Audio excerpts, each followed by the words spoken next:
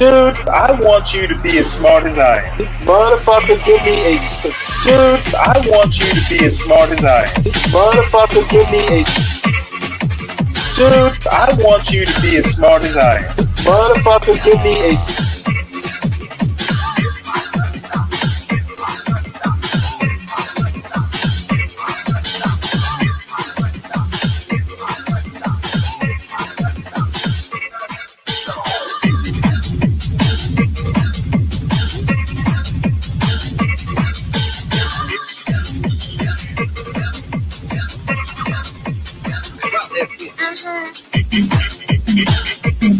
Dude, I want you to be as smart as I am. Motherfucker, give me a specific.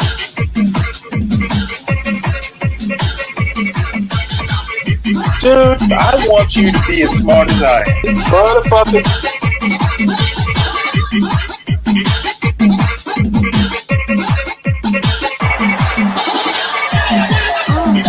Come on out, you rapist!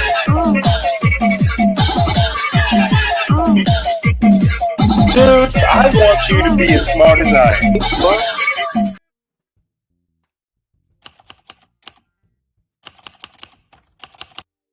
Let's address something that's rarely discussed, but is crucial to understand how society functions. What's more dangerous, criminals or stupidity? We often focus on criminals, those who break laws and cause harm, but the real danger to society may not be as obvious. It might just be the stupid people. Now let's first define what I am talking about.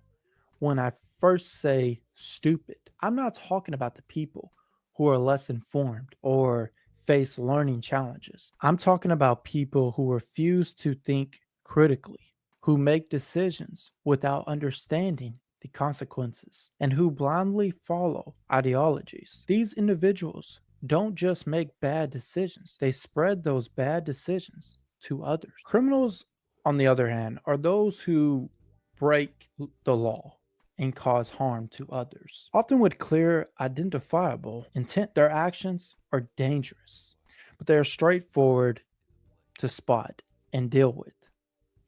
Stupidity, however, is quiet.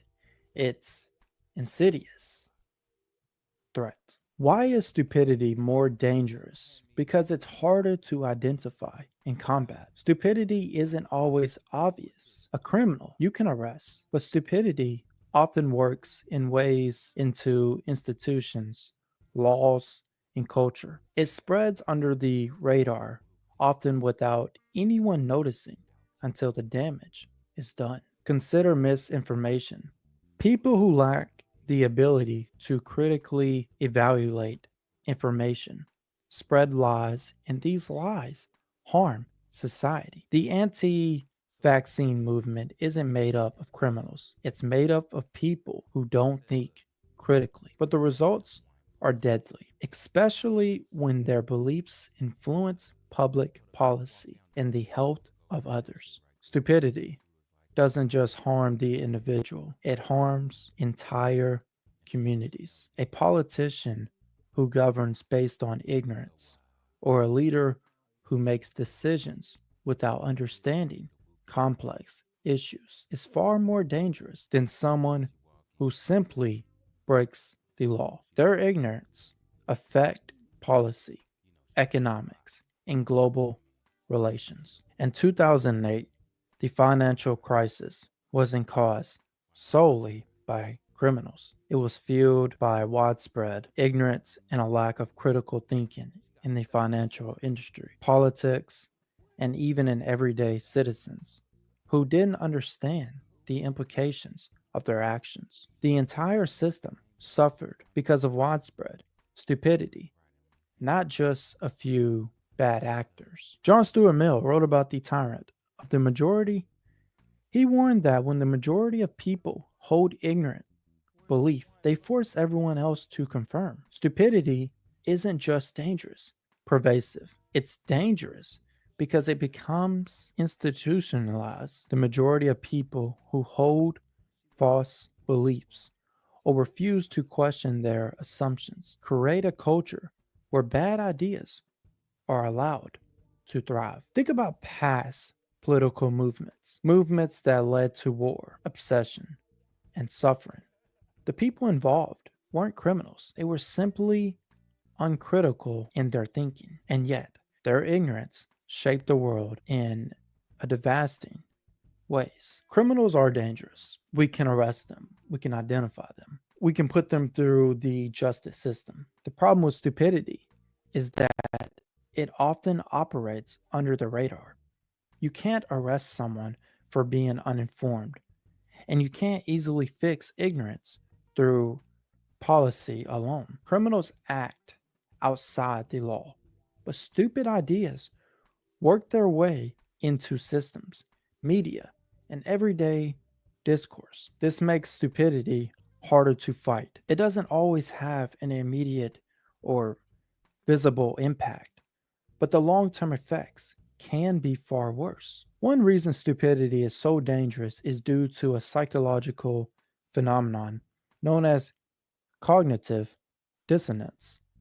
When people hold conflicting beliefs rather than change their view, they double down on their incorrect beliefs to avoid discomfort. This creates echo chambers where people hear only what they want to hear. This is how misinformation spreads and how stupid ideas become entrenched. Instead of engaging with facts, people protect their ignorance, which leads to widespread harm. So, how do we fix this? The answer is education, real education, not just teaching people facts, but teaching them how to think critically. We need to foster a society that values questioning, assumptions, examining evidence, and challenging ideas. Philosophy, science, history. These fields teach us to think. They provide us with the tools to analyze, question, and understand the world. If we want to reduce the threat of stupidity, we need to invest in critical thinking from a young age and make sure it's a priority at every level of society. To wrap up, criminals are a clear and present danger, but stupidity is a far more pervasive threat. It operates quietly and spreads without warning, creating long term harm that's much harder to address. It's not just about individuals, it's about systems and societies being built on ignorance. The only way to fight this threat is through education, awareness, and a commitment to critical thinking. Because if we don't challenge stupidity, we risk letting it control the future. The real danger isn't just crime, it's ignorance. Criminals break the law, but when people and a society stops thinking critically, it can break itself. And that can be a very, very big problem. If you enjoyed this video, be sure to like, subscribe. Let's try to get 600 subscribers before next month, if possible. If not, that's okay. Yeah, there's some problems with this analysis. However, it's in the ballpark. I think sometimes it's hard to confuse. I'm sorry. Sometimes people get. It's hard to tell what is actual stupidity and what is actually criminality. I guess that's what the courts are there to sort out. So I don't necessarily disagree with you, seeking my creator, but the devil's lost in the details, and his analysis isn't particularly subtle or nuanced. So this apparently Kilauea out in Hawaii is erupting again. So this is an earlier shot of it. They have a live cam on it, and it doesn't look like it's erupting currently. But again, kind of my fascination with these live cams that just kind of sit there and record what's going on in the environment, or walking around cams. Pretty fascinating, and I like playing them, when I'm just kind of monologuing or we're up on a panel just BSing around. So thought I would show that to you. The reason for the title of this show, which is kind of a strange one, I guess. I was listening to Ock Nation earlier, and something that just floored me was a conversation about somewhere between biology, anthropology, and just sheer stupidity. They were essentially, their conversation revolved around an admittance, and this is like a panel of 6 or 7 people, basically talking about human species. Basically Homo sapiens. Um, you know, um, they seem to be looking at race as a speciation. You know, gliders or white people are good. Like one of the quotes is gliders need order, where black people or sun people is what they call them are okay with chaos. Gliders thrive on order. Sun people thrive or at least are okay with chaos. And I listened for about 10 minutes, and honestly, I was floored. So I know we have some Ock Nation people over here. Maybe one of these days, one of them will come up, but I don't deal with this kind of stupidity. Okay. And, shared stupidity is even worse. So it's like, I am not against, hey, these people tend to be this way or these people tend to be that way. But if yesterday I talked about, how I don't think there's any black community, we were talking about black Americans in particular. I don't believe there's a white community. There are so many exceptions that sometimes it's hard to create a rule. There are only trends. So, last week or two, I've been leaning heavily on Colin Woodard's 12 Nations of America. There's so many regional differences. And even within a region, you'll have sectional differences. The black community, there is no black community, and we need to stop seeking a black leader, for instance. Back in the 30s, it made more sense, or the 20s, or 150 years ago, that might have made sense, but I'm not even sure it would make sense then, but it definitely doesn't make sense now. And we went over Pew Research reports about, um, the Black American demographic. And there's so many things happening in 2025. To me, if there are communities, they're very localized. There is no national black community.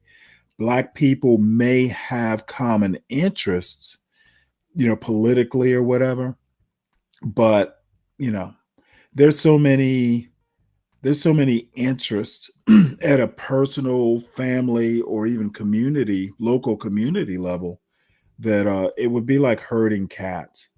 One of the things the Democratic Party suffers from is really just kind of like the United States. It's factionalized.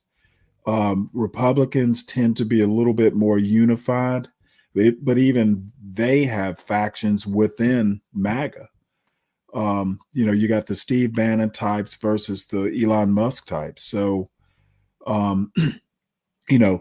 now, if I wanted to go into my political comedy routine, I'd go, I go into the commonalities that Steve Bannon and Elon Musk have, but, that's a different show. So anyway, we'll hop right into, since, Ock Nation, I was actually planning a slightly different show where I was going to talk a lot about politics. We will get to that, but not as deeply as I thought we would. But these guys, like, really not understanding biology, because biology can kind of influence how you think about culture.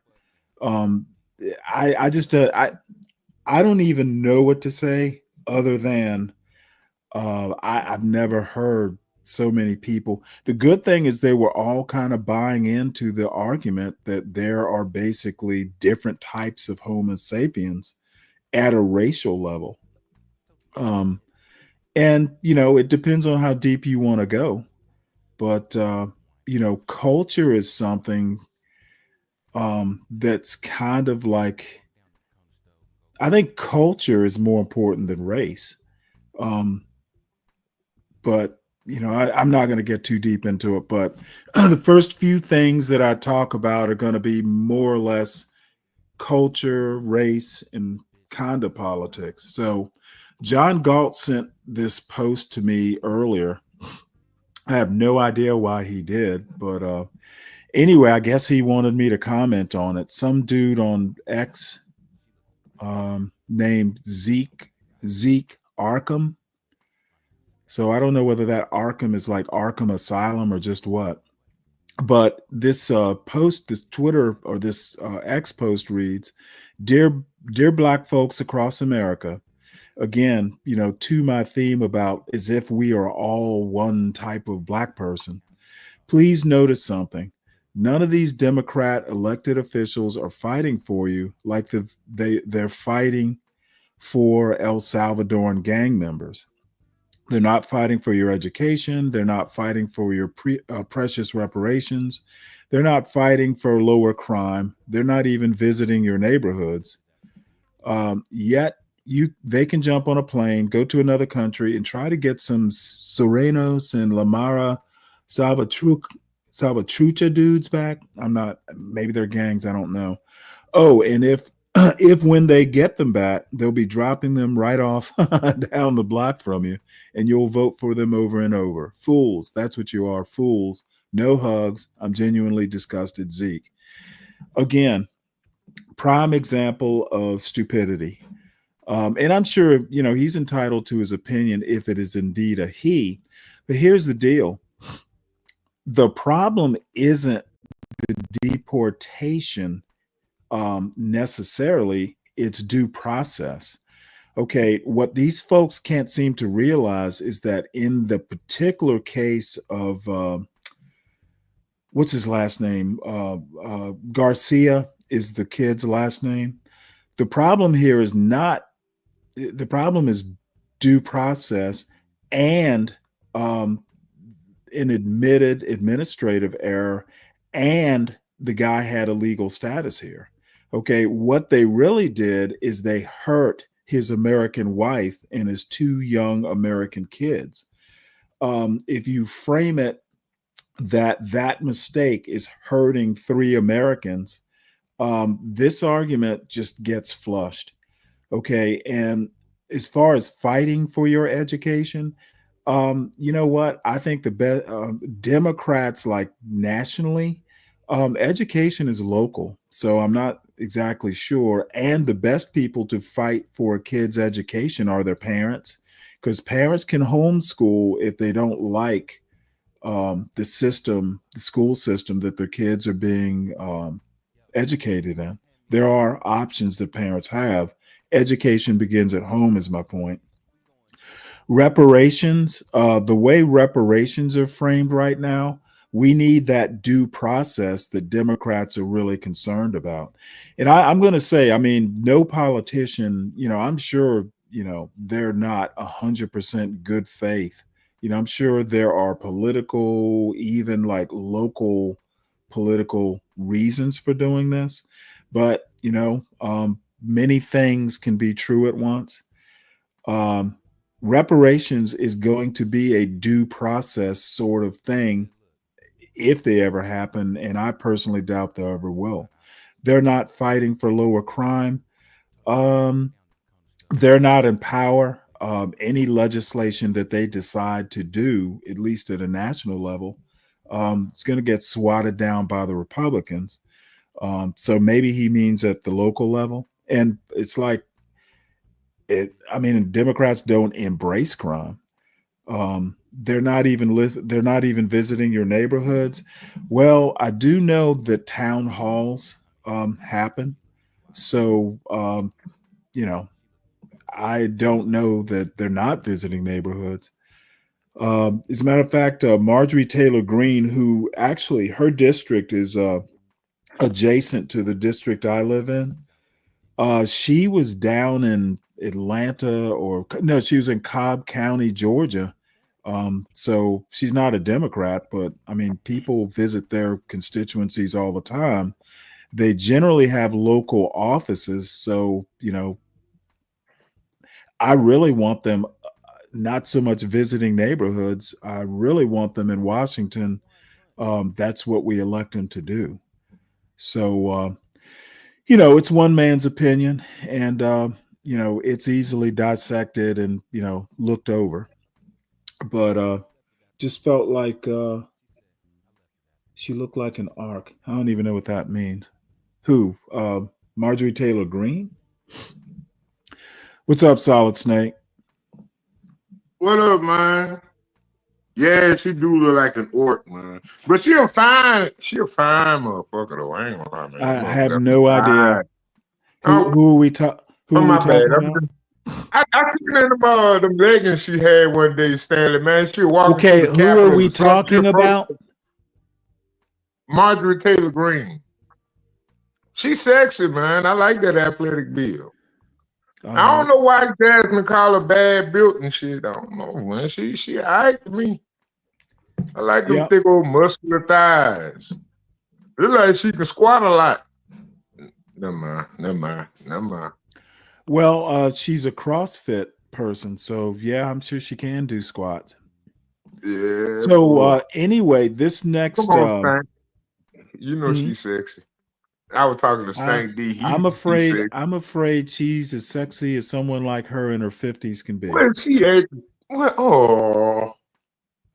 Well, I don't know. I don't got so old, Stanley, man. In my opinion, she's kind of a. I mean, she's kind of a plain Jane. You know, your basic blonde. Yeah, you know, I mean. Yeah, well, I mean, I don't get wrapped up around blondes the way you do. I actually. I don't get wrapped up in blondes. Come on, Stanley. I don't like blondes. I like brunettes. I thought you knew that about me by now. Brunettes, man. I love brunettes.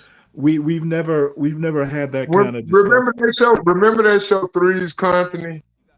Yes. All them blonde roommates, and Janet was still the sexiest, standing there with them thick ass thighs. Ooh, boy, if I was Jack, ooh. Janet would be in my room. Right, let me stop. All right. Well, this next, well, it's an opinion piece. Richard Hanania, who, as everyone might know, I'm kind of a fan of, kind of not a fan of. But, you know, since people, you know, like, you know, the Ock Nation crowd seem to be racial and scientific racists even.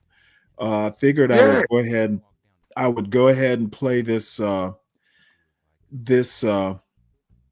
essay that's more or less on race, not quite what they were talking about, but hell, you know, I've been meaning to play it, and it's about race. So let's go ahead and play this. Lower and higher order race realism. Whites do not have a secret sauce for civilization. By Richard Hanania. Imagine a world in which East Asians were both at the top and bottom of rankings in mathematical achievement. The countries where students scored highest on international math exams were biologically and culturally similar to those that scored the lowest.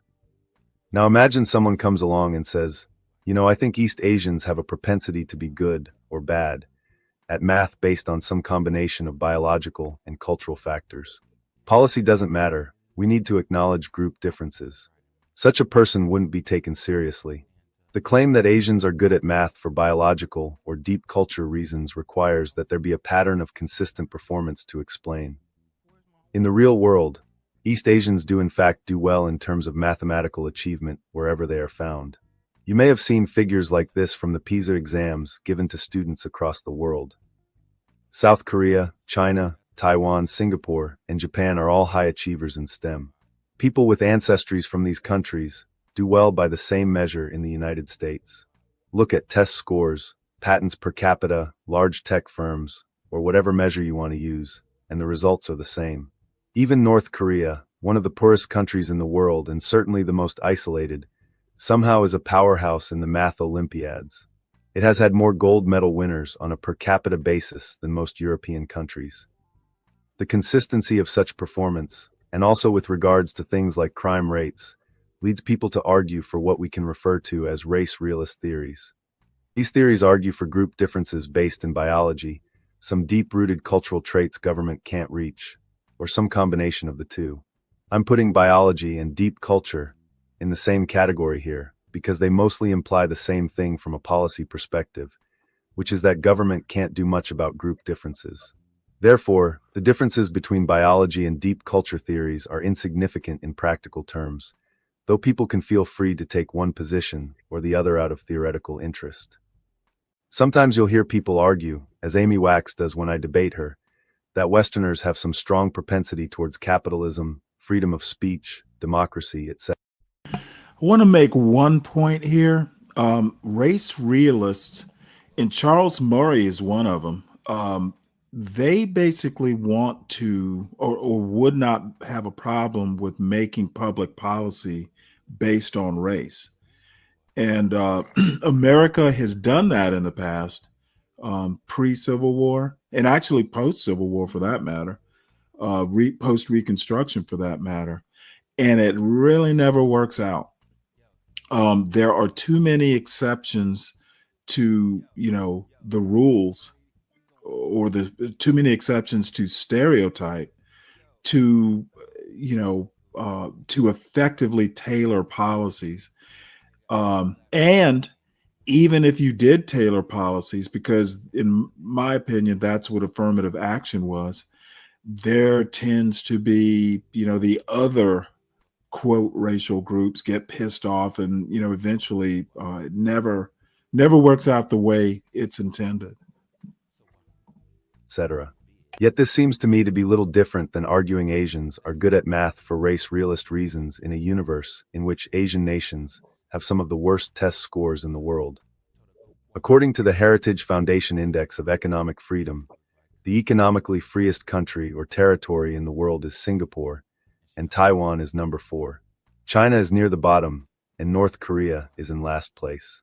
You'll see something similar in the Freedom House free speech ratings, where Japan and Taiwan do extremely well, and China and North Korea are obviously considered totalitarian regimes. Unlike PISA scores, when it comes to speech, democracy, or economic freedom, there is basically no racial pattern among East Asians. Similarly, white countries today are almost all relatively free now, yet 40 years ago things looked more like they do among Asians today, with whites divided between democratic and authoritarian states. Why does East Asians are good at math make sense as a theory, while East Asians are good/bad at having freedom of speech/democracy/capitalism doesn't? We can distinguish between two forms of race realist theories to explain group differences. Groups differ in individual level traits like intelligence, personality, etc. for race realist reasons. Groups differ in their likelihood of creating higher order societal outcomes like democracy, capitalism, and free. This is, let me rewind this a little bit. Did you literally hear the contradiction within a sentence about groups and individual? Yeah. States. Why does East Asians are good at math make sense as a theory, while East Asians are good/bad at having freedom of speech/democracy/capitalism doesn't? We can distinguish between two forms of race realist theories to explain group differences. Groups differ in individual level traits. Okay, no, let's not do this. Groups differ in individual. Well, if you are measuring groups, you don't get at the individual achievement. And that's my point. There are too many. Yeah.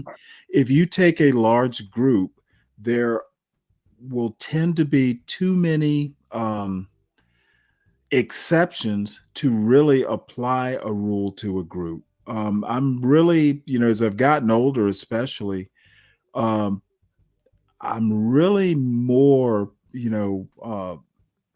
theory, the meritocracy is supposed to reward individuals. And race realists, basically, I don't know how you have a race realist meritocracy. They're basically, You can't. in my opinion, dichotomous.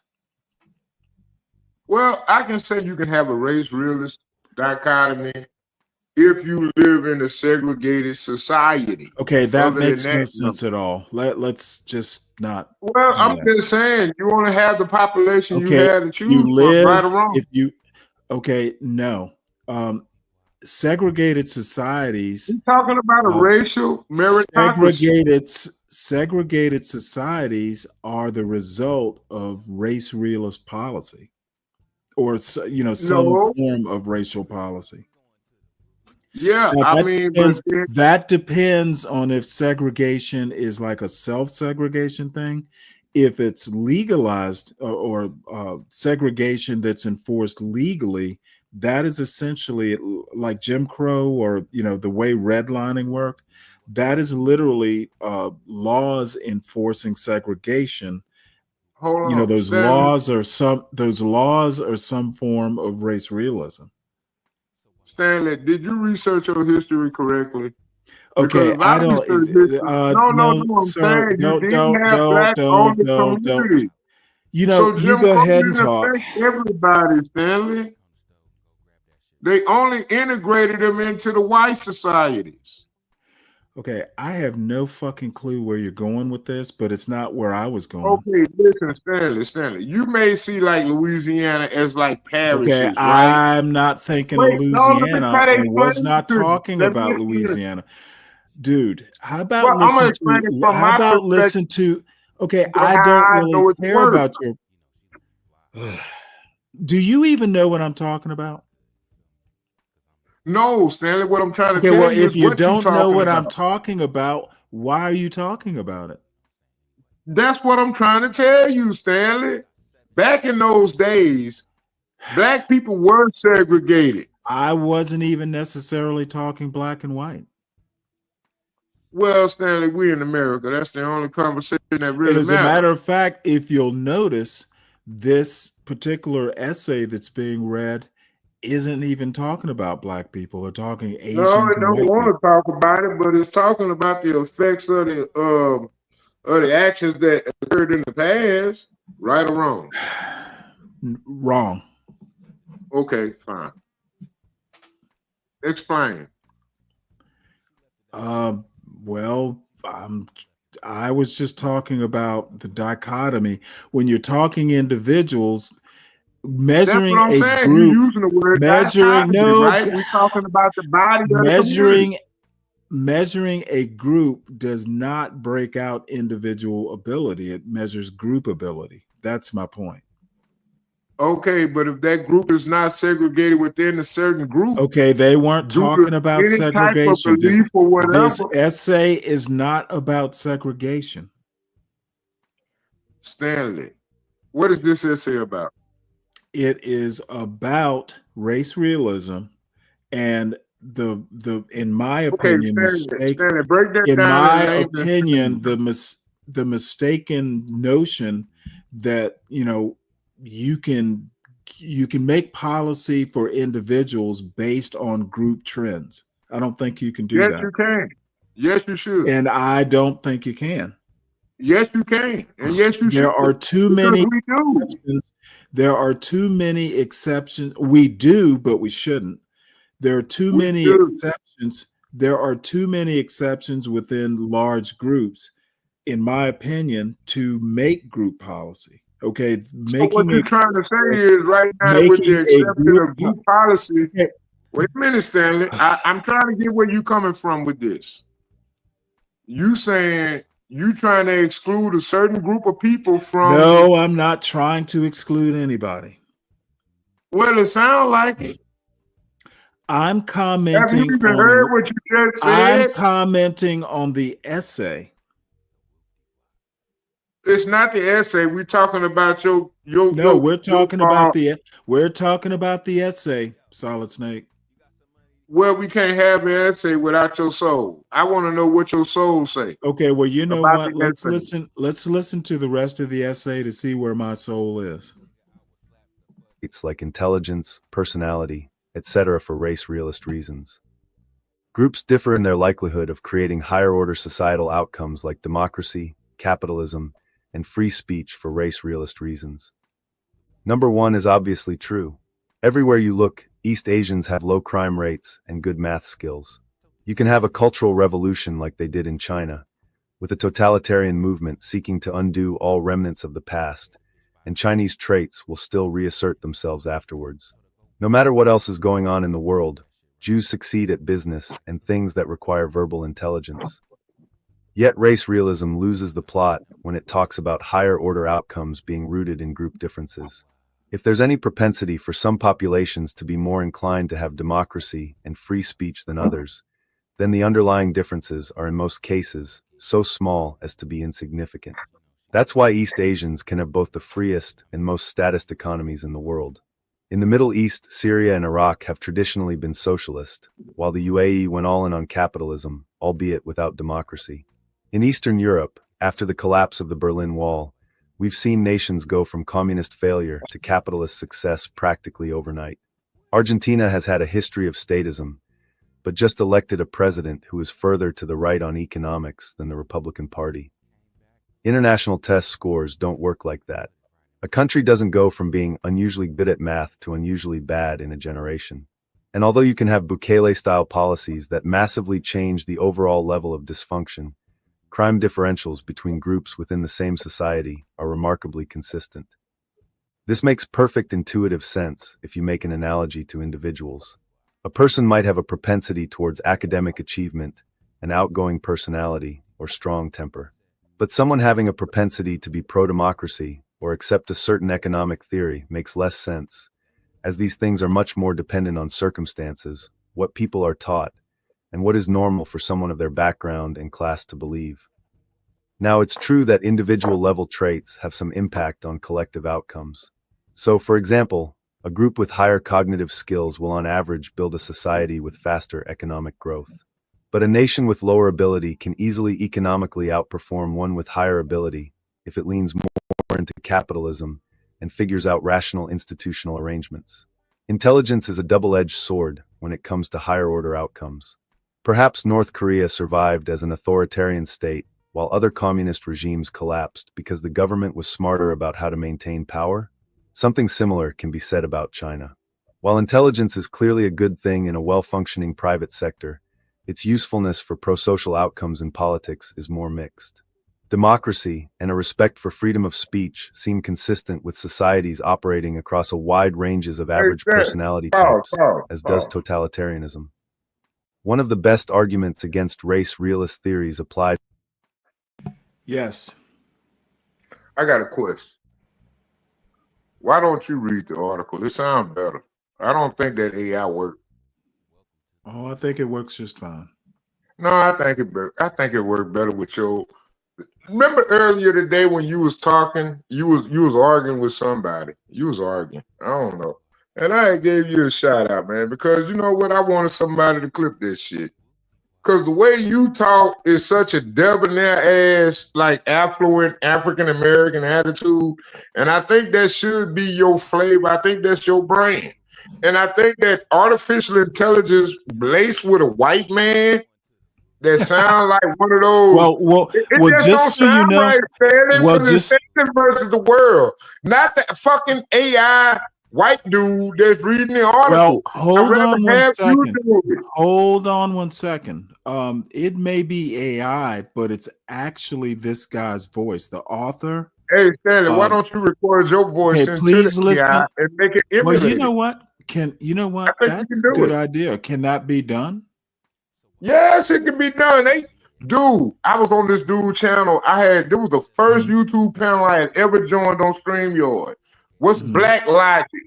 Black Logic did a whole YouTube video outside of him emulating a video that the AI literally artificially programmed for him to do an article while he was commentating on it. And it's crazy. Yeah, go to blacklogic.com. Black Logic. I don't know this guy. I jumped on his panel like when he was first starting out, and I ain't had my shirt on. So this was like my first YouTube paneling experience. And like, but this was like a couple of months ago. He had did this video, and he was showing how AI can take over the basic YouTube channels. Well, I know, like deep, what was it? Deep fake. I mean, there are ways to do it, and that's actually a good idea. So let me take it on board. But let me also emphasize that this is actually the voice of the author, even if it's an AI version of it.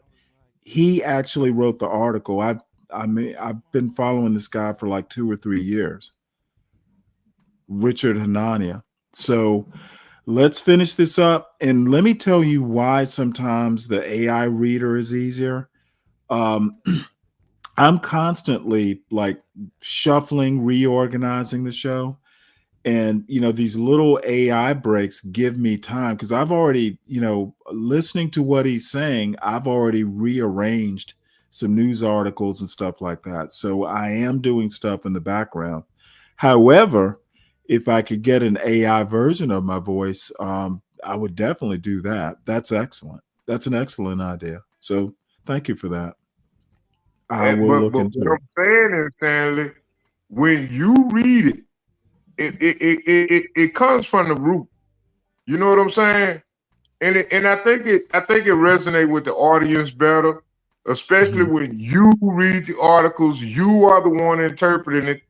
You can give like that time when me and Portia were just sitting up here bullshitting and playing around. And I had got up here and I just started reading the articles and I started ad-libbing like my little own thoughts into it. See, that's something AI may not be able to do. And that's something I think the audience can gravitate to with you. Gotcha. And that's just something to think. I think that's an excellent idea. So thank you for that. And I'm not kidding. It is a very good idea. I would have never thought of it. You know I love you, man. No homo. Pause, shit. But I love you, man. I ain't gonna do you like that, man. Come on, man. I don't do it like that. All right, man. well, let's finish this up. And when I don't know that I'm gonna get a chance to do it during the show, but I mean that's such a good idea. If I can't do it, I'll talk to my son or my brother. They'll have a better idea. Oh, you can do it. Because I mean, as a matter of fact, my son and my brother are like deep into computers. That's what they do. And my brother's actually a researcher, like a computer researcher. So anyway, here we go. To higher order outcomes is right under our nose, which is the MAGA movement. Recently, the Financial Times published an analysis showing that the current Republican Party has values that are closer to people in China and Russia than other Western democracies, in both its conservatism and hostility towards international cooperation. Moreover, this is a relatively recent development. In 1990, Republicans didn't look all that different from voters in other first world countries. For me, it was the Stop the Steal movement that completely discredited the idea that immigrants pose a threat to American institutions and culture. Here we had an election in which there was no evidence of fraud on a large enough scale to change the results. The candidate that most white people supported lost, and then went out there and told the most outrageous lies about what happened, and in the subsequent years would remake the entire Republican Party around the idea that the election was stolen. I once told Jared Taylor to imagine what he would be saying if a primarily Hispanic movement had behaved like this after losing an election. He'd consider that to be conclusive proof that some groups are incapable of maintaining Western institutions. And if you're going to tell me here that, well, actually the 2020 election was stolen, I'll just have to say that you are wrong and should reflect on how, if you're white, your race and cultural background did not protect you from having your opinions shaped by tribalist groupthink and misinformation. To top it all off, for years later, it was the multiracial coalition that lost the presidential election, and everyone who mattered in the Democratic Party accepted the results as legitimate. I've noticed that when MAGAs are forced to admit that there's no evidence of fraud in 2020, they'll change the subject to social media censorship and Hunter Biden's laptop. Yet all the people who think the existence of social media bias means an election was stolen somehow have no problem with what Elon Musk did with Twitter in 2024. If unfair moderation practices mean that democracy has been subverted, then Democrats last year had a much stronger case they were cheated than Trump did in 2020. Of course, the idea that social media bias can justify stop the steal is a classic Mott and Bailey argument in the first place. No matter what other points one can make, the election denier movement as it existed was built on a foundation of lies, and it was conservative white people who were so disconnected from reality that they would slop up any kind of nonsense as long as it came out of Trump's mouth. MAGA has all the classic characteristics of a third world populist movement: a cult of subservience to one man, friendly to corruption, conspiratorial, hostile to rationality, zero-sum thinking, viciously attacking its opponents, and distrustful of institutions. If you tried to write a movie a decade ago of a Trump-like political leader in some poor Latin American country, it would have been rejected as engaging too much in crude stereotypes. The World Values Survey data reflects what we can see with our own eyes. Now, it would be very stupid to suggest that MAGA is like this because white Americans have undergone a biological transformation in the last decade and a half. What we have seen here is that politics matters a lot, in this case what kind of leaders a movement has. Trump has remade the Republican Party in his own image. Partly, the third worldization of conservatism represents a sorting effect. Less intelligent and more paranoid people exist in all cultures, and we've seen a realignment in the US where they're now overwhelmingly concentrated on one side. Anti-vaxxers and those who believe elections are stolen without evidence used to be relatively evenly distributed between the two parties, but once they all found the same home, it increased their ability to form a movement with political power. The main policy implication of all this is to argue in favor of high-skilled immigration. People like Amy Wax are forced to admit that Asians and highly selected individuals from other groups have positive traits we would want in fellow citizens like hard work and law-abidingness. Nonetheless, we are still to believe that whites have some secret sauce that makes them especially prone to maintaining institutions like democracy, economic freedom, and free speech, despite the facts that MAGA openly rejects democracy, and there are already Asian countries that are superior to most white countries according to these measures. You can only get to the position of whites being necessary for Western institutions by cherry-picking data you like and ignoring many other facts about the world. Here's one article with survey data showing that Asians in the United States are less supportive of free speech than whites. Okay, that's good to know. But what are we to make out of Taiwan being both economically freer than much of Europe and having more freedom of speech? And again, what about the fact that the American Party that most white people vote for rejects election results when it loses, while the multiracial coalition accepts them? There's just no way after Trump you can still be selling us on the line that whites are uniquely suited to maintain Western civilization. I was amused to see Steve Saylor recently going after the Trump administration and Doge for cutting spending on research. This is of course the work of a Scots-German president working with a white South African immigrant. Good for Steve for acknowledging where he disagrees with Trump and Elon, but I think that if the head of Doge was an Indian or Arab, he would find a deep racial or cultural explanation for the insane policies that we're seeing. Previously, I wrote that one could argue that Trump threatens free speech less than the left does, because liberals are actually competent and focused enough to go after their opponents. If this argument is still valid, and I don't think it is not a good defense of MAGA from the perspective that whites have values that make them the guardians of Western civilization. Trump openly says he wants to be a dictator, muses about abolishing the Constitution, asserts the right to disappear people, and has established direct control over law enforcement in ways that are unprecedented in recent American history. If a Trump presidency does less damage to Western values than a Democratic administration would, it is not thanks to the virtues of the man and his movement, but their flaws. Again, I'm not going to deny that there can't be very weak correlations, and that one group might be slightly more inclined to say support free speech, all else being equal. But the differences must be so slight that if you truly worry about government not suppressing ideas or economic freedom, democracy, or any other pillar of Western civilization, trying to engineer the right demographic balance of a country decades down the line is not how you safeguard your values. We can go even further than that and argue that seeking to empower those who have identitarian views and instincts is self-defeating from this perspective. It's not an accident that Trump both expresses opposition to trade and immigration and is among politicians uniquely corrupt and anti-democratic. Across the developed world, nativism is closely related to high levels of graft and a third world value system. Note that Jared Taylor's argument is essentially whites are so unique and must be preserved, which is why we must act like other races and think in terms of group identity. To be fair, this might not be as ridiculous as it sounds at first glance, and it could make sense in the same way that you can be opposed to violent crime, but still want police around to punish lawbreakers. Taylor would perhaps argue that while some level of group identity might be in tension with the traits that make whites unique, living with that tension is necessary for the preservation of the kinds of societies they build.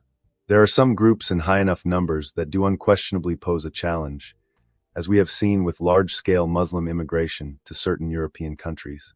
Cousin marriage and Islam are complicating factors. Yet one must be open to the idea that circumstances will be different across countries, and in the American case in particular, you have to work really hard to invent a story in which it is non-whites, rather than the Trump movement built on white identity, that is the threat to our traditions.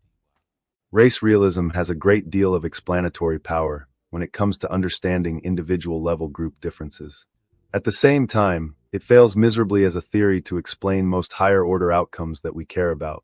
This means that demographics are not destiny when it comes to the kind of society we are going to live in.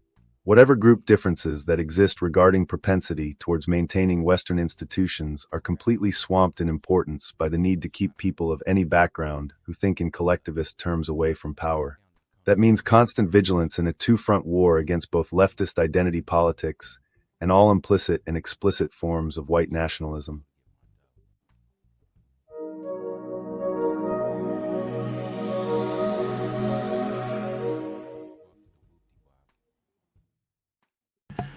River of Hate, I didn't hear him say that. As a matter of fact, just to satisfy you, we'll go back and look at the words. DiCapriano, who will lead the world of tomorrow? The best suited to do so is my answer. So let's go back and find this.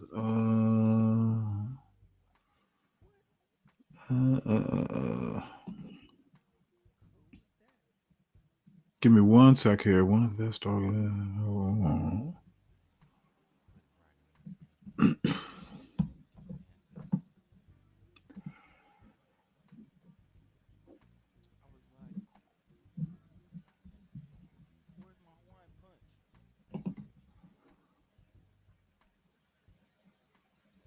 Give me one sec. I am here. Solid Snake, are you still there? Oh, Solid Snake left. I didn't even realize. Well, you know what? Let's while I look this up, because it's let's see.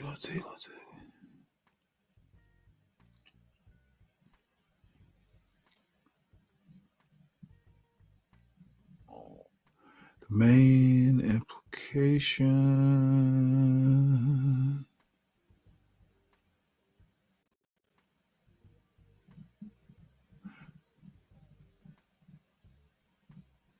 Okay, here. This is the paragraph I think that you're talking about. If it's not, we'll go to the next paragraph. So let me go full screen on this. So you can actually read. You can't hear River of Hate. Let's see if you can actually read.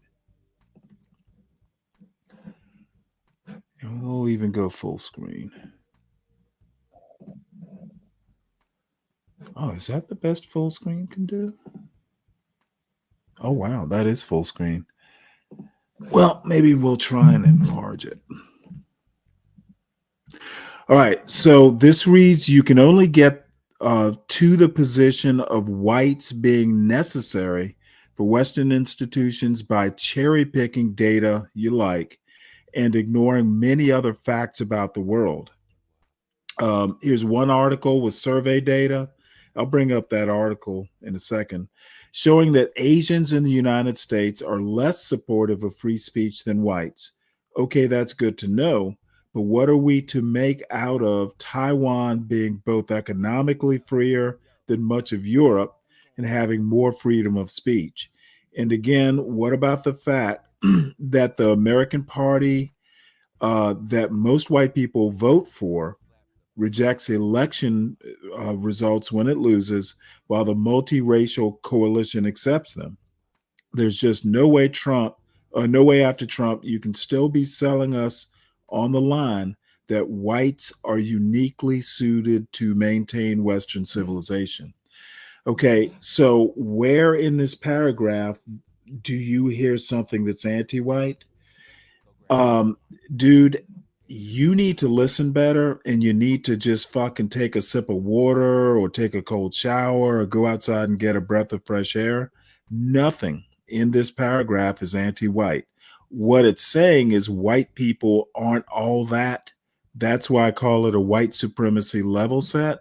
Nothing in there that's anti-white. Get over it, hate. Get over it, hate. River of hate. Get over it.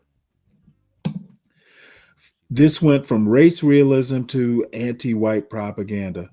Tell me where in this paragraph. As a matter of fact, let me just go ahead and drop the link for you, Mr. Hate. Basically, you are a lot like Be Brave. If it's not pro-white, it's anti-white. And fuck you. I don't really care. You need to get out of your feelings and be more objective. By the way, isn't objectivity and empiricism one of them quote white traits? There you go. There's your article. Make sure you read it. So anyway, we will move on. Nothing in this that's anti-white. As a matter of fact, it's a critique of race realism. And funny enough, he's not saying race realism isn't real. I think what he's saying is that there are so many exceptions. And, you know, the bottom line is that, you know, there are different types of freedom. You know, when you start getting down in the weeds about cultures and freedom, there's so many intersections, there's so many exceptions that it's hard to basically, you know, do a linear type diagram of, you know, what a culture is, all that stuff. That's why I don't know that artificial intelligence will ever be able to exactly mimic the way people think. People don't think linearly, or they can think linearly and circularly at the same time. So anyway, it's completely anti-white. Yeah, well, I dropped the link. You can decide for yourself, sir. This video is kind of touching on what Hanani is talking about. I'd never heard of this guy until very recently, Pierre Bourdieu. But if you actually, I'm going to have to figure out, you know, when I get time to read, you know, some of his work, because it sounds pretty complicated. But this touches back on what Hanania was saying. And then the next video is going to be more American history, talking about culture, politics, capitalism, all that stuff. So they'll be related in some way, shape, or form. Ever wondered why some people seem to climb the social ladder with ease while others struggle despite their talents and efforts? Or have you pondered the invisible strings that pull the societal puppet show we're all a part of? Is it just about being at the right place at the right time, or are there hidden forces at play? Well, if these questions got your gears turning, then you're in the right place. In today's episode, we're going to dive into the mind-boggling world of social mobility and the intricate systems that govern our society. We're taking a deep dive into a concept that's going to make you see the world around you in a whole new light. But before we get started, here's a hint. It's not just about the dollars in your pocket or the school you attended. There are invisible, yet powerful forces at work that shape our lives in ways we seldom recognize. Intrigued? Hey, Stanley. Oh, buckle up as we embark on this exciting journey to unravel the mysteries of social mobility Yes, sir.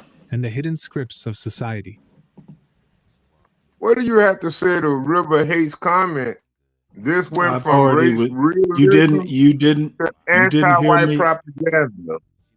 You didn't Nah, I hear me missed it. respond. Nah, because I had to reset my router. That's why I was trying to. My Oh. bad. You know what? I should have came in and Well, told my you. I had response. to set my dang on router because the darn thing just shut off. It had an update. Right. And Then I would have known. just come back Then I and would get have my known. bad. Then I would have known you missed it. My response is that it's more a white supremacy level set. I dropped the link in the back.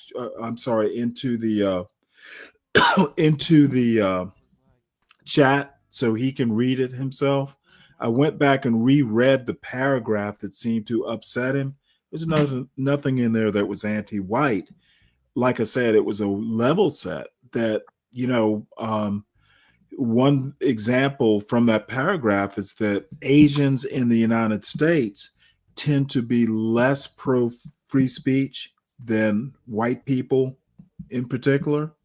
However, you go over to, places like Taiwan and Singapore in particular, they have economic freedom to an extent that the United States does.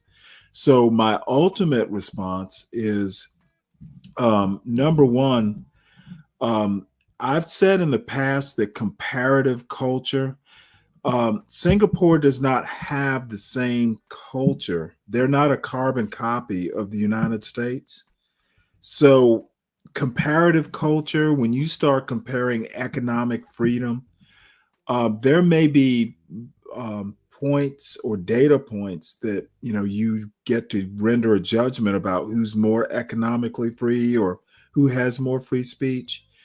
But I don't like comparing cultures. Okay, Singapore is not the United States, different history, etc. And there are people who are sociologists who do like comparative democracy or just overall comparative culture. I never look at that shit. And I might hear what they say, but I don't give it like deep, thought, because you can't compare cultures, different histories, a lot of different things. It's like a different recipe.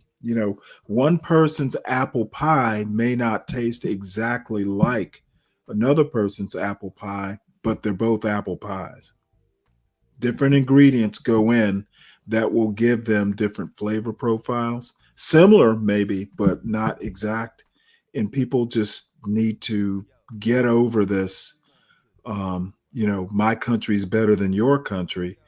It's better to say my country's different than your country. There's similarities, but if you get down to street level, there will be differences.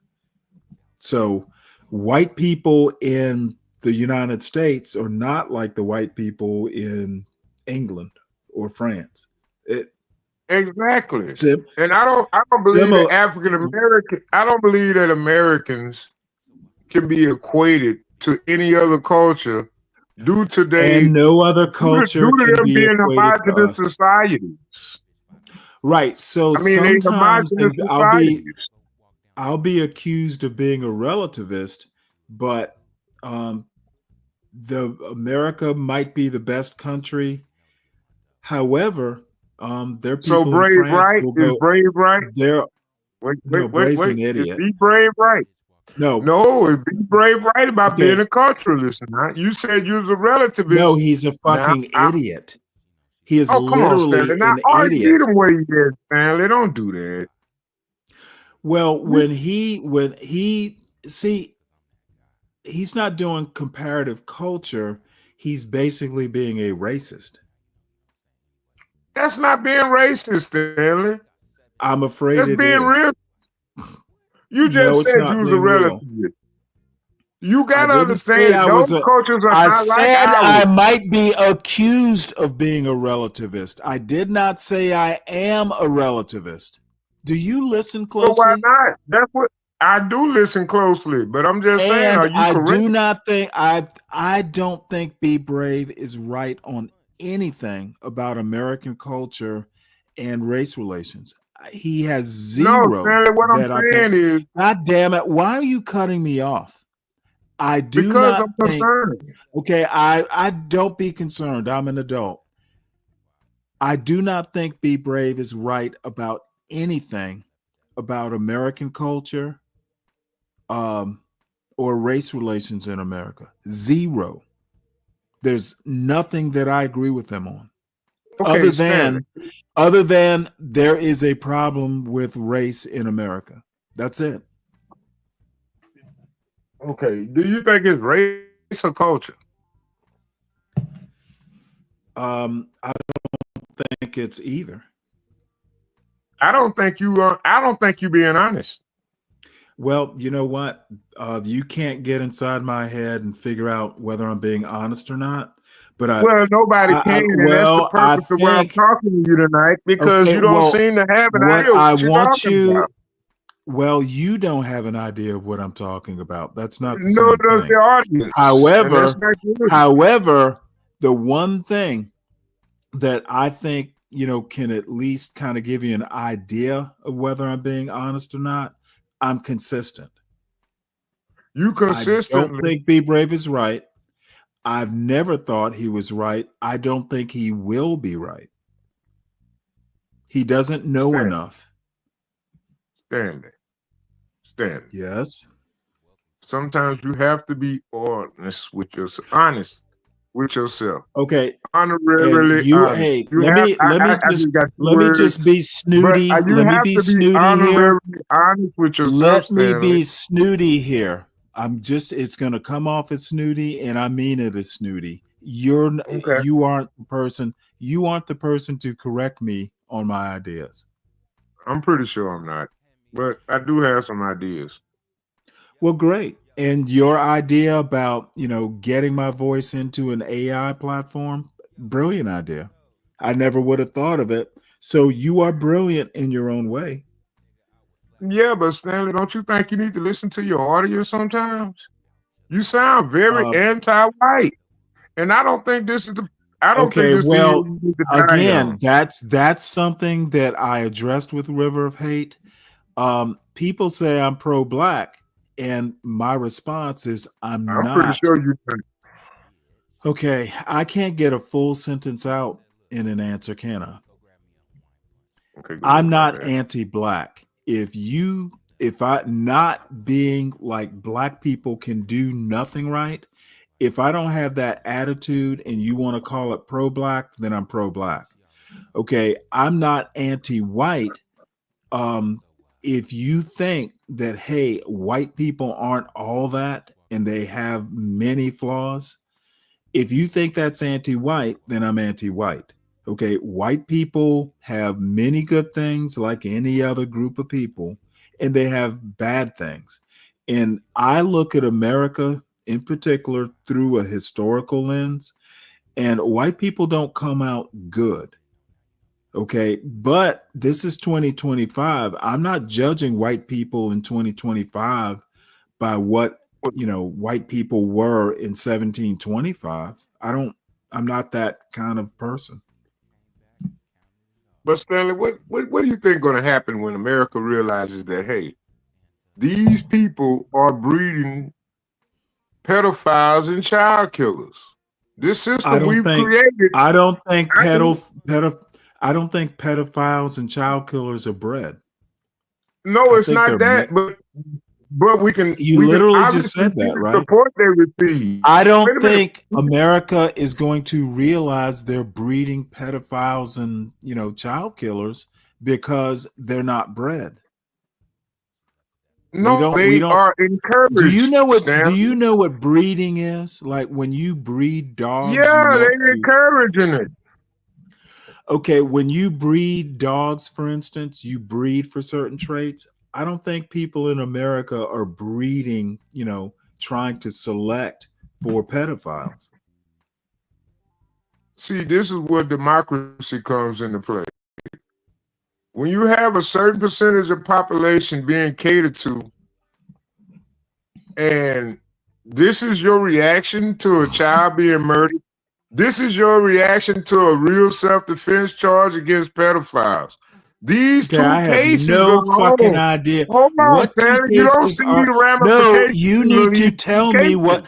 You need to tell me what cases you're talking about. I have no clue what you're talking I'm about. talking about the Kyle Rittenhouse case versus the Carmelo Anthony case.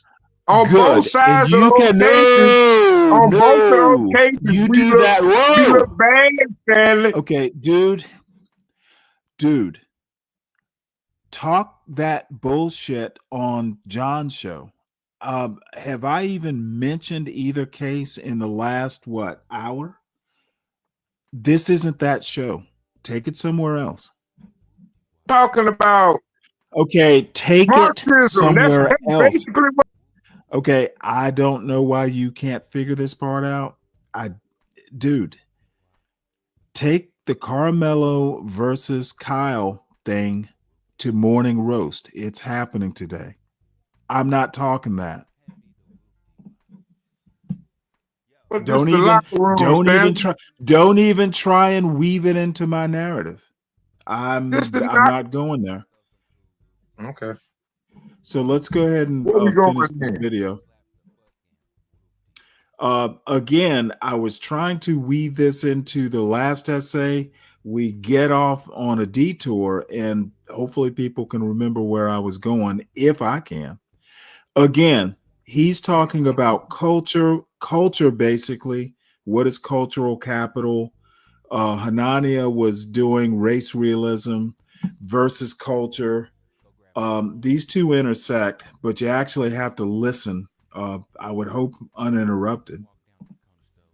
Let's step back in time and meet the man himself, Pierre Bourdieu. Born in a small village in southwestern France, Bourdieu was a postman's son whose thirst for knowledge led him to rise above the confines of his humble beginnings, eventually earning him a ticket to some of the most prestigious educational institutions in France. He didn't just break through social barriers. He crashed through them with the intensity of a runaway freight train. Now, picture this. Young Bourdieu, a rural lad in the bustling, sophisticated world of Parisian intellectuals. Sounds like a fish out of water? But it's in this contrast, this state of living between two worlds, where Bourdieu began to notice the subtle dynamics of society, the unwritten rules that decide who gets to sit at the high table and who doesn't. But what's that? Is it just about hard work and perseverance? Is it just about pulling ourselves up by our bootstraps? That's a comforting thought, isn't it?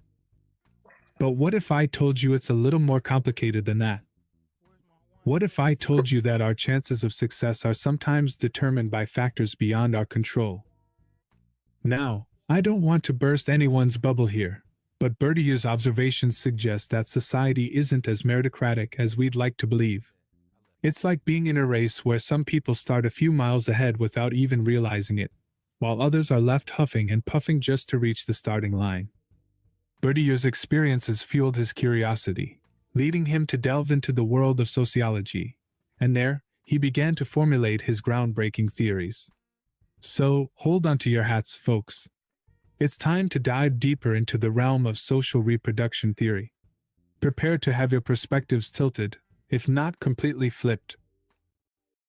The birth and evolution of social reproduction theory. Now there's a plot twist for you. Picture Bourdieu as a sociological detective, sleuthing through layers of societal norms, educational systems, and class structures. His magnifying glass? His own experiences, observations, and an insatiable curiosity about the mechanics of society. So, what's this theory all about? Well, imagine society as a grand, multi-level tower. Some folks are born on the higher floors, some on the lower ones, and climbing up or down these floors isn't as straightforward as hopping onto an elevator. The stairs are hidden, the elevator buttons are coded, and the building's blueprint. It's more like a tangled web of invisible strings. Now, this isn't to say that Bourdieu denied the importance of hard work or ambition. Instead, he highlighted the existence of certain societal structures that could either grease the wheels of our climb or put pebbles in our shoes. Here's a thought to chew on. Our social structures aren't neutral. You find it shocking? They don't just passively exist. They actively reproduce the status quo. It's like the society's version of Groundhog Day, where each generation unwittingly repeats the patterns of the previous ones. Bourdieu's theory didn't just pop out of a hat, mind you. It evolved, much like a piece of clay under a sculptor's hands, shaped by the sociologist's experiences, observations, and let's not forget, those countless hours of scholarly research. But here's a twist: Bourdieu's theory wasn't universally accepted. Some thought it was a tad too pessimistic, a bit too deterministic. Now, that's an interesting debate, isn't it? But let's save that for another day. For now, let's dive deeper into Bourdieu's world. Let's unwrap the concepts of habitus, capital, and symbolic violence, words that sound like they've been borrowed from a sci-fi novel but are actually pivotal to understanding social reproduction. Get ready, folks. We're about to unravel the code of our societal matrix. Now there's a word that you don't hear every day. It might sound like the latest must-have gadget, but it's actually a term that Bourdieu used to describe the deeply ingrained habits, skills, and dispositions that we pick up from our social environment. Think of habitus as the social equivalent of autopilot. It's the subconscious script that guides our actions, shapes our tastes, and even influences the dreams we dare to dream. And the most intriguing part? We're not even aware of it. Consider this. Why do we instinctively prefer a certain type of music, fashion, or even cuisine? Why are some career paths more natural to us than others? Why do some of us feel like fish out of water at a fancy art gallery or a high-end wine tasting event? Well, habitus has a hand in it all.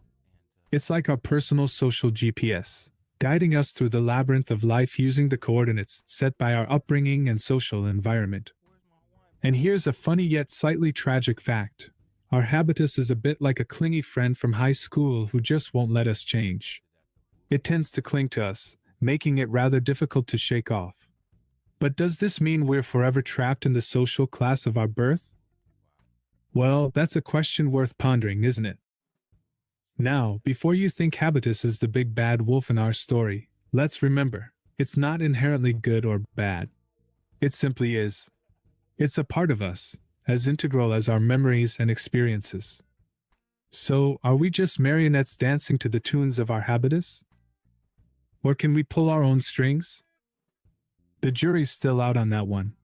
But one thing's for sure, understanding habitus is like finding a key to the secret door of our social conditioning.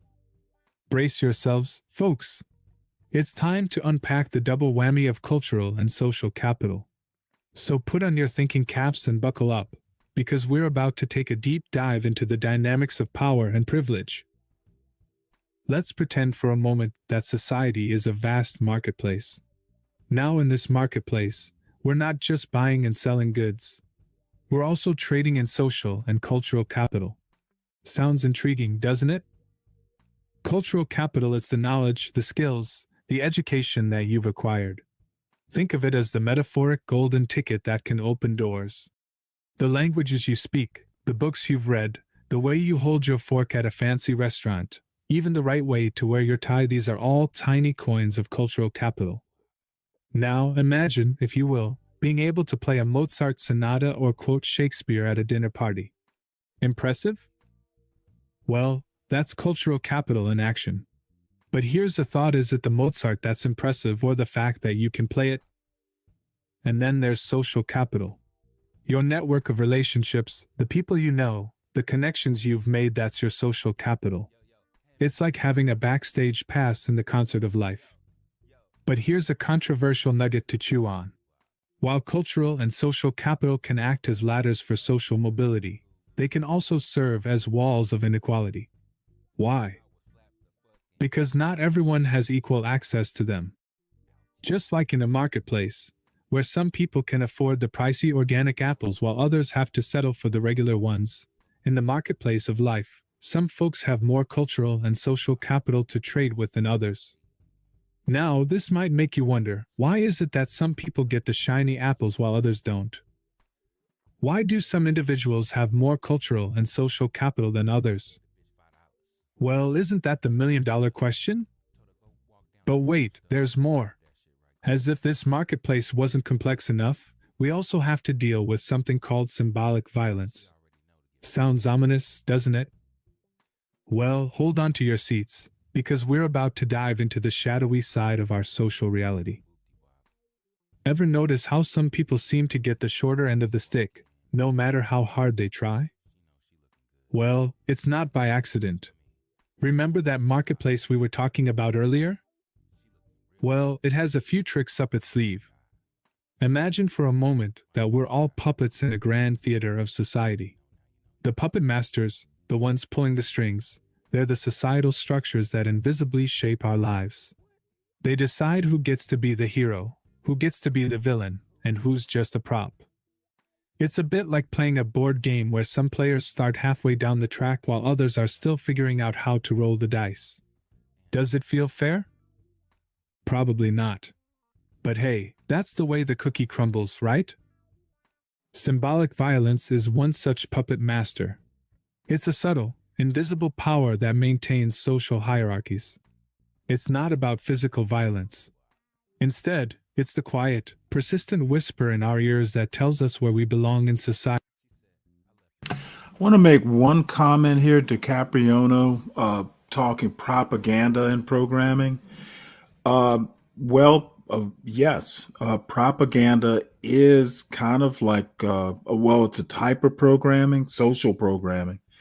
But if you've ever worked with computers, if you've ever had to, say, do computer imaging, where you want all the computers in a company, you want basically to have the same operating system and the same software apps and features and stuff. You image a computer. You make one computer the way you want all the other computers to look, and then you basically over a network, you image all the computers to look like the computer that you're distributing the image from. That's essentially what propaganda may be trying to do. So propaganda is just basically distributing, or it's a form of imaging. So that's a good point, DiCapriona. Society, what we can aspire to, and what's beyond our reach. Here's a fun question. Have you ever thought about why we accept these roles so easily?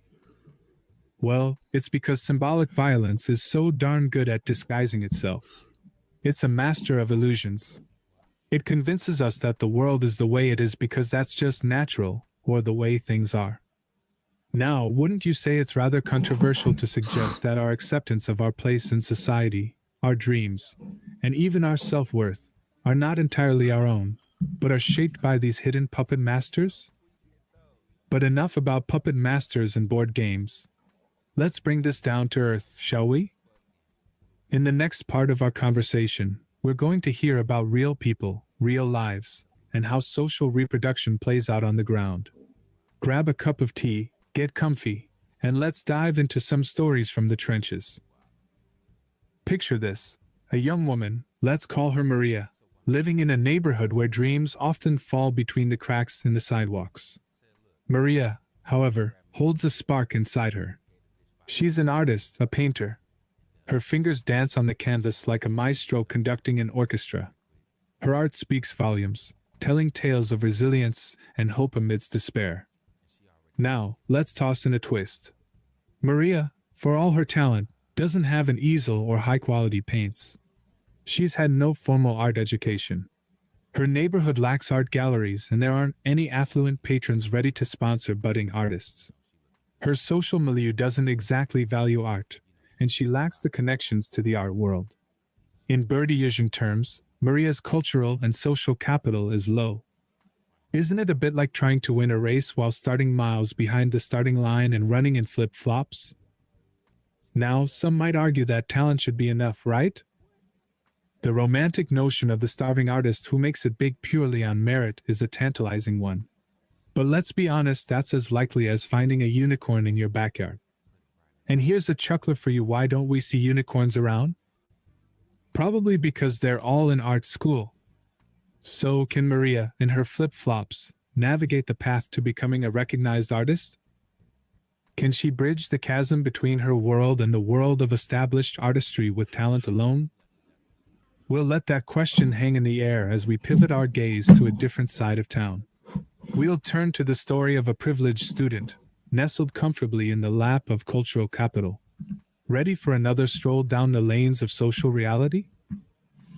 As we meander down the lanes of social reality, we stumble upon Alex. Picture Alex, a student from an affluent family. Born in a neighborhood where dreams are not just visions but blueprints for reality, he's nestled comfortably in the lap of cultural capital. Alex's house is a library, his parents are walking encyclopedias, and his dinner table conversations? Well, they're sprinkled with the wisdom of philosophers, the wit of playwrights, and the narratives of Nobel laureates. His every surrounding screams, "Knowledge is power!" Remember the game of Monopoly? It's all fun and games when you're the one with Mayfair and Park Lane, the most expensive properties. But what happens if you're stuck with Old Kent Road? That's how cultural capital works, invisible, yet powerful. It's like having a get-out-of-jail-free card up your sleeve. In our society, having a rich stockpile of cultural capital is a bit like having a magic wand. No, it doesn't turn pumpkins into carriages. That'd be handy though, wouldn't it? But it can open doors that remain firmly shut for others. Here's a bit of a giggle: cultural capital is like the Wi-Fi signal at home. You don't realize how essential it is until it's gone, and you're stuck in the middle of a video call with your boss, frozen in the most unflattering pose imaginable. Is it fair, though, that Alex's path is paved while Maria's is littered with obstacles? I'll let you mull over that for a moment. But don't let your thoughts wander too far off. We're about to embark on a quest to understand how we can break free from the chains of social reproduction. Ever played a game of cards and thought about the hand you're dealt with? Well, we're all playing a societal game of cards, aren't we? Some of us clutch royal flushes while others, well, we're bluffing our way with a pair of twos. The question is, are we just players or are we also the dealers? Now, imagine we're all sailors. Yes, sailors. We're navigating our boats in this vast ocean of society. Some of us are steering luxury yachts, others are paddling in leaky rowboats, and a few are treading water, gasping for breath. Our vessels, there are social circumstances. But the wind, the tide, and the current, those are things we all share. Shouldn't we strive to make sure everyone has a fair shot at reaching the shore, irrespective of the boat they started with? How many times have you heard someone say, "Pull yourself up by your bootstraps"? Now, that's a punchline, isn't it? But what if you don't have boots in the first place? That's the real gag. But let's stir the pot a bit, shall we? What if I told you that our society thrives on these inequalities? Yes, that's the elephant in the room we conveniently ignore. The system, it's designed to preserve the status quo. It's a self-serving machine that feeds on the very disparities we aim to eliminate. But here's a thought to chew on. What if we could rewrite the rules of the game? What if we, the players, could ensure that everyone gets a fair deal? Wouldn't that be the day? Now, imagine a world where Maria's talent is nurtured just as much as Alex's privilege. A world where the size of your dreams isn't constrained by the size of your wallet. Sounds like utopia, doesn't it? But the first step towards any change is acknowledging that there's room for it. So let's stir the waters, let's challenge the winds, and let's navigate towards a future that's fairer and more just. Because, at the end of the day, we're all in the same ocean, aren't we? Let's make sure we all get to the shore. In the words of Pierre Bourdieu, the man who gifted us these thought-provoking concepts, the function of sociology, as of every science, is to reveal that which is hidden. And that's what we've attempted today, to reveal, to question, and to challenge. It's been a journey, hasn't it? Through the layers of our social fabric, into the depths of habitus and capital, and finally, to a vision of a society we'd be proud to be part of. We've navigated the calm and the stormy, but the journey has been enriching, wouldn't you agree? Thank you.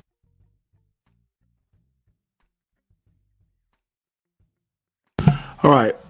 Actually, we'll be hearing more from Bordeaux at some point. Not tonight, but again, where I'm going with this is, and actually, DiCapriono. Let's see. We all have choices, so we must choose. And yes, we must choose. But do we choose to disregard stuff? And how you choose what you choose is as important as knowing you have choices. Postmodernism. Do you even know what postmodernism is, Buckbreaker, or did you hear someone criticize, postmodernism or people who might be postmodernists? Let me know if you actually know what you're talking about there, Buck. I'm imagining you don't, because this has nothing to do with postmodernism. But keep trying. You'll 100 tries, you're bound to get something that's interesting. So this is one of my favorite historians talking to a guy that does a podcast called, I think it's a Substack podcast / essay thing about, it's called Left Hook.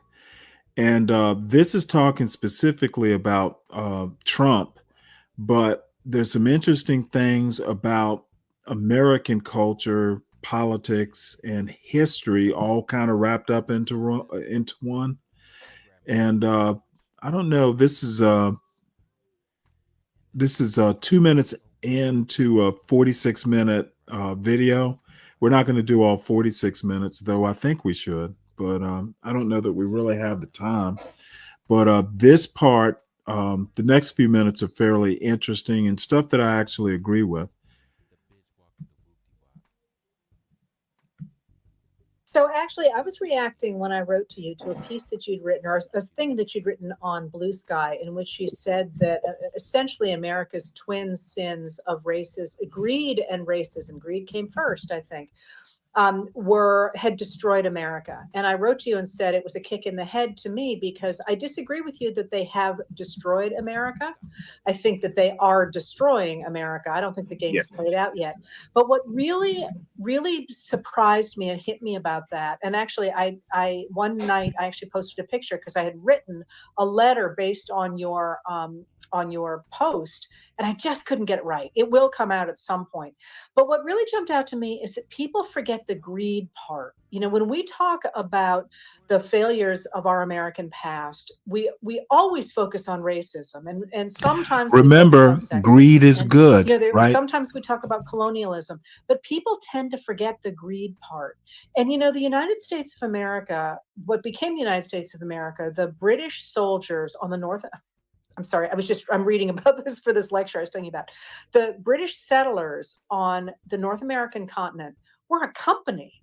People forget that the settlers who came to Massachusetts and to Virginia were literally companies that were supposed to produce revenue for their investors back in England and to some degree in the rest of Europe. Most of it's from England. And that idea that the people on this continent must produce wealth, value from resources, come what may, is deeply embedded in us. And even the idea of enslavement, we have these amazing letters from the people at Jamestown, because Jamestown was an absolute disaster. It's kind of an interesting story why it was such a disaster, but they come, they're expecting to find gold the way the Spanish found in Latin America. There is no gold, and they're really not equipped for dealing with, trying to pull food and valuable products out of the ground. And so what do? They actually start to die in really large numbers, not only because of the fact that they they don't really have enough to eat, but also because they settle in the world's worst place. It's kind of a backwash place in the summer. So they're basically drinking their own sewage and they get all kinds of diseases. And, so what happens is the people who are in charge of the colony and the company start to treat their laborers worse and worse and worse, and they die like flies. I mean, they're just thrown into a meat grinder. So we have these letters at the time from people who are just enslaving anybody they can find. The indigenous Americans first, and then, of course, after 1619, people from, I think that first group of people who come are actually from the Caribbean. I could be wrong on that, but, Afro-Caribbean people, and then later on it's going to be African people. And that whole idea of exploiting others. Yep. Not just race, but exploiting others for their value and exploiting the resources of this extraordinary continent for not what they can do to make people's lives better, but for cash, is something that I think we're finally putting back on the table. And it's taken the idea of these states going back to child labor, for example, for people to wake up and say, oh, wait a minute, maybe it's not a good idea for the people at the very top to have all the wealth and all the power. I'm so glad you did the deep dive, because it's that marriage between greed and racism. And I call it the two enduring sins. It's capitalism and white supremacy merged together. The exploitation of individuals, of resources, of land, their literal rape and pillage of America, but then given this veneer, right? Manifest destiny, doctrine of discovery. God has commanded us to purge this land, right? To purify the earth. And we are destined by fate and God to go forth and expand. And there might be some trail of tears that kill off, but the indigenous folks. And sure, there might be some enslavement of Black people. And women, who are 51% of the population, you just birth the next explorer or prophet or warrior. But this is America, the American dream. And I always said, there was a line I wrote once, which I liked. I don't know if I'm allowed to say this, that the streets of America aren't paved with gold, they're paved with blood.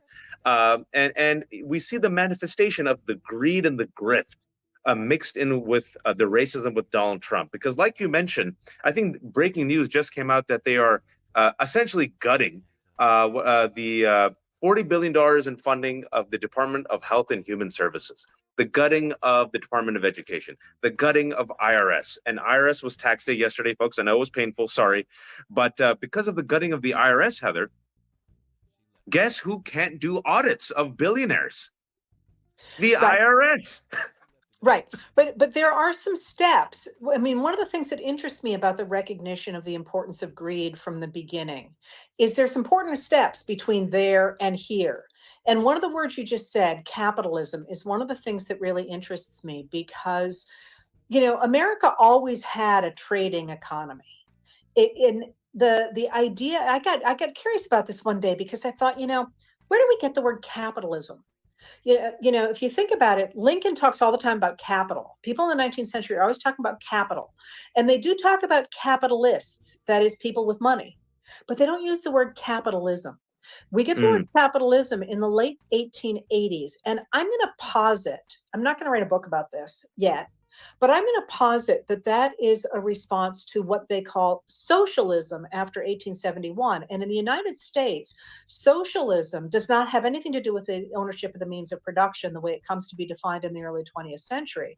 What it means in the United States is that after the Civil War, when Black men in the South get the right to vote, that also means that dovetails with the Republican Party's expansion of the concept of taxation. So we get income taxes in the 1860s as well, started by the Republicans.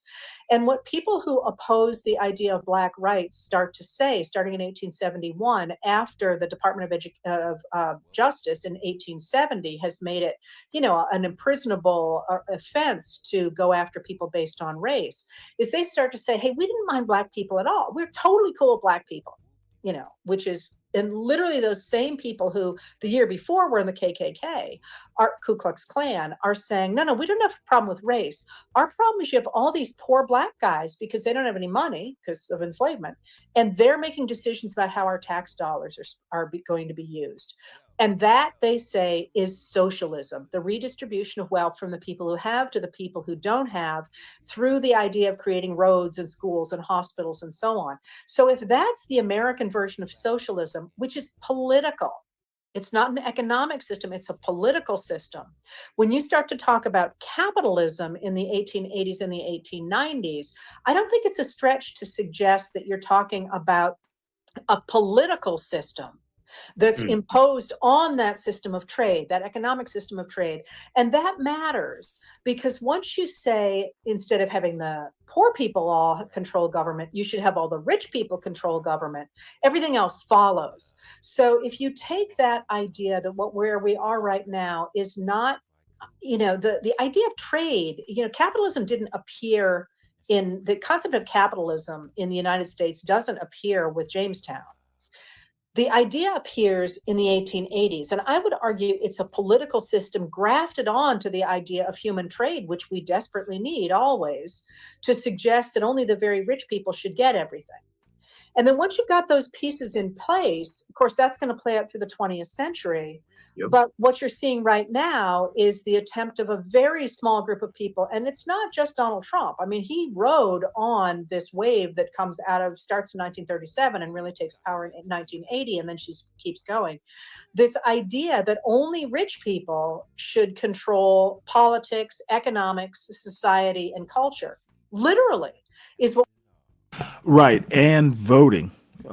So this is easily, you go back and do the research. And this is basically my point about MAGA in particular, the right populists, people like Elon Musk and Trump himself. He's a billionaire, supposedly. They rode the back of the working class into power, convince the working class that, oh, hey, we hear you, we're going to do something about this, inflation, et cetera, et cetera. And immigration was basically the linchpin. Okay, these people are taking your jobs was basically the argument that Democrats did not win. But you had billionaires riding the backs of the working class, we will do something for you, into office. So MAGA is, in my opinion, a faux populist movement. It's oligarchs basically wearing working class clothes, flannel and jeans, into power. And now they're, taking off the flannel shirt and they're revealing themselves. Hence, you have the Steve Bannons, who is a rich man, by the way, kind of being at odds with the tech bros, the MAGA tech bros. And anyone who knew anything, Trump coming in day one and fixing inflation or lowering the price of eggs, it wasn't a political or even an economic thing directly that made the price of eggs rise. It was literally bird flu.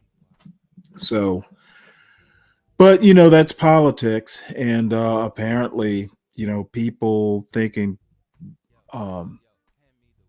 that Trump is for the working man, they are deluded. It was propaganda, and all of a sudden we're starting to see the real. Yeah, motherfucker, it's my narrative. What's your narrative? Come on up and talk your narrative there, Buck Breaker. The link is at the top. Otherwise, you can use emojis and words, but you're not having the effect that you think you are. It's not that deep. I agree, Dave. It's not that deep. So, but hey, you know what? It's early in the morning, and every now and again I see what the chat's writing, and it does make me laugh. So anyway, this to dovetail on the politics and billionaires in office and all this, this is a CNN newsletter that I get in the mornings, but I almost never use it. But they kind of got, the newsletter kind of got my attention. In Trump 2.0, let me go ahead and magnify this. In Trump 2.0, the mistakes are multiplying. And I've kind of noticed this. Rather interesting, actually. And, right now they're minor mistakes, but they're going to talk about high profile mistakes. Well, it says in Trump 2.0, the mistakes are multiplying. High profile mistakes and the ensuing headaches are piling up for President Donald Trump's administration. It was an, quote, administrative error that led to the mistaken deportation of a Maryland man, and kicked off the most visible legal challenge to Trump's deportation policy, at least so far. The Supreme Court ruled the White House must facilitate the return of Kilmar Abrego Garcia, but the White House has made no real effort to bring him back to the U.S. And going back to that X post about, complaining about, Democrats going down to make sure that he's okay. And it was obviously political, but apparently Trump and the billionaires running the government right now, if they make a mistake, it's okay. We're going to stand by it. We're not going to fix our mistakes because they weren't really mistakes. They were features, not bugs. That's people notice that sort of thing. And by the way, my biggest thing is that it's bigger than immigration policy or deportation policy. This man was taken from his American wife and his 2 American kids. He had a legal status. Americans, at least 3 of them, are being hurt by this administrative mistake. And that, to me, it's almost inhuman. Even, bring the man back to his American family, and then we figure out what to do then. Standing by this kind of mistake while kids and a wife are suffering, that's not what I want the government to be. And frankly, no one should. That Americans have to suffer to make a deportation point, unacceptable. I don't know if anyone's aware, but there's another Signal scandal that came out in the last day or two. It was the mistaken addition of a reporter to a Signal chat by Trump's national security advisor that first uncovered the sharing of sensitive information by his defense secretary, Pete Hegseth. But it gets better. The Signal chat mistake seemed to have blown over, but then the drama returned to the Pentagon when a purge of Hegseth loyalists, still new in their jobs, now there are reports that Hegseth shared sensitive information in a second Signal chat. And this second Signal chat is amazing, to use Richard's term. Okay, this dude, Hegseth shared detailed military plans in a second Signal chat that included his wife and brother, and by the way, his personal lawyer. And now there's, kind of in the air, Pete Hegseth might be the first to go. This dude. So let's go ahead and play this video. I want to get your thoughts, just as you're hearing all of this information, this idea that there was a second Signal chat where he was sharing this information about these strikes with people like his wife, his brother, his personal attorney, who don't have security clearances. What are you thinking as someone who stood at that podium at the Pentagon and knows how this information is typically handled? I mean, it's truly shocking. I think when I saw this reporting coming out from the New York Times at first, there was no question there were going to be more Signal threads. Who started them? This one in particular was started by Pete Hegseth. And for him to add, his wife, his brother, his personal attorney, people that don't need access or need to know about classified information about operations involving the Houthis in any way. I mean, this is something that we would never do under the previous administration. And on top of that, putting these classified details into a commercial texting app like Signal, again, that puts our fighter pilots at risk. That was something that, certainly concerned me deeply when these texts were first exposed just a month ago. It's that same concern. It's putting the operation, those fighter pilots who are in the air about to conduct this operation, at risk with people that don't need to know this information. And Cedric, I want to go off what Sabrina's saying there from the military perspective. Again, just the potential for danger for our men and women in uniform. What kind of potential for danger is there if this information were to get leaked or get into the wrong hands? Again, this is an encrypted app, but it is not a secure line. And in fact, his advisors had warned him that it wasn't a secure place to be sharing information like this. Yeah, that's right, Jessica. And Sabrina's exactly right. First of all, we look at the fighter pilots and all of the effort that goes into planning air operations of this type. People don't realize, if you're not involved in air operations, a lot of people don't understand that these are very complex operations. And there's a lot that can go wrong as you plan them. And one of the key things is when you actually plan these operations and you have specific things like time over target, the type of ordnance that's going to be dropped, the type of targets that you're going after, the exact target that you're going after, all of those kinds of things are absolutely essential elements of information. And those essential elements of information are exactly what makes these kinds of texts classified. And no matter what they will spin at this Pentagon, this stuff is classified, no doubt about it. And Jessica, this is the kind of thing that gets people in trouble. When the first Signal chat scandal broke, we talked about the old World War II adage, loose lips sink ships. This is exactly the kind of thing that happens because Signal chats can be intercepted by sophisticated adversaries like the Russians, like the Chinese. It's difficult for them to do so, but they've proven that they can do it in Ukraine. And it's the kind of thing that we have to guard against. And, these types of Signal chats, even if they happen in the United States, in the DC area, you can bet that the Russians and the Chinese are working very hard to intercept them. You've emphasized the importance of facing a crisis head on when it comes to you and how you respond in that moment and what that looks like. And I saw that you'd said that if you don't, it could deteriorate the situation even further. Do you think that is something that's happening right now, whether it's from the way the Pentagon is handling this or the White House in terms of just addressing it head on? Yeah, absolutely. At the end of the day, the truth always comes out.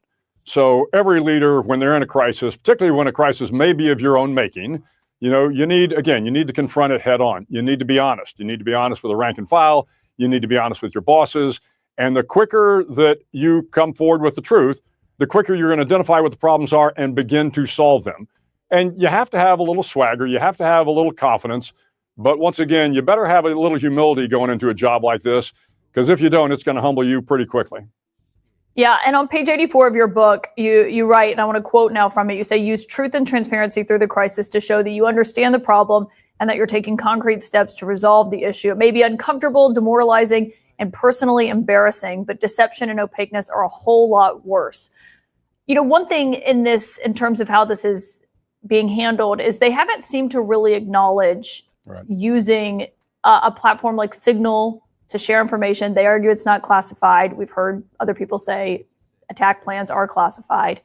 I just wonder what you mean and what you see in terms of how that's been handled. Yeah, it has not been handled well. I mean, we got to be honest about this. Clearly, the information that was broadcast on Signal was classified. Now, they weren't war plans, and I think this is a little bit of the nuance of the wording, is Secretary Hegseth has said we haven't divulged war plans. Well, war plans in a military context, as you know, Caitlin, this is the plan to invade Iraq or something broad and strategic like that. But make no mistake about it, these were operational plans with operational detail. Let me go ahead and swat down Deacon Dave first thing in the morning. Bukele was paid to take these people down. to that terrorism imprisonment camp or whatever it is. The United States is the customer, okay? And the customer is always right. If Trump wants this kid back, this man back, Trump will get it. Or are you saying that Trump isn't powerful enough to get Bukele to bring him back? I thought Trump was a powerful American leader. If Trump wants this man back, Trump will get this man back. My argument is Trump doesn't want the man back because it would mean that he has to admit that he made a mistake. That's actually what's at issue. And then I'm going to reemphasize that there is an American woman and 2 American children. Trump broke up a family with this admitted administrative error. Trump breaks up families is basically that he can't admit mistakes. Dave, stop the bullshit. Okay. And frankly, I'm just going to kind of toot my own horn. I understand how this stuff works better than most in this John Galt anti-Black network. Stop it.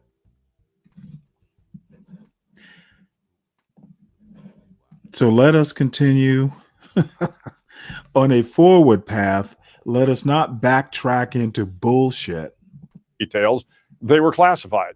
But you'll also recognize that there was not a single uniformed person on any of those signal chats, because I have no doubt that had there been a military officer on those chats, they would have said, Mr. Secretary, it's a bad idea using this. We need to go to our secure network to be able to talk. Back again to my point about the Council of Colonels. Secretary Hegseth, surround yourself with people that, yes, you can trust, but people that will tell you the truth. And then you as the secretary, you as the leader of this remarkable organization, get out there, tell the truth, accept responsibility so you can get past this crisis. If you don't do that, it's going to drag on for a long time. Those folks who were leaking, who have been pushed out of the building, are now attempting to leak and sabotage the president's agenda. Defense Secretary Pete Hegseth went on Fox and Friends to defend himself against allegations that he shared sensitive information with his wife, brother, and lawyer on the messaging app Signal. I look at war plans every single day. What was shared over Signal, then and now, however you characterize it, was informal, unclassified coordinations for media coordination and other things.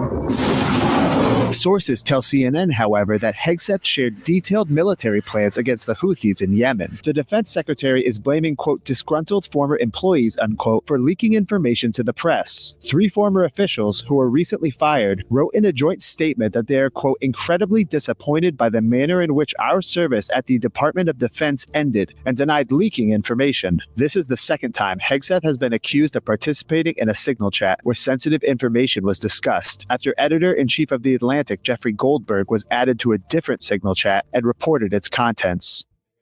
I think my question for you about the Secretary of Defense, Pete Hegseth, is whether you think, you think what he has done is disqualifying for the position? I'll just go ahead and stop here. Hegseth is on quicksand right now. So we go. And this is actually Brett Stevens, a New York Times opinion columnist, who is definitely a conservative. However, many actual right-wing conservatives have a problem with Trump, and Trump is problematic. And Hegseth, it's going to be interesting to see with what happens with Hegseth, because he's obviously a fuck up. And, we are almost getting close to 4 months in. And I suspect the defense secretary, one of the most important positions, maybe right after Secretary of Defense, Secretary of State, is going to have to go. He's sending war plans, attack plans to his wife. Why the hell does his wife need to know this? Honey, I'll be late for dinner. We're about to do a military strike. Is that what it was? So this is Brett Stevens, one of the more conservative people out there, columnist-wise. The Faceplant President. This article is by Brett Stevens and read by an automated voice. Harold Macmillan, the mid-century British Prime Minister, supposedly said that what statesmen feared most were events, dear boy, events. Misfortunes happen. A natural disaster, a terrorist attack, a foreign crisis. Political leaders are judged by how adroitly or incompetently they handle the unexpected. Luckily, the Trump administration hasn't yet had such misfortunes. Its only misfortune, and therefore everyone else's, is itself. So much has been obvious again this week, thanks to two stories that are at their core the same. First, there was the revelation that Pete Hegseth, the Secretary of Defense, had shared sensitive details of the military strike on Yemen with his wife, brother, and personal lawyer on yet another Signal group chat. That was followed by an essay in Politico from a former close aide to Hegseth, John Ulliott, describing a full-blown meltdown at the Pentagon. A meltdown that included the firing of 3 of the department's top officials. Donald Trump Jr. responded by saying Ulliott is officially exiled from our movement. Then there was a market rout and a dollar plunge, thanks to President Trump's unseemly and unhinged attacks on Jerome Powell, the Fed chairman. Powell's sin was to have the audacity to describe the probable effects of the president's tariffs, namely that they'll cause prices to go up and growth to slow down. This sent Trump into a rage, complete with White House threats to examine whether Powell can be fired, a potential assault on central bank independence worthy of the worst economic days of Argentina. Both cases are about adult supervision, the absence of it in the first instance, the presence of it in the other, and the president's strong preference for the former. Why? Probably for the same reason that tin pot dictators elevate incompetent toadies to top security posts. They are more dependent and less of a threat. The last thing Trump wants at the Pentagon is another Jim Mattis, secure enough in himself to be willing to resign on principle. The same goes for other departments of government. An adult Secretary of State would never have allowed his department to be gutted in its first weeks by an unofficial official, Elon Musk, from a so-called department Doge, by unaccountable teenage employees with nicknames like Big Balls. But Marco Rubio has a moniker with a very different meaning, Little Marco. He'll do as he's told right until he's fired, probably, like one of his predecessors, Rex Tillerson, via a social media post. An adult attorney general would have quickly abided by a Supreme Court decision to facilitate the return from El Salvador of Kilmar Armando Abrego Garcia, who was mistakenly deported by the administration in March and wrongfully imprisoned in his native country.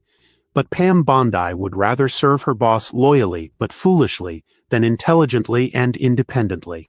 Eventually, she'll have to choose between a humiliating acquiescence to a more forceful judicial order or a politically debilitating battle with the court.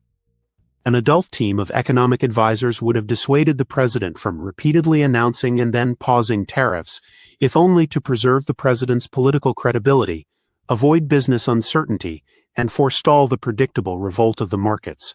And they would have been particularly keen to avoid an all-out trade war with Beijing, since China's capacity both to absorb and impose economic pain vastly exceeds Washington's. But not this team. Whether from cowardice or hubris, they prefer to risk global economic chaos than the displeasure of their boss. As for Trump, his goal is to extract maximum loyalty and inspire maximum loathing, each feeding the other. It's a method of control. The more reckless he gets, the more he forces his minions to abase themselves to defend him. The more they do so, the more Trump's opponents become convinced that tyranny is aborting.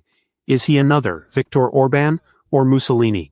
Each time a critic reaches for an overblown comparison, I've been guilty of it too, it merely dulls its own moral force and explanatory power. Trump is Trump, let's think of him on his own terms. When the president completed his extraordinary political comeback in November, he was at the summit of his political power. He has eroded it every day since, with Matt Gaetz as his first choice for Attorney General, with the needlessly bruising confirmation fights over the absurd choices of Hegseth, Robert Kennedy Jr., Kash Patel, and Tulsi Gabbard, with making an enemy of Canada, with J.D. Vance's grotesque outreach to the German far right, with the Oval Office abuse of Volodymyr Zelensky, with the helter-skelter tariff regime, with threats of conquest that antagonize historic allies for no plausible benefit, with dubious arrests and lawless deportations that can make heroes of unsympathetic individuals. And now with threats to the basic economic order that sent gold soaring to a record high of $3,500 an ounce, and the Dow on track to its worst April since the late Hoover administration. Democrats wondering how to oppose Trump most effectively might consider the following. Drop the dictator comparisons, rehearse the above facts, promise normality and offer plans to regain it, and remember that no matter how malignant he may be, there's no better opponent than a faceplant president stumbling over his untied laces. Hey, Buck, you sound like you miss Kamala. Kamala's not president. You have to deal with the president you voted for. So, Sister Girl is California's problem now. That is true. At least DiCapriano, you realize talking about Kamala just makes you look like a clown. Talking about someone who isn't president, like basically that's what if she won. You know what? See, look at this. If Kamala won, she didn't win, sir. Can we deal with the present problems, or are you just gonna... I don't even know where to go with this, but for me to take you seriously, you might want to start talking about what's happening now, sir. So I'm going to go out of order here because this was such an interesting story. Let's see. If Kamala won. Oh, more if Kamala. If Kamala won jokes. I see you're testing out your comedy routine. Gotcha, Buck. So I want to remind everybody, most times when I put up videos or news stories, I actually haven't read them. You know, sometimes it's kind of fun reacting to the story along with the chat. So, so I basically choose by interesting titles. How many Texas officials invited the rigging of the state lottery? And this promises to be salacious. It's a longish article. I won't play a lot of it, just enough to get the gist, and then we'll move on to more Trump bashing. My name is J. David Goodman. I'm the Houston bureau chief for the New York Times, and I cover Texas. So the lottery in Texas, works like lotteries around the country. And you drive to a convenience store, you pick your numbers, normally on a paper sheet, hand them to the clerk. They print out a ticket for you, you pay in cash, and you wait to see the drawing. And that's pretty much how it's worked for decades here. But then one night in the spring of 2023, something incredible happened that since then has completely upended the state lottery, and it's drawn intense criticism from state lawmakers and actually put the future of the state lottery in question. Somebody showed up with about $11 million in cash to buy tickets. Would you consider that an ordinary operation? Normal consumers don't go buy $25 million of $1 tickets.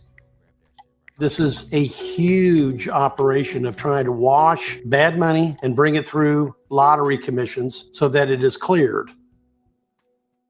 So if you pick one number, your odds of winning the Texas lottery are roughly 1 in 26 million. It's really pretty unlikely that you'll ever win.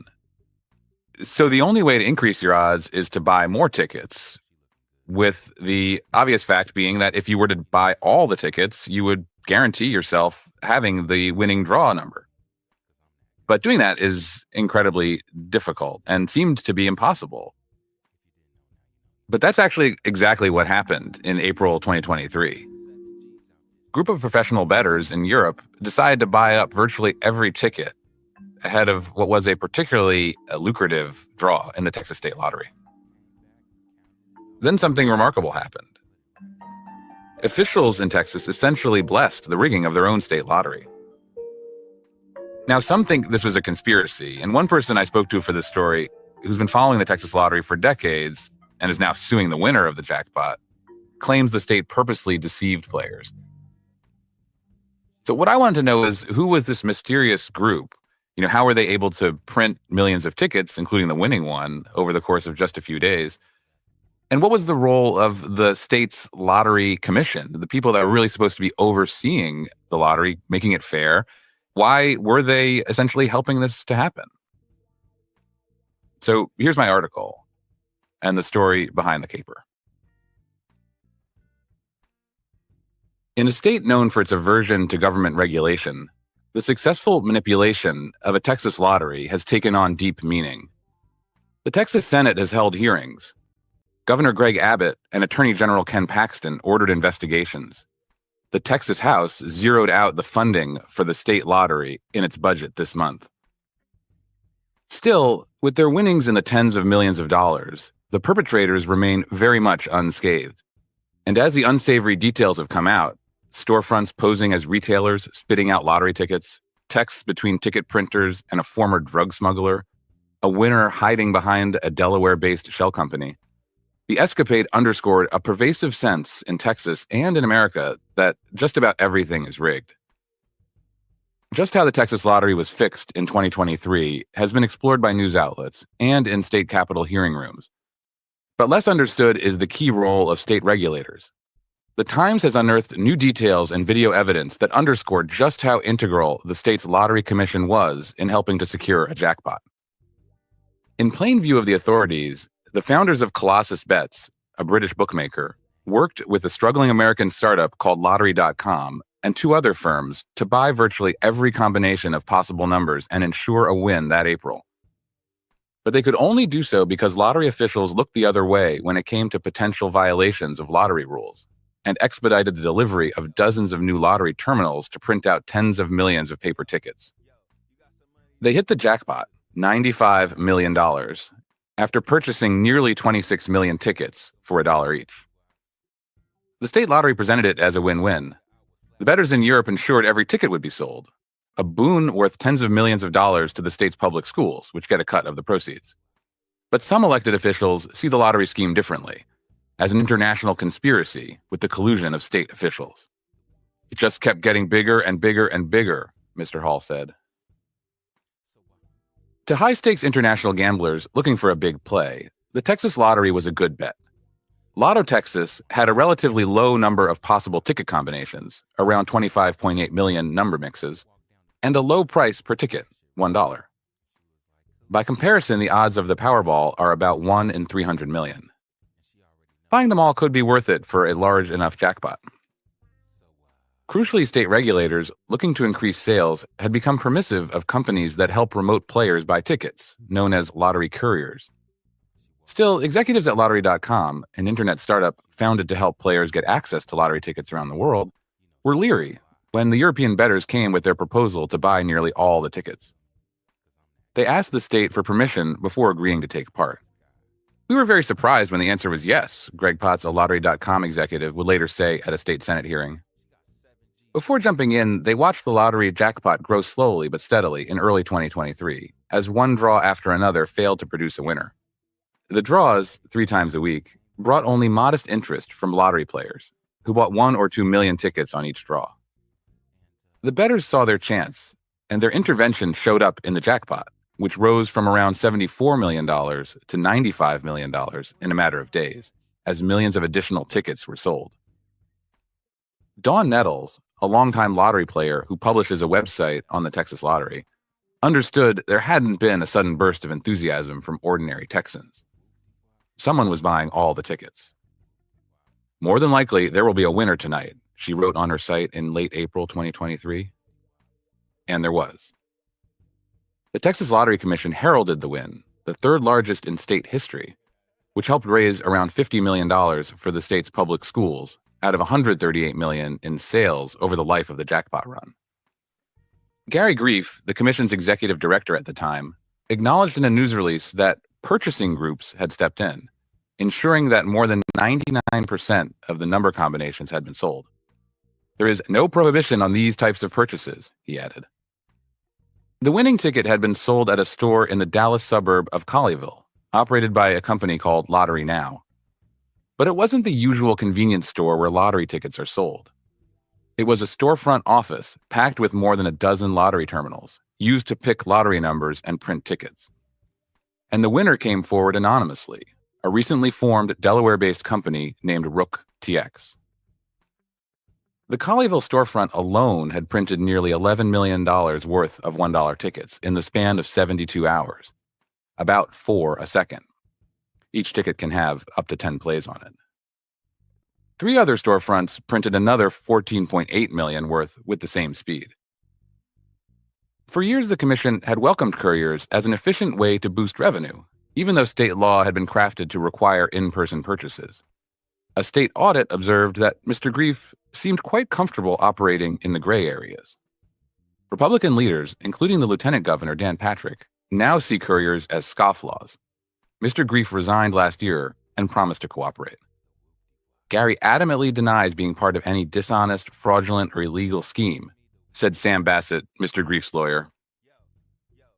The victims were the few ordinary Texans who bought tickets that April, thinking they had just as much chance as anyone else to win the draw. They deceived players, Ms. Nettles said.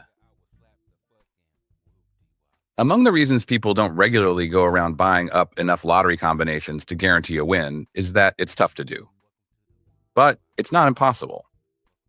A few years ago, a group of Princeton University graduates discovered how to beat the odds in scratch-off games across several states. A retired Michigan couple discovered a loophole in that state's lottery and won millions. In Europe, so-called lottery syndicates gather purchasers to increase the odds of winning. The Texas bulk buy and the statistical calculations behind it were the brainchild of a London-based firm that advises bettors, White Swan Data, according to a person familiar with the operation, who requested anonymity because of the numerous lawsuits and investigations. The firm's founder, Bernard Marantelli, also started Colossus Bets with Jelko Ranogaitis, a wealthy Australian and famed professional gambler who also goes by John Wilson. The role in the buy of Mr. Marantelli and Mr. Ranogaitis was also reported by the Wall Street Journal.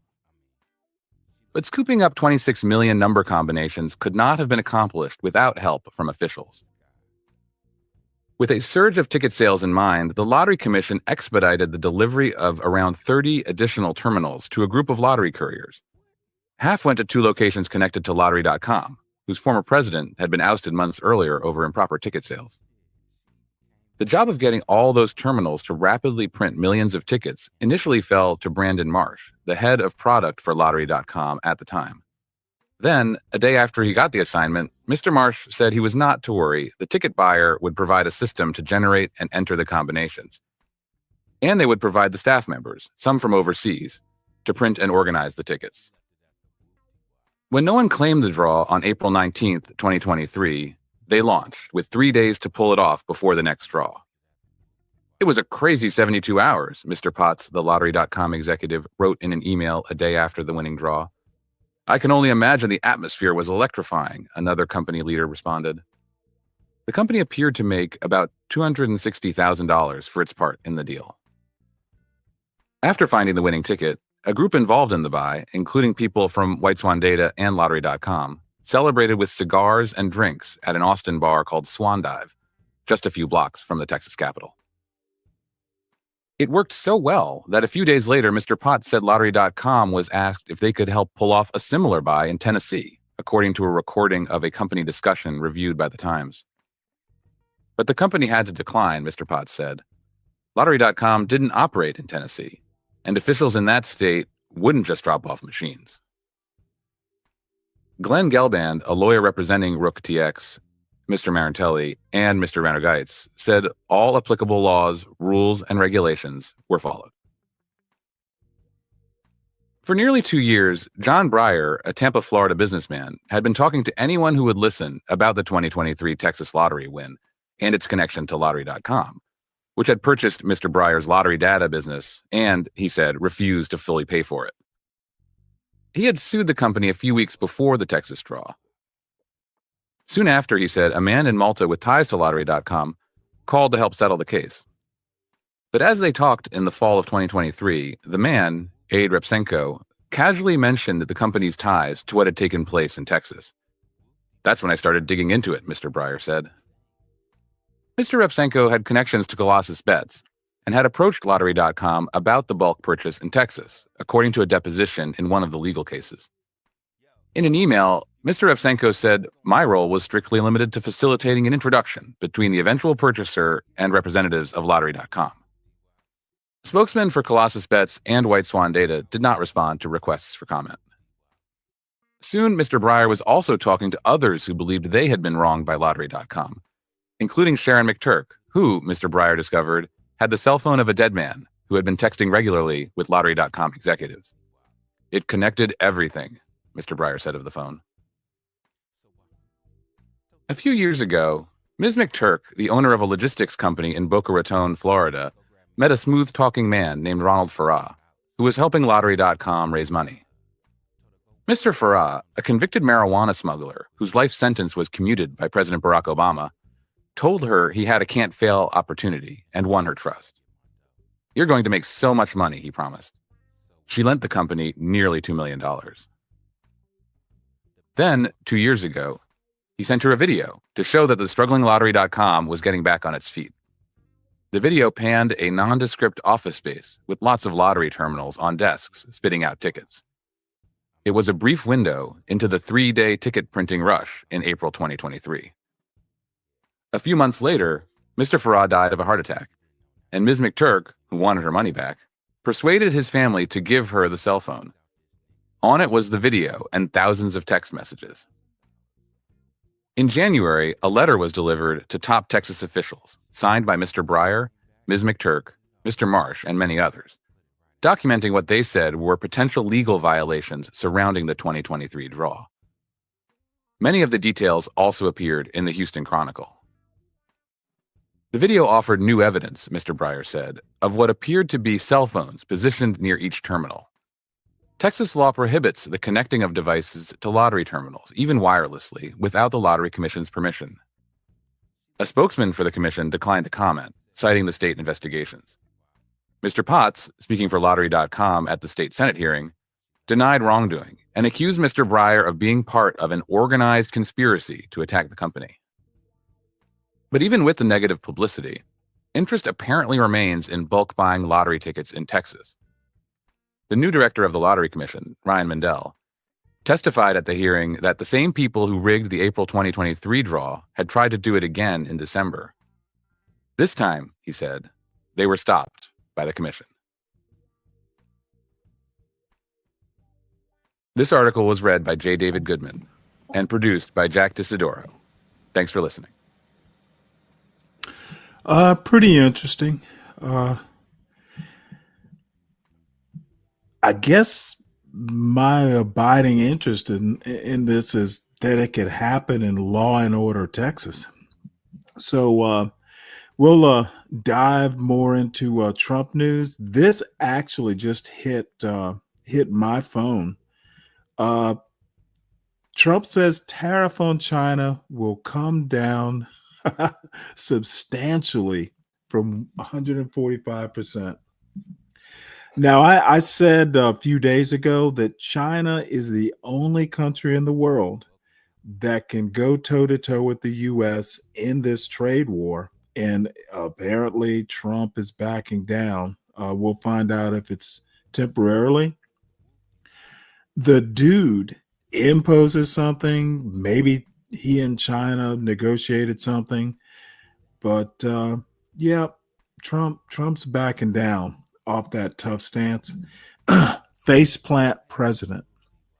So U.S. President Donald Trump announced that tariffs on China will come down substantially, but it won't be zero. Awesome. During trade negotiations on April 22nd, 2025. So apparently something's been negotiated. Chinese stocks rose on April 23rd, reflecting optimism about improving U.S.-China trade relations, with the Hang Seng China Enterprises Index up 2.1%.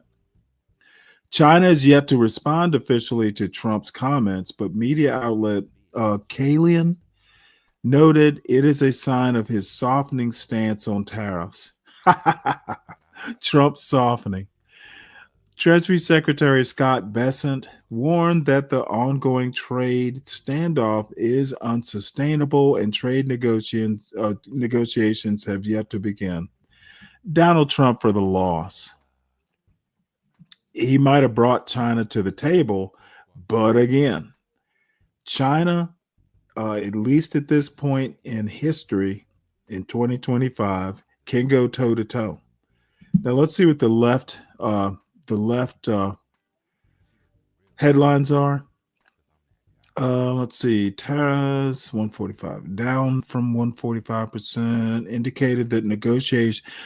Treasury Secretary Scott Bessent indicated that negotiations with China would be long, and neither side viewed the current trade situation as sustainable, especially our side, I'm betting. The International Monetary Fund has reduced its growth forecast for the U.S. from 2.7% to 1.8% due to the tariffs. That is at least the beginning. Well, it's recessive, not necessarily a recession. Trump clarified he has not considered dismissing Federal Reserve Chairman Jerome Powell, despite previous criticisms regarding interest rate adjustments. Yeah, I didn't even bother bringing up that story.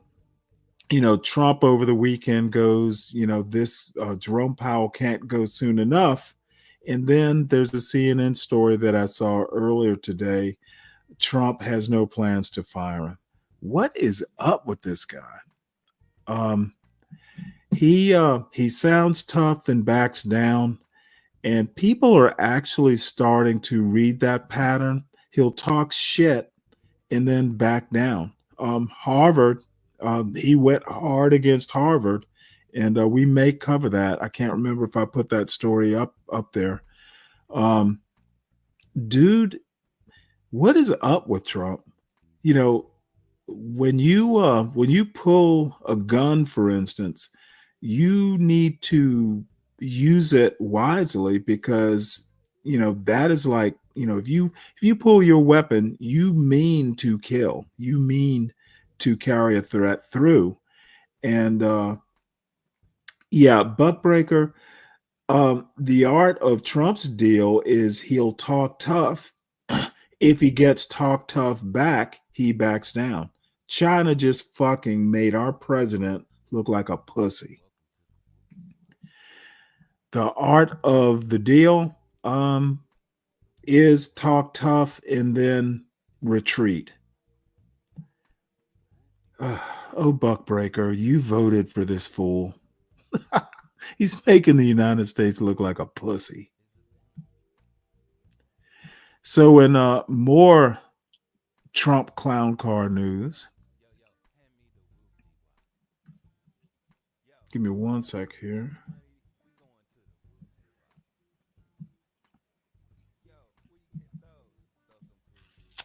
I need to put this back in its place. Okay, so here is Supreme Court appears to reject conservative argument over Obamacare provision. So I didn't even know that the conservatives, or MAGA, they're not conservative, are going for Obamacare again. Let's see. A majority of the Supreme Court appeared inclined Monday to reject a conservative challenge to Obamacare again, leaving in place the federal government's authority to require insurers to cover everything from depression screenings to HIV prevention drugs at no cost to patients. Preventative care, folks. And in an odd twist, it was the Trump administration defending the health law that the president has spent more than a decade excoriating. Over an hour and a half of in-the-weeds arguments, the justices seemed to favor the administration's position. The Obamacare coverage mandates are constitutional because the task force that recommends them is made up of members who can be ignored or fired at will by the health secretary. But a favorable ruling will not necessarily be an unqualified win for the Obamacare advocates, since it would still leave the current administration with significant sway over those requirements going forward. The High Court's decision, expected by June, could also jeopardize or even erase many of the preventative care requirements set since Obamacare's inception, allowing insurance companies to charge copays for tens of millions of people. The Trump administration's surprising defense of the Affordable Care Act, which President Donald Trump has long fought to appeal, seemed driven, at least in part, by a desire to maximize the authority of Trump's cabinet and avoid having a range of employees and advisors be subject to Senate confirmation. Okay, well, you know what? That is clever. So basically, the Supreme Court seems inclined to be in favor of continuing depression screenings and HIV prevention drugs at no cost. Preventative care measures, I guess PrEP, will be handed out to the people who come and talk to John Gall on his street interviews. However, it's really weird and crafty, maybe, that, we want to have more control over dismantling Obamacare by basically preserving it so we can actually get our claws into it. My prediction is that MAGA will be over by 2028. It'll go the way of the Tea Party. It'll have to morph into something different, post 2028. So this is actually something that kind of interested me in that, I kind of favor the Trump administration's position on this. Supreme Court's conservatives are poised to strike down elementary school policy by denying opt-outs for LGBTQ plus books. Basically, this is, if your first grade teacher wants to read about LGBTQ stuff, and the parents don't approve of their kids hearing that, then they can say, hey, our kids need to go do something else. And I don't have a problem with that. If it's giving parents primacy over what their kids are learning in school for a good reason, I don't have a problem with it. That is a good thing. And when I was in high school, for instance, and actually, I guess it might have been 1st through 12th, I went to Catholic schools, and, we would have people of other faiths. So, they would be excused from daily mass. If they weren't Catholic, they could choose to do a study hall or something. Nothing wrong with that. So I just wanted to bring that up. Sometimes the Trump administration is right, but not often. So let's see. Next, we're going to go through some news aggregators just to see if there's anything interesting that's not Trump news. So we'll start with MSN.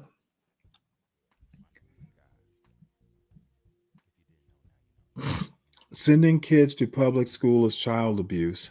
Man, you're on a roll with this dumb shit this morning, Buckbreaker. How do you do it? Do you stay up all night coming up with these dumb talking points?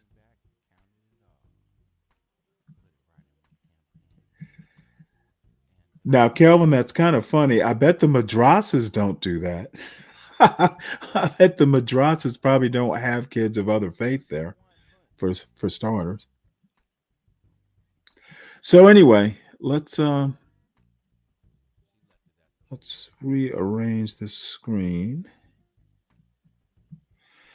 So we'll go through MSN. And just as a reminder, I've kind of started, maybe instead of, finding specific articles to talk about so much, it's kind of fun. It's kind of simulating, at least back in the day, you might get a few newspapers delivered and you might sit down and drink coffee, kind of going over what's in the news. Old fashioned, but that's how we used to do it back in my day. So let's see. We'll go through this. Robert Gorsuch. This is interesting. But that's, let's see, that might be old. Basically, I'm assuming that, let's see, Roberts and Gorsuch joined liberal justices in Supreme Court immigration ruling.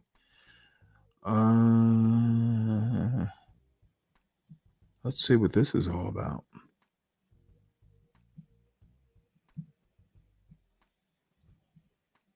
In a narrow 5-4 decision on Tuesday, the Supreme Court ruled that immigrants who agree to leave the U.S. voluntarily are entitled to deadline flexibility when the deadline falls on a weekend or holiday.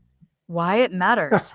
The ruling came in the case of Hugo Abasai Monsalvo Velasquez, a Mexican national who entered the country illegally as a teenager and lived in Colorado for nearly 20 years before receiving a removal order in 2021.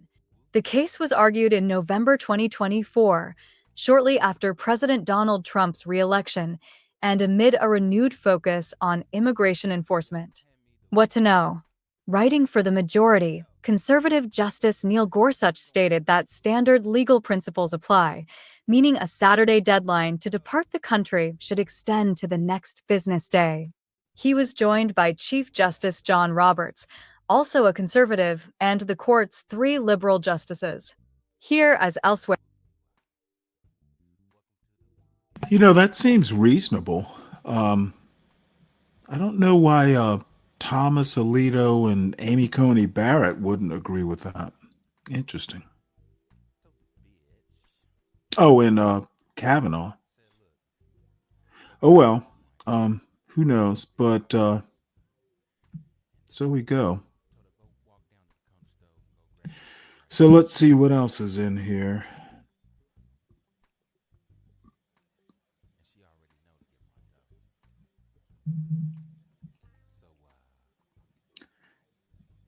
Let's see.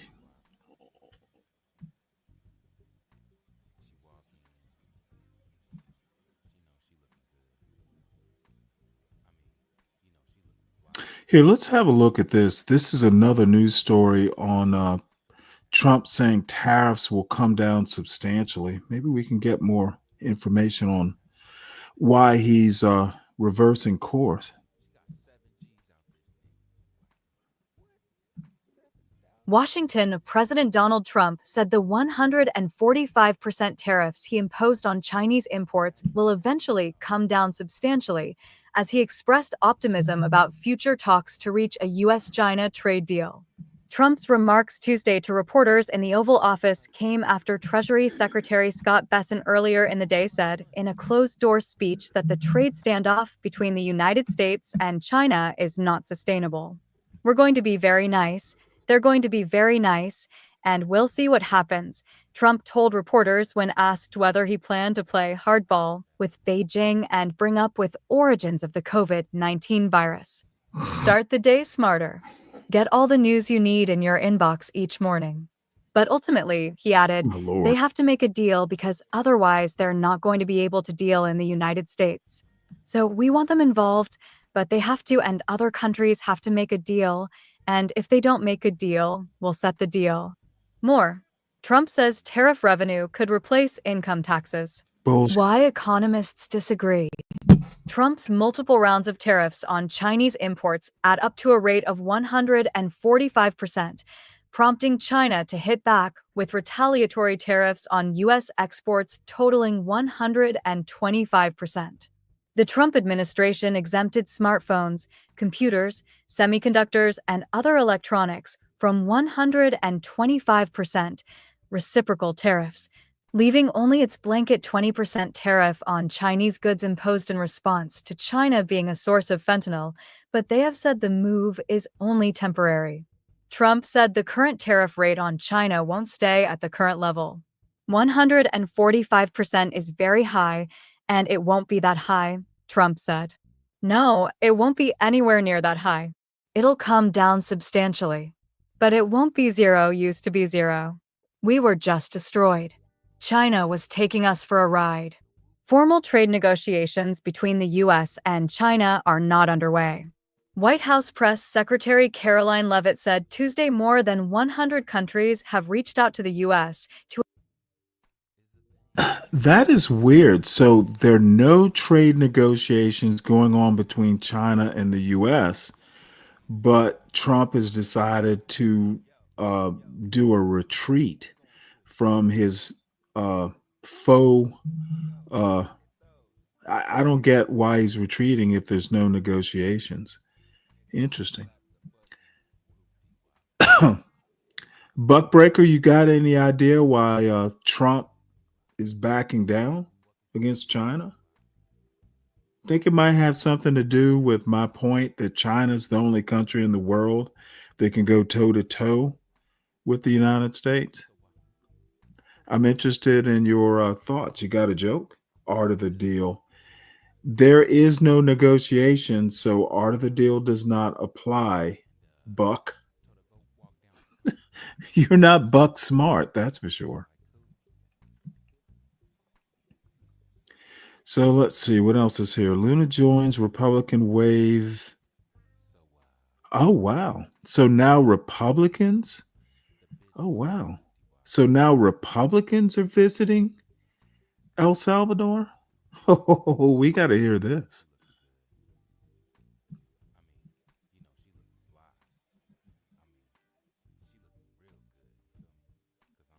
He's a cutie pie.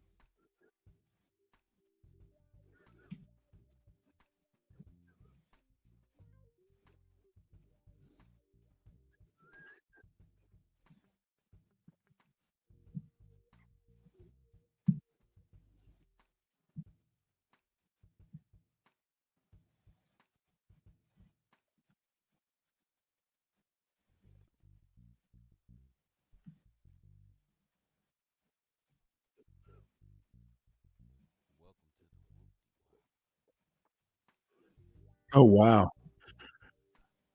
Okay, this sounds like it's going to be like a congressional club med. Ugh. This this is amazing. So I just found this story. Trump's third term trial balloon gets resounding response in new poll. This is, of course, Fox News. Let's see what they have to say. President Donald Trump has repeatedly teased a 2028 run for a third term in the White House, which is prohibited by the U.S. Constitution. Now a new poll indicates Americans are far from thrilled with the prospect. It will be the greatest honor of my life to serve, not once, but twice or 3 times or 4 times, Trump said at rally in Nevada in late January, less than a week after his inauguration to his second term as president. Trump teases a third term, not joking. After joking that his comment would make headlines, Trump clarified that no, it will be to serve twice. But Trump's comments were far from a one-off, as he's continued to flirt with a 2028 re-election run. Read on the Fox News app. Head here for the latest Fox News polling. The president said in an interview late last month that he is not joking about making another run for the Oval Office. "A lot of people want me to do it," Trump told NBC News in a phone interview. "But I mean, I basically tell them we have a long way to go, it's very early in the administration." Poll position: how Trump's approval ratings compare to his presidential predecessors. Standing in Trump's way is the 22nd Amendment of the Constitution, which was ratified in 1951. The amendment prevents individuals from serving more than 2 terms as president. It was ratified after Franklin Delano Roosevelt was elected as president for 4 terms. Public opinion is also clear.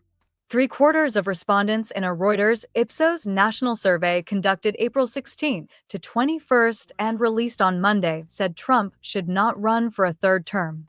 And while the Republican president's grip over the GOP is stronger than ever, even a majority of Republicans questioned in the poll, 53%, said Trump shouldn't seek a third term.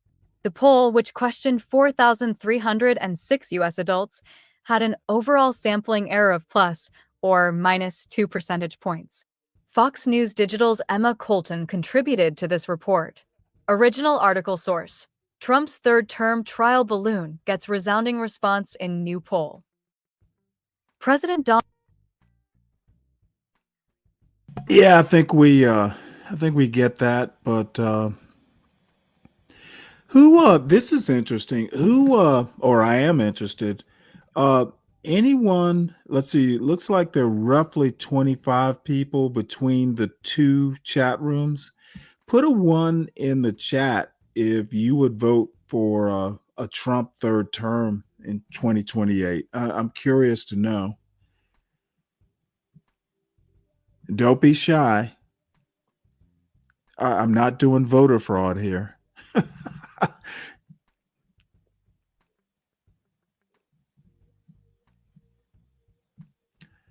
So let's see. Next story. Now, this kind of surprised me. I didn't know this would be possible, but apparently New Jersey has a big forest fire. Who would have ever thought? So we'll play this video. Ocean County. That's near the shore, I guess.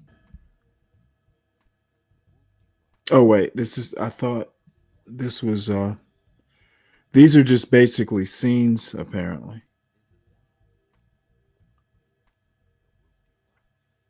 No sound in the video.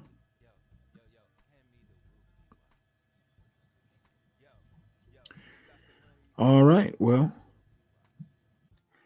New Jersey forest fire prompts evacuations and closes a major highway. I guess it's in the Pine Barrens or something.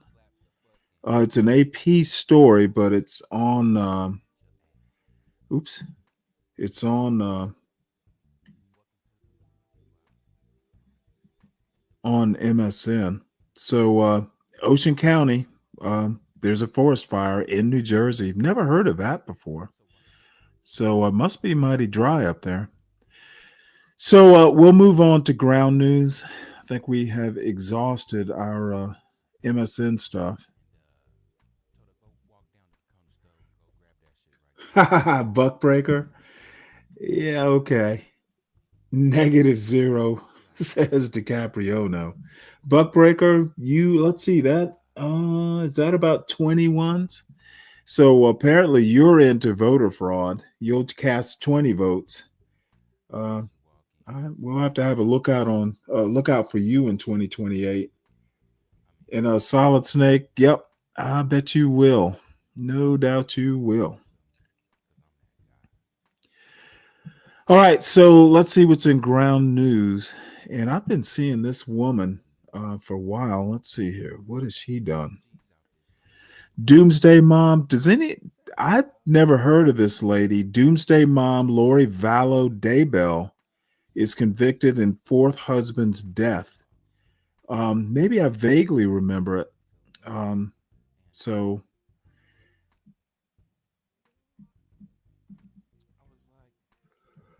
don't know what to say about that. Looks like a dangerous woman. Trump says China tariff. We did that. 84%. Coral reefs. Lawmakers visit Mahmoud Khalil. Oh, wow. This Rameza Ozturk, no, not her. There's a Russian grad student that's like some sort of computational biologist who's like right on the edge of some breakthrough. Let's see, maybe it's this woman. No, it's not her. Now we're deporting like Harvard grad students who are in the middle of like cancer research and about to do breakthroughs. This dude is God, he's stupid. Yeah, be hard on deportation, but put a little thought into it. Like, you don't want to deport everyone who pisses you off. Pope Francis's funeral to take place on Saturday. Harvard sues administration over funding freeze. Of course, I want to see this story.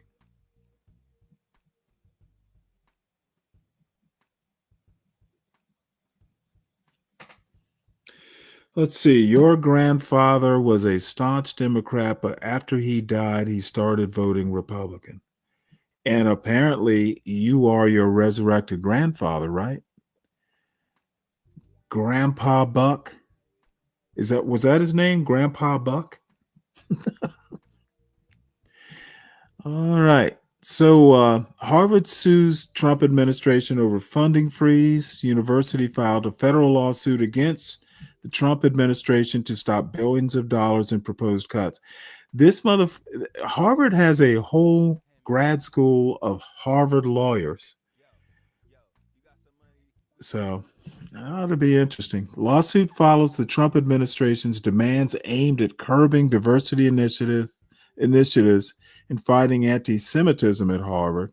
Harvard describes a legal battle as a defense of academic freedom, warning that the administration's demands threaten all American universities. The lawsuit claims the government seeks to control academic decision-making at Harvard and threatens its constitutional rights. There is a Harvard corporation, and corporations are people, so we do not want their rights threatened. Let's see. Oh, here it is. This is from the Daily Caller. Alan Dershowitz says he knows the real reason Harvard sued Trump as well as lawsuit's ultimate outcome. We got to read this. There is no way we cannot. What does Alan Dershowitz have to say? Alan Dershowitz says he knows real reason Harvard sued Trump as well as lawsuit's ultimate outcome. Let's see.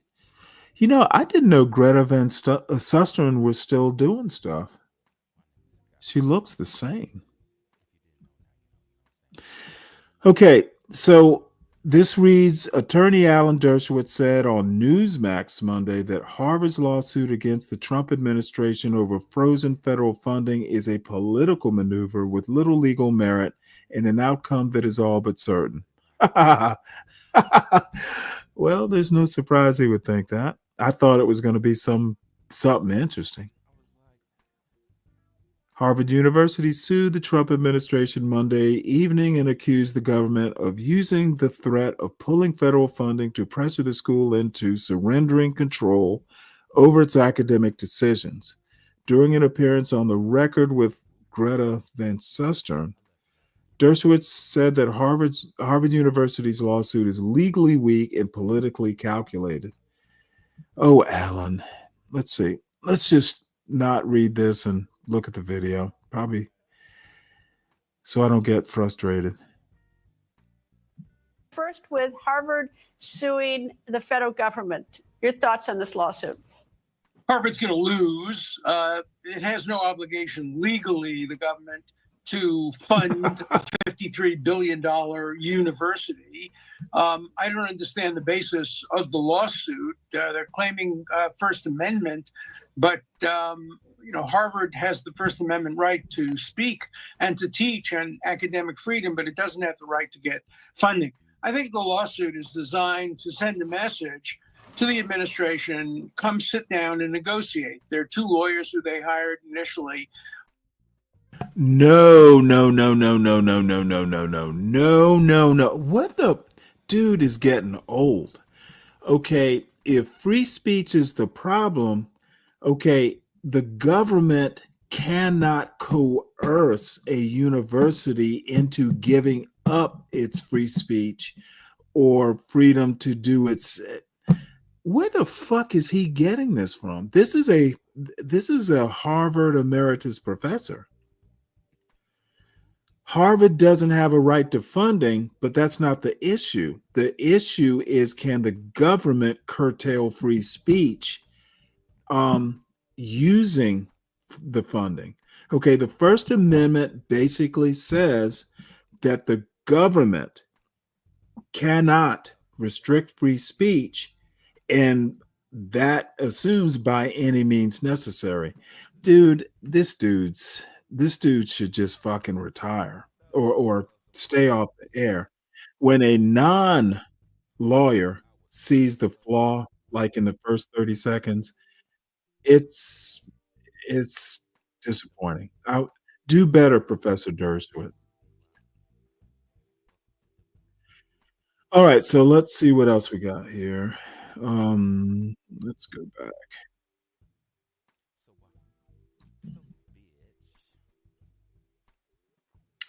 Let's see. China and Egypt conduct first. Oh, wow. China and Egypt are conducting joint air exercises? Holy shit. That's scary. China's getting knee deep in Africa. Oh, well, probably already is, but let's see. We got some local news to where I live, which I don't often keep up with.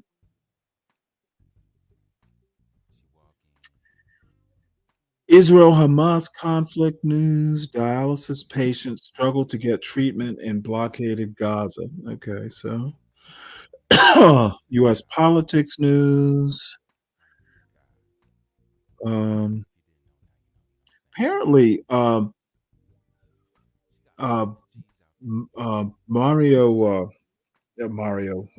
Marco Rubio is boycotting these peace talks because something that Ukraine doesn't want to do that the U.S. wants it to do.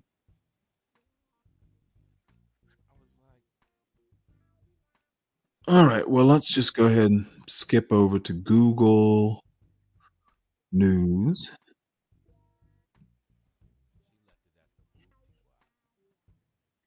So let's see.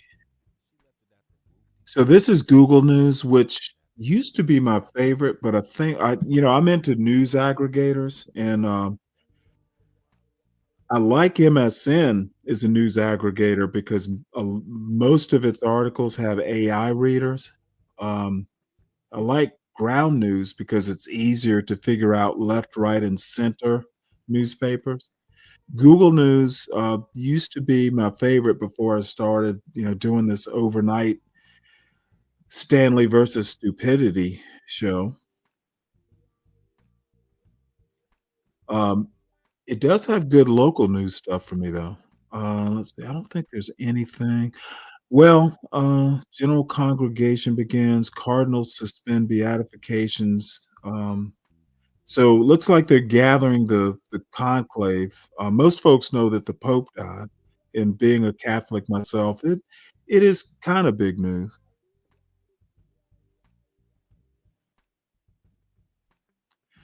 Let's see if there's anything in here. Oh, Tesla. Tesla got the, oh my goodness, they had very bad financial news. Thank God that a failing company can draw um, Elon Musk away from like government. My God, he was doing a horrible job. Let's see, here it is. Let's take a look at this. So Tesla's first quarter earnings are out, and they're real bad. It was like I couldn't believe in like Tesla released its first quarter financial results Tuesday after the markets closed, and they're a doozy.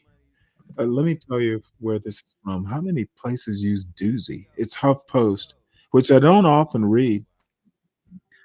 Profits fell dramatically as well. Oh, hold on. Let's see. The electric car company's total revenue for the quarter fell 9.4% from the year prior, missing Wall Street's expectations from around by about 1.8 billion. Profits fell dramatically as well, with Tesla reporting 71% less income, 409 million, compared to a year ago where it earned 1.39 billion.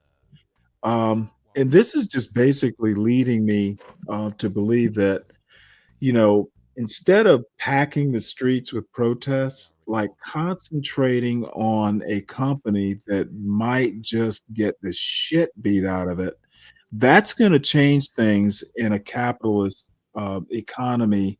In a capitalist, basically, we have a capitalist culture. Hit a company where it hurts, and you get rid of the world's richest man from your government hair. Love it. So, yeah, and I think Tesla. I'm not going to predict that it's done because I love the cars. I think the cars are awesome, but maybe he'll sell it because I don't think this is going to go away quickly. I think Elon Musk is going to be an albatross around Tesla's future success. There, you know, there are car companies that are actually bigger that are catching up. BMW has an electric car that I'm seeing on the roads, even in Podunk, little town, Georgia. I've seen a few. Same thing with Mercedes. Apparently, they have an electric vehicle. So you're getting higher end companies that have actual, like, traditional expertise in automotive, um, you know, engineering, and just they do cars better. Um, Probably the only thing that might save Tesla is Trump's tariffs. So anyway, um, good to see that sometimes people can be effective. And at least my initial take on this is hit a company where it hurts, and you might affect change quicker than going out, in downtown and doing a protest march.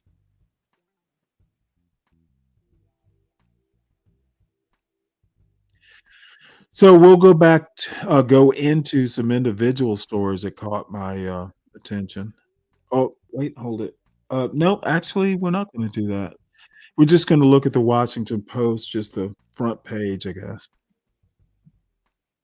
I had some stories picked out, but I guess I got rid of them.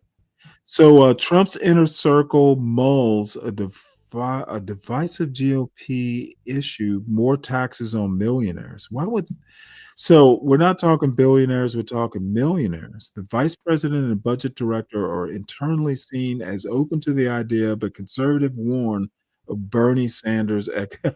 of Bernie Sanders economics. Oh, gotta hear this one. This news story was written by Jeff Stein. Trump's inner circle weighs push for higher taxes on millionaires. The vice president and budget director are internally seen as open to the idea, but conservatives warn of Bernie Sanders' economics. President Donald Trump's inner circle is weighing whether the White House should back raising taxes on Americans earning more than $1 million per year as part of the GOP's 2025 tax legislation, according to 2 administration officials and 3 other people briefed on the matter. And I want to say, in my opinion, and I'm by no means an expert, this is going to basically, in my opinion, this is basically a demarcation on whether MAGA is populist or whether MAGA is oligarchical. I think there are a bunch of oligarchs who are going to do, what oligarchs do. So $1 million increasing taxes is I think that's the demarcation. If you're a populist, you will raise taxes on people who make $1 million a year. So anyway, that's my comment. While the prospect of a tax hike has gotten a largely chilly reception among Republicans on Capitol Hill, Vice President J.D. Vance and Budget Director Russell Vought have expressed openness to the idea in internal administration deliberations and are viewed as supportive, said the people, who spoke on the condition of anonymity to describe private talks. Stephen K. Bannon, who served as the president's chief strategist during his first term, has been publicly urging Trump to endorse the plan in part as a way to defang Democratic attacks on the GOP as the party of the rich. The concept, however, faces strenuous opposition, including from longtime allies of the president. Outside Trump advisors Newt Gingrich, Steve Moore, and Larry Kudlow have come out strongly against it, arguing the plan undermines the president's promise to cut taxes and will discourage economic growth, as has the influential Fox News host Sean Hannity. House Speaker Mike Johnson, Republican Louisiana, and GOP Senators Dave McCormick, Pennsylvania, and Ted Cruz, Texas, among other congressional Republicans, have also made clear that they dislike the idea of raising taxes and do not expect it to become incorporated into new legislation.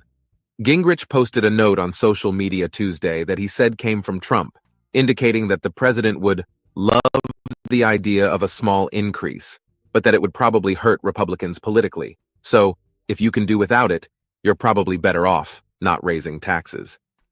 A White House spokesman did not immediately respond to a request for comment on the note. Treasury Secretary Scott Bessent has expressed openness to a range of ideas, including the possibility of raising taxes on Americans earning more than $5 million per year, two of the people said. The weighing of multiple options reflects the difficult math facing the GOP as Republicans try to extend their 2017 tax law, which could add more than $4 trillion in new tax cuts as the national debt surges. GOP lawmakers have explored significant spending cuts, including to Medicaid, the health insurance program for the poor, but are aware of the political drawbacks of doing so while extending hundreds of billions of dollars in tax cuts for the most affluent Americans that the 2017 law delivered. Those obstacles have encouraged some Trump allies to explore higher taxes on the ultra-rich. Yet that idea remains a steep ask for Republicans who have for decades resisted any measures to increase taxes. While most analysts and aides think it's unlikely to advance, the growing number of Trump officials open to higher taxes on the rich reflects an ideological schism in the Republican Party, as a newer and more populist wing rejects some of the traditional conservative dogma that has dominated the party for decades.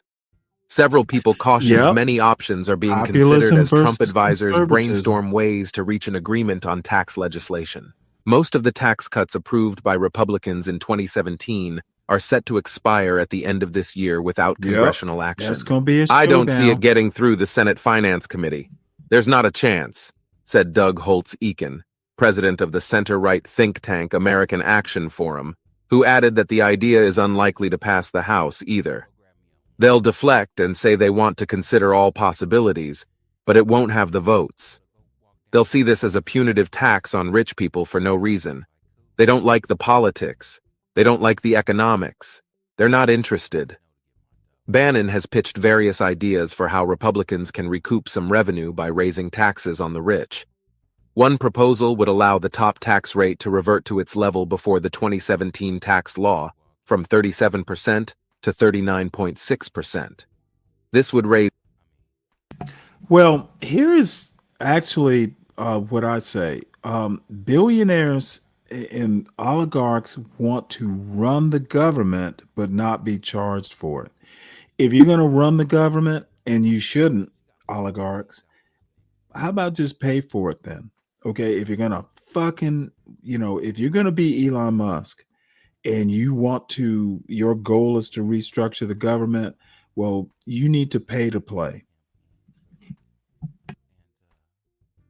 Raise taxes for those with more than $626,350 in earnings. Bannon has also proposed creating a new bracket with higher taxes for those earning $1 million or more, arguing the GOP should act on behalf of its increasingly working-class voting base. Bannon and some other Trump allies have also discussed a third idea to create an even higher top tax bracket for those earning more than $3 million or $5 million, two of the people said. This guts the AOC Bernie oligarchy tour, Bannon said, referring to the populist rallies being held by Representative Alexandria Ocasio-Cortez, Democrat, New York, and Senator Bernie Sanders, Independent, Vermont. Bannon has been trying to convince Republicans to embrace higher taxes on the rich since Trump's first term. Politically, it's game, set, match. It's a no-brainer. This would destroy the Democrats. Critics say that even a higher tax on millionaire income will not do much to address economic inequality. The wealthiest Americans typically benefit from increases in the value of their stock holdings, but Republicans are not currently considering higher taxes on either capital gains or unrealized paper gains. Fewer than 0.1% of Americans, or roughly 150,000 returns, earned more than $2.6 million in 2020, according to federal data. If you want to tax billionaires, you have to go after their wealth. It's quite plausible they raise the top rate because it's not where the money is, Steve Rosenthal, who was a senior fellow at the Tax Policy Center, a nonpartisan think tank, said of the GOP. The money is in the wealth, the retirement savings, the unrealized gains, all of which goes tax-free. So taxing income may not be that big a deal. At a meeting earlier this month with Senate Majority Leader John Thune, Republican, South Dakota, Trump mused about the potential merits of the idea without committing to it, the people said. Those comments were first reported by Semaphore. Allowing the top tax rate to go back to 39.6% would raise roughly $400 billion over the next decade, according to Kyle Pomerleau, senior fellow at the American Enterprise Institute, a center-right think tank. On the Hill, they have a ton of requests, and they're looking for ways to offset their costs, Pomerleau said. The budget people are trying to make the numbers work, and you have the Trump people who seem open to it. But traditional conservatives do not seem to like it whatsoever. Republicans may also be interested in pairing a new millionaire tax hike with legislation to increase the cap on how much state and local taxes Americans can deduct off their federal taxes, a cap introduced in 2017 that also affected more affluent households. That idea, however, would likely leave higher earners worse off in general and will likely be rejected, said Erica York, vice president at the Tax Foundation. A spokeswoman for Vought declined to comment.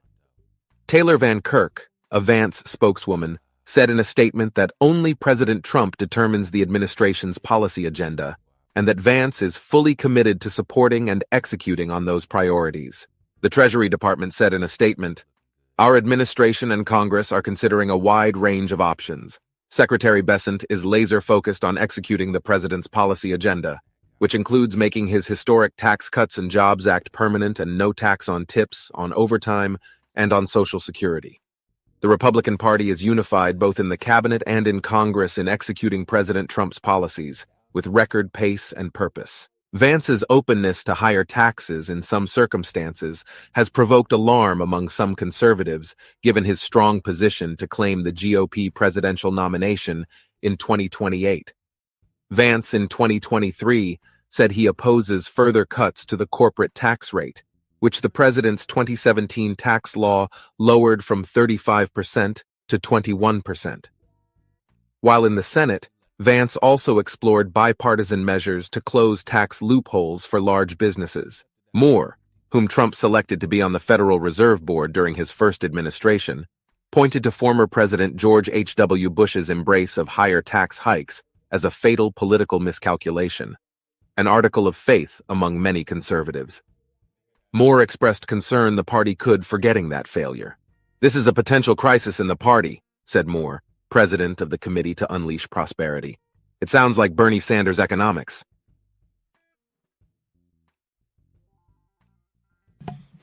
Well, there goes your horseshoe politics or horseshoe political theory.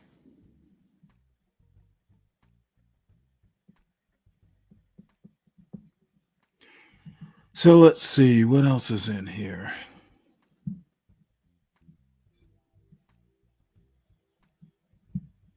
Oops.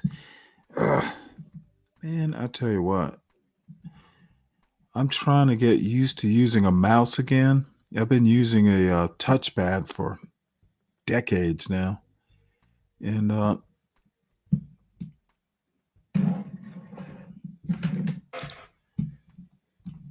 let's see.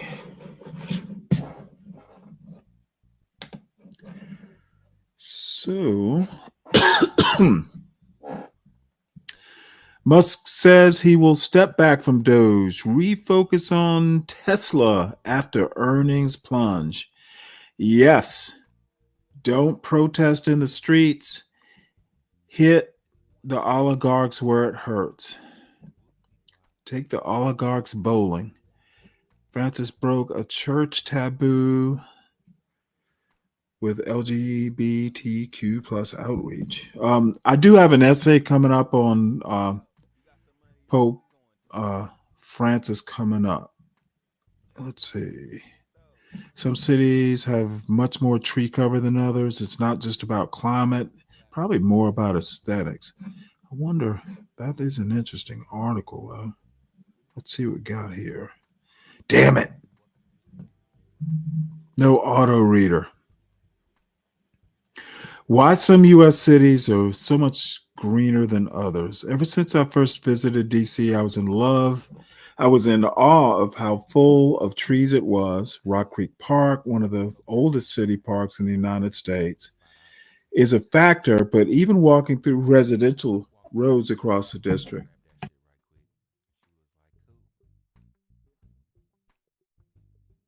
Lush greenery can be found at every corner. Yeah, DC does stand out for that.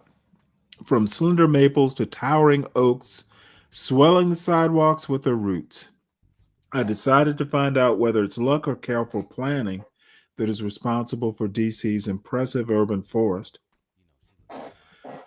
Researchers at the Arbor Day Foundation, the U.S. Forest Service, and they still exist. The Forest Service is still here. Interesting.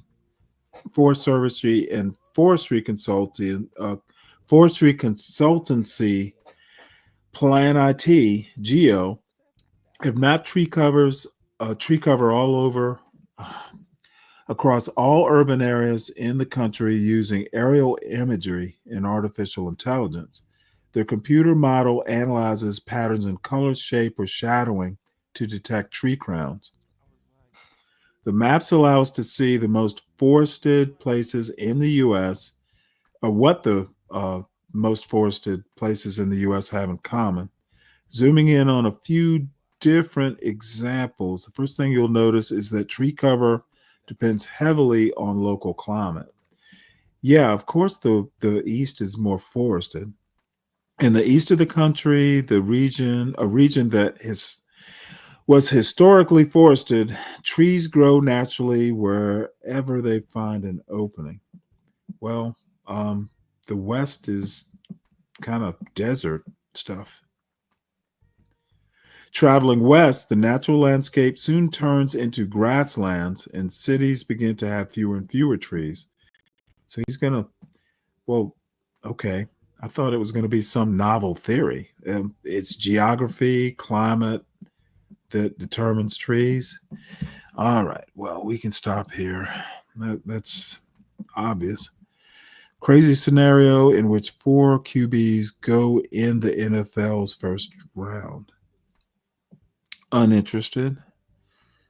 Wildfire near New Jersey coast pushes thousands to evacuate. Is that the Pine Barrens? Do we have anyone who lives in New Jersey in the chat? I love touchpads. And years ago, Kelvin, I had a touchpad that came with a stylus, and we're literally talking back in the 90s. Or maybe it was early 2000s. Logitech made one of the first touchpads that I was aware of, and it came with a stylus. And I'm sure they still have the technology, probably better technology, because you can use a stylus on a computer screen. But back then it was kind of novel, so I could like make my signature, digitize it, and then I could put it in emails. So ever since then, I've just been in love with touchpads.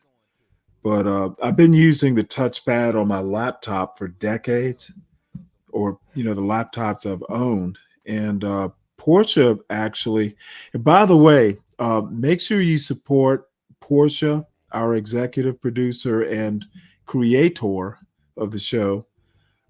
She kind of said you probably want to start using a mouse. So I've been transitioning and sometimes going back and forth within a minute or two, because the things touchpads do better, in my opinion. But anyway, by the way, everyone, make sure you're hit the like button if you're enjoying the show. Also, if you're new to the show, make sure that you subscribe. Most important, to the John Galt Urban Landlord channel, or the Stanley Cross channel, and share the wealth. Buckbreaker, I expect you to share this wealth of knowledge and perspective with all of your friends across the land and indeed world. Well, I was going to say worldwide, but across your flat Earth world. It'll be easier. Linear thinking, flat Earth, kind of the same thing. Just go ahead and share it out. We need more Buckbreakers. We need more people like you, Buckbreaker. I like a morning breakfast of fools. They're crunchy. So, also, if you are listening to this and it's not live, you're watching, like a replay, please make sure you leave comments. I actually get comments every now and again. So please make sure that, at least on the Stanley Cross show, I actually get those comments and often respond to them. So.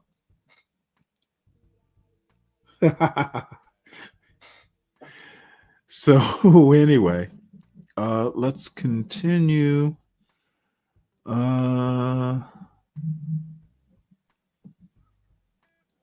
Trump administration unwinds efforts to investigate Russian war crimes. Oh, that'll be the day. Commanders ready for anything in a draft with very little certainty. Well, the last time I lived there, there were still the Redskins. Politics take over Trump's Easter egg roll. Here, let's watch this. Will Pete Hegseth be fired?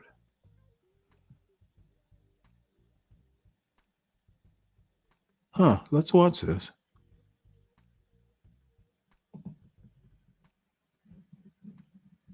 Hegseth not being fired. Ultimately, it's Trump's call. And right now, the reporting that we have is that Trump is still happy enough, at least with Hegseth, likes the quote unquote look of Hegseth. He talks about how he wants folks from Central Casting going on TV. And we know that Trump is Central Casting, avid consumer of cable news. He's picking people for their looks. Loyalty.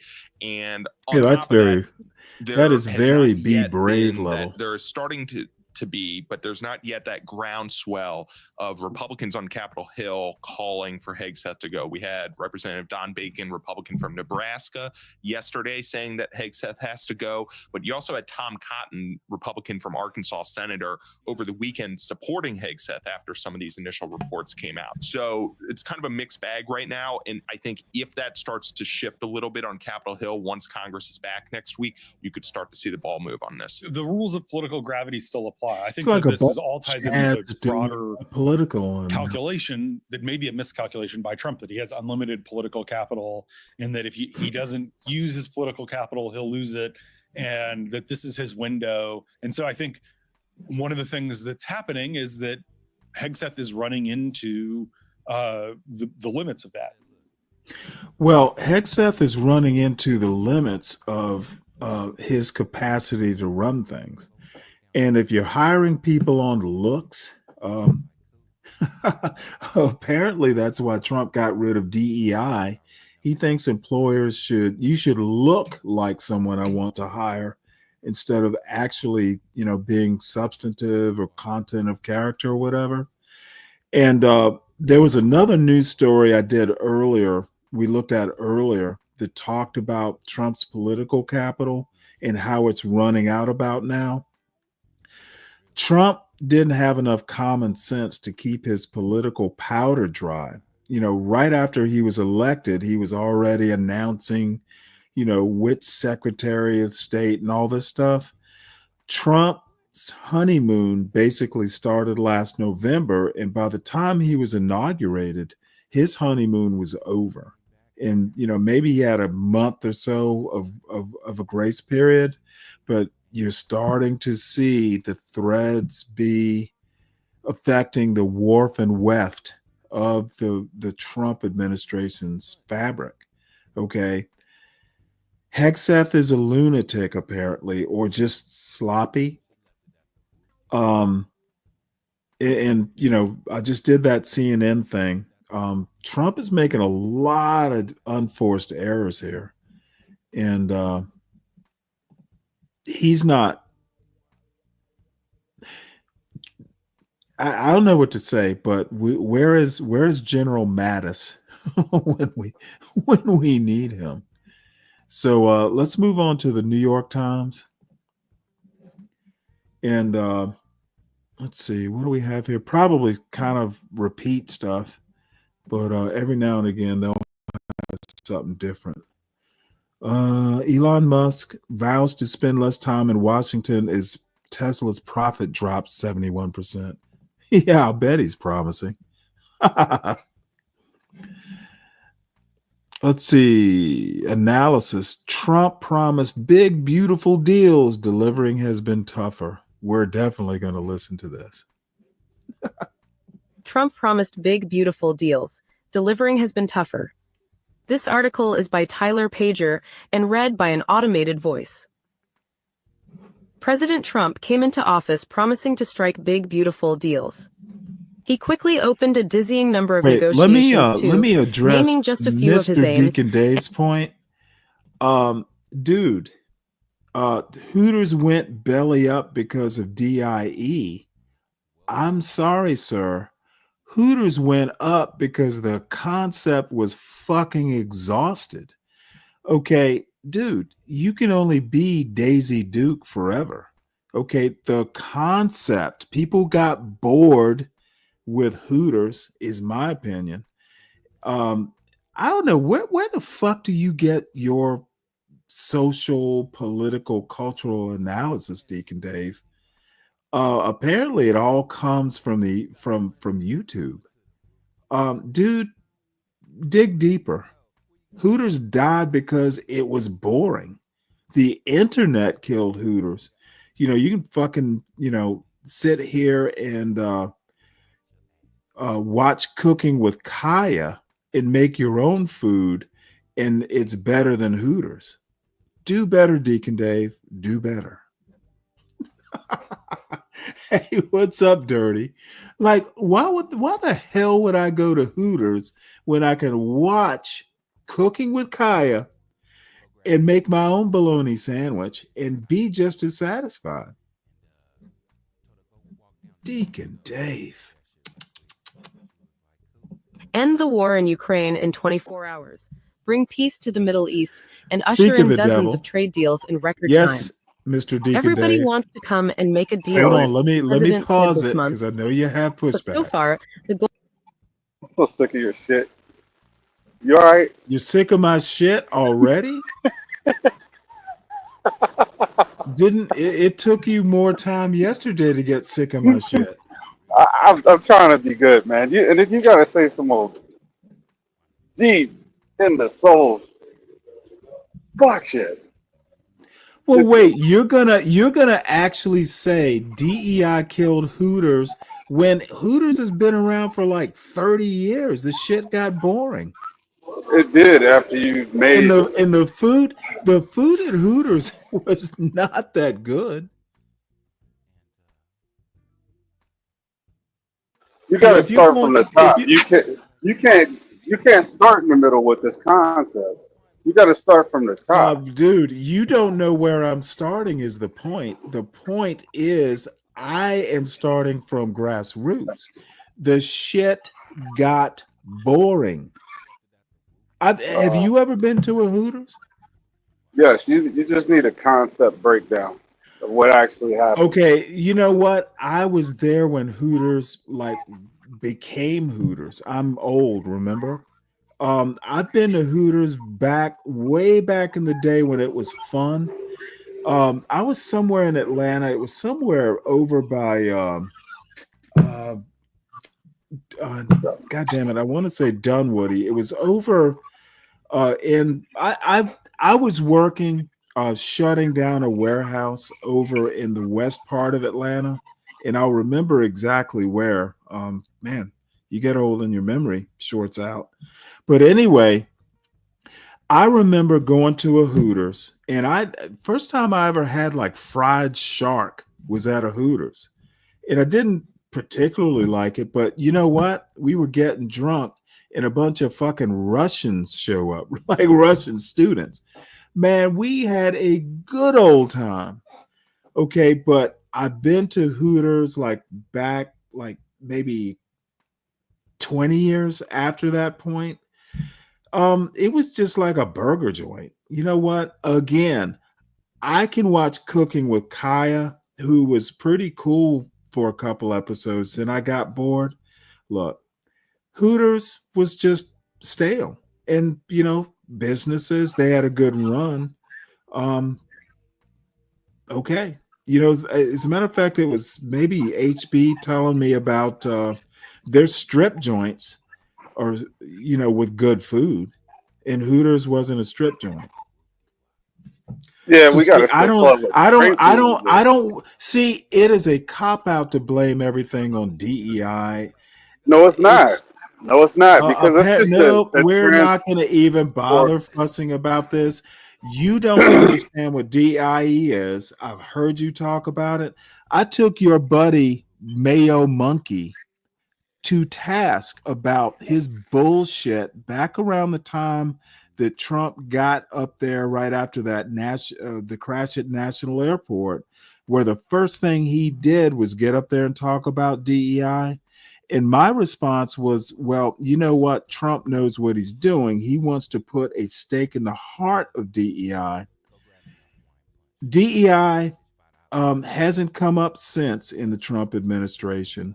And the bottom line is DEI had nothing to do with it. That notion about DEI causing that accident at National has been not only forgotten, but pretty much debunked. DEI is basically what a Christopher Rufo would do. No. I'll let you know when I'm done. DEI got lumped in with CRT and all the other alphabet soup of MAGA retardation. Dude, DEI is how you hire people. If there is a training process to say be an air traffic controller, that's your washout period. You can be diverse in your hiring There's a difference between hiring people and putting them into production, and the middle layer, the buzzsaw, if you will be how vigorous your training process is. So, you know what? I don't even want to hear any more about DEI. If you lower your training standards for DEI, and there was no proof that the air traffic controllers did that. There's no proof that the training standards went through a DEI process. It was the hiring that was DEI. And see, this is what dumb fucks like, well, I wouldn't even call him dumb. Dude, not everyone who casts a vote is dumb. Some people know what they're talking about. And just because you shit out or spew the term DEI, sometimes people actually have a brain and can figure out that you're wrong. Okay, that Hooters didn't die because of DEI. It died because it was fucking boring. It had outlived the concept. Deal with it. And you may get a short rebuttal because I'm right and you're wrong. Well, guess there'll be no rebuttal. Why were we even talking about Hooters? That they look like a bunch of Daisy Dukes. Quite frankly, Hooters should have never been started because the Dukes of Hazzard and Daisy Duke, that shit was over by the time Hooters was started. The goals of many of Mr. Trump's negotiations have been unrealized, even those that he said would be accomplished in days or weeks. The war in Ukraine is still raging, and the president has floated the idea of abandoning peace talks altogether. Hamas is still holding hostages in Gaza, despite Mr. Trump's warning on social media that the terrorist group must release them all, or you are dead. And while Mr. Trump insists that countries are racing to strike trade deals with the United States, the details are scant.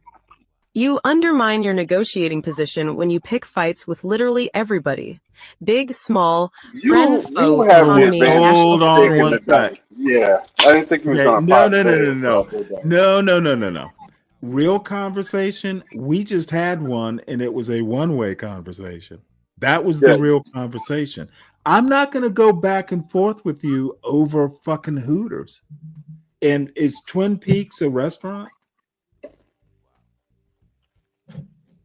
You have any idea? Dolomite is talking about Twin Peaks. Never heard idea?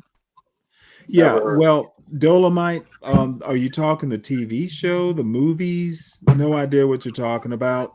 But you have two laughing emojis, so obviously you think you made a point. You did not. So what's your real conversation? We had a unique restaurant. It was called Dick's. And when you go in there, they would let's say you ask for a straw, they'll give you 10 and just shove them in your drink. Or if you say, can I get fries on the side? They'll bring you a plate with like one French fry or maybe two. They were just, the whole concept of it, for people who didn't know, the waitresses or the waiters were just assholes, and they would just take whatever you said literally and do that. We don't have silverware, stuff like that. All right, anyway, the reason why DEI... You didn't happen to be the inventor, the owner, or the head waiter there. No, but it just reminded me when he said Twin Peaks. And then you take this Hooters thing so lightly because... Oh, I take it very lightly. Wait a minute. Let me get it in because you like to shake the dice and I forget my point. That's well, no. That's fine. Go ahead. Hold on. You're not quite getting my attitude right. I take it as like nothing. You say lightly, I mean it doesn't exist. That's how lightly. DEI had nothing to do with it. It was a different name. It was called fat acceptance. They had a Hooters around where I used to stay, but it's one of those jobs where you can hire based on preference because you got to have Hooters to work at fucking Hooters, right? That would make sense. So you're saying the DEI is they started hiring people with no Hooters? What's funny, Stanley. Nobody's laughing. You know what? Well, motherfucker, me and you are the only ones on the panel. So are you no No, one? but that's not something to laugh at, Stanley. It's absolutely something to laugh at, dude.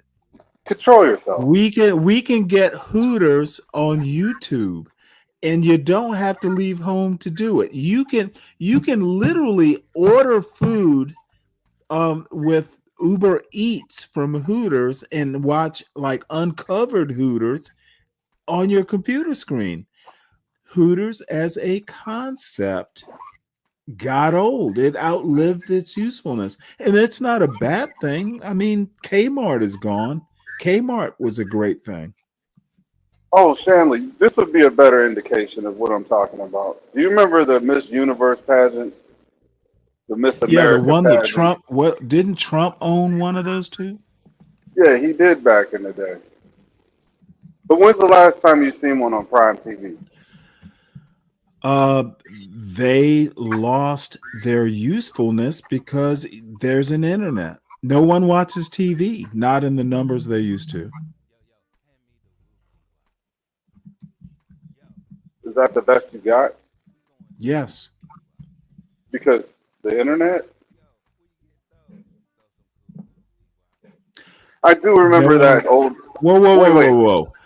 Before you get started on your little soapbox, do as many people watch TV these days as they did 20 years ago?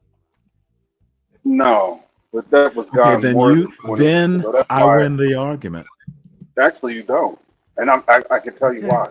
Well, I'm gonna give you a chance to recover.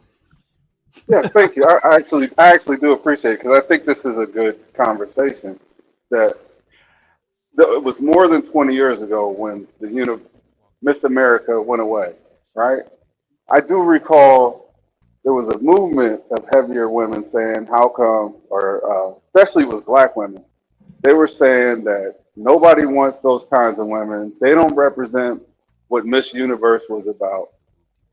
How come there isn't women, more full-figured women in this competition? Or why do we have to look like that? And that's where this whole idea, from my age, or from my perspective, this is where I believe that this European beauty standard thing came from, like the pageantry. So they had to have a certain European. I know beauty it goes standard beyond was that. I know. centuries. I know. Not beyond, before. Way before. There are people who consider that or draw that reference from that because they're not shaped that way. They were trying to get people to accept a different body type for that pageant. Wait. You mean okay? So make your point. So they were trying to get. Why were they doing that? Because they were more full. I guess they had more of a shape, more curves. Period. Okay, no.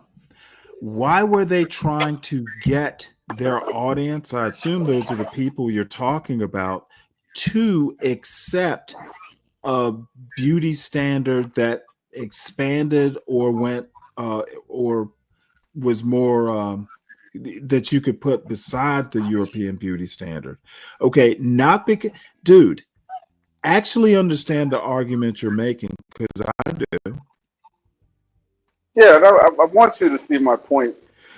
I don't think you actually. I don't think you see your point. That's no. I have a point because this is where let us know when you get to it. So the standards drop for the Miss America thing. Okay, no. One of two things that is a subjective point of view. Yes. I think a better term is the standards were expanded. There was more than one beauty standard that they wanted to include. It was inclusive. If you're going to make a DEI point, use the I, the E, and the D in your argument to prove your point. Okay, the standards weren't lowered. They were expanded to be more inclusive. DEI is a recent thing of something that used to, like a lowering of the standard before. No, just the latest I'm not term. going to accept lowering of standard. It's Okay, so let's do. All right, broader. I'll use the D, God the E, damn and the it, I. dude! You're not going to win this if you keep saying lowering standard. That is so subjective. I don't have to accept it as an argument. I'm trying to make a point. There is no L. There is no L. It's not DEIL. It is DEI. Use the inclusive. They took the standard singular and added more standards, so they were plural standards. Therefore, you satisfy the I in the DEI. It was more inclusive. Okay, so use the D, the diversity of it. Okay, let's not get to the D. We're still working on the I. See, what you need to do is if you're going to make an argument, dude, you will take DEI and start talking about lower standards. Dude, you're not good at this. Okay, I'm not. But Stanley, you don't go to a Hooters with fat waitresses. You don't go to a Hooters at all these days. Why would I spend my money at a place called Hooters with flat-chested women? You wouldn't. Who have no Hooters. You wouldn't. That's why they're closing. That's the acceptance. That's the equity. Okay, the equity think about what you're saying, Dave. Outcome. God damn, dude. I know it's early in the morning. Okay. Why do you think that Hooters needed to be more inclusive of flat-chested women? Flat-chested, overweight. No, ask me. I'm trying to get to your point because I thought you had one. I'm doubtful now. Why do you think Hooters went to a more diverse bust size or bra size? Why do you think they did? What was the reason? And don't just say DEI. That's not deep thought. Because it was exclusive. People couldn't get in. If you didn't have it, Nope, wrong. At least in my opinion, you're not thinking. Your deep opinion, enough. you're going to fight my opinion. You're not over thinking deep enough. All right. So what do you want me to say, Sam? I don't want you to say anything. I want you to think your way through this. Why do you think? I know how why you roll. do you want think? Me to say one why thing do you? particular. No. See, that's why I'm trying not to say anything. I want you to say it once you have reasoned your way through this moss that seems to be in your brain this morning. You need to dig through the moss. What's the question? Why do you think Hooters started getting more inclusive as a business decision? They must have thought it was a good business decision. Why do you think they thought it was? Pressure. I would argue they wanted to expand business because business wasn't good. Look, if the formula was working, they never would have did DEI. It was they wanted to bring in a more diverse clientele. Stanley, I don't buy that at all. Well, you don't have to buy it, but it is a valid argument. Okay. Is it a businesses are in the practice of making money for their shareholders. And if there was pressure to change, it was their customer base or whatever, politicians. There was a business decision that forced the change. Can I shift this argument to? No, let's not shift it until we solve this portion. Okay, so where are we going? Because the reason I think that they started like including people or women specifically that weren't as busty is because not all women are, and not all men like big ass boobs. Some men don't. If I don't like big boobs, okay, motherfucker, we're not talking about you. I said men. That implies a plural. We're not talking about Dave's tastes.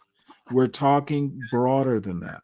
So don't bring up you or whether you like big Hooters or not, my point is that not all men like Hooters.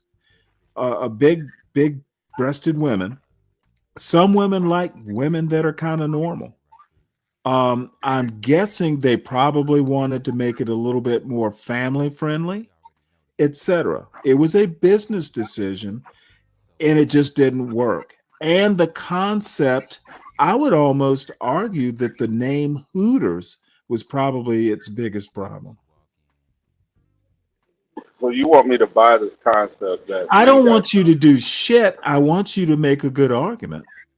Okay, so you threw this concept out there that No, I basically shat on your premise. That's what I did.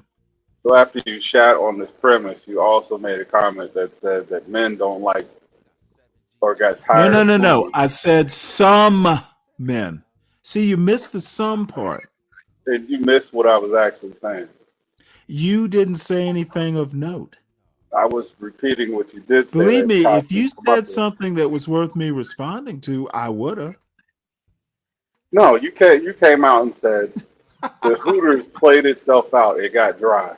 Yes, Hooters outlived its original attraction. And it outlived its original attraction because it lowered the standards to include everybody. No, I didn't say that at all. You said it, and I'm telling you it didn't. That's what I'm saying. Telling you it did not lower its standards. It's not DEIL, it's DEI. I'm saying that Hooters attempted to become more inclusive, at least in its bra size. What the does bra size inclusive of its mean, waitresses. Stanley? What does inclusive mean? Well, motherfucker, look it up. You talk Well, you're about the one adding DEI. this L. Okay, no. What you want to do is that usual weak ass MAGA thing where you think you can out like race. Dude, you're talking DEI. You literally said DIE, which I guess is a joke on DEI. You said that was the end of Hooters, so I assume you know what you're talking about. Don't ask me what the I in DEI means. You brought it up. Do you know what you're talking about? Because far, I'm not sure. Yes, yeah, I totally know what I'm talking about. I don't think you do. I have literally been toying with you like a cat with a mouse. And that's Dude, funny you don't know what you're talking about. You re-entered the argument from where again. You asked me what I stands or means.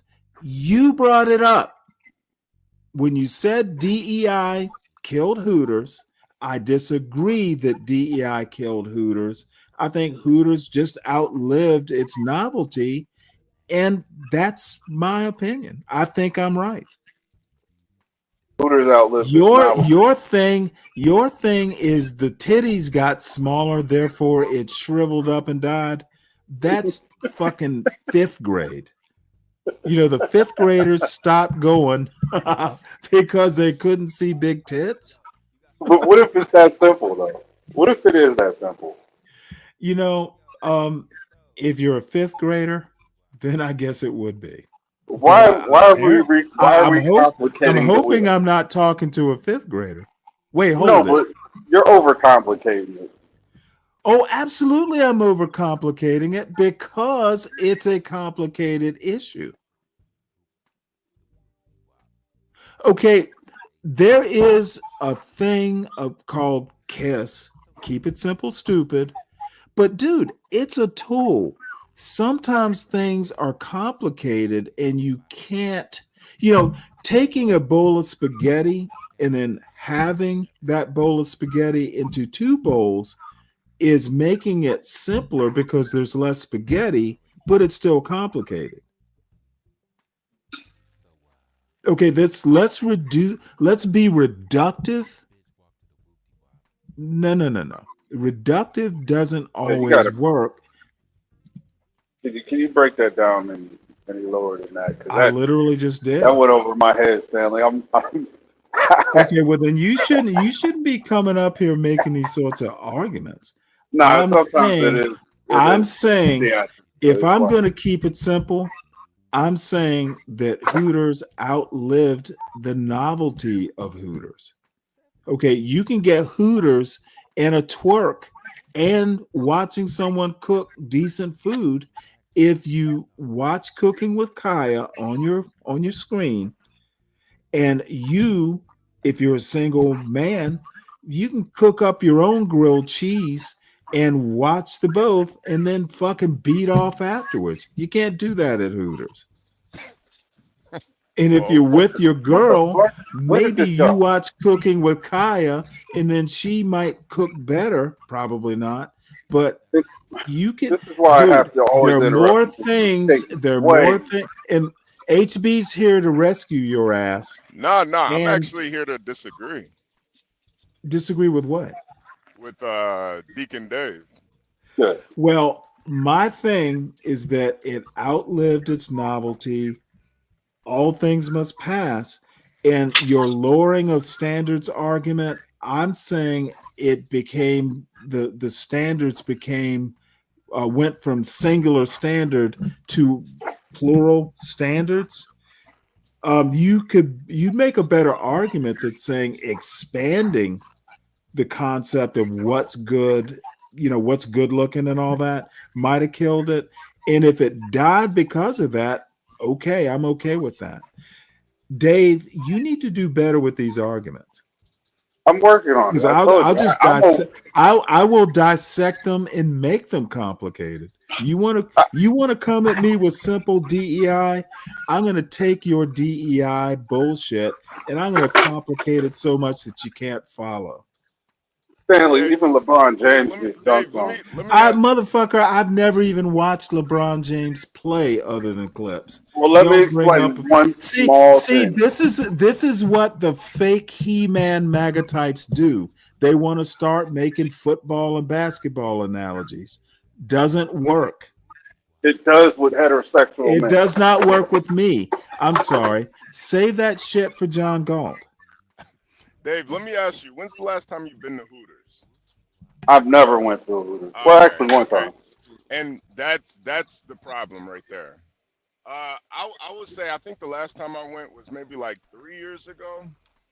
And what I will say is the women all there were beautiful. There was no big backs. There was no overweight women. I think a lot of it was propaganda. You might have had one or two locations that had a bunch of big girls, but on the vast majority, if you're in a big city, you got a Hooters, it's gonna be bad bitches there. But I think Hooters never changed. What changed was men changed. That's what changed. Exactly. Stanley. Okay, I literally just turn the said volume up on that white man? Not everybody likes floppy tits. HB, we gotta stick together. You can't be doing this shit. No, I'm just saying. Listen, I'm about the point. I don't pick sides, man. Listen. Even if I'm wrong, man, let me rock. Hooters never this changed. dude turned his volume up. Men don't even go to Hooters anymore. That's the problem. That's the problem. I'm okay with losing an argument. I'm just looking for my second W. That's all. I'm okay with it. I think I was on to something. There was a time where men would go, they would take their sons. Men ain't doing that shit no more, man.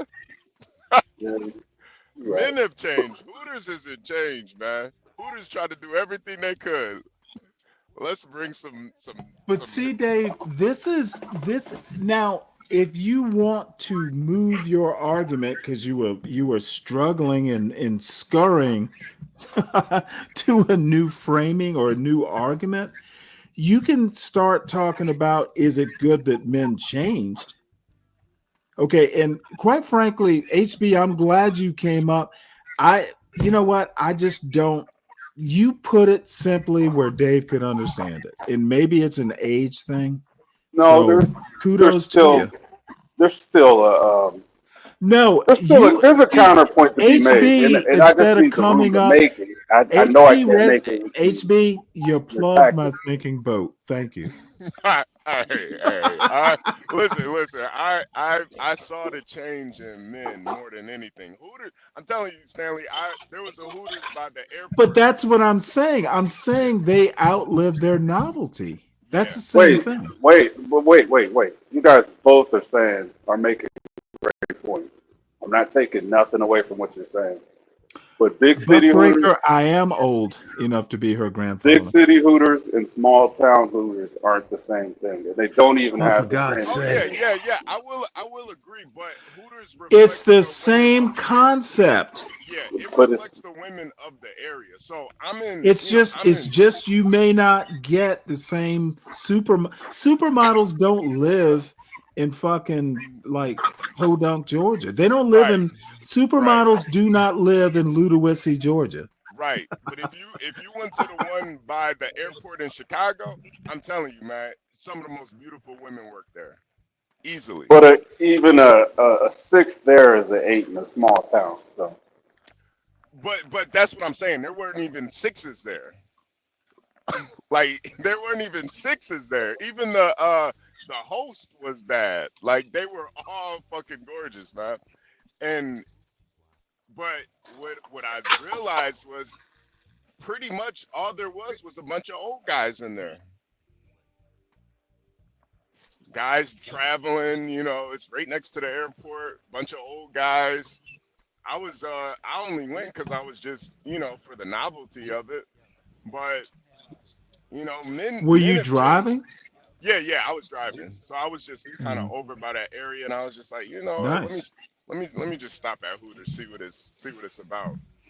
And it was good. And the thing too is I think there's I kind of agree with Stanley too. I think the name really hurt it too. Because they have absolutely. Well, yeah. I mean, back in the day, it was kind of like a novelty thing. Yeah, they have a place called that's just like Hooters called Tilted Kilt. I don't know if you guys ever heard of that. No, that sounds like a Magic Mike thing.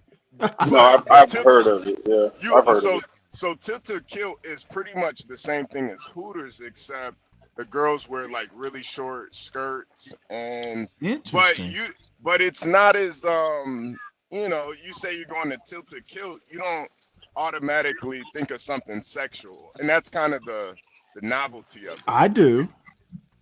Well, I did it when I first went. I didn't really know what to expect, but we had. Well, that Catholic school, that hot Catholic school outfit. Yep, that's exactly the look. And I mean, again, all of them were bad bitches. They were all fucking gorgeous, and it's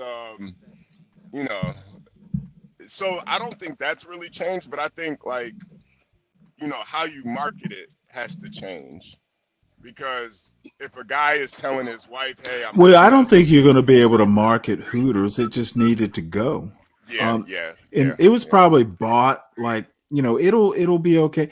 Dude, Kmart died. I remember, when I was like 10, we'd go into Kmart looking at Christmas toys, and here we are 50 years later and it no longer exists. That's how it works. Nothing lasts forever. Yeah, I really do think I really do think that whole DEI shit, I really do think it was propaganda, man. Like, I think there was maybe like 1 or 2 locations that had a bunch of big girls, and they tried to, I don't know, man. This might have been some some corporate takeover type shit. Let me address Dolomite right quick. Hold on one sec, Dave. Dolomite, because Dolomite, thank you for supporting the show. Apparently, the closest Twin Peaks to me is on the other side of the state. Probably about, I wouldn't be surprised if it's like a 5-hour drive. Because I'd have to go through. I definitely would have to go through Atlanta downtown. But anyway, I did check out the closest Twin Peaks. I was thinking hopefully there was one in Savannah. because I'm going to be there in June. I'm thinking about spending the whole summer in Savannah, but probably not. HB, I have to tell you the funny thing my father said. So we'll check out the Tilted Kilt next. No, we're supposed to go down in June, like the beginning of June. Mm-hmm. And I'm like, well, my father's like, well, you can stay a week or whatever, I'm like, you know what? I have nothing better to do. I have no schedule. I can spend the whole summer down there for all I care. I'll have to come back to check on the house, and I got my neighbor and my sister and all, but so, and I said, well, it's actually Trevor that I'm worried about. He's young, all his friends are up here. My father said, well, you know what? He can just catch a damn Greyhound bus. No, it doesn't matter. Which is the reminder is Stanley, the boy is a man, at least a young man. You don't have to go where he goes. He doesn't have to stay where you are. He can take care of himself. So I thought that was kind of beautiful. Yeah. Let the boy have his life, Stanley, is what my very subtle father was saying. But I think that's another good example. Twin Peaks. It's kind of, the name is kind of ambiguous. You don't automatically think of, and those aren't titties, they're mountains. Right. And it was a TV show and a movie series. Right. Not Hooters. Yeah, Hooters it's a little just too on the nose, man. That's really like a on the nose. Yeah, like when you're motorboating, it'll be right on the nose. Yeah. Nah, I think the argument I wanted to make is that there's a social pressure that changed why do you it. always Stanley fucking cuts me off every time. I can't make the point. Why are you defending this argument? The argument I'm not. I just wanted to make the point. It's almost embarrassing that you wanted to make the argument. No, it was supposed to be a 10-minute rebuttal. It turned into a half an hour dissertation and let down. And I make my arguments with screwdrivers and tools in my hands, and I'm doing shit, and I can't really focus on what I'm saying. But there is an argument though, Dave. But I think that's kind of it's really kind of it's just the product. Like, it's hard to market that in this day and age, especially to younger people. Absolutely. And a part of me didn't want to go 1 for 12 against. Now this is the white nationalist. This is the white nationalist flavor of Hooters. Yeah, see, you see, Tilted Kilt is, you see what I mean? Like, it's the same concept, but it's a little. And wait, hold it. Relaxed. This looks like it's in Georgia, and I bet if this is in Rome, Georgia, I'm gonna give y'all shit because that is Marjorie Taylor Greene territory. You got enough gas in your car to make it there? I don't plan on going there. Later, not right now. Where is? Wait, you gotta get a John Galt camera. Yeah, a what? I enjoyed Tilted Kilt. I went there. Okay, well, apparently this location in Georgia doesn't exist anymore. But I'm thinking it was just north of me in Rome, and that's Marjorie Taylor Greene territory. I bet she was the owner. She might have worked there a couple of days. I wouldn't mind. Well, Solid Snake was up here professing his love for her. Ooh, I love her body type. Her body type. Oh man, she could definitely do way more. He said, I bet she can do a squat. Yeah. But no, Dave, the whole DEI thing, man, I don't know, man. I really do think that was propaganda. I think so whoever wanted to end Hooters, they used that to end it. Hey, HB, do you think that there's always going to be some kind of social grievance, and it doesn't matter what it is, the same people get behind it? You could call it DEI this time. You could call it the fat acceptance the last time. There's always the social grievance. Oh yeah, definitely. And that group of people who do that, they just go from one to the next to the next to the next, and they're usually on a certain political side of the aisle. No shade, Stanley. Absolutely. But I also know that those social like grievances and pressures, a lot of them are money motivated. They don't just come out of nowhere. They have like a directive and money behind it. So a lot of times it's just like corporate takeover type shit. Like one company wants to end another company, so they'll push this narrative like, hey, this company's not doing DEI. They're not. They don't accept different types of women. And once that company does it, it ends the business. It's it's all like corporate espionage and shit, man. It's not really what the people want. Nobody wants to go to Hooters and see a bunch of big women. You don't go to Hooters for that. You go to And Hooters it's the same group that because I live close to Cleveland, and I was an Indians fan my whole life. Then all of a sudden, it became racist, even though it was a exactly. Because no Indians don't complain about any of that shit. Native Americans, they don't complain about that shit. It's like corporate bullshit, man.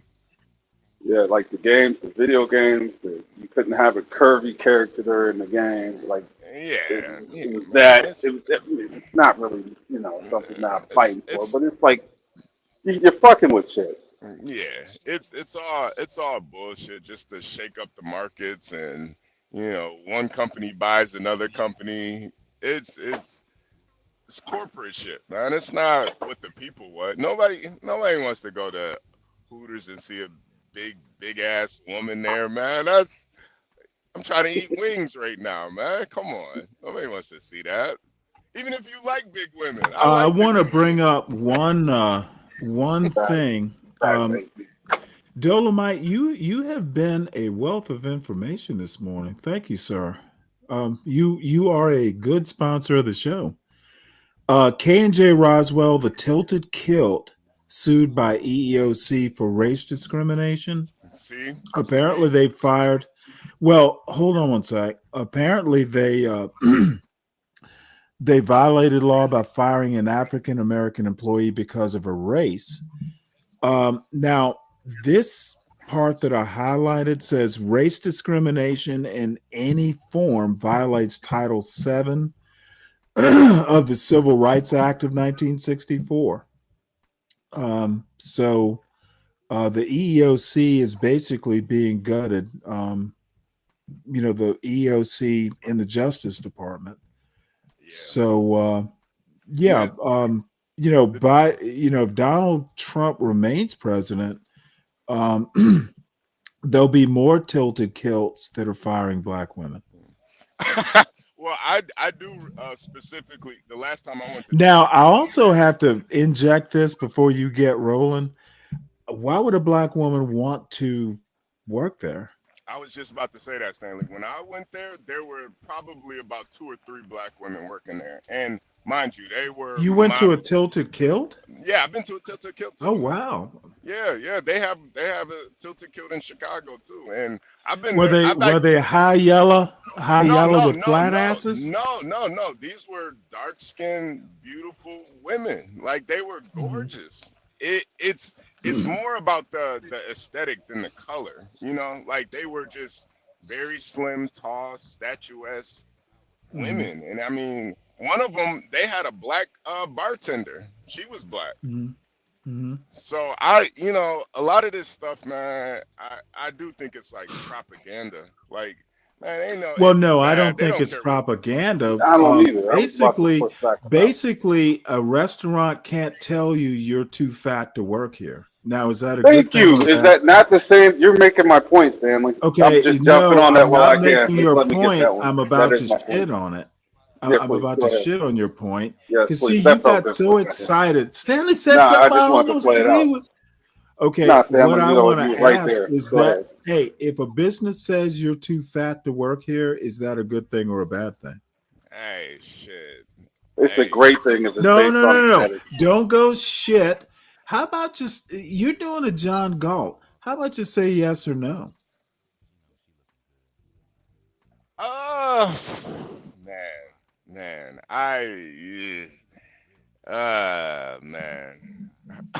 What's up, Emperor? That's a tough See, question. and now hold on. Before we go too far with this, I don't mind the nuance, bringing in nuance and stuff. But I honestly, one of the things that irritated me about the conversation with you and John yesterday is sometimes yes or no is enough. You don't have to elaborate.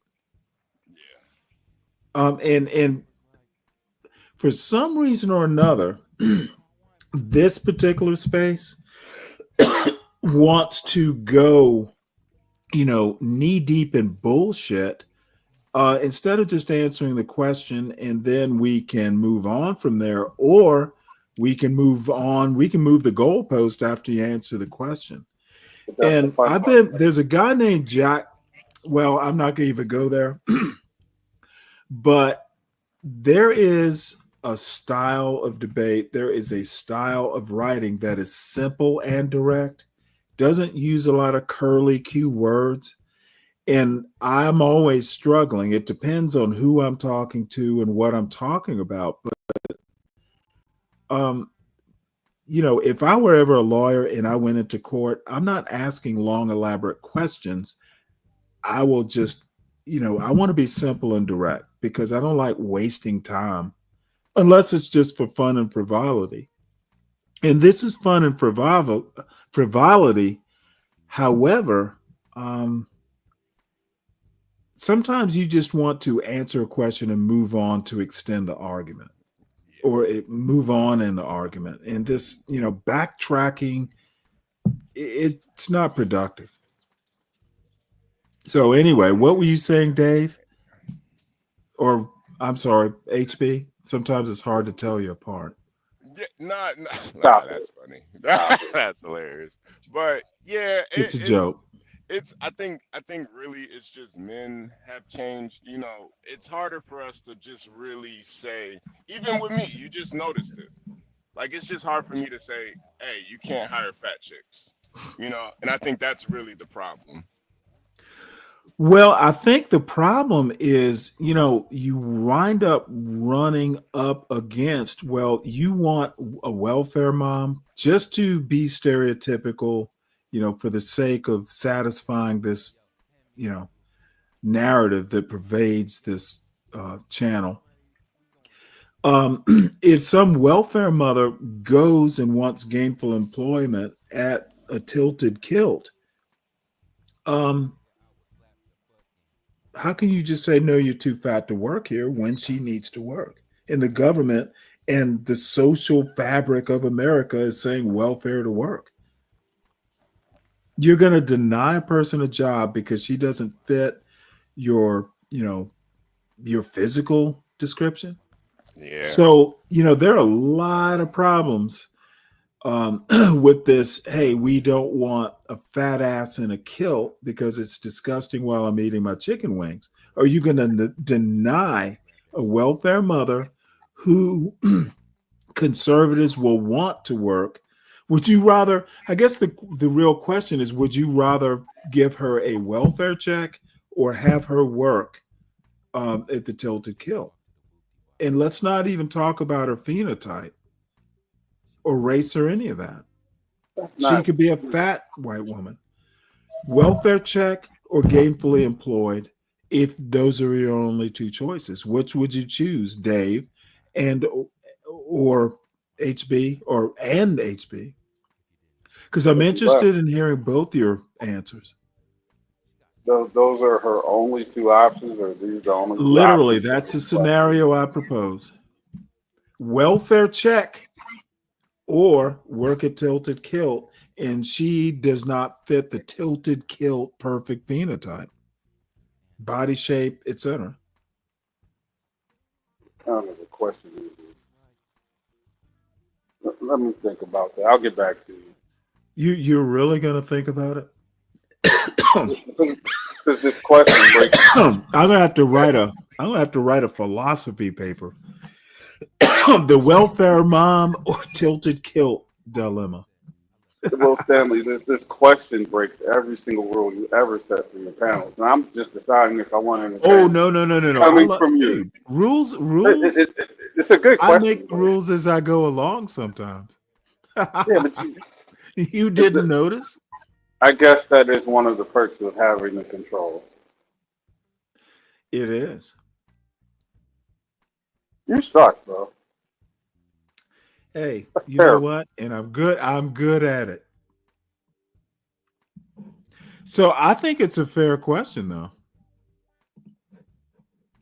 Hey, Emperor, if you're in the chat, you got a second, bro.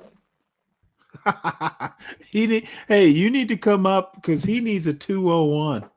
He needs help. I do need a second opinion if I should entertain your query. Well, wait, why do you need a second opinion? Just because, man. All right. Well, in the meantime, let's go ahead and play this. Trump promised big, beautiful deals. Delivering has been tougher. Because we got off, and I want to finish this, and I guess I'm going to be derailed. There's nothing here that's so important that we need to cover it. And by the way, folks, there will be a morning roast. Last I checked, I think it's scheduled for 11. So you will get your anti-black breakfast. Well, maybe we should call it the anti-black brunch. So let's play this. And Emperor, if you can join, please do. Emperor actually, graced us with his presence yesterday afternoon. The same time, said Ian Bremmer, the president of Eurasia Group, an international consulting firm. On balance, he's going to have a much harder time because he's trying to do all this stuff at the same time. We are graced once more. Deacon Dave needs a friend to help. Yeah, this was like one of his Who Wants to Be a Millionaire questions, so I had to phone a friend. Do you think... Deacon Dave, you're a lifeline. Yeah, it's a lifeline, yeah. According to Stanley's panel rules, should we allow him to play the whataboutism or what if? Oh, no. Whataboutism, we were talking specifically about the tilted kilt, their beauty standards, or the type of woman they want to hire. And then I just thought, well, you know what? Should a business be allowed to tell a woman, hey, you're too fat to work here. We want our waitresses or our servers to look this way. And then I thought, well, wait, what if that woman is a welfare mother and the choice is between, hey, you work here despite your phenotype, and, the government or EEOC, says, hey, you got a letter if she's qualified. And can qualifications be, hey, your ass is too big? We want a certain body measurement.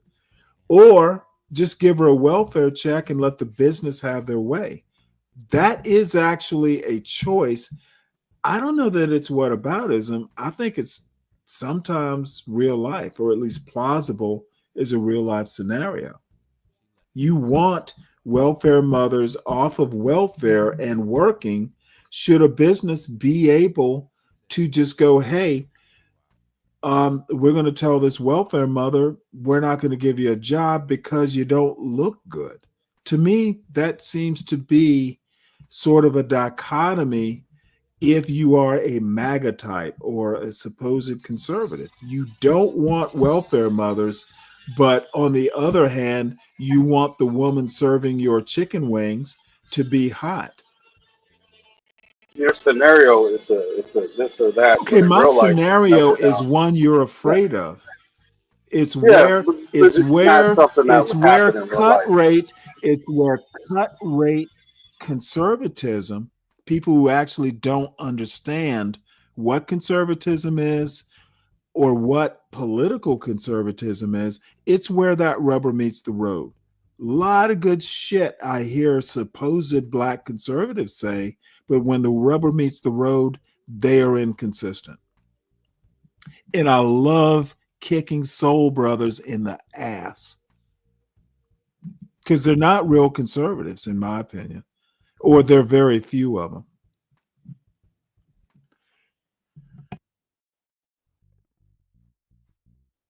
And Dave, I'm sorry, Emperor, for some reason, I see the connection, but it's not connecting. So you may want to drop out and try again.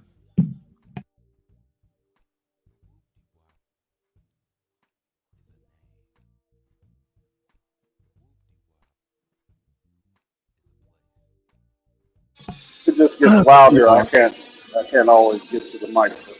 Give me a second. Well, that's all right. You know what? If you let me know that beforehand, I won't be expecting a quick and pithy response. I'll just know that you're using excuses. I'm kidding. I'm kidding. Can y'all hear me? Yeah, I can hear you. Okay. What's going on, man? Nothing much, man. Nothing much. I heard the question, and you were asking, like, should a restaurant be able to say you're too fat to work here? I think it's a way around it. I think just like Hooters, have they had their criteria. What's the way around it? The hiring process. Just, you don't have to necessarily say, hey, you're too fat. You can just say, well, it's more qualified. Right. Well, let me go back, because from where I asked that question, I kind of kept moving the goalpost. My question is, and this is more a scenario now. The initial question was, should restaurants be allowed to say, hey, like a Hooters type Twin Peaks, a Twisted Kill Twin Peaks type of restaurant, say, well, look, you don't meet our physical requirements. You got to be, all these particular physical criteria. EEOC is not necessarily going to allow you to do that, at least. And I don't know deep, I don't, I'm nowhere near an expert, but this is just kind of a top-down looking at it, a non-expert. So if your ass is too fat, we don't want you to work here. However, then I started thinking, well, what if that, woman whose ass is too fat to fit in the kilt, or just doesn't look good in a kilt, what if she is on welfare? And, back in the Clinton days, and I suppose even now, we don't necessarily want people who are able to work to be on the welfare rolls. So can a business, or should the government allow a business to turn someone they want to get off the government dole? Should they allow, say, a Twin Peaks to go, well, shit, you're not good enough to look here. Otherwise, other than her look, she's ready, to work. She can serve a chicken wing, as well as a supermodel. Why should a business, it comes into a dichotomy. You want a certain type of worker based on phenotype and looks and all that stuff to work here. But yet someone who doesn't meet those requirements, we don't want them on welfare. Well, first of all, those are two conservative things that, in my opinion, are kind of pushing up against each other. And I lean conservative, but at the same time, it's like no restaurant is going to get a single. Okay, let me make it easy for you. The question is, should this restaurant be allowed to reject someone, and the government, if that restaurant rejects her for looks, then the government owes her welfare, because she didn't get hired based on looks, which is esoteric. Won't owe her welfare. She just go try another restaurant. This is a scenario. This is a closed. Okay. All right. I'll play along. Well, she'll just be on welfare then. I think yes. And we will be happy to pay the welfare. We won't be complaining. Okay. She won't. So you're okay with that? In that scenario, yes. I mean, because she won't be. Well, good. At least you were able to answer a question. Hold on. I'm good with the answer. I know. No. Hold on. Let me break it down even more. But she won't be getting as much as she would be working. That's with welfare now. You don't. Okay. Well, no. She wanted to work. She went and applied, and the only reason she didn't get the job is she wasn't pretty enough. But no. Well, you said she was fat. So okay, she was not. Okay, is fat a form of ugly to men like you? Yeah. Okay, well then, don't concentrate on the type of ugly. She was just ugly. If a woman gets rejected because she's ugly, and that's the only reason, then she deserves welfare, and she does not get paid less. Let me ask you this: she wanted to work. What if a black man opened a thing? No, now you're moving the goalpost. We can cover that. We can cover that scenario. We weren't talking about a black man going to work at Tilted Kill. See, again, you need to focus on the scenario presented. We can move on to your scenario once you have answered this. And I think you did. I said she would just. My only problem is she needs to be paid welfare, not at a reduced rate. She needs to get full benefits. No, welfare. She wanted to work and she was rejected based on her looks. No. See, this is why I disagree. Welfare needs to be a motivator. Yeah, you get. Okay, the motivator. No, see, you're moving. Maybe you didn't. No.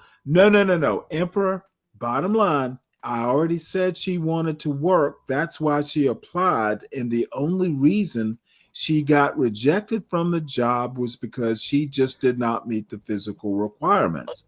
My question is if that business is allowed, because there's no EEOC to prevent it, if the business gets to not hire someone based on looks, if the only other choice is she be on welfare, that's where these sorts of ridiculous conservative sort of viewpoints clash.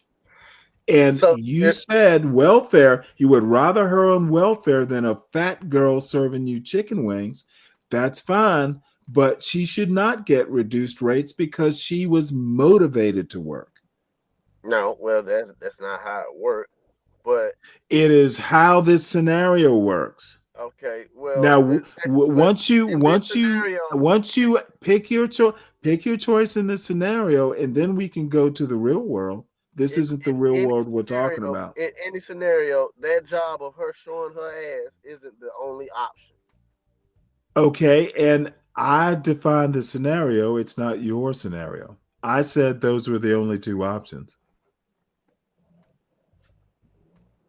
Now, you want to move on to your scenario, which I assume is the real world. I need your answer. You see why I didn't want to answer. He tries to go for the easy. Because you know that. See, this is what Black conservative MAGA folks fear. They actually fear ones or zeros. They fear yes or no. And I'm very good at breaking down these dumbass MAGA people and their desires for pretty girls serving them chicken wings and welfare moms. Well, you know, congratulations, Stanley. Y'all criticize welfare moms for being overweight. Well, what if that overweight welfare mom wants to get off welfare and go work at the restaurant where you like ogling babes while you chew on chicken? Okay. Okay. I say, Whoa. Before we even do that, just go ahead and admit you couldn't answer a question in this scenario. You threw in Welfare or work is the choice. Welfare or work is the choice. Send her to work. See how much she get paid in tips. She won't get paid as much as in Okay. tips. No. Welfare or work, you could just you said work. So you said work. So I accept work. I accept. Yeah, but she won't Now, be getting paid Dave, that much. do you have an answer? I'm gonna defer to Josh. Well, then he has chosen a woman with a fat ass and a tilted kilt. But that's a good answer. There was no wrong answer, by the way. You're So right. fat ass in a tilted kilt, She gotcha. won't be if she's fat. Hold on. If she's You would fat, prefer a fat ass in a tilted kilt she's versus someone sitting home getting and- fatter on welfare. I Okay, think but- that's a good decision. Yeah, but she won't be getting paid as much in tips. I don't care about her pay. Whoa! You care about her pay? She was on welfare. Okay, again, it's either welfare or work for the fat girl. Okay, the fat girl will work, but she won't get paid as much. As But she will be working at the tilted kilt, serving you chicken, serving you chicken wangs. I don't care for a fat bitch or a skinny bitch serving. Hey, you know what? But she's gonna be working, giving you the food. And the reason I'm harping on this is HB said something about he doesn't want ugly women serving him chicken wings. Well, nobody does. I agree with HB on that. And I'm like, well, hey, wait, would you rather her be on welfare? And he dropped out before I could get to it. Who wants Quasimodo serving them chicken wings and beer? Hey, I don't care who serves me my chicken wings and beer as long as he's had a shower. Most men do. Because those types are the ones that try to strike up most of your waitresses try to strike up a conversation anyway. Do they really? And I usually shun it. In my experience, yeah, they try to, hold small talk with me. Yeah, well, for obvious reasons. Yeah, to get that tip. And it depends on how she looked and how she, how quick. I had no idea you tip on looks. Do you tip white girl? Do you tip pretty white girls more than pretty black girls? Oh yes. So you will give a pretty white waitress more money in a tip than a pretty black waitress. It depends. See, this is two things. I love it. I love it. Hold on. Now, if she's pretty, that's one. Oh, no. Answer my scenario. Would you give a pretty white girl who's a waitress more money because she's white than a pretty black girl who's just as pretty, by the way? The only difference would be phenotype, but just as attractive. Okay, now we got to have a tiebreaker then. If she whoever brings you're gonna bring in an Asian girl? hey, if she an Asian woman built like a black woman, she's getting the tip. But no, if she can, whoever brings me my food expeditiously, they getting the most money. They getting that money. So service, not pretty. Service, not both. Not pulchritude. Both, Stanley. If you're pretty and you can work hard to get me my food on time, yeah.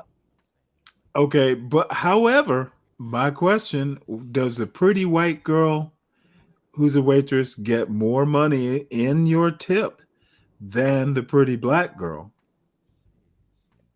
Like I just said, it depends on the Okay, you didn't just say, all I'm looking for is white girl or black girl.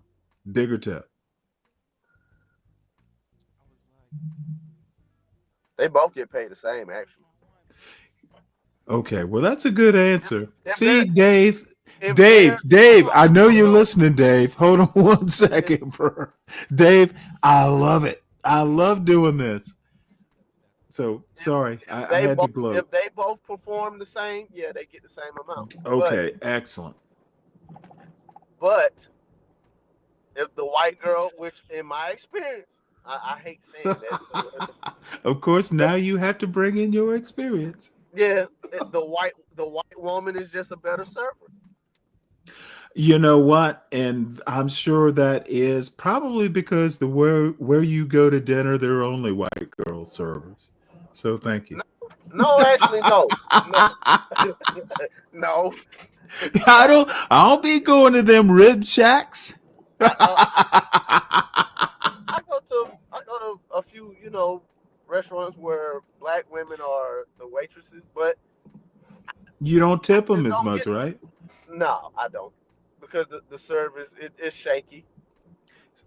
So do you think bad service is genetic to black waitresses? Hold on, Stanley. I will say this. Now, when it comes to alcohol, as far as drinks being served and getting. Well, wait, where do you go to eat? The club? Huh? Where do you go to eat? The club? No. Like your Texas roll houses or your Longhorns and stuff like that. Just other little eateries and stuff. To get the quote unquote hookup, the black woman, depending on if she's feeling good that day, they'll actually look out for you as far as your drinks, your alcoholic drinks. Which I know is against restaurant policy. They'll probably add a little extra alcohol to your drink or whatever. But yeah, I've noticed that. But as far as just overall service, the white woman is a better server. Yeah, well, you know what? Apparently, it all comes down to genetics. Waffle House, Stanley. Even at a Waffle House, the white woman that works at Waffle House is just a better server. I kid you not. Why do you think that is? The white woman actually enjoys work, and she's just a approachable. Okay, why do you think that is? You're kind of expanding on she's a good worker and all that and pleasant. Why do you think white women waitresses at the Waffle House are better at their jobs? What's the motivation than the black women? Not just Waffle House, but it's because they understand the concept. You catch more flies with honey than you do vinegar. And black women don't? Nope. Why do you think that is? I don't know. I think the black woman is just entitled in her mind from the jump start. Like it's just, I don't want to be here. It's always I don't want to be here type attitude with them. So yeah, it's gonna be, what you want in their mind. I think if they could speak their mind without getting fired, it would be what you want, nigga. You want all that? God. Every black waitress, right? Yep. Just about. Gotcha. Just about. Gotcha. Now we'll say the fat, cute ones. They are the ones that The fat, cute black waitresses. Yeah. There's some fat, cute ones out there now. They. And they're better than the skinny black waitresses. Oh yeah. Interesting. Oh, yeah. Interesting. Yep. All right. Hey, be careful, Josh. Be careful over here. You know me, man. You know I stand on what I believe in. So hey, absolutely. It is what it is. Hey, the white woman is just a better server, a better waitress. That's why the white woman gets more tips. I had a waitress come up to me at my table and say, "What do y'all want?" Is that a pleasant greeting? Hey, Josh, I want you to take a wild guess what kind of waitress that was. A skinny black woman.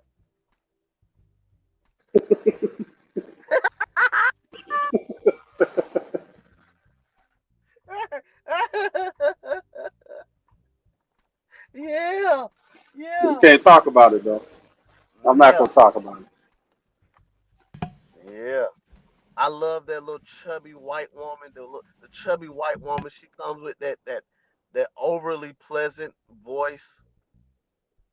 Hey guys, welcome to the Longhorns. How may I help you guys? What do you guys be having? Water? And for the cuties, they calling the kids cute. All of that, all of that. You don't see that the black woman don't do that. And what little man want? like, like it's just different, Stanley. I'm sorry. I hate to tell you that, man. I hate to tell you that, but the white woman is just more pleasant. I'm gonna put those drinks in right now. Hey, you're kind of low. Is it? I don't know. I can barely hear you. Well, I'm gonna guess it's because you just look like the type of black man that would appreciate that chubby white woman more. You I mean, probably look deep. You probably look deep in that waitress's eyes, and she feels the yearning.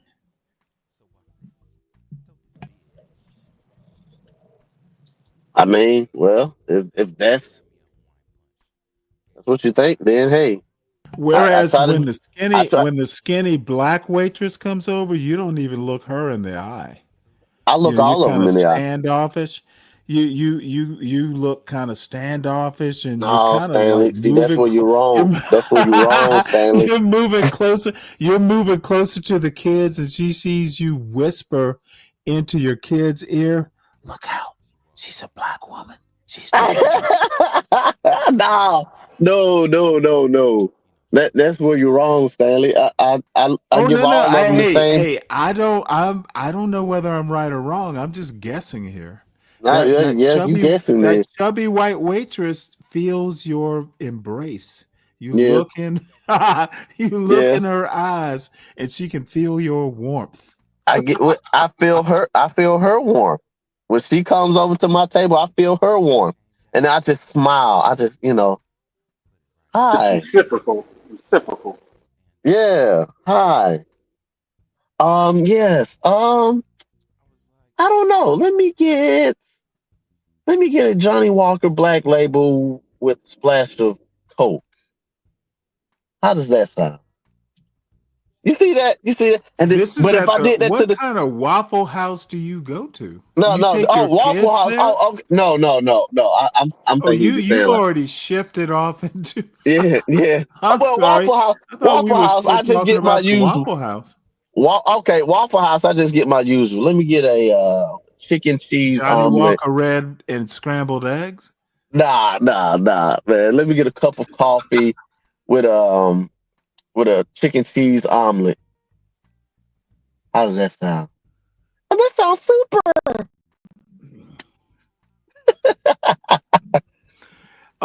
Simon, see, this is where That's got people it like going. you get. You know what? I'm not going to even bother arguing this. I chose a woman who happened to be white. Are you married, Simon? Bet you're not. Oh man. As a Yeah. matter of Hey. fact, Simon, you need to go to the Waffle House with the Emperor. He'll pick you a good chubby white woman. Hey. Hey. And it's crazy. Even the meth heads that work there, the white meth heads, they treat you good. Mm-hmm. And you tip them big enough to get some more meth, right? Yeah. Hey. She served me good. Wow. She served me good. So here's your reward. Go get high, baby. Go get high. Oh my Lord. You know what? You do sound like SKC in this.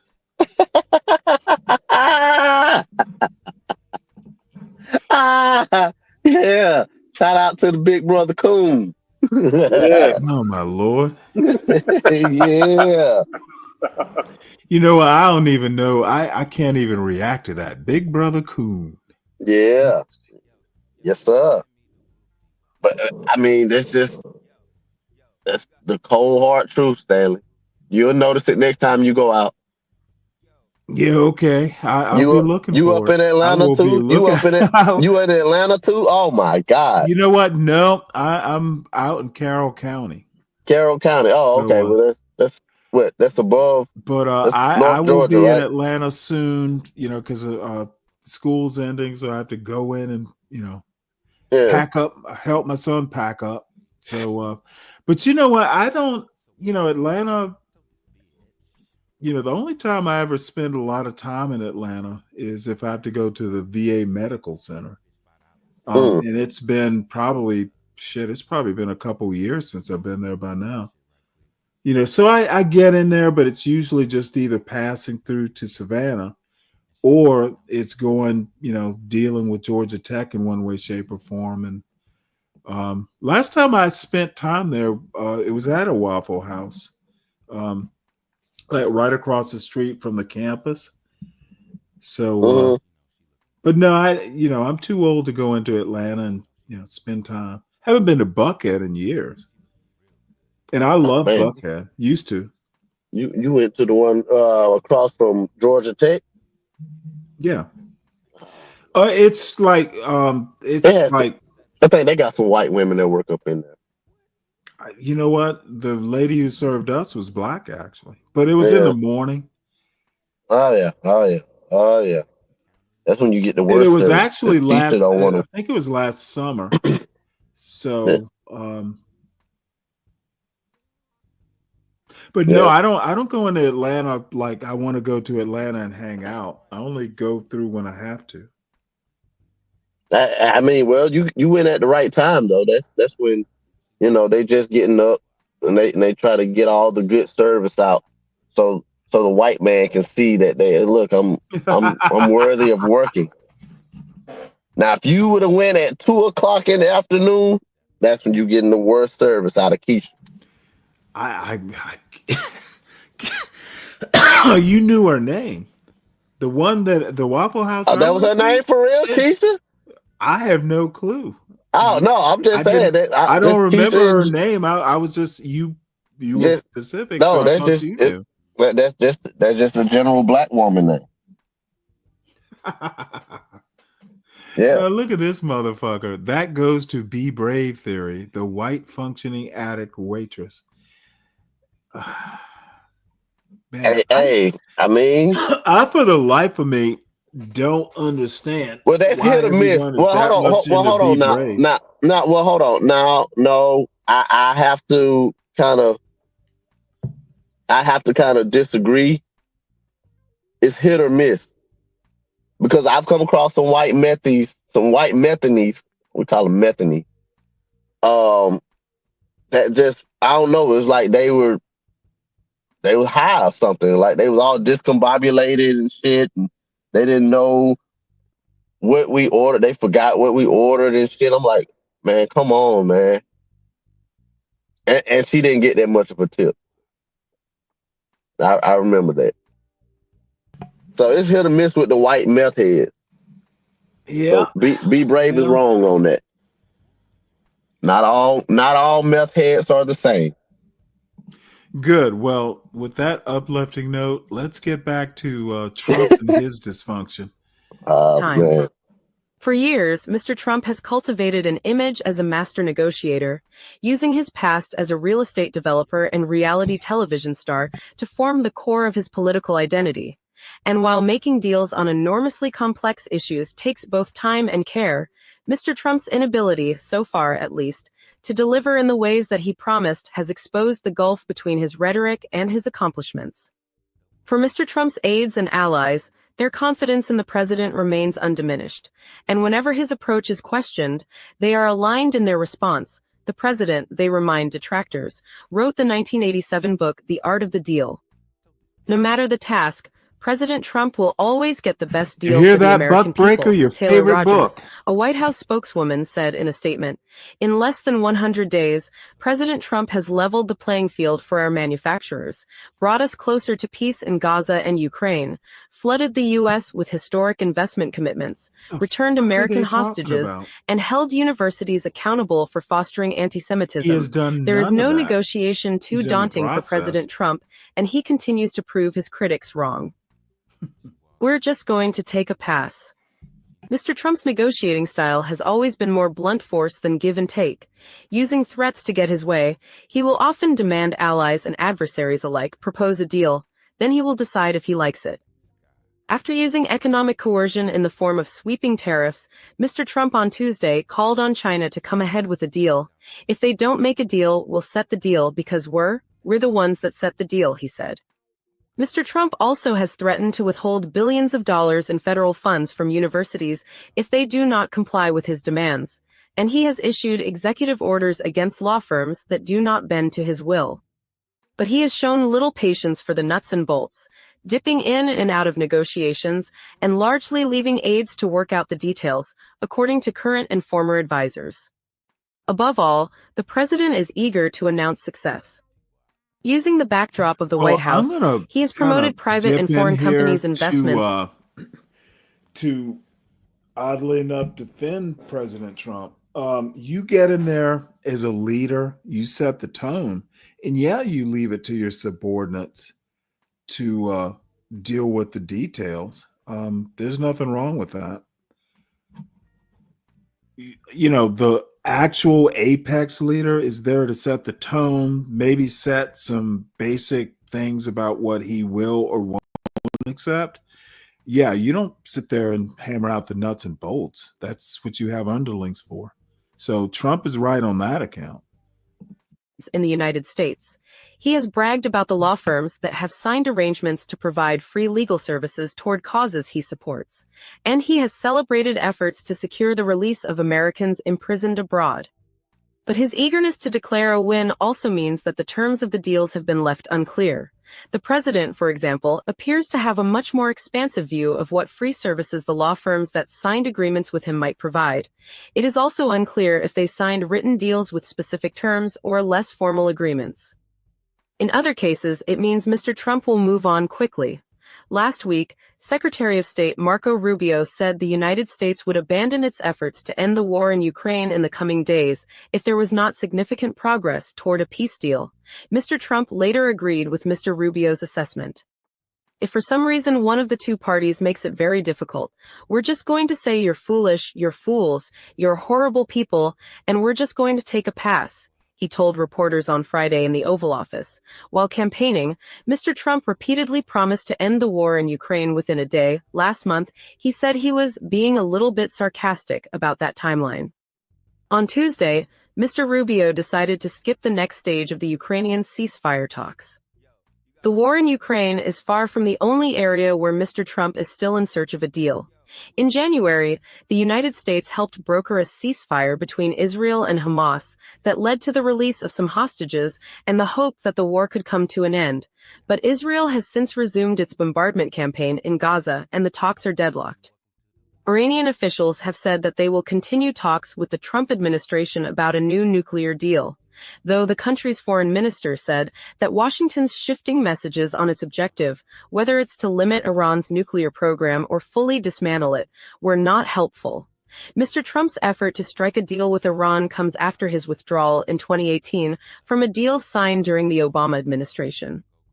Domestically, Columbia University struck a deal with Mr. Trump to avoid losing $400 million in federal funding, while Harvard University rejected the administration's demands and has vowed to fight back. Four law firms that Mr. Trump has targeted with executive orders have fought them in court, and federal judges have ruled in their favor so far, temporarily halting Mr. Trump's actions. The stakes are different. Democratic critics contend that Mr. Trump's penchant for deal-making creates an unfair system, benefiting countries and institutions that seek to curry favor with the president and squeezing out others, Last week, a group of Democratic lawmakers sent a letter to the Trump administration expressing concern that the president's trade policy was becoming a corrupt scheme to enrich administration officials and those loyal to them. It appears to be a way for him to gain favor for things that he wants, and we don't even know how much of a favor he's gaining from these entities. Representative Judy Chu of California, who helped organize the letter, said in an interview, "That lays the basis for corruption." Wendy R. Sherman, who served as Deputy Secretary of State in the Biden administration, said she worries about Mr. Trump's transactional approach. Trump's negotiating style comes out of his work as a real estate developer, she said. If a real estate deal doesn't work, you just go on to the next deal or you take it to court. In diplomatic matters, whether that's with a university or with another government, you are doing something for the public good. The stakes are different. It can mean the difference between war and peace, between academic freedom and censorship, between the rule of law and authoritarianism. But even critics of Mr. Trump's approach say they expect he will eventually succeed in at least securing at least some new trade deals. The president's aides have been working to iron out new arrangements after he paused his so-called reciprocal tariffs for 90 days. Caroline Leavitt, the White House press secretary, told reporters on Tuesday that Mr. Trump's advisors had met with 34 countries in the last week to discuss trade deals and said that the administration has 18 proposals on paper. There is a lot of progress being made, she said. Mr. Bremer of the Eurasia Group contrasted Mr. Trump's style with that of President Joseph R. Biden Jr., who he said struggled at times because of his unwillingness to be tough on foreign counterparts. I expect that Trump will actually have a number of announcements from friendly, mostly weak countries, certainly much weaker than the U.S., that are desperate to get something done and not have a fight with the most powerful nation on the planet, he said. And with potential deals on the horizon, Mr. Trump seems interested in at least dropping by some of the trade talks.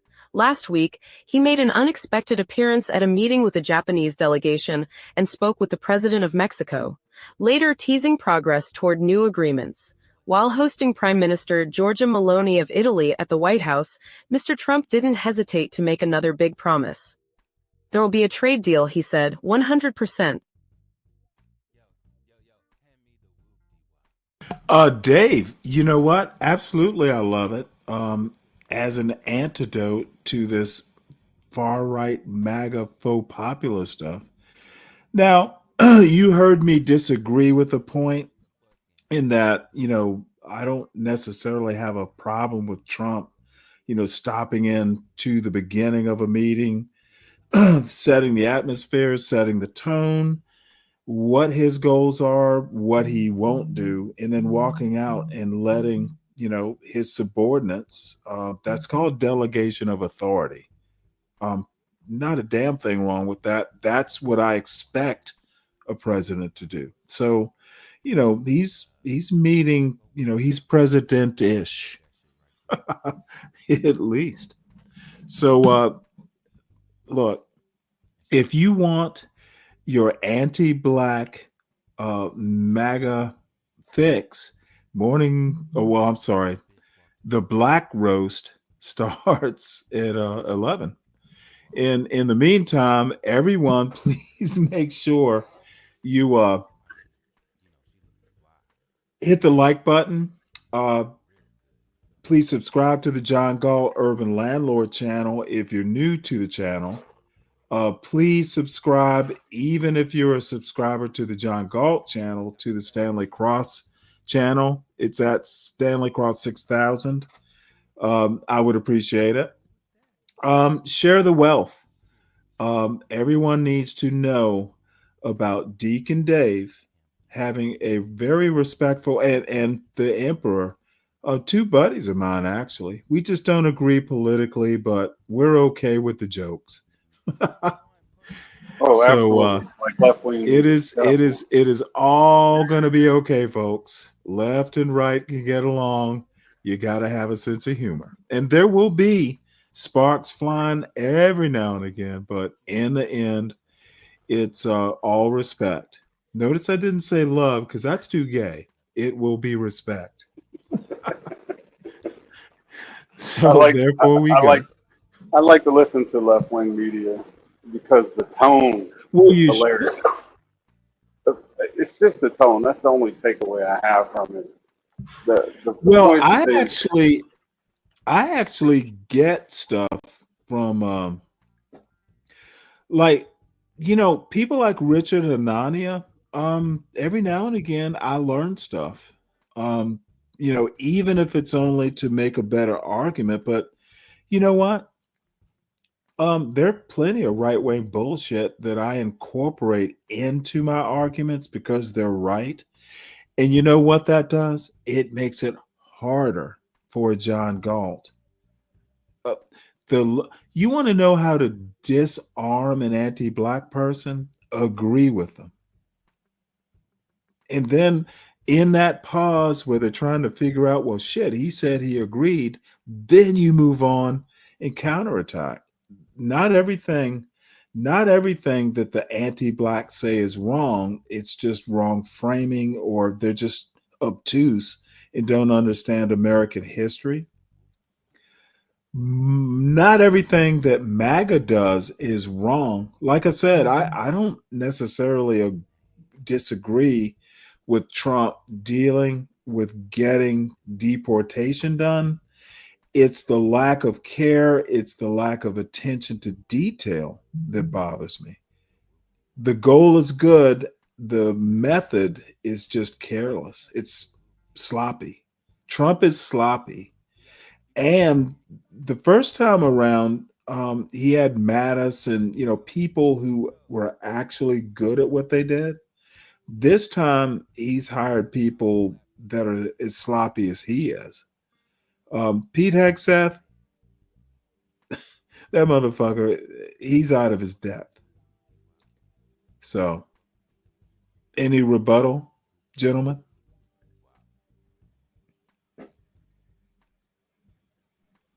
I think he's doing just fine. Well, you would. I think that's how this thing should be ran. It should be Mm-hmm. it should be run as a business. Yeah. Because the government, is the government not in the business of in so many ways taking our money and No, it's not your money. Okay, you get all kinds of fundamentals wrong, but I don't even feel like dealing with the stuff you don't know or don't understand. Hold on, don't be all offended. We can have a long This is a conversation one of these semantic days. argument. Don't do it. It's not a semantic argument. It's actual fact. Once you put a stamp on your tax check, it is no longer your money. It's the government's money. That's a fact. Well, my money is However, funding the where government. I wanted to, I'm not going to even debate that. You know I'm right. What I want to say is, and you took me off base. Damn it. I hate it when that happens. Bottom line is, I know what I wanted to ask you. If you think that the government is a business, who are the shareholders? The people. And where's my dividend check? You get it every year with income tax. Not everyone gets a tax refund. Well, some people make too much money to. Okay, see, you want to fucking escape my point. The government is not a business. Nation states are not businesses. And there's another difference that you probably don't know about. But the bottom line is governments are run for profit. Governments are run. If your theory is right, or your belief is right, because it's not a theory, no one thinks that other than people who don't know what they're talking about. If the government is run for the profit of the people, then we need to get benefits. Well, and I mean, we get public services, we get stuff for the public good, but this is the other thing, folks of your ilk, and I'm not really fussing at you specifically, but people who think, do you think if you went to college and I think both of you did. Is a business major the same thing as an economics major? No. Good. At least someone realizes this. Governments are not businesses. Governments run economies. Economies are systems. Businesses are businesses. They don't run the same way. A good businessman does not necessarily make a good economist, and vice versa. That you can take some dude who's a PhD economist and think they can actually run a business. Probably not, maybe not, but it's not a given. Nation states are not businesses, and they should not be run like businesses. And the people who think that elected Donald Trump. Trump is not a good president. He doesn't understand how government works. He understands how businesses work. And he's running it just fine. He's running it. And as a business, yes, he is. Jared Kushner is way richer than he was before he joined the government. Don Donald is running the mafia. And I'm just going to have to say that I agree with you. He's running it fine, but how are you profiting personally? Shareholder? Well, I mean. Well, is that your answer? Is that your answer? He just started. Can I just make a comment? You know what? You're getting personal satisfaction. You're getting your jollies, but you're not profiting. I think everybody's gonna profit when that no. Hold on one sec. Okay. How are you profiting? It was my question, Emperor. More money in my pocket. You know what? I'm not there with a calculator calculating the pennies you're profiting from. I have to take your word for it. So if you have already made money, in the past 3 months, now you must be invested in, you must be trading, because you can make money in a down market or an up market. So that's how you're profiting. You are literally profiting from Trump causing economic instability. Good for you. No. I'm getting crushed. I actually do. Actually, yeah. Oh, no doubt you do. You want, if Trump ran the economy into the ground, you're going to make money. So, hey, more power to you. Hey, I was able to buy a car. I don't give a shit about any of that. You made money off of other people's hurting. That is totally okay. That's how capitalism works. However, governments run like a business will make profit for people like you. Yep. Car prices were. And I bet you didn't get a Tesla. No, I didn't. Hell no. I'm not gay. Well, your Lord and Savior Trump bought one. I haven't seen him driving a Tesla. You don't have to. Well, I'm guessing he bought it for Barron. He's driving a He doesn't drive at all, sir. If you knew anything about Trump, I know, he does not drive. He's riding in a natural fuel combustible engine. Yeah, like no car. A fuel combustible engine. Interesting term. You mean a combustion engine? Yeah. You know what the fuck I'm trying to say. Come on, man. Oh, I know what you're talking about, but every time I'm just gonna correct you for the fun of it. Yeah. But anyway, yeah, he's riding around in that. Like that. He's riding around in that. Is he riding around in a fire truck? No. Now, see, I would be impressed if Trump purchased if he purchased an REO Speedwagon and just started driving around in a fire truck. Now, see, that would impress me. No, that'll never happen. But what I'm Blacks, you'll hear Ryan when I'm ready for Ryan to speak. Why don't you come up here so you can wait till I'm done talking to the Emperor? yeah, but I mean, like the the cars that they have for the president, they aren't fucking hybrids or nothing like that. They run off of fucking 87 grade fuel, gasoline. No hybrids, no total electric, none of that shit. Even Biden, when his punk ass was in office, and he was talking When about his green, punk ass, yeah, he was yeah, the punk ass president, right? yep, yep, the old punk ass president. Oh, So, don't say nothing about his Biden. Don't say Oh, nothing hey, bad. You you know better what? not. Hey, You did you better hear me not say say nothing something, about. or did you hear me laugh? I didn't No, say I anything. seen a reaction, but that I was kind of.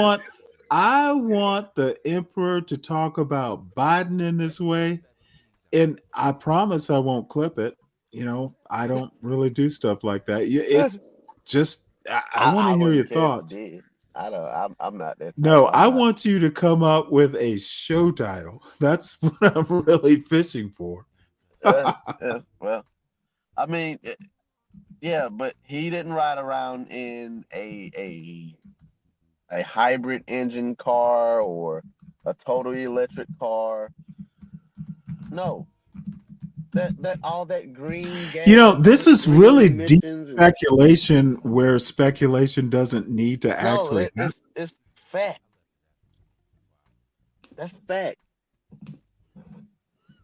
Were those Uh, cars were those cars totally electric, Stanley? oh wait, whoa, hold on. Blacks, you've gotten the totally wrong impression. I'm sorry. What was your question, Emperor? What the fuck? Did somebody say I don't have a mastery of the English language?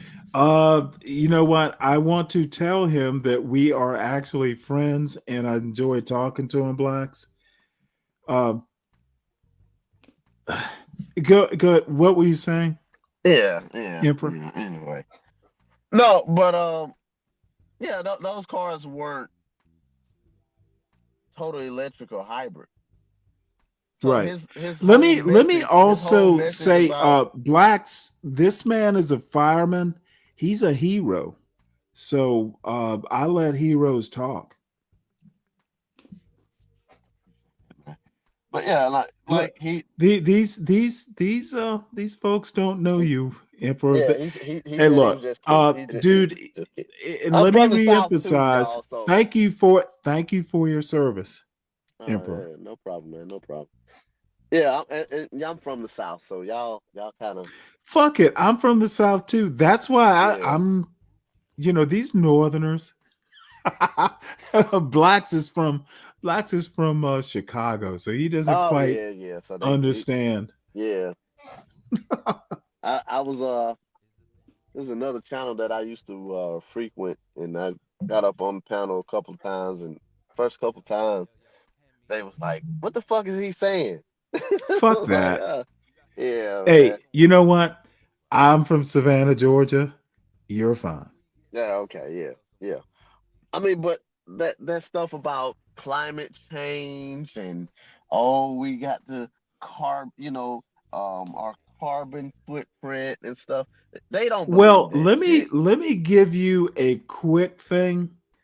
Bottom line is if you've ever been aware of when I lived in Northern Virginia, I took up fly fishing. Mm-hmm. I knew every other form of fishing except for ice fishing. Guess one of these days I might get to it. But the thing is, there were certain parts of the Shenandoah River you couldn't keep fish. If you catch them, signs would tell you don't keep the fish.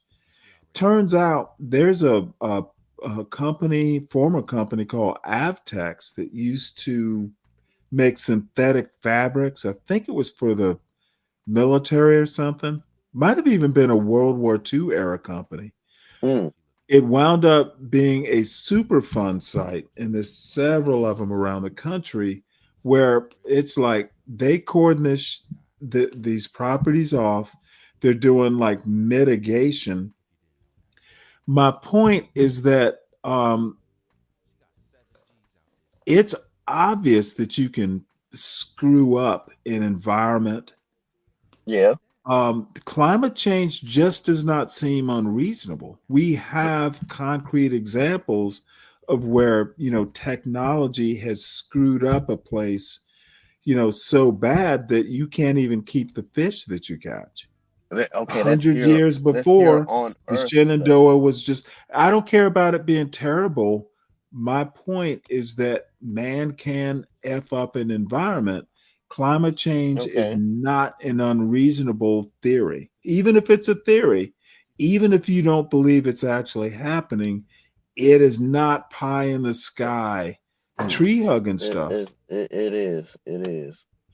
And I'm telling you, it's not. And we'll just I'm have to telling you it disagree is. on this. Yeah, we do just have to disagree because it's a bunch of malarkey for you white people and So Northerners. I just gave you a concrete example. Tell me okay. Tell hold me, on, hold on, tell Stanley. me You- that you're we should be familiar with eating the fish. you. Tell me we should be No. eating the fish from a Superfund site. Okay, that's here And then on I'll Earth. believe That's you on the because you're being ground. inconsistent. No, You're that's on basically the saying ground it's though. malarkey. I'm saying, hey, if we can F up parts of a whole river, then climate change, man is capable of poisoning the climate or environments or ecosystems. Okay, you either accept that we can or we can't. So And so then you're make your saying choice. If you say we can't, then I believe you when you talk about malarkey you're that saying you all think these climate years change is. you're If saying you all think man can screw up an ecosystem, then climate change is at least possible. so you're saying all these Okay, years. I'm calling it climate change. Don't bore me, blacks. Yeah, thank you, blacks. I don't think that's necessarily Don't thank uh, blacks. I'm just using the but that's on vernacular. because I'm I was sure about to it say used that to be though. global He actually warming. Now it's climate change. he I don't actually care about it. I think you get the gist of my point. yeah, okay, but he actually said what I was about to say. I Like don't pay that attention to. He is your political ally, and he certainly will. Welcome to hit the link. that's on the ground. Like, yeah, it's gonna The man. vernacular. Oh, this motherfucker's just gonna kill me on my language. That's on the ground. Blacks I does know you're that. familiar. I See, know you're familiar blacks, with. leave me alone. I know you're familiar with Georgia Power, right? The No. same thing. Oh, Georgia Power. Yeah. Yeah, Georgia Power. The plant, Now I don't the use power it. I plant that have they a got. cooperative, but yeah, I mean Savannah Electric, Georgia Power. Hell yeah. Yeah, the power plant that they got in Jackson. I think it's Jackson, Georgia, right down the road from me. Yeah, right They were down I-16. You pass it yeah on the way to Savannah. yeah that little lake or whatever that lake It's that a they reservoir. yeah they were dumping down toxins and shit into the lake. That's I mean that's on the ground, but it's not affecting the weather. Yeah, it's affecting the ground level stuff, the soil, the fish. Let me But ask you that's a not. question. Hold on, Are hold you on, real quick, real familiar quick, with real quick, are you real quick. familiar with the process called evaporation? Yes, I am, Stanley. Come on, man. So, but you Oh, mean telling me whoa. Where does the water go when it evaporates? in the air Okay, and so forms and clouds that that air is a part of what? Good. No, let's work our way up to it the only goes to a certain stratosphere. no, it doesn't go to the Let's work our stratosphere. way up to the It stratosphere. doesn't go to the stratosphere. Dude, It doesn't what go you to the said was stratosphere. ridiculous. No, it doesn't If go to the stratosphere. water, if If water, your and clouds we're are nothing assuming but it's water not just vapors. straight H2O, gets Your up into clouds the air tends to be a part of the atmosphere. What makes the atmosphere move on planet Earth? pressure. Would Pressure. you can you Pressure. hazard a guess? Pressure. Does that I'm air telling you. stay static, like No, it in doesn't. a Air pressure. geopositional place above, or does it get what? What Air moves it? pressure. That's actually No, no, part no, of no, my no. expertise. It's called a wind. Firefighter. The wind pressure. moves molecules that make it into the air around the what? Stanley, Earth. that's part of pressure. That's part of air pressure. Okay, no, That's sorry. my No, expertise. no, nope, That's nope. part of my expertise. We're Did not you talking know? that. Did you We're know that we talking, have to know about dude. air pressure in firefighting as far as Okay, reading? I know, reading dude. smoke. I'm just not going. See, this is what people want to happen. They want to be right when they actually don't understand systems. Okay, if you can dump shit into the water, and I'm not the chemist I used to be. It's been decades, but it's not just H2O that is getting evaporated. There are other elements and molecules that can be evaporated into the air, which gets pushed around by a wind. Climate change, at a minimum, is plausible and, in my opinion, possible. I'm sorry, probable. The idea that man can't affect ecosystems, therefore the weather, is ridiculous. So you mean to tell me after all? I mean to tell you it's probable. I don't think so. Okay, well, you're more You're telling scientist me than I am, after man. all these years of What I'm telling you man-made is that motor- it is probable. Let's be simple and direct. We don't have to go round and round because I'm ready to move on. Okay, well, I'm I don't saying think it's probable, and you're saying it's unlikely. I think Is it's a it, does bunch that sum up our arguments? I think it's a bunch of bull Okay, then you think and it's a money unlikely. grab and a money You grab by think it's leftist hippie unlikely. Let's liberals. sum it up in a word, sir. It's not likely. No. Good. I think it's probable. So let's move on. All right. And did we finish this Trumpocalypse? Stanley, I believe want we to did. comment on something. Hold on, I want to comment. Oh, I'm sorry. Yeah, you go right ahead. Take your time. Comment Well, all you he's- want because we did kind of ignore you there. All right, it's all My good. bad. So I just want to say, you said government wasn't a business, and I It's argued not. with you. Well, listen, I argued with you, but I agree with you. It's not a business, because they have different mission statements, right? Like they have different goals. Well, But no, they're different types of systems.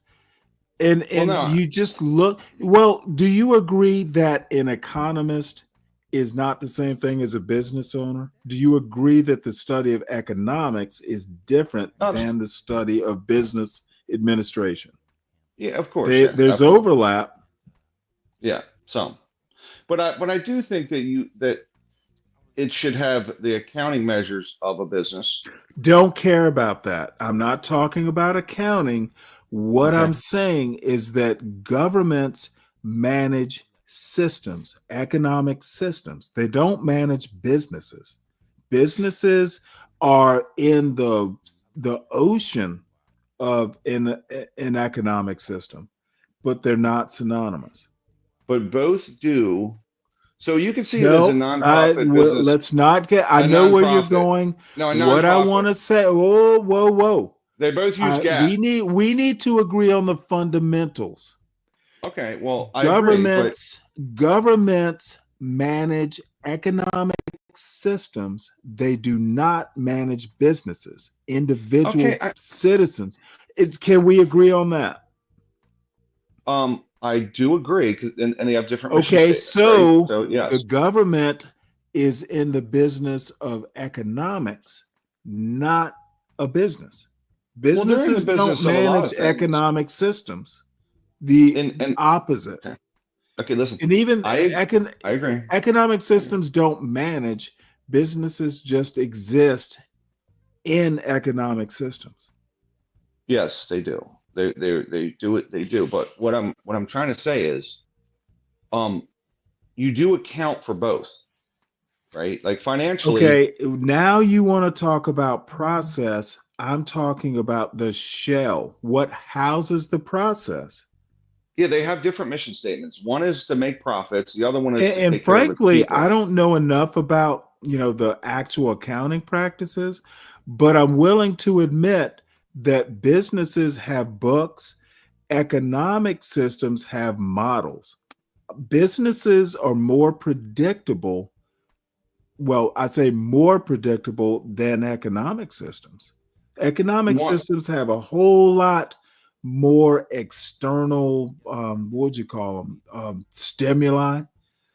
You got a world that runs that affects an individual economy. Businesses could just be you running a YouTube channel. sure, but what I'm saying is both the government and business use GAAP, the generally accepted accounting practices. They both are Okay, managed Ryan, you're financially. not getting my argument. I don't No, I care get your about the argument. account. I don't care about the nitty gritty day-to-day numbers. I'm talking high level. Well, the I Democrats don't don't have the either. knowledge to The debate you Democrats here. don't overall. Yeah, and that's You okay. know what? They both use accounting. We're not even right? talking politics, but we do agree on the high level. Governments are not businesses. They are not businesses for sure, but they both have Okay, budgets. and tell me why they're not businesses, so we make sure. They have Steel man, my argument. they have different goals.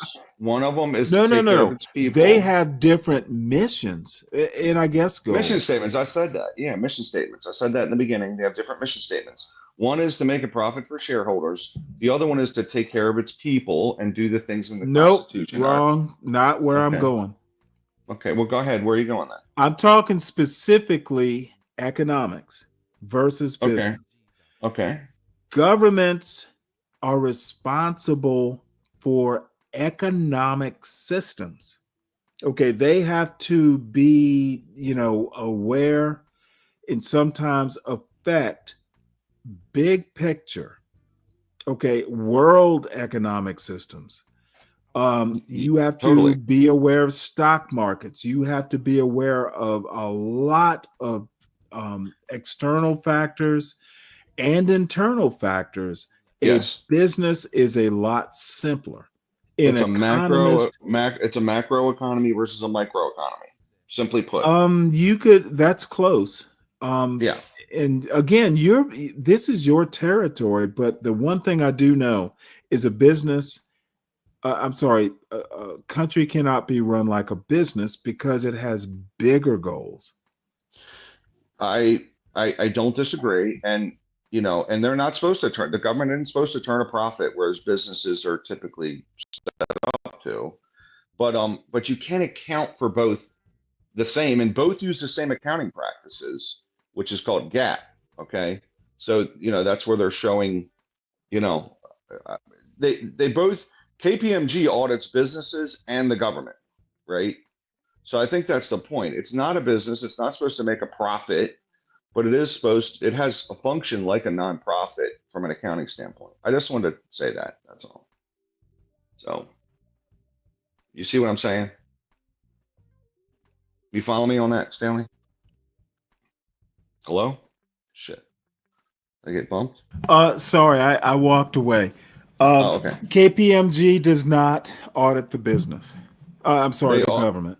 They do audit the government. What KPMG does is they audit agencies. They audit parts of the government. They don't.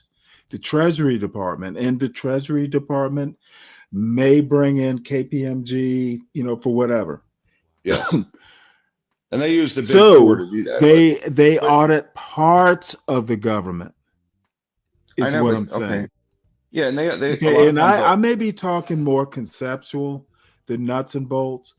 The nuts and bolts. I'm more a big picture guy. Yeah, and business is supposed to make money for the shareholders, whereas government's not.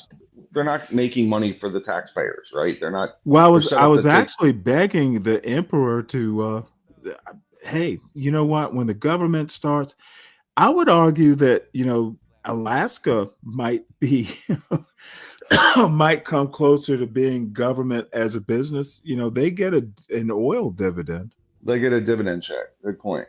Yeah. But So generally, maybe what you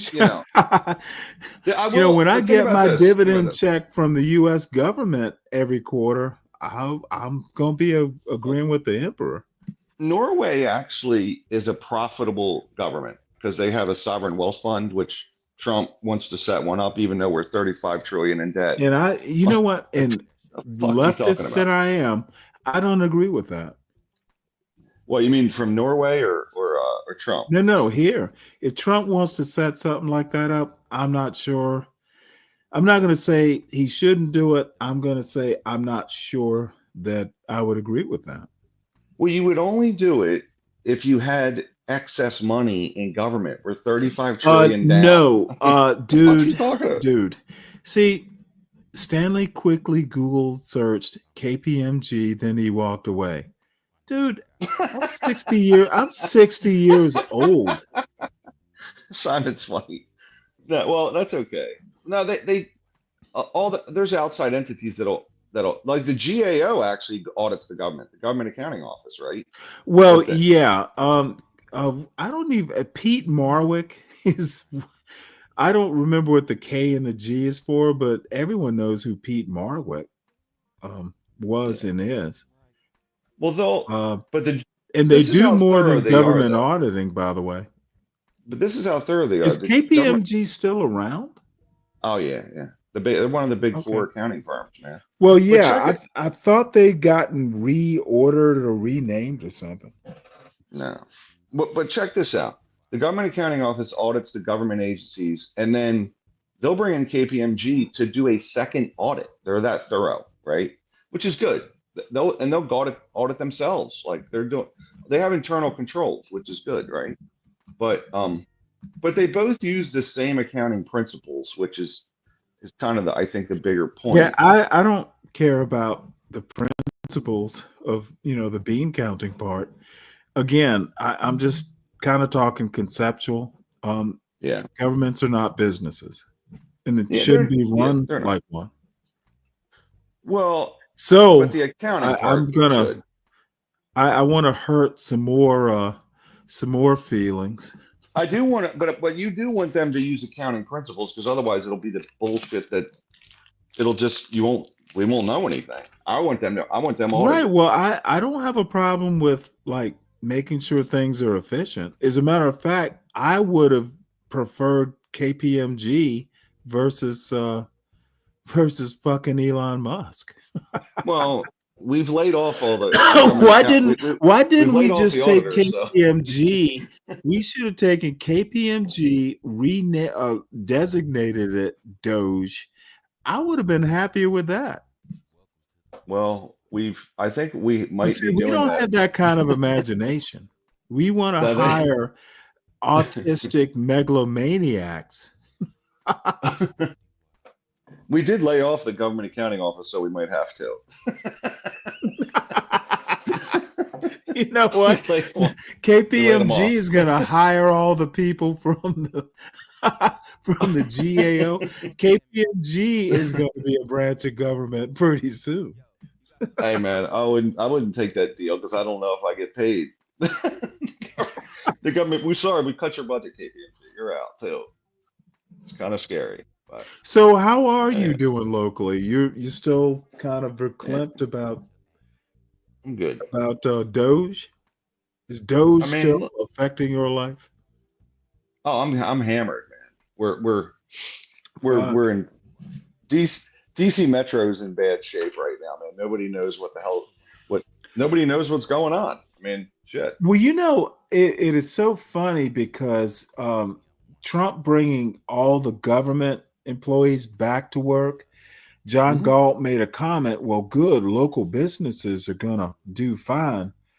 However, now you've laid every damn body off, so those businesses are not fine. And I'm talking, it's crazy. I read a story right in the DC area. So, you know what? These motherfuckers, these soul bro anti-blacks, honestly. I have to wonder about their thinking processes. It's pure chaos. Like John's right in that it's stimulating John is certain never businesses. right. Yes, he is. No, No, I'm DC's afraid, hot. dude. It was You're barely fuck DC. Okay, life in America does not revolve around John Galt's ghetto in DC. Okay, this is Well- one of the problems I have. Like, as soon as you start trying to make a larger point, well, I haven't seen it. Well, motherfucker, we're not talking about you. We're talking about other people. It is a very bad habit in this anti-black, anti-intellectual John Galt space. Don't y'all think?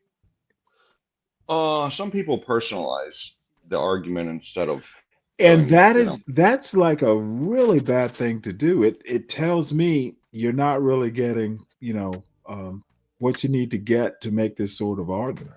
You better know more than what happened last night, when your wife burned the pizza. Yeah. and you had to go out and order KFC. Life isn't just that way. It is pretty wild though, because they are making people come back. That's helped business, but it's also They brought him back to lay him off. Yeah, I mean, certain buildings have to get finished to have them come back in, and other buildings are just put on permanent delay. So it's just people are coming and going. It's wild. So, but it will help John. Okay, now I'm lost. Someone, you know what? I hate to interrupt, but this is so confusing here.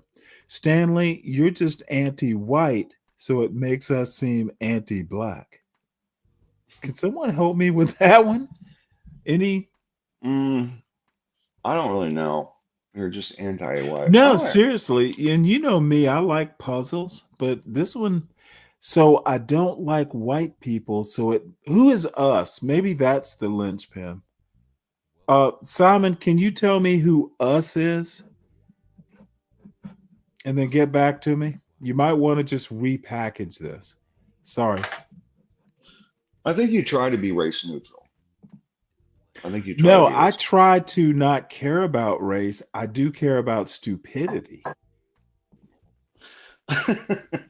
Because that, well, that's race neutral. Ms. Jewel of Aquarius, who is, I don't think she's in the chat right now. SKC, what's up, man? Ms. Jewel of Aquarius came up with tomorrow's show. And I'll make it a surprise, but you kind of previewed it. Stupidity transcends race. I'm anti-stupid. I think that was the name of your show, wasn't it? What's tomorrow's name? I saw that. Yeah, you did? Well, I'm with you on that, Stanley. I'm with you on Stan- that. Hey, stupidity trumps race. I don't like stupid motherfuckers in any race. I'm right, and sometimes I think we forget my that. bigotry. I tell people all the time, even my coworkers, my bigotry is 360. Wait, hold it. I don't know that that's such a good thing. you 360 bigotry? Yeah. Explain that one. Because it's things about every race that I don't like. I don't. Okay. I don't like. Now, is it food? Like, I don't like spring rolls versus egg rolls. I mean, how does that work? No. That is basically just like, black folks. We got the culture that we have. The ignorant culture that we have. Yes. We do. Come on, Stanley. Yeah, come on. Oh no, man. I want you to tell me more. And I'm waiting for SKC to come up and join your chorus. And then Deacon Dave comes off and y'all gonna sing 3-part anti-black harmony. Yeah, well, I mean, but it's gonna be nobody knows in 3-part harmony. Come on up, sing, black folk. But come on, you know that's true though. I don't know it's true, dude. Do you think that I didn't grow up? Look, I had to deal with I had to No, tell I know. HB. Well, I had to tell HB and John Galt that I was more black than they are Well, I know combined. you were born black. I don't. Well, no. A lot of people. I am black. I don't have to explain it. I made a joke the night before. I don't have a black card. I have a chip that's embedded. You can't take it away. So whoever I marry, whoever, dude, I'm black.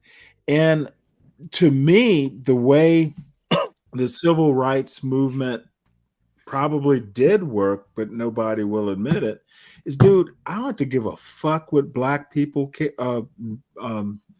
tell me to do or think I should do. I don't give a fuck. See, the true meaning of civil rights is I don't have to give a fuck what any of y'all think. Exactly. White, black, we're on the same page, Stanley. you know, I don't even give a shit about the content of your character. I will do what I want to do if I think it's right, as long as it's legal.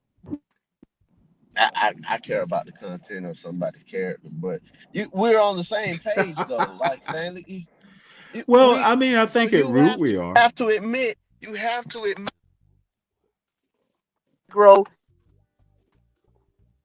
average Negro doesn't know. Wait, what?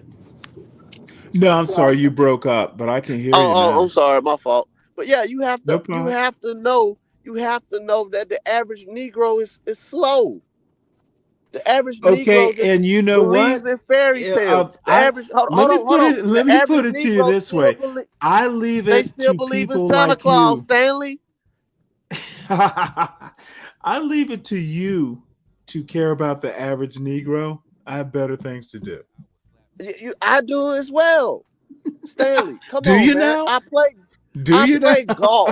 You're telling me? Golf. Come on, hey, the average Negro plays golf now.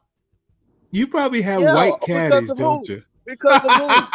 Because of who? Do you have Asian caddies yet? Yeah, they actually are. You go to Thailand, it's actually no doubt, yeah. Dude. And you know what? I had a golf club when I was 5 and never took up the game. Now we're talking like back in the 60s. You know, I was putting balls. Golf balls, by the way, but it just wasn't my game. Yeah. But I've done like all my life. Hit the link, SKC. I haven't talked to you in a while. It'll be a friendly conversation. Cool in the house? Oh man! You know what? Don't be calling him that. What's up? Come on. He's probably come up to troll.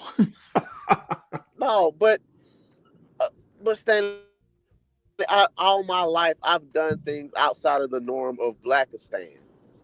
Hold on.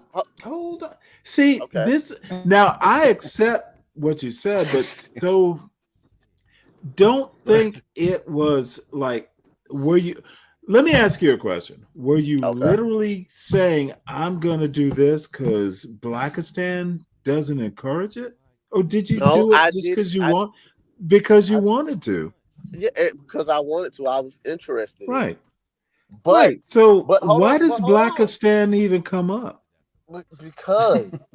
Because when you try to make connections with, I don't try to make those connections with the community, with the Negro, the average Negro, and you're trying to build relationships and build bridges. Okay. And stuff. Hold on. Right. The unity that the average Negro preach about. When you say, "Hey, well, I do this. I play golf. I'm an enthusiast of auto racing, and I played soccer growing up." Nigga, what is you? Is you where you from? You from Africa, nigga? You ain't no real nigga. Well, see, now I understand it. You had trauma differing from that's not Blackistan. That's They tried to like when you escaped Blackistan, they tried to bring you back. I wouldn't say they. Well, because it sounds like you got some trauma. No, that's not trauma. That's just dealing with an ignorant nigga. Well, no, I've you're just telling dealt with us. a lot of You're ignorant telling us niggas. the memories. Somebody yelled at you about. No, I'm just Are saying. you Okay, from but that's Africa? not just. I've But hold on, literally never had Stanley. That's anyone not ask me even. if I That's was, not just my experience. That's the average black man's experience. and I disagree with you on. A I black don't man think you can't know. even say. I don't see. This is where people now. Please hear Stanley this, can't even. and Stanley can't you even go will. to the average Negro and say he likes to do I am fly fishing. literally going to give you a time to respond. Okay. I don't think you know what an average Negro is. Oh, I know. Yeah, I like fly fishing. Hold on. Any more than Be Brave does. Be Brave likes to talk about the average Negro. You're no better. If No, you know the I know average more than Negro, Be no, Brave God about the damn it. Let average me finish Negro. my point. If you know the average Negro, then so does Be Brave. Do you No, agree with he that? doesn't. Well, then you sound like him. Well, but I know more about the average Negro than he. I don't. Be Brave He would just say knows. no, you don't. Be Brave He would only literally knows say about you're his part of the neighborhood that he lives 70%. in. He would literally say you're part of that 70%. Well, the 70% of what? Average Negro. You know what? You would have Dave explain what the 70% is. Dave's a Be Yeah, because I don't Braveologist. really listen to him like that. I mean, Dave is a looks Be like- Braveologist. well, I know, but I and all power to him. But I mean, he wouldn't know. From what I've heard, he wouldn't know as much as I do. He only knows about the neighborhood he lives in because he looks like he probably live amongst niggas. Dave, does he not? Go ahead and explain for me and Emperor and well, Ryan can go after you because he's a Be Braveologist too. 70% is simple. It's just the percentage of black people that are enablers and apologists and those who want to silence the criticism. That's the 70%, or the problem. That's all that is. 30% are good people who won't, engage in certain activities. Well, before we answer that, you believe Be Brave, right, Dave? I think he's close. There is no way that I can't hear him. Do you motherfucking have numbers then, Dave? You say he's close. Close to what is my question? If he's on to something, he's Close to what? Accurate. Accurate means there is a number. He's a little bit off. What are the numbers you think, Deacon Dave? I think it's a moving scale. See, what I think you're doing is you're waffling because you just don't know any more than Be Brave does. You think he's right, but I know he's wrong. And you can't firm up those numbers. You are a black man. You don't care to become a PhD in Be Braveology. I thought you were working on a graduate degree. Oh God! You're comical. That's all. It's just funny shit. I can't even. Oh yeah, I love this shit. This is funny. So, Emperor, what do you think about Be Braveology? You've been exposed to it. I couldn't hear. Explain it. I couldn't hear what Dave was saying. I couldn't hear it. For some reason, You can't hear me? Can you hear me? All right, I'll bounce back. I'll come back to you. Can y'all hear me? I got you. Okay, I hear you now.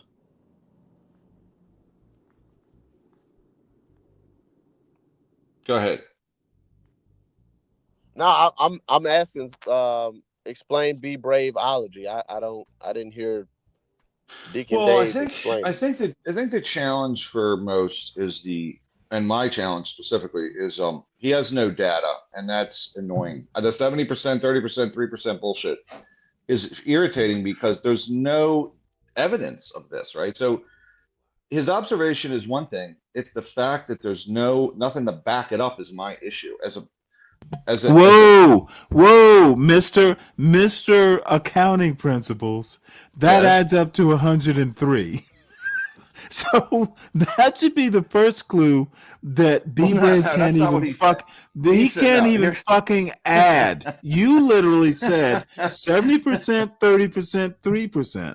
Well, here's his argument, right? So no, let's make the math first. Let's make the math first. He's not saying that. He's not saying that. Well, He's saying then you're not the Be Braveologist you think you are. 3% would fall within the, well, assuming, maybe it doesn't. He's saying 3%. He doesn't know. It's 103% of bullshit. Listen. He's saying 3% are an issue and 70% cape for the 3%.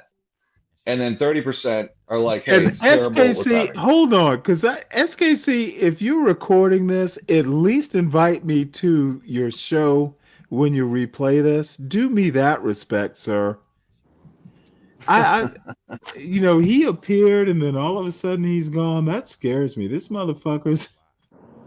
It's a restream. If you're even going to do a show, SKC, haven't talked with you in a while.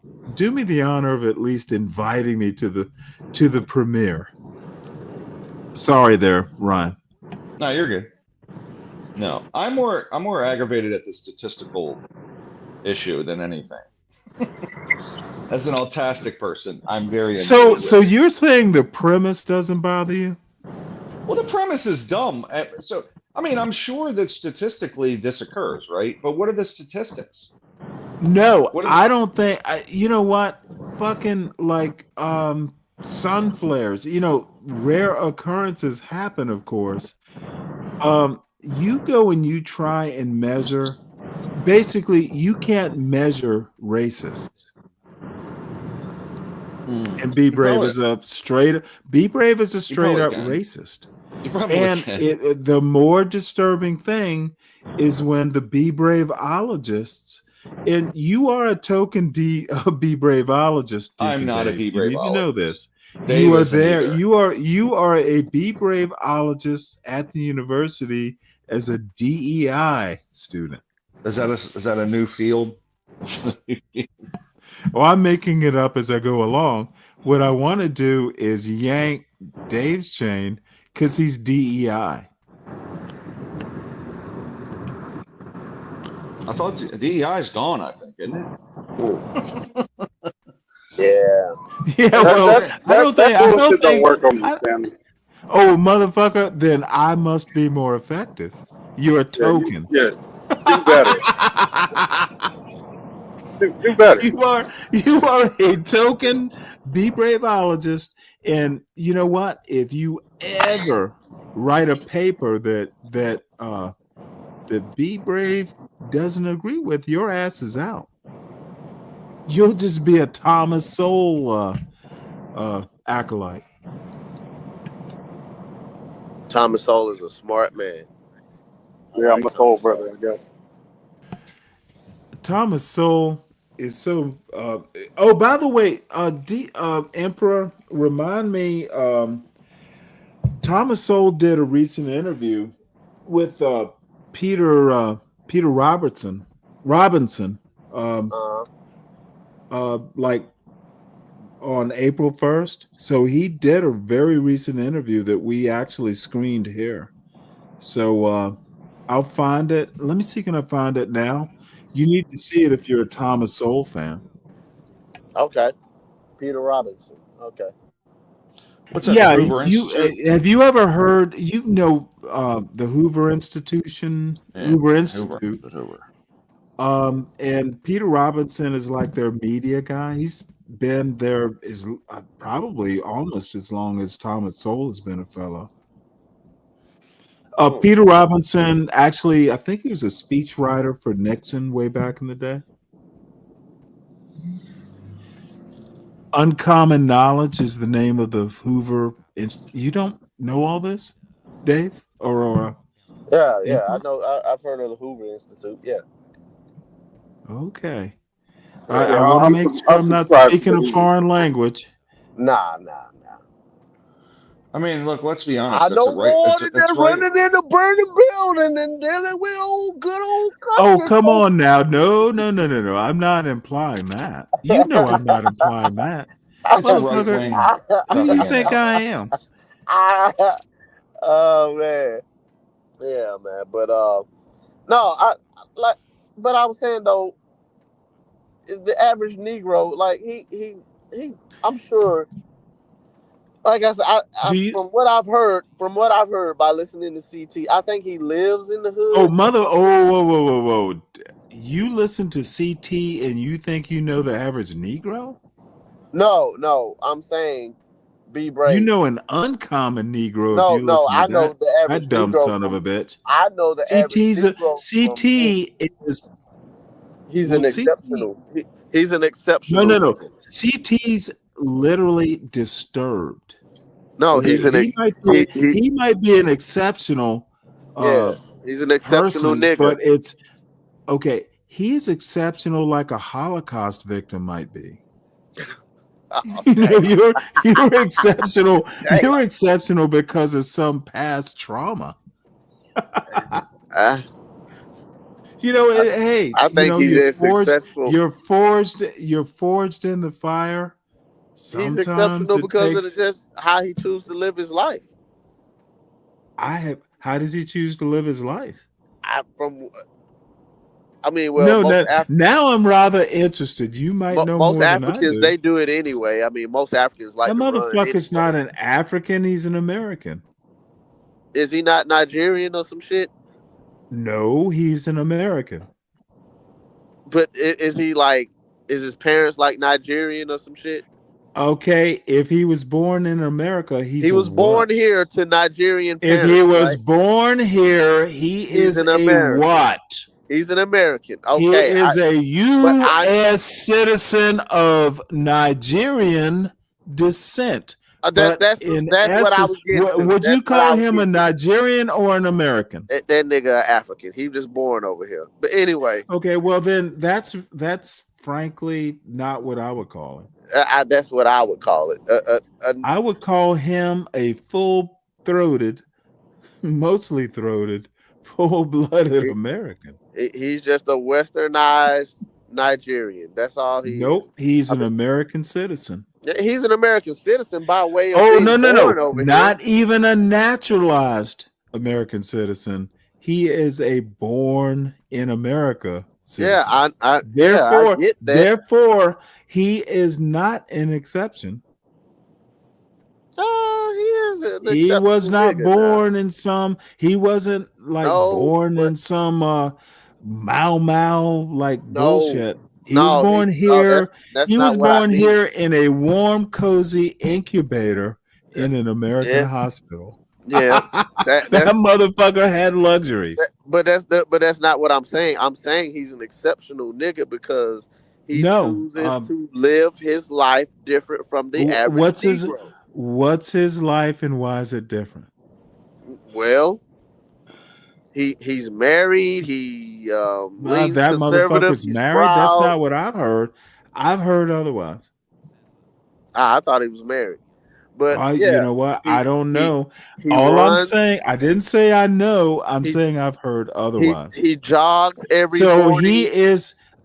I don't know that he jogs. He doesn't look like. Well, I've heard him say it. He jogs every morning. I've heard him talking about taking a subway everywhere, and he had to step over dead bodies or some bullshit.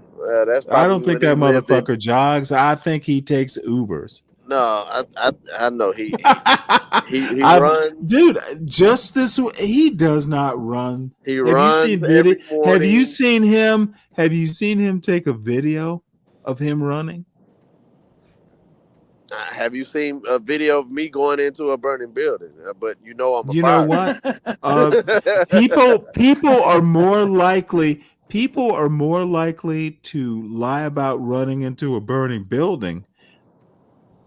I'm sorry. People are more likely to say they jog than they are, pretending to be a fireman. Because there are laws like saying if you say you're a fireman and you're not, and someone cares to look into it, that could be a problem legally. If you say you're some fat little Nigerian first generation and you say you jog, nobody's gonna care. The cops I aren't can gonna look come at him and after you tell for he's that. not fat. You know. You look at him closer than I do then. Yeah, I can look at him and tell You he's you not look at fat. him that close? Interesting. Nah, I can just look at people and just tell. Nah, you can just look at that sexy Nigerian. You said that, not me. I ain't saying all that. No, you are the Whoa, one telling me how close you look at him. I could just tell. I could just. Now I was waiting for you to go. I could just tell by his little Nigerian six pack that he's a. I wasn't gonna say that. Whoa. I can tell by the glistening sweat in his little 4C afro that he's an.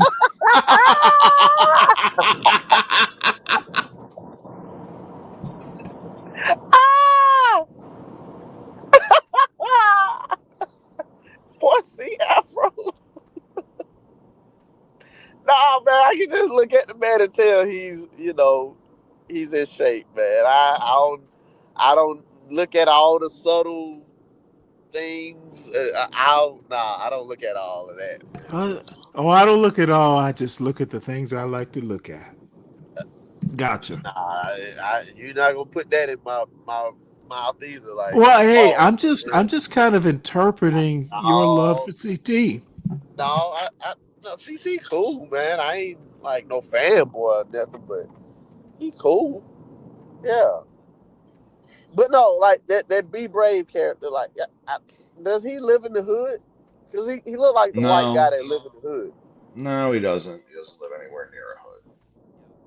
Oh, okay. He lives he lives in the suburbs, or maybe rural, maybe the country. Oh, well, see, there you go. Then he live in the suburbs. He don't even know about the That average Negro motherfucker like I doesn't do. live in a. Yeah, I think he lives out. You know what? Probably the sticks.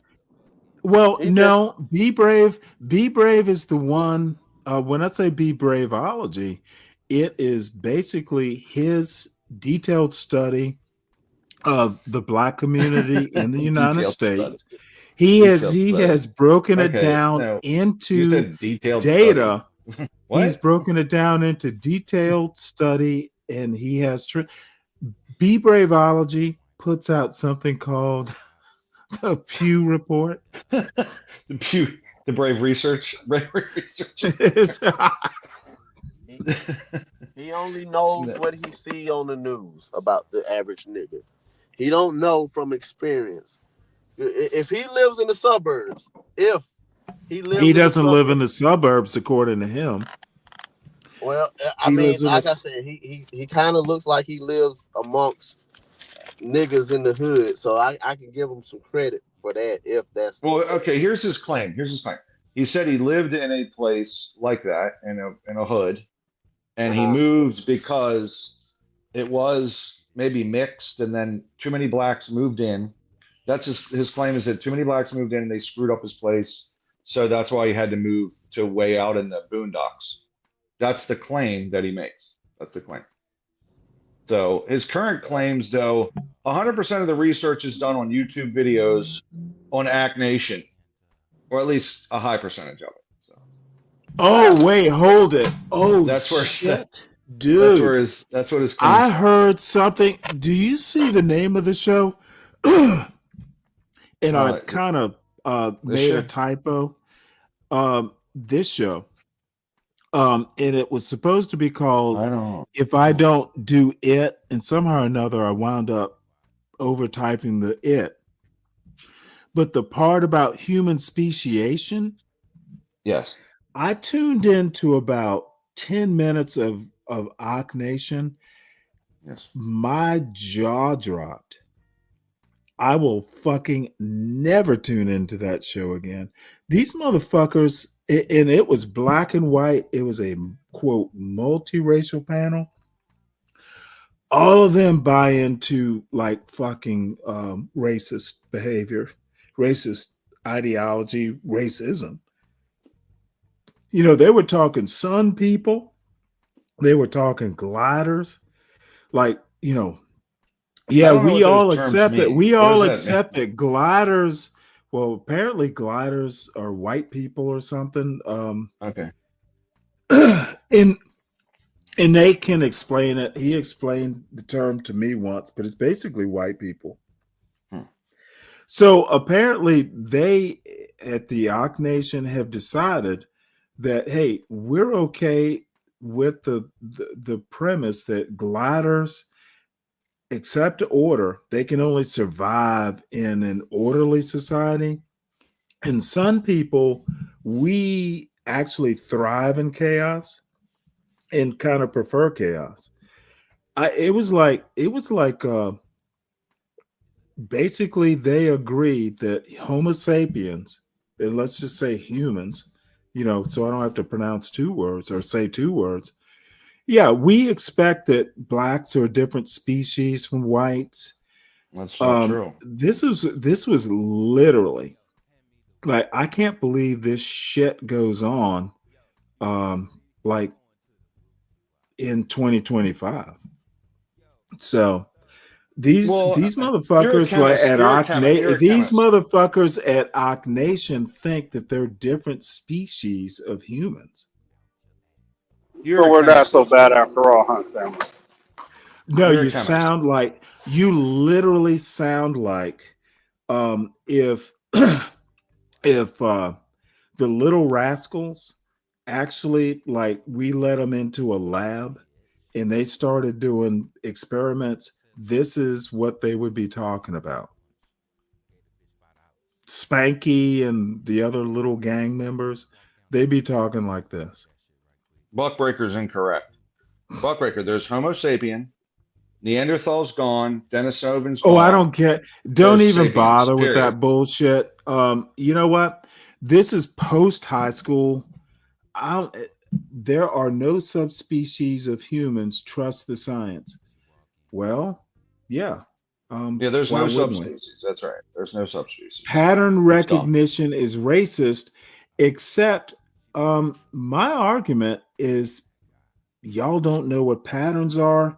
You're recognizing patterns at a very kindergarten level. Patterns are not what you see. Patterns are what you study. You base patterns on something that's more objective than human perception. Buckbreaker, there's a reason you're called Buck. Someone broke you. Now, possibly it was in high school. So we can move on. Who broke you, Buck?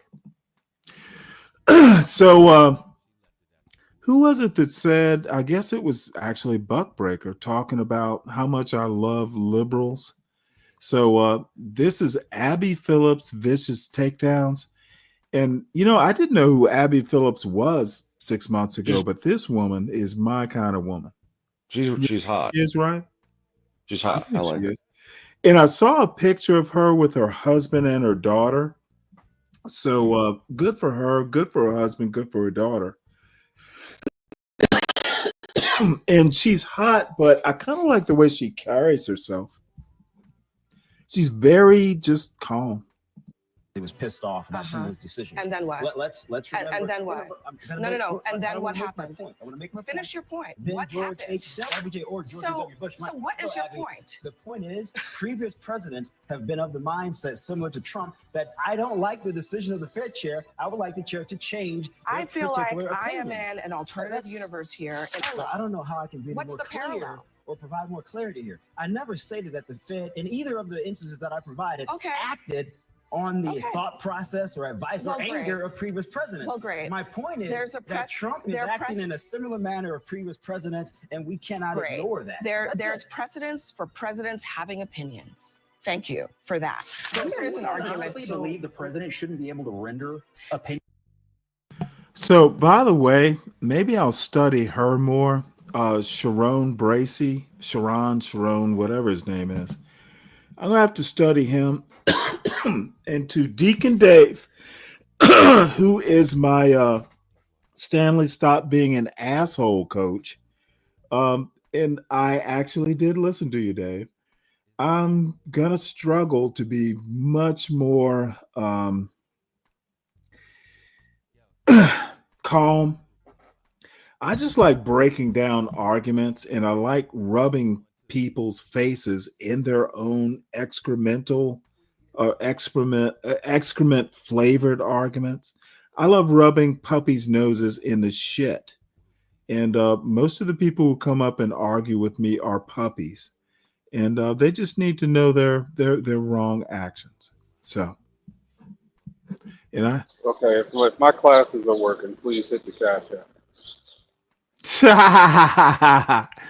Yeah, Abby's it's- DC native, by the way, just a heads is up. she really? Yeah, she's a Maryland native actually, but she's a DC-ite, the Maryland Metro. Mhm. But that's where she's from. Did you date her in high school or what? Nah, she's way too young for me, and she'd never go out with me anyway because she's good looking. she's up the chain, She's up the. Would chain. you ask her out? Yeah, she's like 30, man. That's not gonna go. You know what I mean? Is she? Holy Yeah, shit! She she's kind of like- looks yeah. older than that. She certainly acts older than 30. She might be 34, 30, mid 30s or something. She's pretty young though. So she's Damn. pretty young. Well, she is my new. I see T's in the audience. I still have my crush on Mo Love, but Abby's a close second. And I'm just teasing about the crush, but kind of not teasing. Wonderful woman that sister of yours is. Something that nobody ever said. No one ever said that Trump cannot have having original thoughts here. No, Scott. That's not what I said. You put words in my mouth. I said, should he be able to render an opinion, and should the Fed take that into consideration? No. I think he should be able to have an opinion. I didn't say anything. And they should take that into. It shouldn't be the. Hello, everybody. Guys, Abby went completely off on this episode. She was not having it from these two. This was especially a real bad look for sure, Michael. And I Hey, have more Skater, things how to you say about doing? him that someone let me know in the comments, and I verified it for myself. Very revealing. And then I Let's have check to this out, stop and this we'll talk about again. it. Pretty obvious. And this video is brought to you by Wicked, as in the friend of John Galt's, the Wicked who shows up on B Brave's channel. This is a man of I think he's Mexican heritage with a similar accent to Wicked, except he actually speaks better in that he has a better command of English. And he is actually, sometimes he says things I agree with. He seems much more reasonable. So he gives me hope to know that, not all Mexican heritage people are just like, anti-black. This guy seems to be okay, if not, no black people, understand that black people aren't all, be brave level. So I appreciate this young man.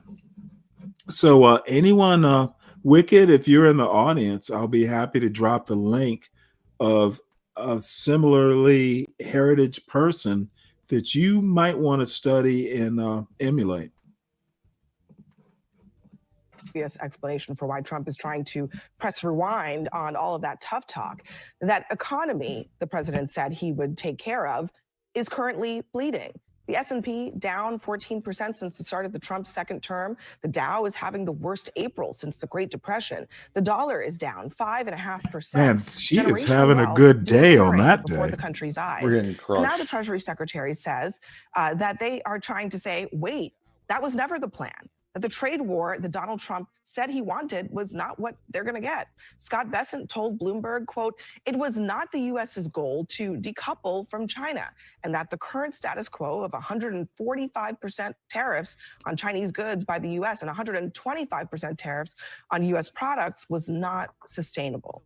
Joining us in our fifth seat at the table is Charlotte Howard. She's The Economist's executive editor. Charlotte, what do you think happened here? Did something happen. I mean, a lot happened yesterday, particularly in the markets, but did it spook them? And are they starting to realize that this needs to get wound down much more quickly than the 90 days? I think that you had, since Trump took office, a remarkable silence among other people in power, whether it's congressional Republicans or even business leaders were quite quiet and trying to be supportive of the president. And instead, in the past few weeks, you've seen this roar from the stock market, from investors around the world, from people who are requiring treasuries to have higher interest rates to take U.S. government debt, right? And so I think that Trump has noticed that. I think it has spooked them rightly, right? I mean, if they had completely ignored those signals, it would be somewhat bizarre. I do think that the question of how Bessent will get out of this, how Trump will get out of this is still open, right? So they say the situation is not sustainable with over 100% tariffs on both sides. That's kind of like saying the sky is blue. That doesn't mean all of a sudden you're in a different situation. So it's not clear how exactly they're going to wind down from this. Yeah, I mean, that's the big question. It doesn't seem like there's any progress being made with China. And at the end of the day, that is the whole ballgame. Yeah, no, it is. I think the first step is to probably figure out relationships with some of our allies in Europe, United Kingdom, et cetera. I think agriculture, automotive, I think the tariff imports from the U.S. is around 10%. I'd like to see that lowered to around 2.5%, which is what we have from imports. Let me point out something I've been saying for the past few days. China is the only country on earth that can go toe-to-toe, day-to-day with the United States in a trade war. They export 4 times more than they import from the United States. Trump finally realized it. If America is going to lose respect, it's going to be with a president who talks tough and has to retreat once what's happening in his own house, his stove is getting too hot. Okay, China and the United States are not having that level of negotiations here. China checked Trump, and Trump is backing down. Don't care how they want to repackage it. Trump backs down from China should be the headline. And if y'all can't figure it out, prove me wrong. Prove me wrong on this point. Well, I think China's not subject to the internal pressures. Absolutely, it's not. That's why they can go toe to toe. If their people suffer, they don't give a fuck. They don't care. That's right. Right. And Trump has to. The strategy on this. Okay. Was the No. fucking Let's thing. not get knee deep in the weeds. What I'm saying is China can go toe to toe because they don't care about their internals. Can I counter that? Can I counter to a degree? Can I counter to a degree? I agree with that if you statement. can get to the counter. I agree with that statement. However, if Trump was smart, which he's not with any of this shit, he would have recruited other large importers. You're telling me what Trump should have done. It's not what he did, which is what my comment is about. Trump is backtracking on what he did, not what he should have done. Yeah, Trump has essentially lost this. He's lost at his, least for now. Yeah. Well, if he was smart, he would have got other countries. Okay, on board. I don't care about if he's not, at least up till now. If he was smart, great, but he wasn't, is my point. Well, and I agree. I'm now conceding. he has to back down. Can I just finish what I'm saying? Dude, he's making America look weak. Okay, one of his goals was to make America great again in the eyes of the world. He's failing so far. Would you agree with that? Oh, what he's done is the dumbest thing I can imagine him doing. I mean, it's He's beyond what you making think. America look weak. When the only economy that I have been talking about for the past couple weeks that can, basically, if America goes up for a layup, China can block it back down. Yeah. If Trump was smart, didn't happen. Trump wasn't smart is what happened, and now he has to back down. That does not make America look strong. So look, I've said I concede and totally agree with you, but Okay, I I'm not looking well, to can I at do the least what add ifs. to it, or no? Just Well, can I just if make a you statement? insist. Okay, so the thing Is is, it with going to China, lead with if Trump was smart? Can I just make the statement? Make the statement. Okay, well, if it's just a statement and we can move on, sure. The world has a problem with China's trade practices. The way it We are was not the carried out by, world. I understand that, but We I'm aren't the saying with China. world, Can contrary I to just the finish? song. Okay, well, go ahead then. Sorry for interrupting. I just want to Dude, finish what I'm saying. just try Can I and just finish get what I'm to saying? your point. I am. I'm desperately trying to. Oh, are I'm you desperately trying. leading up to the point, or can you Yes. just make the point? Yeah, I'm making the point now. So the world had a problem with China, and we did too, and rightfully so, because what they're doing is dumping. Okay, it's the world has tariffs on China, like half the world does already. They should. With the way Trump handled it, he could have helped the whole world and us, and instead he handled it in the dumbest possible way, and that's my statement. Good. So my statement is America doesn't look like the hero Trump was trying to make No, America we look into. like idiots. It was mishandled. Gotcha. See, that took 2 minutes. Now Yeah, let's but get back it to would my have. It lovely would have Abby if you just let me Phillips. say it. It would have if you just let me say it. Okay. You know what? That is a hypothetical. Maybe you're right. All right. Well, go ahead. Coming in from the EU, that should be an easy fix, I would argue. I think most of the countries would say, okay, fine, let's just figure this out. From the Chinese perspective, though, I think we really have to figure out a way to protect IP. We keep talking about this over and over and over again. China says, they claim that U.S. companies can essentially file suit in Chinese courts, but it's a lot more convoluted and I've been more talking about And if you're a IP for smaller company, decades. most smaller business owners don't have the money Motherfucker, to you move forward. sound So if we can ineffective. figure that out, if we can do that, I think all that's that you're a step in the saying right. Sure, Michael, maybe we don't isolate our allies. That is the only way. You don't make it easier for our allies to be like, you know what, maybe we shouldn't completely rely on the US. Let's work with China. These countries that never worked with each other before and at times had adversarial relationships are now working with each other. It's clear the damage has been done. is sort of like I want to add, you talked about the world, Ryan, having a problem with China. Well, you know what? The best way to rally the world to the U.S. cause with their problems in China was to impose high tariffs on the world. Good job, Trump.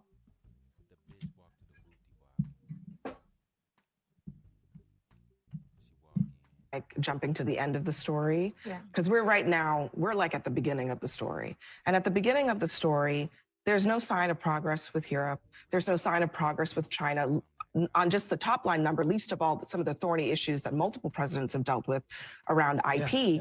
And in the meantime, I think some of the things that have really spooked the markets is also Trump's threats around Jerome Powell. And the other thing I think we have to mark here is that is also shifting too. As Charlotte was talking about, the markets have been spooked by the tariffs, but they've also been spooked by Trump trying to undermine the economic system. Here's how he's changed on that. Do you think firing Jay Powell is an option now in a way that it wasn't before? The president and his team will continue to study that.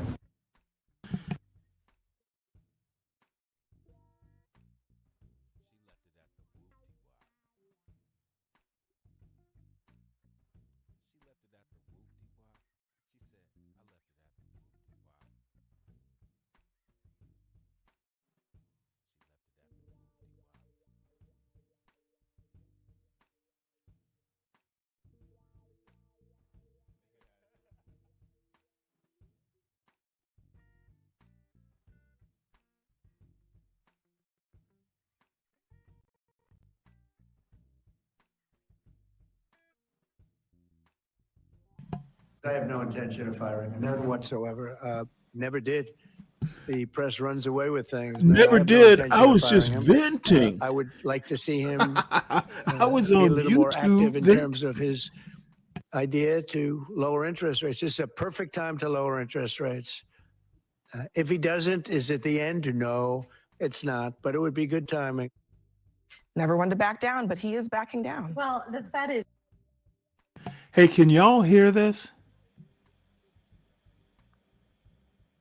Let me know if you can hear this. If not, I may have to reload this page. I didn't mute the video. Let me know. Can you hear it? If not, I can reload it. Actually, I'll just go ahead and reload it now, I guess. I have no intention of firing him. None whatsoever. Never did. The press runs away with things. No, I have no intention of firing him.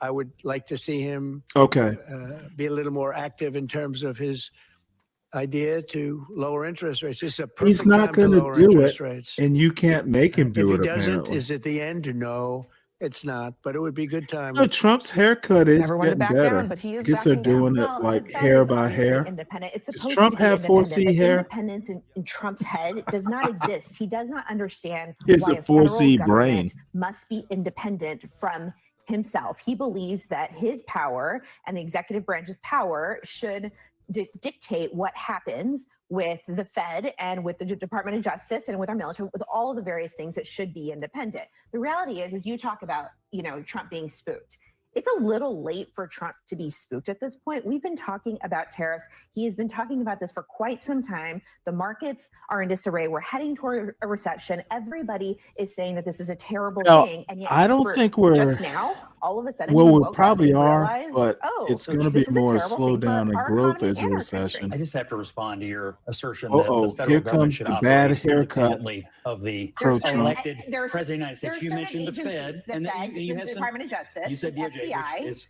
obviously appointed and works for the president. No, but You said the- you it's said that- independent. you Your said the laws mil- should not be. you The said- laws should not be you said that- enforced I don't based know. on the president. They You should said- be you said- enforced based on the law. You said the military. Obviously, he's the commander in chief of the military. I'm just trying to figure out what percentage or part of the There are government that you think should run institutions- away from the there are president. institutions I'm that going are to step in independent. here because I don't want us to change the subject. Okay, Fucking we were really? talking about the Why independence does this of the have Fed. to be? Do you agree or disagree that the Fed should be independent?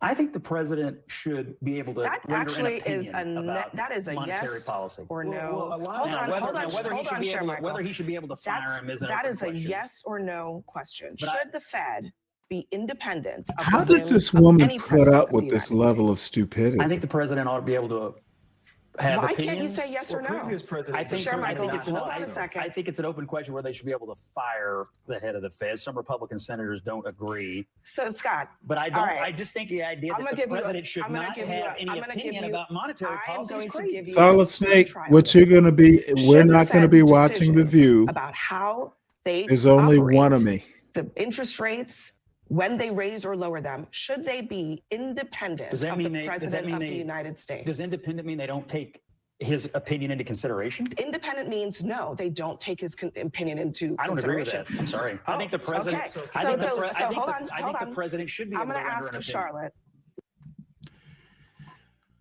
Charlotte. John, SKC has a question. Can you look at the chat? Well, apparently I.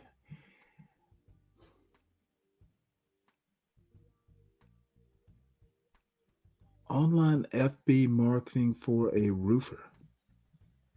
SKC, put it in the back chat. Come up, ask John. Don't know why this is happening in the middle of what I'm trying to do, but it is a show interruption. So I guess sometimes questions get answered. What do you this was And that is the issue right there. Not only are we no longer seen as a safe investment with clear signs that we're heading into Yes, a Herman. recession, they're using words like the Great Depression. And it's because Republicans just don't understand. I think Fed chairmen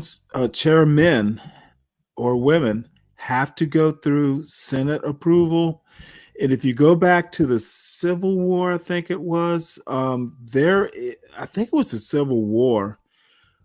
There is, I don't know, I'd have to go back and look at it again because I haven't thought about it in years, but there is, if Senate, you have to appoint certain cabinet level officials, and I don't think the Fed chairman is cabinet level, but the bottom line is if the Senate approves your nominee and you're the president, there's an argument that you can't just outright fire. You have to get Senate approval to fire that person. And I can't remember if that was ever resolved.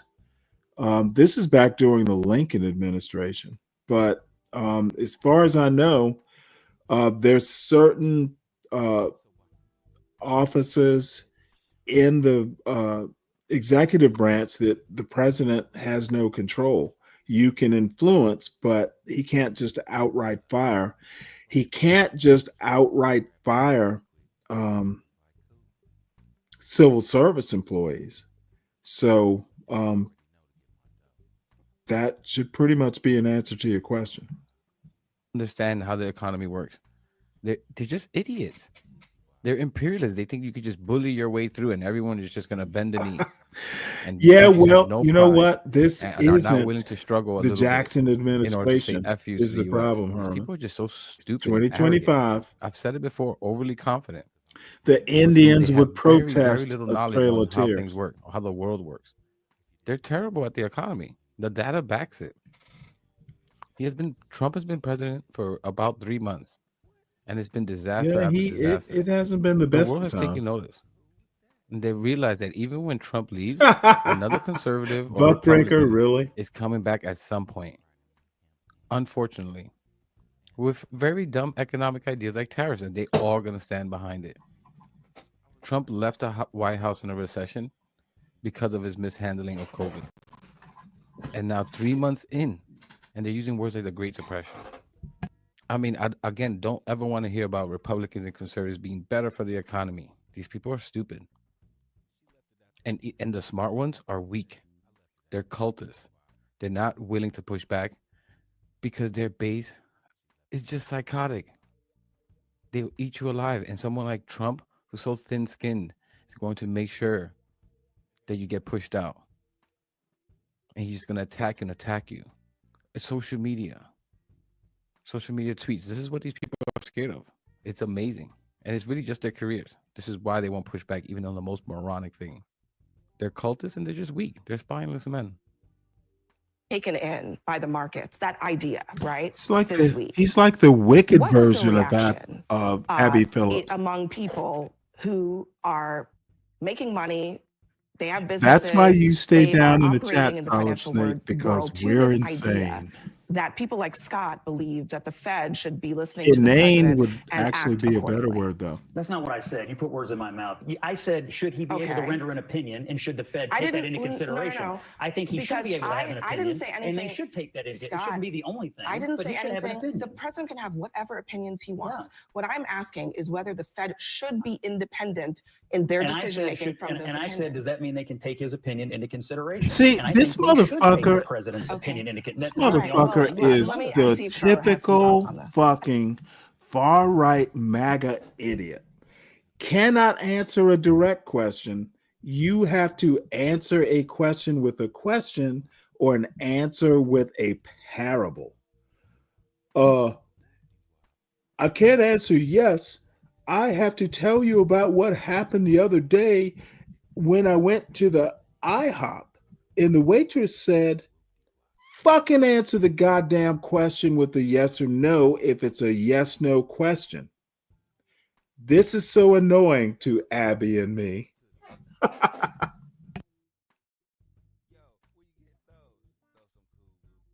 I think it's very clear from the market's response that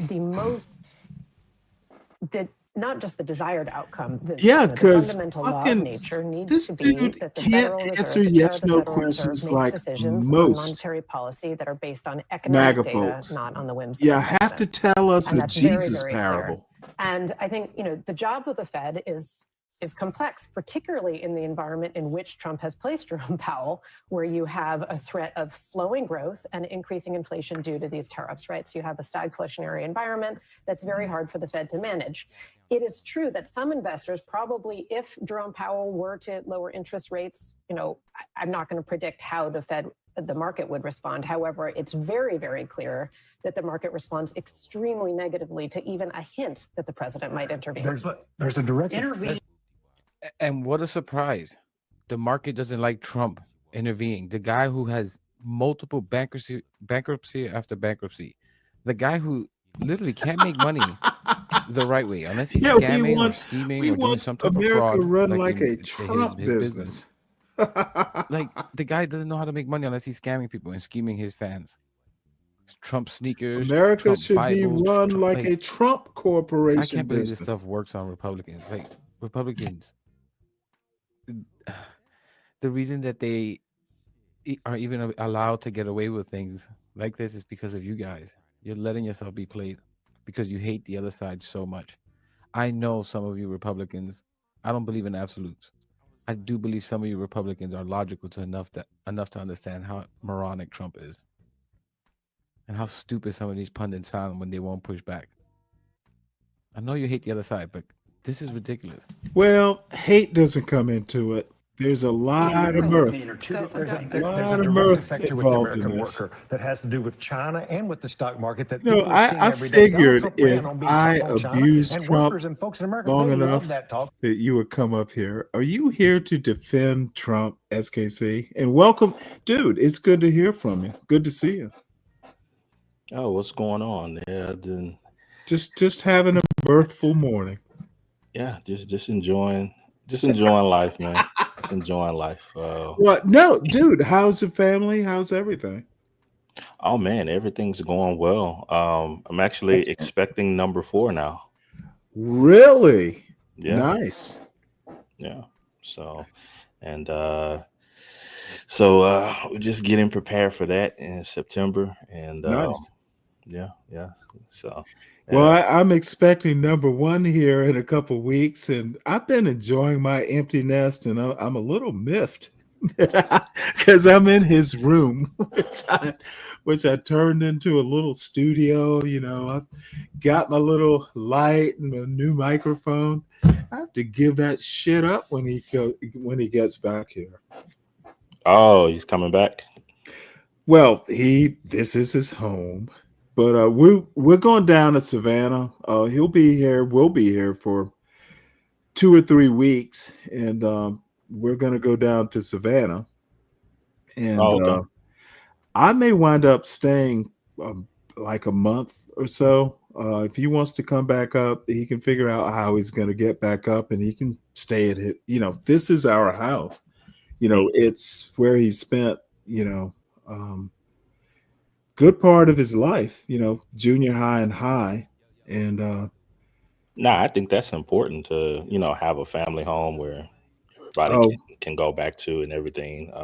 Yeah, I just like, you've seen those TV shows where the mother turns the room into a sewing room. And it's temporary. I knew he was coming back, but it kind of slipped up on me. You know how within 2 weeks I have to kind of move my stuff out. But it'll only be for a few months, 3 months. And like I said, my show goes where my laptop goes. So I kind of I told someone earlier in this show that, I was talking to my father. And he's saying, yeah, well, if you come down here, you only have to stay a week. So I go, well, you know what? I can stay all summer for all I care. I have no schedule, but, my son's friends are all up here. So my father's like, well, he'll figure out how to get back. You tell him to catch a bus or something. Which, if you know my father as I do, he's just saying, what the fuck are you doing? That child is not a child anymore. You don't have to be with him. Yeah, that's it. He can exist in a different city without you being there to manage him. See, that is my father. And that is knowing someone for that long. And it'll, you know, where this argument could go. It's not an argument, example. I know my fucking father for 60 years. And he made a joke, but there was something buried knee deep in, like, don't be a helicopter parent, son. Your son will be okay. He's in the state, he'll be okay. You do what you want to do, old man. He does what he does. He's a young man. And that's the beauty of my father. And I know him. I caught it, and he delivered it subtly with humor. The man's my hero. Yeah, it's a beautiful thing to be able to know your parents like that and can pick Well, up on. motherfucker, your kids know you like that. So Yeah. you are, if you're not my father already, not age-wise, of course, but dude, we may disagree about a lot of bullshit, SKC, but the one thing, when we don't talk politics, dude, you are like the man, the parent. Nah, I'm just a Motherfucker, don't be normal talking. guy, just trying to be a good dad. That's all. Good dad, good husband. Dude. And you know what? I know one when I talk to one. So, but you know you have my respect on that front. And when was the last time you talked to Charles? Oh, I talked to Charles. We did a show last week. We've decided, at Charles's invitation, like a Thursday show, talking. Well, tomorrow's Thursday. I have no clue. I did propose a show, but no, he's kind of reached out, and we're going to do a Thursday show. Oh, good. Why do you ask? How'd you know? No, I actually Charles didn't know. is actually kind of a friend of mine. We talk, we catch up with each other either in his chat, or he's been on this show a couple times. Oh yeah? Yeah. Oh, okay. Cool, man. Well, fuck. Is there something I should know? Hey, Helen.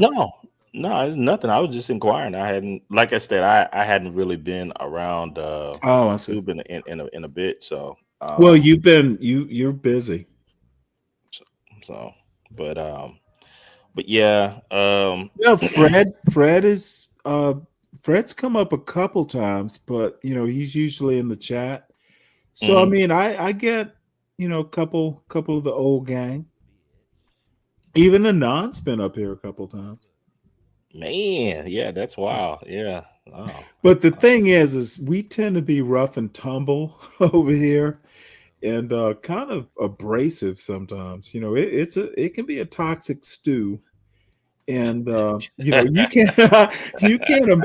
Charles would never survive long term because people would just be eating him up. He's too nice a person, is the bottom line. And Anon's too nice. Fred just wants to stay out of the shit, but he can hang. Who I've been trying to get over here is oh fuck.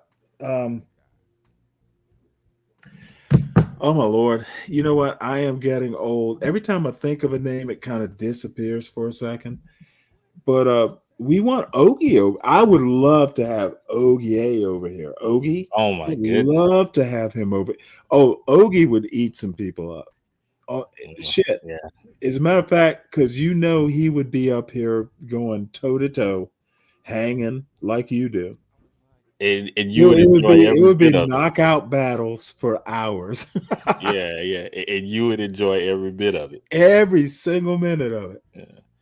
Nah, I didn't come up to defend Trump or anything. Well, it's just whatever you want to talk about. It's just an observation, man. I don't know. It's I think you should give it as much as it's received, and I don't know. It just seems like a reversal. Years ago, you had Biden and company that was in power, and they're doing their thing, and Mhm. you know, some of their decisions were good and bad, and you had people that were on TV and they were talking about primarily the bad, Mhm. but at the end of the day, they were powerless to stop it. So I They mean, were what? that powerless to stop it. Who? The So Republicans? no, the people on TV. Oh, well, they're just talking about it. They don't Yeah. necessarily control. Yeah. So it's just more of the same. You have people that they now that Trump and company are in power. You know, it's their job to talk about it, but at the end of the day, they can't stop nothing. Well, better than that. I read an article earlier today on this. What on earth? Um, about someone was Van Hollen from Maryland went down to visit the Garcia guy that the Trump administration mistakenly deported. Democrats have no power at all. They can't even propose legislation unless it's heavily bipartisan. So, do you think I didn't notice that? No, I think I was just making an observation. I think Well, the even observation is noted, but yeah, okay. The I think even observation, you should call it an obviation. It is literally obvious. So thank you for telling us what we already know. well, I think something that's less obvious is the trap that a lot of those people are running into with Which this. people? Um, the Trump people, or the opposite? the opposite, traveling down to El Salvador. That's What's that trap? that's a Because grievous. Republicans are doing it too, right? Yeah, but it's a Oh, grievous. no. Do you know? I did a story, or you should start tuning in earlier because I actually went through news. There are Republicans. Luna from Florida. She apparently Bukele asked her out on a date. they haven't. They are going to meet face to face, so maybe they're going to go for for dinner or something. So Republicans are going down there meeting with Bukele. Democrats are going down there and meeting with Garcia, and this has been happening for a few months. Um, Van Hollen was not the first U.S. Legislator to go down there. Did you know that? No, I'm Okay, well then now you that's not. know, dude. You That, need to know. You need to know stuff. well, I mean, I'm not stating that not needing to know stuff. I'm just stating that the move to for Okay, I'm saying to that go there down are to two sides to your warning, state. and maybe you should know exactly why you're warning. And my guess is you didn't. You don't know both sides. Republicans have been going down there too, not meeting with Garcia. They've been going to meet with the president. You heard about Rubio down there, so Isn't no, isn't that part of his job? know both sides of the bullshit is my point. But you're the one bringing up both sides. Yes, and you're the one not bringing up both sides. Right. I'm just bringing up the thought that going down to go see a a a known criminal is a mistake. And my point is that there's another side to this story. The president of El Salvador is the other side of the story. Right. Like give you an example of what I'm talking about, Stanley. No, I don't see. It took you 5 minutes, and Deacon Dave put the popcorn icon there. I guess we knew this was going to happen. Dude, the guy is not a known criminal, has no criminal record in the United States, nor does he have one in El Salvador. Admitted mistake by the Trump administration. Dude, if Trump wanted to fix this, let me put it to you this way. Fuck the politicians going down to El Salvador. Here is where I am, Mr. I am a family man person. And me telling you I admire you for being a family man person. 3 Americans are being hurt by Trump's decision. Can you guess who those Americans are? No, I want to hear. Okay, motherfucker, let me tell you. All That right. man's wife, who is an American, his 2 children, who are Americans, Trump is hurting Americans with a plural. I do not admire an American president who is so wanton in destroying family life. Now, rebut that. It's done all the time. Motherfucker, then it is done in Trump's America. Trump is a common man and wants to repeat what's done all the time. Okay, that's fine. Well, it's fine with you. It's not fine with me. That's my point. Listen to me, SKC. I don't like seeing American families blown apart by administrative errors by a fucking president of the United States. I don't like that. I expect better from my president. Okay, yeah, Now that you don't expect better, that is your particular MAGA soul brother, anti-black point of view. Where was No. I've been working on this. I've been waiting for you for months. Where was it sort of black anything came up in this conversation? I'm like, wow. I've been waiting. Man, I've been dreaming. You really jumped the shark on that one, man. Oh, I went all in, didn't I? Yeah, you just like you pulled Oh, the trigger too motherfucker, fast, you man. know I've been waiting for you for months. I was practicing the lines. Yeah, we went. Yeah, I know you've been in your mirror, man. You're like, man, I gotta butter him up and everything, and then I can. I get it. I get it. Wait, well, why didn't you stop me? No. Why am I gonna stop a freight train? Hey, you know what? You're wise because you knew it was coming. You didn't get out of the way. You just got a toe or two clipped. No. Motherfucker, explain to me. The bridge has already been explain destroyed. to me why I should be happy that President Trump is blowing up American families. Explain that to me. Blowing up American Motherfucker, families. you heard me. Don't repeat the question. I know what I asked. Now, what I don't know is your answer. The man had a legal status. Trump his administration admits to an administrative error. You got an American wife. You got 2 American children.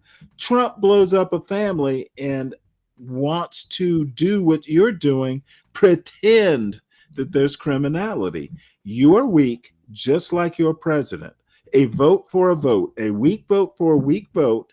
This is Trump's America, and you're swimming in the waters. Yeah. Admit that those waters are cold too. and refreshing to a shark like you. Yeah, it feels good. Oh, well, I no doubt that it did.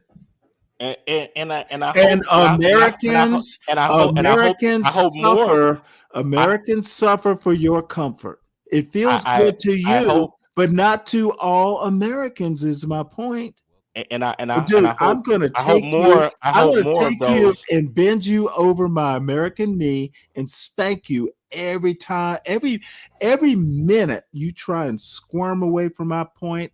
I'm just gonna thread the needle and embarrass you. Away. It's squirm what away. You are squirmy like the little baby, all you anti-black soul brother motherfucker. You are squirmy babies, and Stanley likes treating you like a baby. I'm your daddy. Let me show you. Let me show you the squirm. Stanley. You better show me and not tell me. Let me show you the if squirm. You tell me, I'm literally going to bend it to my will. You lost this argument, let me show SKC. you. Let me you show lost you. it. You came up here and, like usual, you'll lose. Now, I what hope, you're gonna I do? hope more. I know I hope, you I hope came up more here of because the you feel like Americans. making a show today. No. I hope more of the Americans get deported. No. You want more Americans to be hurt? Yes. You want more U.S. citizens Yes. to be hurt? Yes. I'm gonna clip this. Tell me why you want them to be hurt. Because we have two different definitions of what you call American citizens. Okay, my question, and you did say yes. Confirm, so I make sure it's okay for American citizens to be hurt. Do you need to And clean those your two little I didn't little stutter. kids. Oh no. I need you to confirm my worst suspicion. I didn't I need stutter. you to confirm my worst suspicions. I didn't Because stutter. before I go in on this, I need to make sure that I'm going in the right way. You're from You want you're from the two. deep south, aren't you, Stanley? You want two American You're from the citizens who deep were south, born aren't here. you? Yeah. Whole You want hog or none at all. What the hell are you talking about? Hog or none at all. I'm Yes, all I want in. it all. I want all I'm American all citizens if in. they don't commit crimes, especially if they I'm are a good all in. I want Well good trained. I'm American all in. citizens, especially if they are minor American citizens who are born here to have all their in. daddy. You guys are 100%. promoting single mother households. The Trump administration supports single mother households. Take them all the way back. All the way back. I don't give a fuck about your Wayback Machine. Go to. I'm talking about 2025. Wayback Machine. The Trump administration supports single mother households. That's what they're doing. And Van Hollen of Maryland went down to try and put a family back together again. And the Trump administration is thwarting his efforts to put a family back together again. Yes, I And you endorse that, right? I approve that message. Good. So where's the squirm? Well, I don't give a fuck. It's up to you. Oh, exactly. It's up to you to explain why you support an anti-family president. The ball's in your court now, son.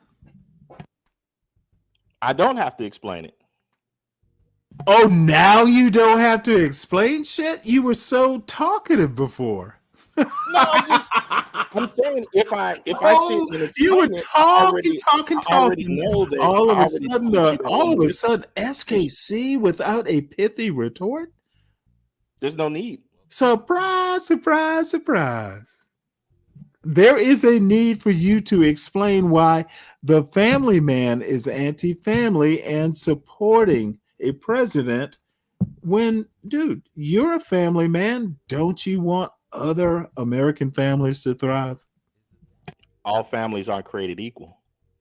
All families aren't. Let's hear SKC's family theory. Why aren't they all created equal? Now we're talking. Don't distract. This family that we're talking about is a mommy, an American mommy, two American kids, and a male who has a legal status. So you got a mommy, you got a daddy, and you got two kids. That is quintessentially American in an American state. Tell me what's wrong with this. Why are you against heterosexual couples with two natural born kids in America, legally married? Husband has a job. None of them are on welfare. Go. All families aren't created equal. And why are they not, SKC? Because some are legal and some are not. So you're talking about an illegal family? How were they illegal, sir? That's for you to look into. Oh, motherfucker, I know the details. I literally just gave you the details. Now, you just came up here, so I might have caught you off your game, and it's obvious I have, so I will apologize. Relaxing, drinking coffee. You came up here to say hi, and I I'm put you seeing- through your paces. I I'm seeing- I'm understand. seeing I John in the understand you background. weren't ready for Stanley versus the world. Done in the background. It look like he got a guy that's chilling in the background. and so forth. 3 American citizens, a wife who is a U.S. citizen, 2 kids who are literally U.S. citizens, a father with a legal status, and Mr. Bumpy Trump disrupts the family. Tell said- me, he said- why are they an unequal family in your eye? Because the father doesn't have status like me. He does have status. He's legal. A judge said he is legal. Oh, okay. Literally, the Trump administration admitted Where's his paperwork at? with the judge that he went to an immigration court, and the judge said he should not be deported. Oh, okay. That's his motherfucker. Go look up the court papers. That's his record. That's his papers. You said you No, covered this. don't tell me what I said. How do you react to you being anti-family, Daddy? Put it on the screen. Show me. I'm not putting shit up on the screen. See, I don't do that John Galt level. You have to give me evidence, motherfucker. Do your own research. Evidence isn't necessary. Evidence isn't necessary. It's Stanley's world. That's why you got the world in the background of your avatar. Well, it is Stanley versus the whatever world. rules that you perform at any given time. All right, SKC. I'm right. Just admit it. Sure, I mean you can have at it. You can write all you want, but your rightness doesn't. My rightness. That Your is right- my your Stan- rightness- Hey, that is my Stanleyness. Whatever you want to call it. Where's the dude at though? Being Stanley is a right where is state he- of mind. where is he at, though? You didn't know this. Haven't I told you this before? But where If you're where is Stanley Mr. Cross, Garcia at and right you're now? versus the world, you are always right. Okay, and that's fine. Where is Mr. Garcia at right now though? Oh, he has been He's where criminally. he's he where has been I approve criminally. him to be at. Well, he's not in the. Oh, I'll tell you where he is. He is where he's I not. approve He's him to not be at. where Trump wants him to be. He's not in a terrorist detention center. Is where he's not. So you can be right, but it's just as long as I get the same results that I want. Okay, I have no clue where you're going with this, so help me out. Because sometimes you are smarter than me. You can be Dude, right all day long, after as that, long as the after results that visit, are where I want them. okay, dude is not. Now when Okay, when, no. when What Mr. you're gonna do comes is back here, now. and Let me warn he's you. back, Let me warn you right now. so all you want. Where all you're you going want with this, right I'm now, gonna win that one too. I'm gonna win where this I want argument him to be. too. He is not in a terrorist detention center. He's still where I- Bukele still where I want moved him to him. be. He ain't here. Bukele moved him because all of a sudden Van Hollen and other people started taking interest. So he's not in the situation he was. I heard they were drinking margaritas down there. Is that true? Is he with his He's wife a and place. He's a place where they serve margaritas. Is he with his wife and kids? Oh, he will be. Okay, so when he Okay, do you doubt? about No.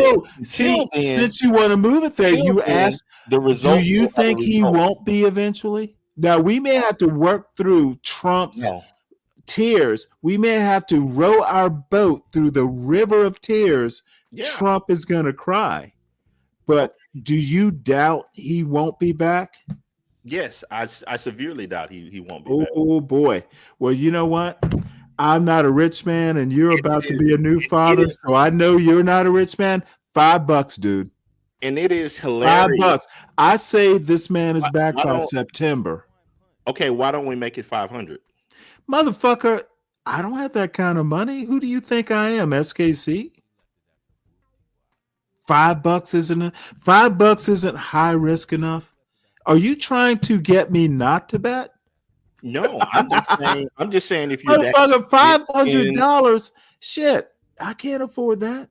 I'm just saying if you're so confident, then it should be an automatic win. See, I love you think this is the SKC show or somewhere It is like not that. my show. Dude, we I'm a poor over little here. guy. We're not rich anti-blacks like little you white and baby you in and hood conservative, dude. in the I little don't get that hood conservative money. little guy. I don't get that hood conservative SKC money.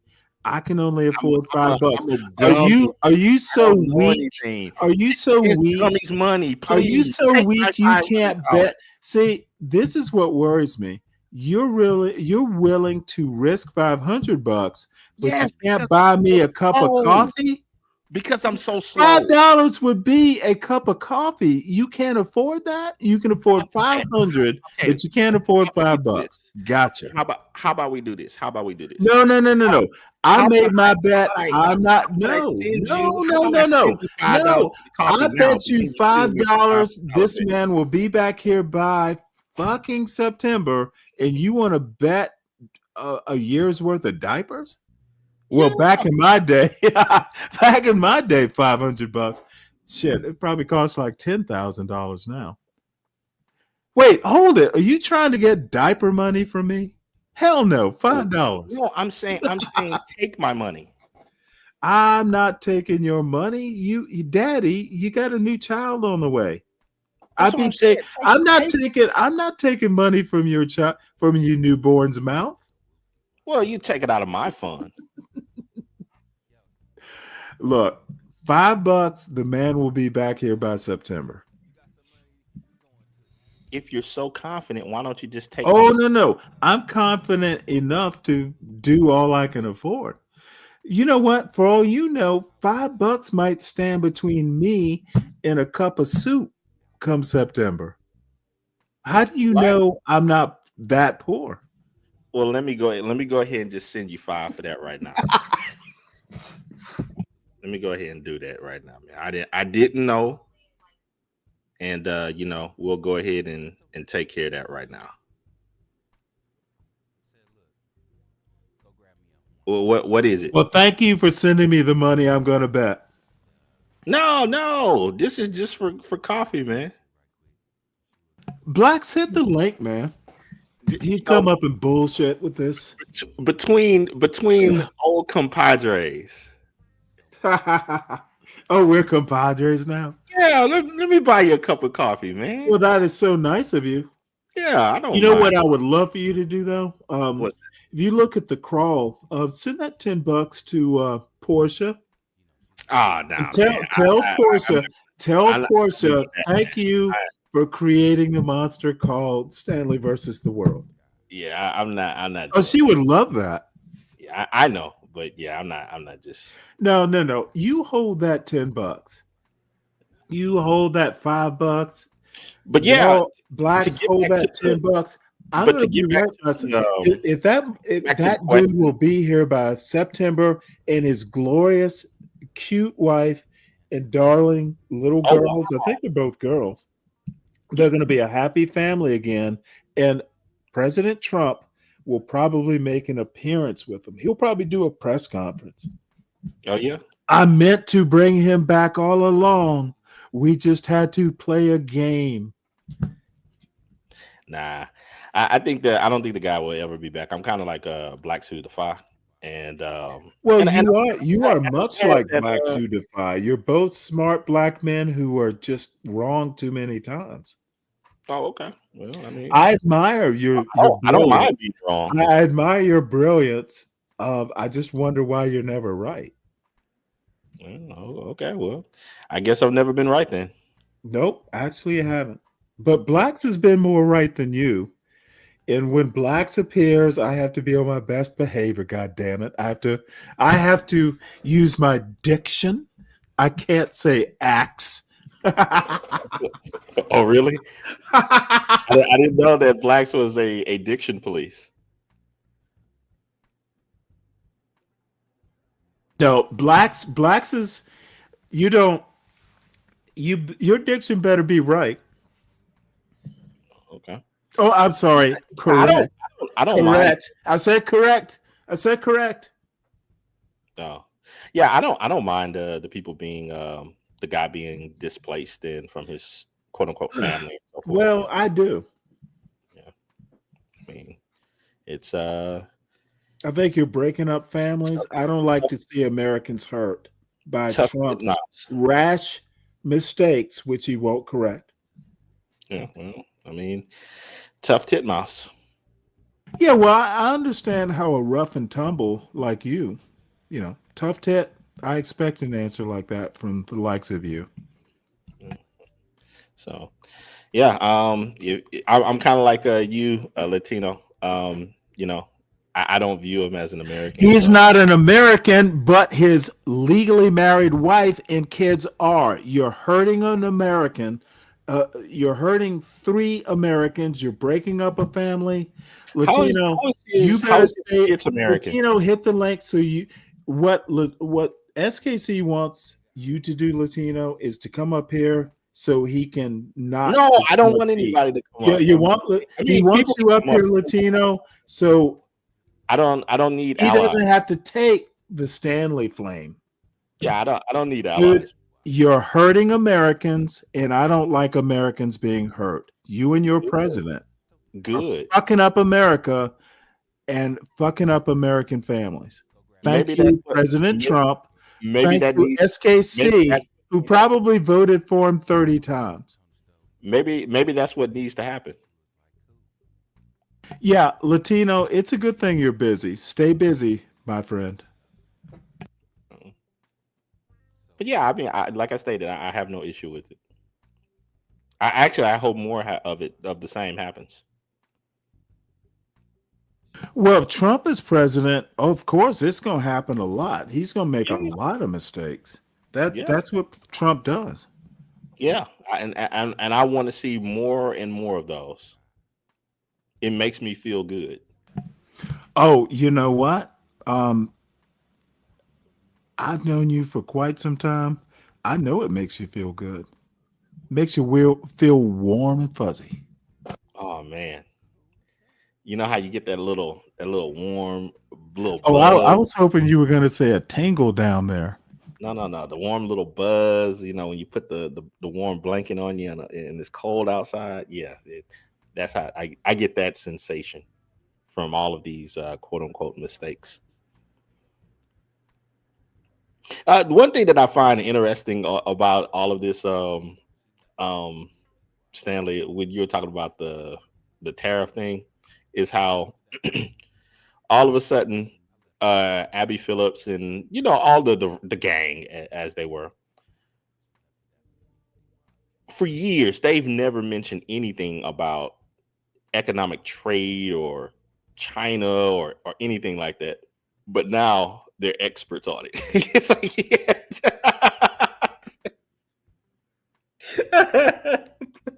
when people are listening to the takes of Abby Phillips on geopolitical trade, they're like, oh my God. Well, the one thing I like about Abby Phillips is she will let people talk and hang themselves. And she and you know who Sharon Bracey is? No, I don't know. I didn't know who he was until actually John Galt started talking about him. Oh yeah. So he's probably more on the liberal side. But anyway, he's a very good YouTube host. He kind of reminds me of Abby Phillips in a way. They'll just let people hang themselves with their arguments. And Deacon Dave has been fussing at me.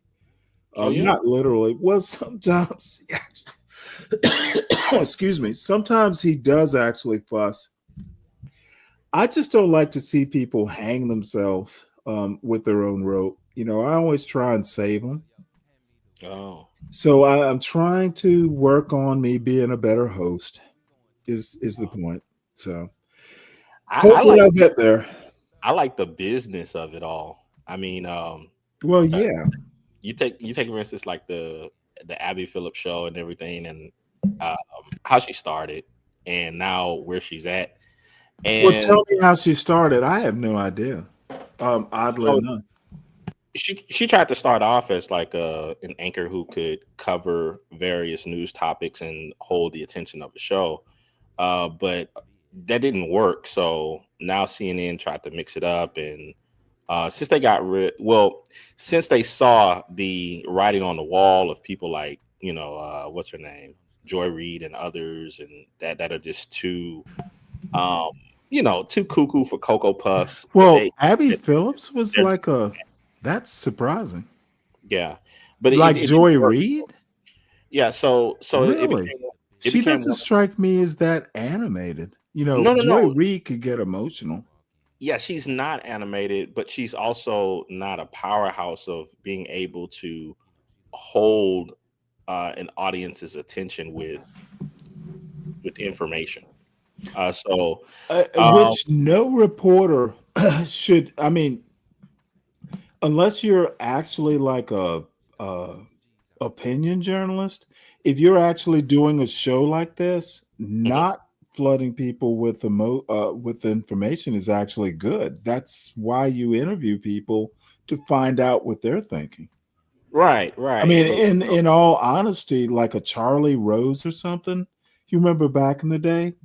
Yeah, but her format, there was an art to letting people talk. Yeah, but she doesn't have it. Don't speak You don't about think Abby so? Phillips. You don't man. think she speak does a about her, good man. job on this? Don't speak No. about her, man. Hold on, Latino. This entire setup was like one of the people that get paid the most is Scott Jennings, because he is the one. Because he's a white man who looks vaguely like Trump. Yeah, and they need him. Well, that's a joke. Yeah, but they need him. Yeah, without him, their ratings will go to crap. Dude, she's a good I person think to look Abby. at, bro. You know what? And maybe, well, you won't be surprised. I don't watch this for Scott Jennings. Yeah, I watch it just to look at her, bro. I think she's hot. Hi, Latino. How you doing? Address your seniors and say hello to SKC. He is Good friend of the show. Right? Latino, I'm a nobody, man. I'm Same here, dude. Well, I think you're a nobody, but I'm a Latino nobody, man. hasn't The been one- educated the one- about you yet. The one that's somebody to me is just the Holy One, Jesus Christ. And that's it. Yeah, well, we'll wait for that Jesus Christ show.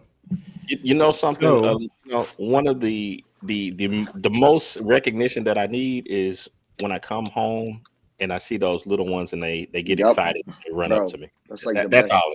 Yeah, well, this isn't the family show. Best feeling ever, bro. I think Better than $1 million bucks. Okay, I think that I don't know. I only watch clips. I've never seen a whole. I don't even have cable, so I don't really watch cable news. But to watch Abby Phillips?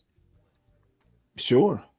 Why wouldn't I? On YouTube, you can watch. This is a YouTube clip. You can watch a lot of her stuff too. And actually, it's a YouTube clip being reviewed by Wicked's actual intelligent cousin. She was at the Knick game the other day with. Don't care about that.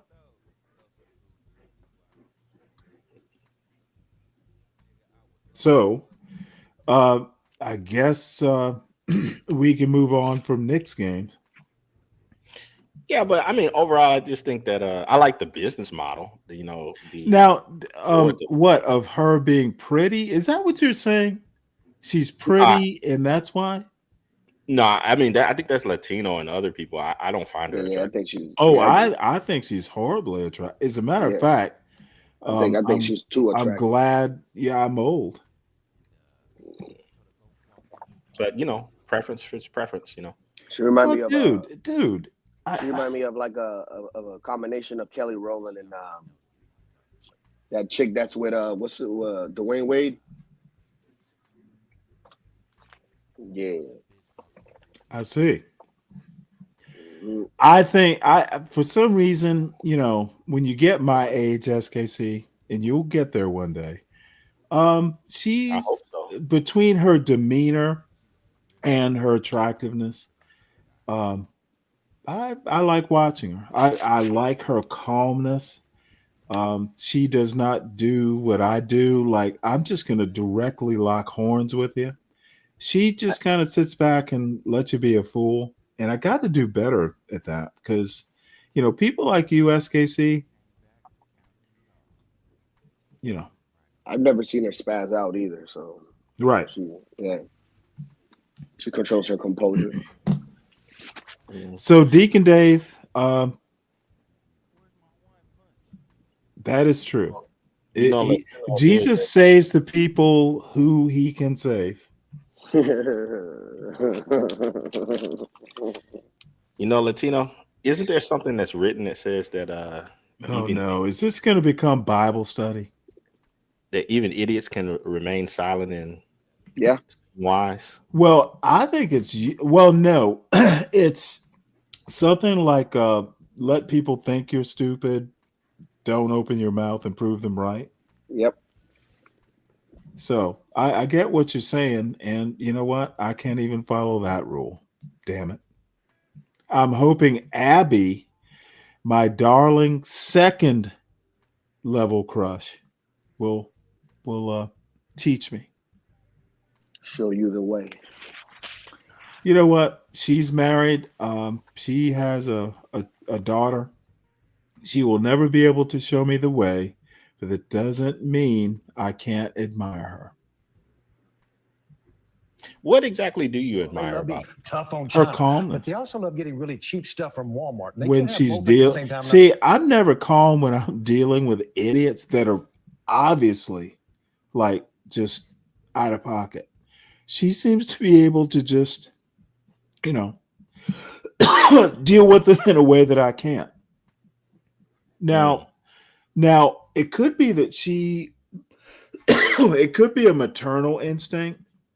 You understand that they're children and let them get their little words out, and then you remind them that they're children. With people like Scott Jennings, maybe that'll work. Maybe I'll have to try and use it on this panel because many people who come up here, present company excluded, of course, are children. They don't know shit. They just think they know shit. I believe in you, Stanley, and I believe that you would be. I believe. Oh no! Oh my God! You go ahead and say it. I think you would be highly motivated to keep a calm demeanor if you had 6 or 7 figures coming to you every year to do it. No, at my age, no. I mean, it would be nice. I could do things with it, but no. Dude, look, I'm 60, SKC. By the way, where the hell were you at that birthday stream? I turned 60 last month. Oh wow. And nope. You know what? Don't give me enough money that I'm gonna outlive. Your birthday was on the 12th, right? Mm-hmm. Yeah. But it doesn't matter.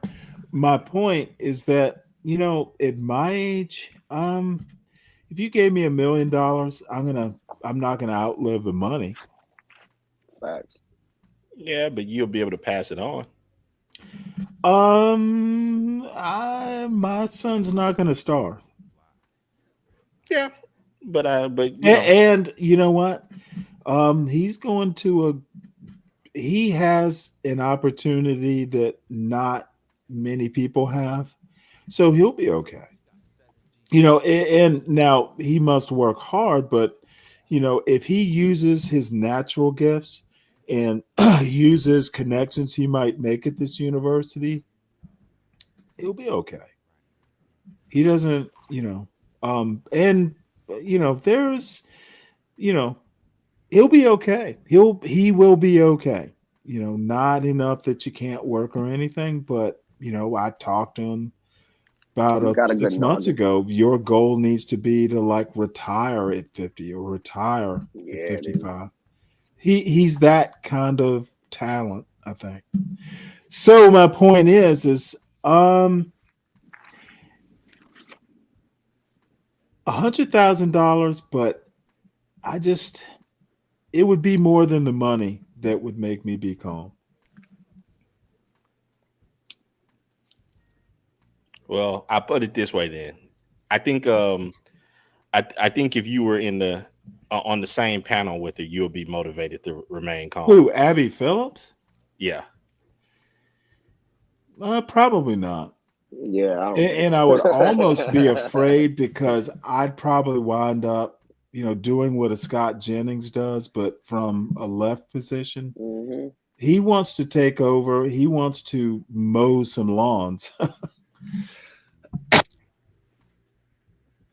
Abby's doing just fine without me. Okay. Well, like, I don't know. I'm just looking at it from just the business aspect of it all. I mean, I know the rationale of how you try to set those things up. What are you going to introduce me to Abby Phillips? Who? You're proposing He these got big pulled like plans that? and big money. You got pulled No, like I that? didn't say Oh anything. shit! I was getting my hopes up. Don't get an old Shit, man. You already Don't right get there. an old man's hopes up. Shit, No, Stanley, man, you already in Georgia. I wouldn't want to take years off your life like that, Stanley. No, you know what? It would add years. I would just, dude. Look, my day is over. Not totally over. It's not like I'm over, totally over the hill, but I kind of, you start looking like at stuff, and you start like Abby Phillips. I think she's awesome. She just seems to be the kind of person, if I were in my 20s or 30s, I would want to know. Oh, okay. Hey, have at it. It's not. Oh, wait, you thought I was lusting after like at 60? No, come on, dude. Hey, you like it, I love it. I mean, everybody has their own. SKC, we've known each other for a few years. I understand the word prurient. I understand the word apropos. All the dude. I'm not gonna. I don't understand the meaning of those words. Yeah. Hell yeah, you do, motherfucker. Don't pretend like you don't. What I'm saying, from the South, what I'm boss. saying, what I I'm don't saying, know how to speak the big words you coming out your mouth, man. all I'm saying is I know my place. My place is an older gentleman who is cranky sometimes and does good one-liners. That's my place. And be a father, of course. Well, father advisor. I've already told my son, you know what? My parenting is over. I'm just your advisor. But I've lived a good life, and if some little age appropriate woman with a good sense of humor and has read a book or two, they are open to talk to me or me talk to them. I'm open to it. So, T, you know what? It coming from you, and I'm not bullshitting here. It means a lot coming from you. Honestly, I love your show. Even if I don't come up there, I like listening to y'all. Y'all are just sweet women, you and your sister, and obviously your family, and obviously, actually, your whole channel, the people who come up, that vibe, I love it. It's almost like a jazz club. And I'll tell you stories, but good stories, but no, it's a vibe you have. Wow, And I certainly appreciate it. Story. You know who Here for the Tea is, right? He's Shout out to invoking Texas. Wynton Marsalis into this. Look, that you don't know. T, let me. T, can you drop your link, or Portia, if you're there? You need to become a member of that community. It'll calm your little ass down. You will be, hey, the nights when you are like rocking your newborn, as all fathers do, you'll want to be listening to T's channel. It is a vibe, and a good vibe. And I don't know, dude, man. you're hearing a Typically when type A that personality like It's a me vibe. say, typically I when love being there. yeah, typically when that kind of stuff is going on, Stanley, I got Mrs. SKC nudged up to me, and the other two little fellas No, doing I'm all talking kinds of about stuff. okay, well, you know what? That I don't want to get to it TMI, but back in my day, sometimes hearing a little chill vibe, people just kind of laughing and chuckling about stuff, it would relax me. So I don't know. anyway, Deacon Dave has a question for you.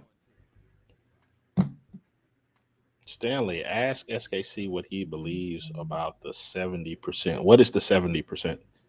You know Oh, what? Lord. Deacon Dave needs to come up and explain it. Jesus You will Christ. love it. I will give you that. And you will probably agree with it. Yeah. What do you think that I would probably you, agree with? you think that he would agree with it? Yes. Interesting. What do Be you brave. Are you in the audience?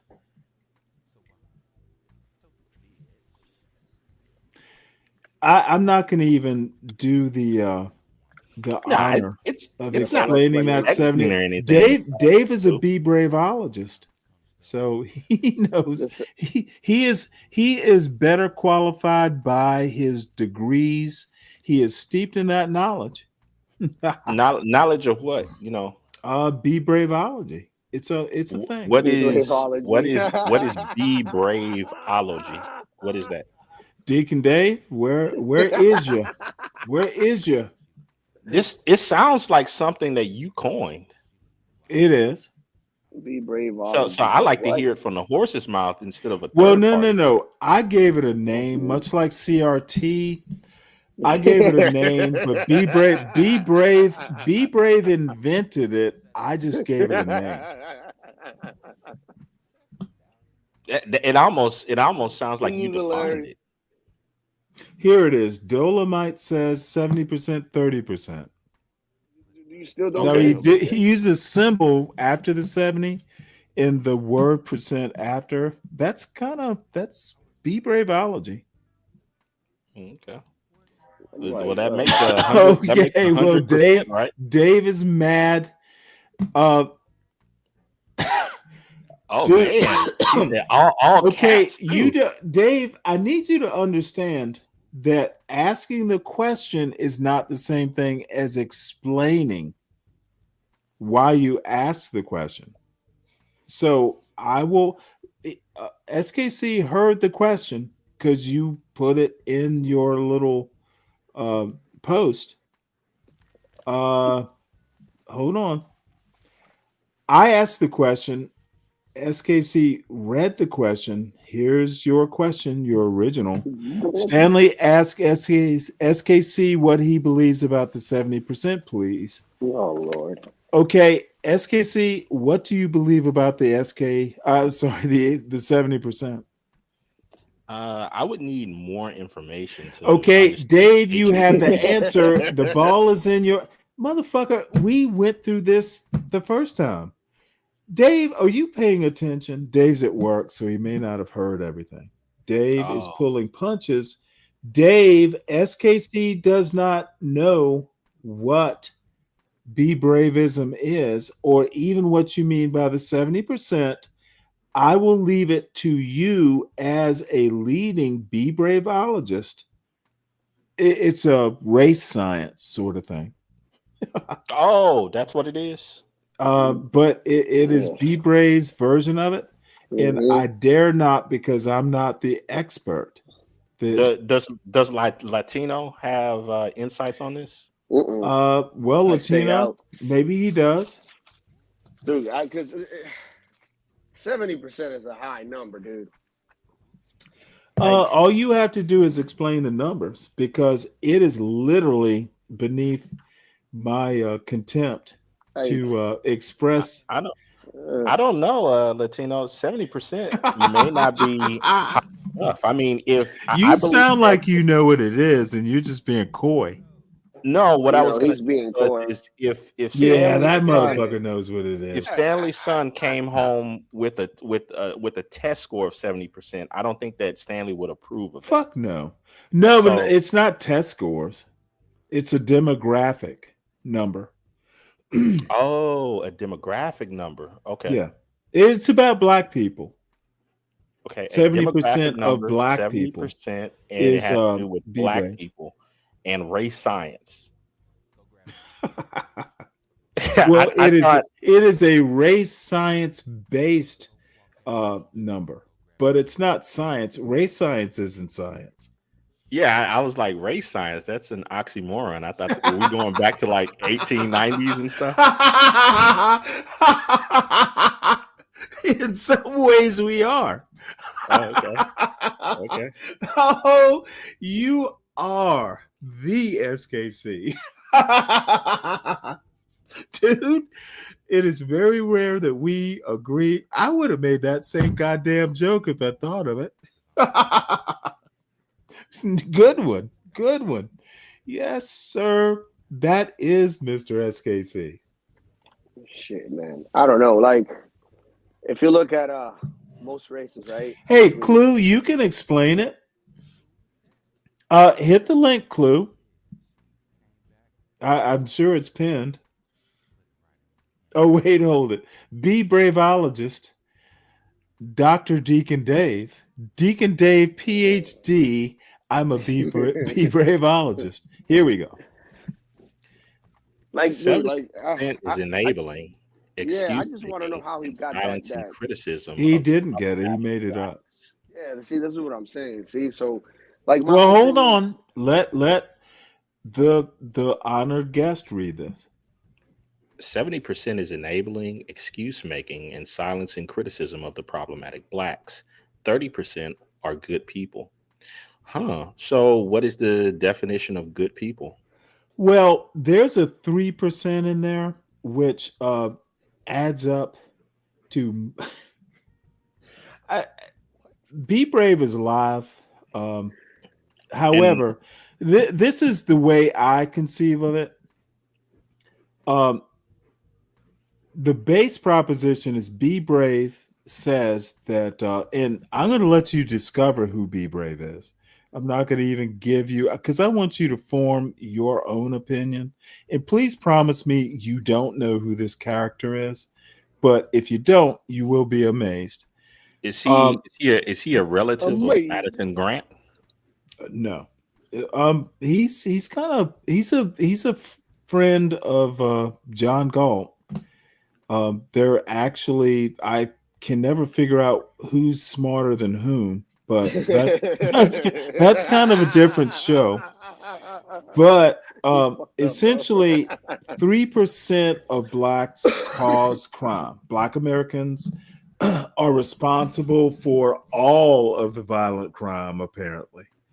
And 70% of Black Americans make excuses for that 3% that are committing all the violent crime. And 30% of the Black people are not making excuses, but 70% of the Black population excuse or don't talk about it, or all that stuff. Could you re-explain? Okay, hold on one second. So that goes beyond 100%. Well, yeah, that was my thing. It's 103%, but no one can explain. No one other. The Be Braveologist. This is the secret thing. The guru can't explain it, and he's live. What we could do? Let me see if he actually is still live. I'm like so confused about this. Can some go over to Be Brave, if you would, and ask him how does he account for that last 3%? Now, my guess is he's going to fold that 3% into the 70%, but Brave doesn't care about anything empirical. He just fucking wants to sound good. And Be Brave isn't the problem. It's the Black people who believe this bullshit that are the problem. Oh, okay. I mean, Well, this is Stanley's theory. You really have been away. TEA 70%. No, that's T. That's here for the T. T. Oh, okay. T. No, here for the T is a definite friend of the show. Kind of. I don't know, man. 70%. Well, a friend of the channel, not just the show. So when he says bad, you gotta see, this is who I know you are. You're gonna fucking apply logic and empiricism and all that stuff to it, and rightly so, commendably so. I tried to do the same thing, and people like Clue and Deacon Dave don't seem to have the same standard. Honestly, it's like this dude. Who is the Catholic? It was Bishop Grace. Who is that Catholic bishop back in like the 1930s with the radio show? Oh my god, that's what Be Brave reminds me of, or who he reminds me of. Man, that name it tickles me so much. Bro, Book Breaker 3000. Oh, every time he has said that number. Oh, that's what you're laughing at. I thought you were laughing at how silly these black people are for following Be Brave. My bad. No, I was laughing at that name, but that's man. That is that's Clue. Clue. Literally, you sound stupid. Bring in the Raven and go caw. That's what it sounds like. Do better, Clue. Don't be saying caw. Fucking make a point. What is he? Listen closely as Stanley is all of a sudden understand. Oh, dude, I understood the argument. I think it's a shit argument, and the numbers don't add up because they don't exist. And even the fake numbers that Be Brave makes up. Look, SKC doesn't get it. He says it's 103%. I said it was 103% yesterday. Even SKC doesn't get it, but SKC isn't a Be Braveologist yet. Dave. He said yet.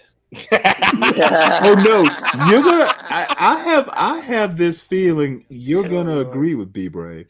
Oh, he said, "I have a feeling." I have a feeling. That's a fucking Beatles song. Why would you think that, Stanley? Though? Because now the one thing I agree or admire SKC, he can be anti-black, but at least he's empirically anti-black. He's read some shit. These other motherfucking anti-blacks, they are anti-reading. At least SKC, at least you could whip out a book or someone like a Lincoln or, someone that at least I respect and go, well, you know what? We can disagree about what he said or what we think he's saying. These motherfuckers just take some look. Be Brave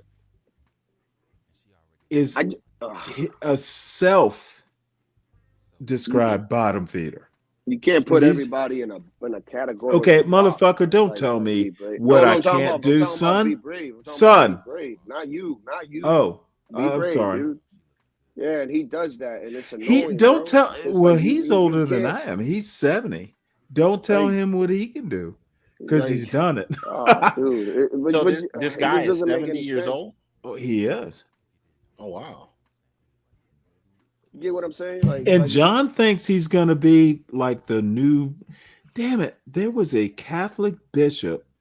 70%. A lot. It was pre-40s. I'm going to have to go up because he's famous. I should know the name. But anyway, SKC, we're not going to overwhelm you with you being here. I'm just glad you did. Always. And I see Morning Roast. Have you heard of Morning Roast? Good show. No, It's gonna be your cup of tea.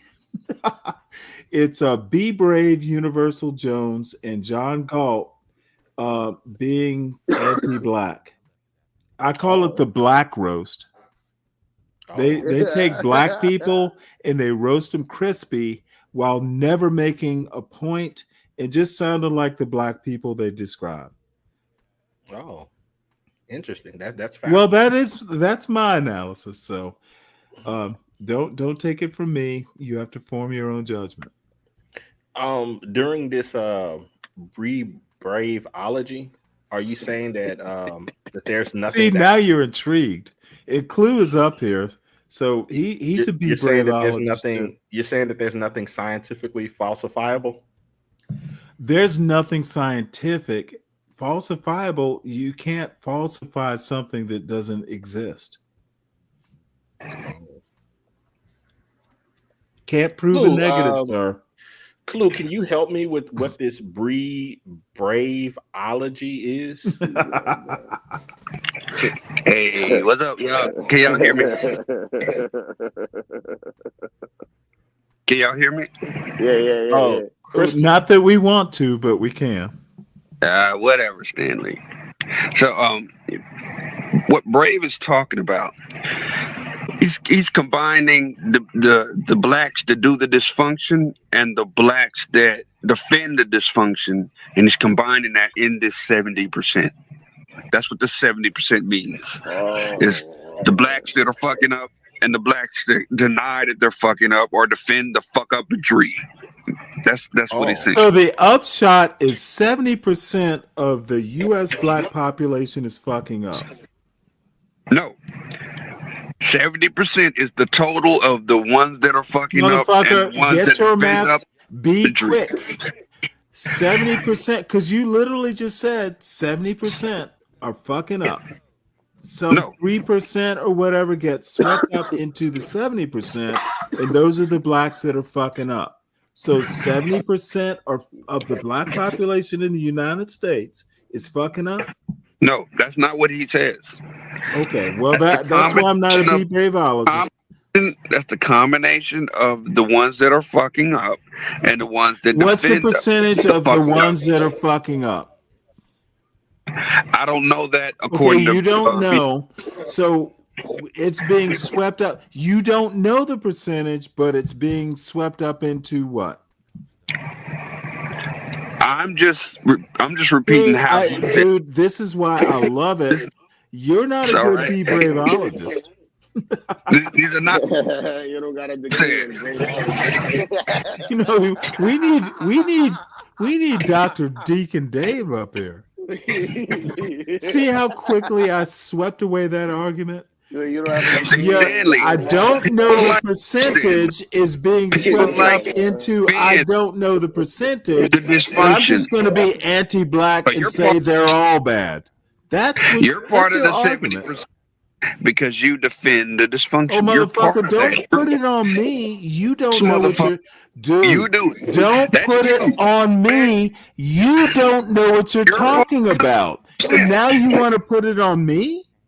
Dude, you came up all the way up here not knowing what you were talking about, and now you want to blame me. Thank you. Thank you. You don't have the Clue channel. You don't have the Clue channel.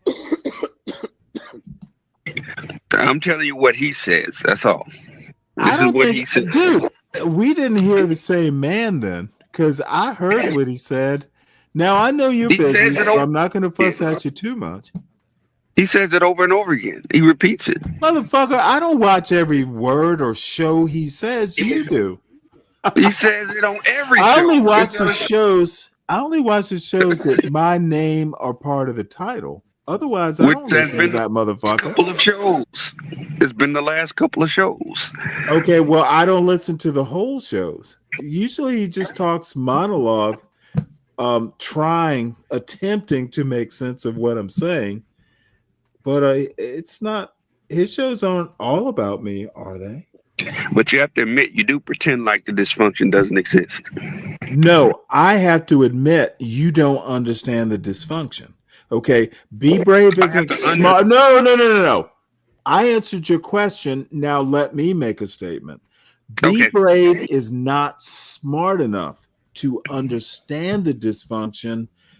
He wouldn't know dysfunction from slightly fixable. The motherfucker is not smart. Be Brave is not an intellect. So you go and think he's right. It is your right to do so. I think he's literally an uneducated moron. I wouldn't say well. He is a way. I don't give a fuck what you say. Barry. I said I give a fuck about what I said. Not I don't know you what have degrees your he own has. opinion. Say he's a moron. He is a motherfucking moron. That is what I say. What you would say, I didn't ask you what you would say. I'm You up can here to chuckle, say, but dude, let's do some decorum here. I didn't ask up your here to say opinion what to I be would say. brave. I didn't say he's a great dude. I said I sometimes. didn't ask you. Sometimes I he's didn't right. ask your opinion of him. Sometimes he's right on about neither. He's never on the money. He's He never once been on the money when I've heard him. So you defend it. You go. This isn't the blacks are not Defend Be Brave show. This is to prove who's a good Be Braveologist. Oh, I'm not one at all. I just I maybe thought you were, and you proved you weren't. maybe one show a week I'll watch, but not. I'm not a scholar of. Now you're survive. You will probably survive with your brain intact. Only once, you can you can spend the other 6 days, like breathing air and reading a normal book. So how do you understand the dysfunction? What dysfunction? See, I don't just go black dysfunction. You don't think there's dysfunction in the black? No. Hear me out. I don't do dysfunction and think there's nothing that can't be defined empirically. Black dysfunction is vague. Okay. You want me to give examples? No, I want you to define it. Dysfunction, something that's against the social norm. Something that's okay. So now you can give me examples. Okay, examples be like whoa. Let's stop there. Let me make a quick kids out of detour. wedlock, drugs. Whoa. Now can you That's dysfunction. Can you speak English in a dysfunctional way? Like when you say it be like, is that dysfunctional? It be like because you literally just did that. I'm going to point out your dysfunction. No, I think you might be an example of black dysfunction. Let's start with dysfunction of knowing how to use the English language. I'm going to love this. I'm going to love it. So don't go it be like, because I'm going to call it dysfunctional. I'm going to have fun when I do it. I can switch it up. You switch it up, but don't tell me it be like, because I'm gonna call that dysfunctional, and then I'm gonna call you an example of what be brave. You're deflecting, sir. You're deflecting. Oh no, motherfucker! I'm mocking, not deflecting. Go back to what's dysfunctional. I am mocking. I need you to understand the difference between deflection and mocking. I'm shooting the messenger. Clearly deflecting away. I am shooting the messenger because he doesn't understand the message. Right now, I'm crying. So the original question was, how do you it's gonna get way better. Dysfunction. That was the question. How do you understand dysfunction? I describe it as function isn't normal. No. Some system is not functioning the way it was designed. You said brave. Let me define dysfunction. I know how to define. Dysfunction means it is not functioning a way the system was defined to function. That's not the question. Do we understand what dysfunction is? Yes, we do. So when you can't speak English The way your second grade teacher taught you to speak English, is that dysfunction? The second grade teacher. What's a teacher? Okay, I could play that game too. Motherfucker, I want you to play that game because I'm better at it. Oh, play the game, baby. Play the game. Back. Oh, I want you to play the game. Oh, now it's going to get interesting. You said Brave does not understand the dysfunction. Okay, you do. Brave Explain. doesn't understand. Whoa. Which dysfunction? Black dysfunction? Yes, black dysfunction. Okay. That's what you said. And that I said it. I meant it. Okay, so you explain it. So if he was Why listening, would he I could, explain it? I'm saying he doesn't understand it. I assume you're trying to tell me why he does understand. So explain it. No, See, explain again, it. you don't understand. It's dysfunctional when you don't understand how a conversation works. You refuse to. Are you explain to the crowd. dysfunctional? Are you black? You're black and you're dysfunction. dysfunctional with language neither of arts. Are you black dysfunctional? I'm American functional. No, I don't think you are. I'm neither. I need you as an amateur No. be Sir. braveologist because obviously you're not a professional. I think Be Brave is wrong. I do not think he understands what the word dysfunction means, let alone black dysfunction. He has no clue about black dysfunction. Explain it, please, I sir. literally just explained what dysfunction is, right? Not the definition. Explain the black dysfunction so we can understand. I don't think there's such a thing. So no blacks are dysfunctional, correct? They don't define black dysfunction. So no blacks There are dysfunctional. Individual black people who are dysfunctional. Some of them speak English and say I be something. However, like I be an expert in be braveology, but not all black people are dysfunctional. Therefore, there's no black dysfunction. There's no such thing as black dysfunction. Wow. Can you clip that quote, SKC? From the great Stanley Cross? Clip it with a pair of garden shears. Now, all I'm saying is that I don't think Be Brave knows enough about black people in general to be talking about black people, black culture, which is a problematic place. Motherfucker, why are you over talking me? I'm saying Be Brave does not know enough about black anything to be worshipped by blacks for his wisdom.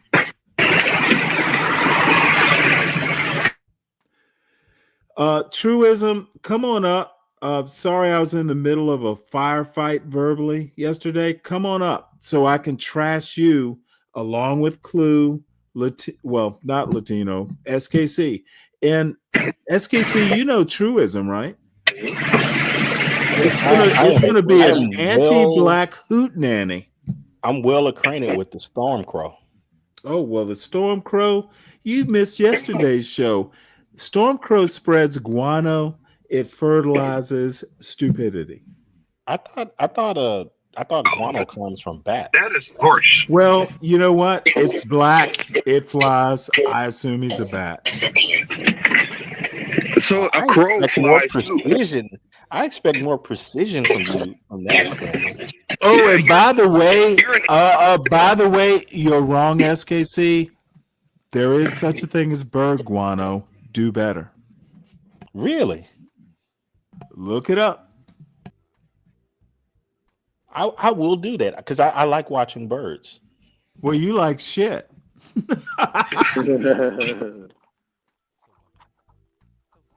Stanley, you still let's go back to this black dysfunction. So no blacks are dysfunctional?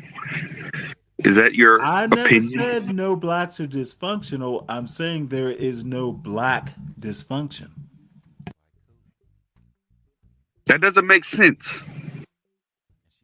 Again, You are black and dysfunctional with the English language. There is no such thing as black dysfunction. Is there So I such thing as was I was dysfunction? right. Yeah, that guano would not that would not refer to crows. No. Better. It was God damn it! It was just a joke, dude. I know. I'm just saying. It's I always like just a joke precision. when you're wrong, Stanley. It's always just a Okay, joke. dude. Okay, let me deal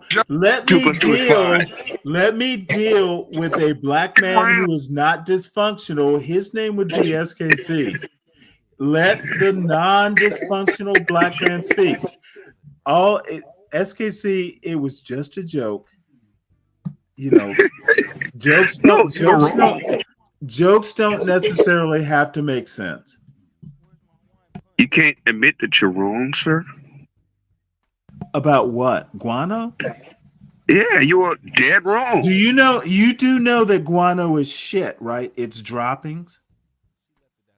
So you want to challenge me on shit. You do your best. Please explain why this is necessary. Well, I thought it was necessary because I thought we were talking about a crap argument from Braveology. So I thought that was just in the view of everything that we were talking about. I gotta take my first semester of Braveology.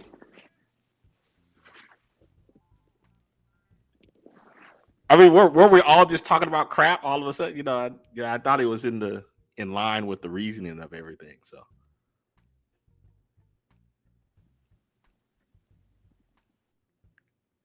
is he shot? You were talking about bat guano.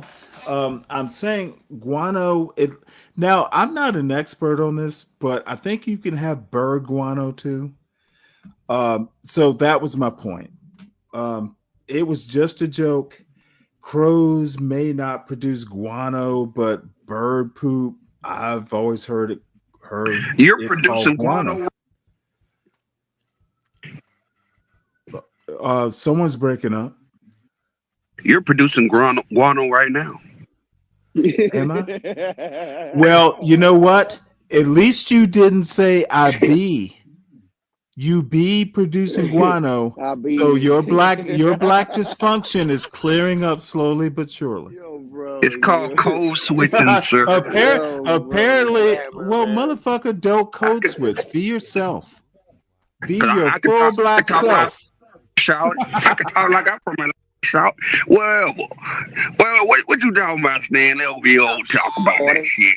Whoa, what is it? But I would like for you guys to get back to what you were talking about earlier. I think you guys were. Well, no, be Braveology and dysfunction. I thought Clue was going to be able to. Well, okay. What's your question? Let's redress it.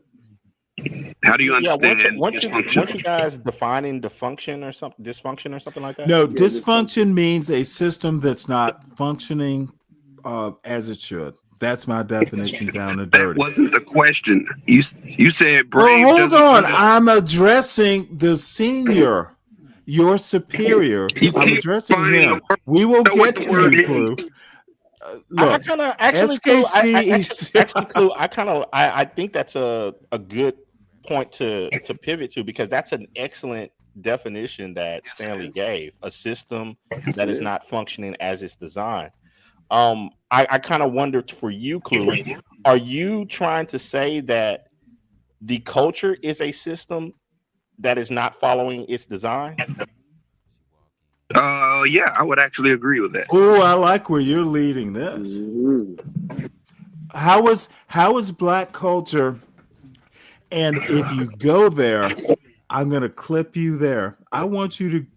What culture are we talking about there, SKC? I'm going to love that. I was wondering if that's where Clue was going. That's why I was wondering that. I'm just, Clue is going where he's driving. That's the only place he's going.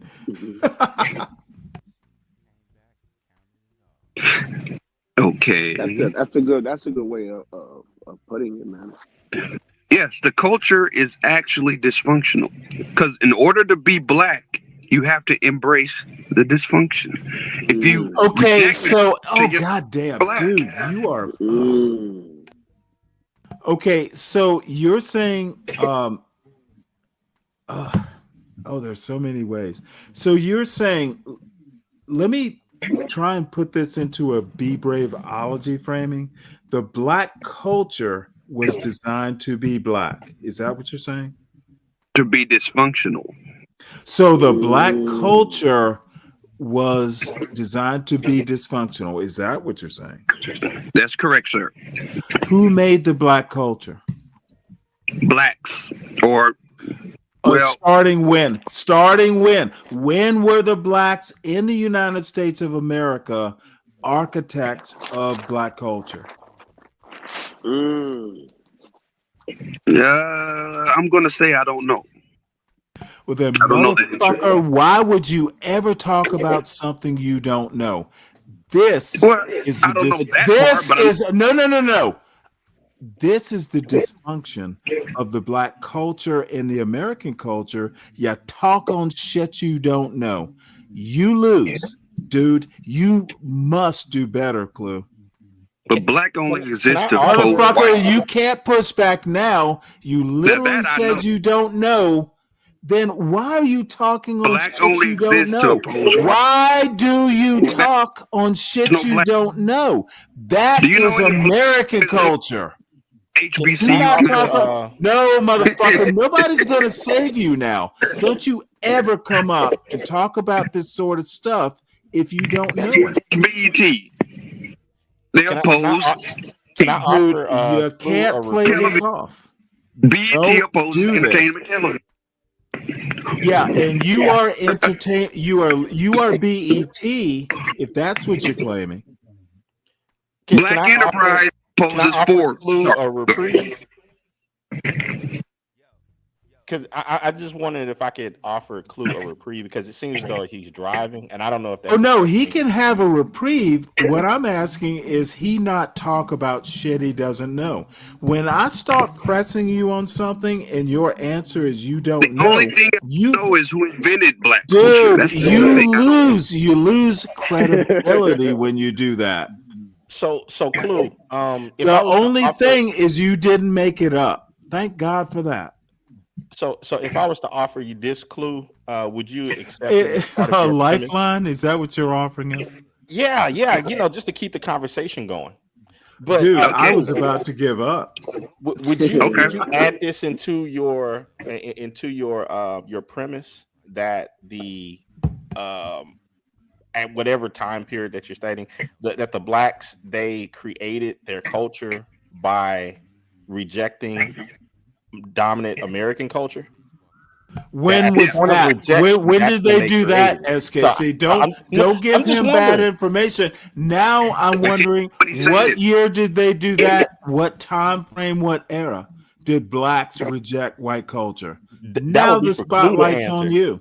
That would be for Clue to answer. I was just offering him reprieve. Well, wait, hold it. Are you giving him bad information? Because I don't ever remember a black America's going, we're not doing that.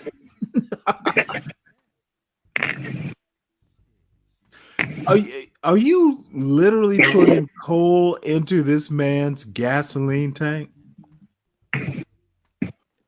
Yeah, I'm trying to see. You're trying to help him. What you're doing is sinking him. No. Just like I went with the definition. Dude, I'm questioning the source. The source of Clue's next answer, I'm questioning. It sounds like you're trying to block my answer.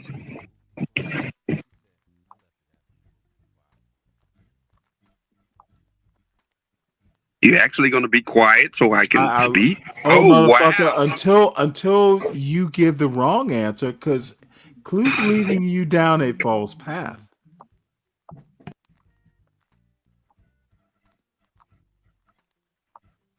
The dysfunction, I don't know who or when the dysfunction started.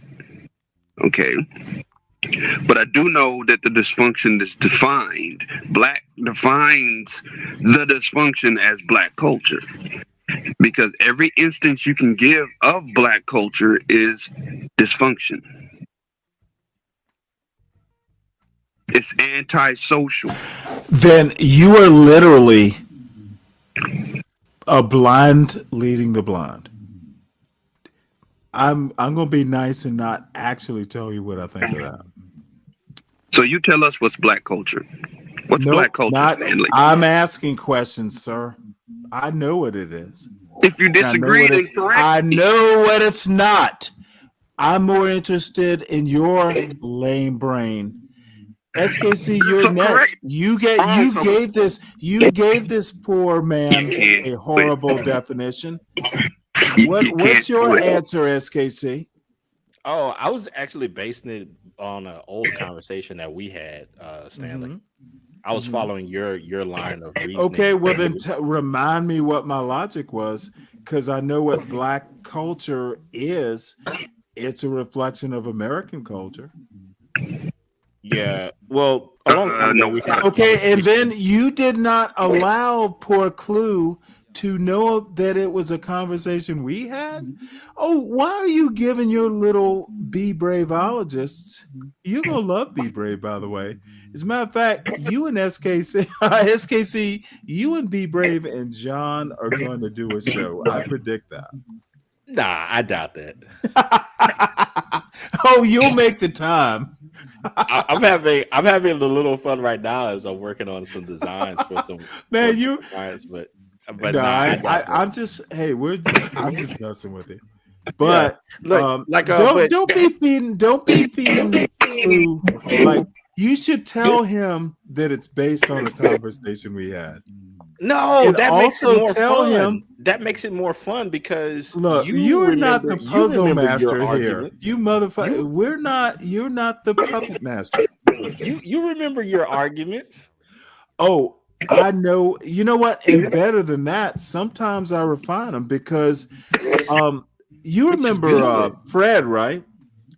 Yes. I've kind of you remember those fights we used to have on Charles's channel about there is a black community? I've changed my mind on that. And you know what? Not you so much. We'll get to it. But Fred actually, one day he pops on, dude, I had to reason my way out of it, but it's even worse. And it's even tougher. And the thing I do, you know what actually convinced me that there was no black community like coast to coast? It's the anti-blacks. It's the anti-blacks like John Galt thinking there's a community. Oh, okay. It was the people who criticized the black community that convinced me there is no community. I know it's kind of we came to the same conclusion, but we took different routes. Right. You said it was the anti-blacks, and it was people who criticized the black community, like blacks think this, blacks think that. And I'm like, well, not all blacks do. And that, honestly, not all. If not all blacks think this way, then there's no black community. Now, my argument is that, there are black communities. Like in my town, we might get together at a church or, something like that. But not like Martin Luther King, leader of the black people community. Al Sharpton could never lead a black community because we don't all think like Al Sharpton. Therefore, there's no black community. However, there's no white community. And you and I talked about Colin Woodard. There is no white community. There are different regions of America, hence the need for federalism. People out in Los Angeles who are black, I once asked, and I might have told you this story. I was talking to some folks on YouTube or something out in LA, or actually it was out in the Bay Area. And they got to talking about black people in this. And I'm like, y'all are black? It's like, what the fuck are y'all talking about? So let me get this right. No, you're going to gloat. You're going to motherfucking gloat, but go ahead. You know I'm gonna gloat, man, because there's so there's so much that in what you said that's pregnant with meaning. So you said there's really no black community, there's really no white community, right? Well, not coast to coast. There are communities.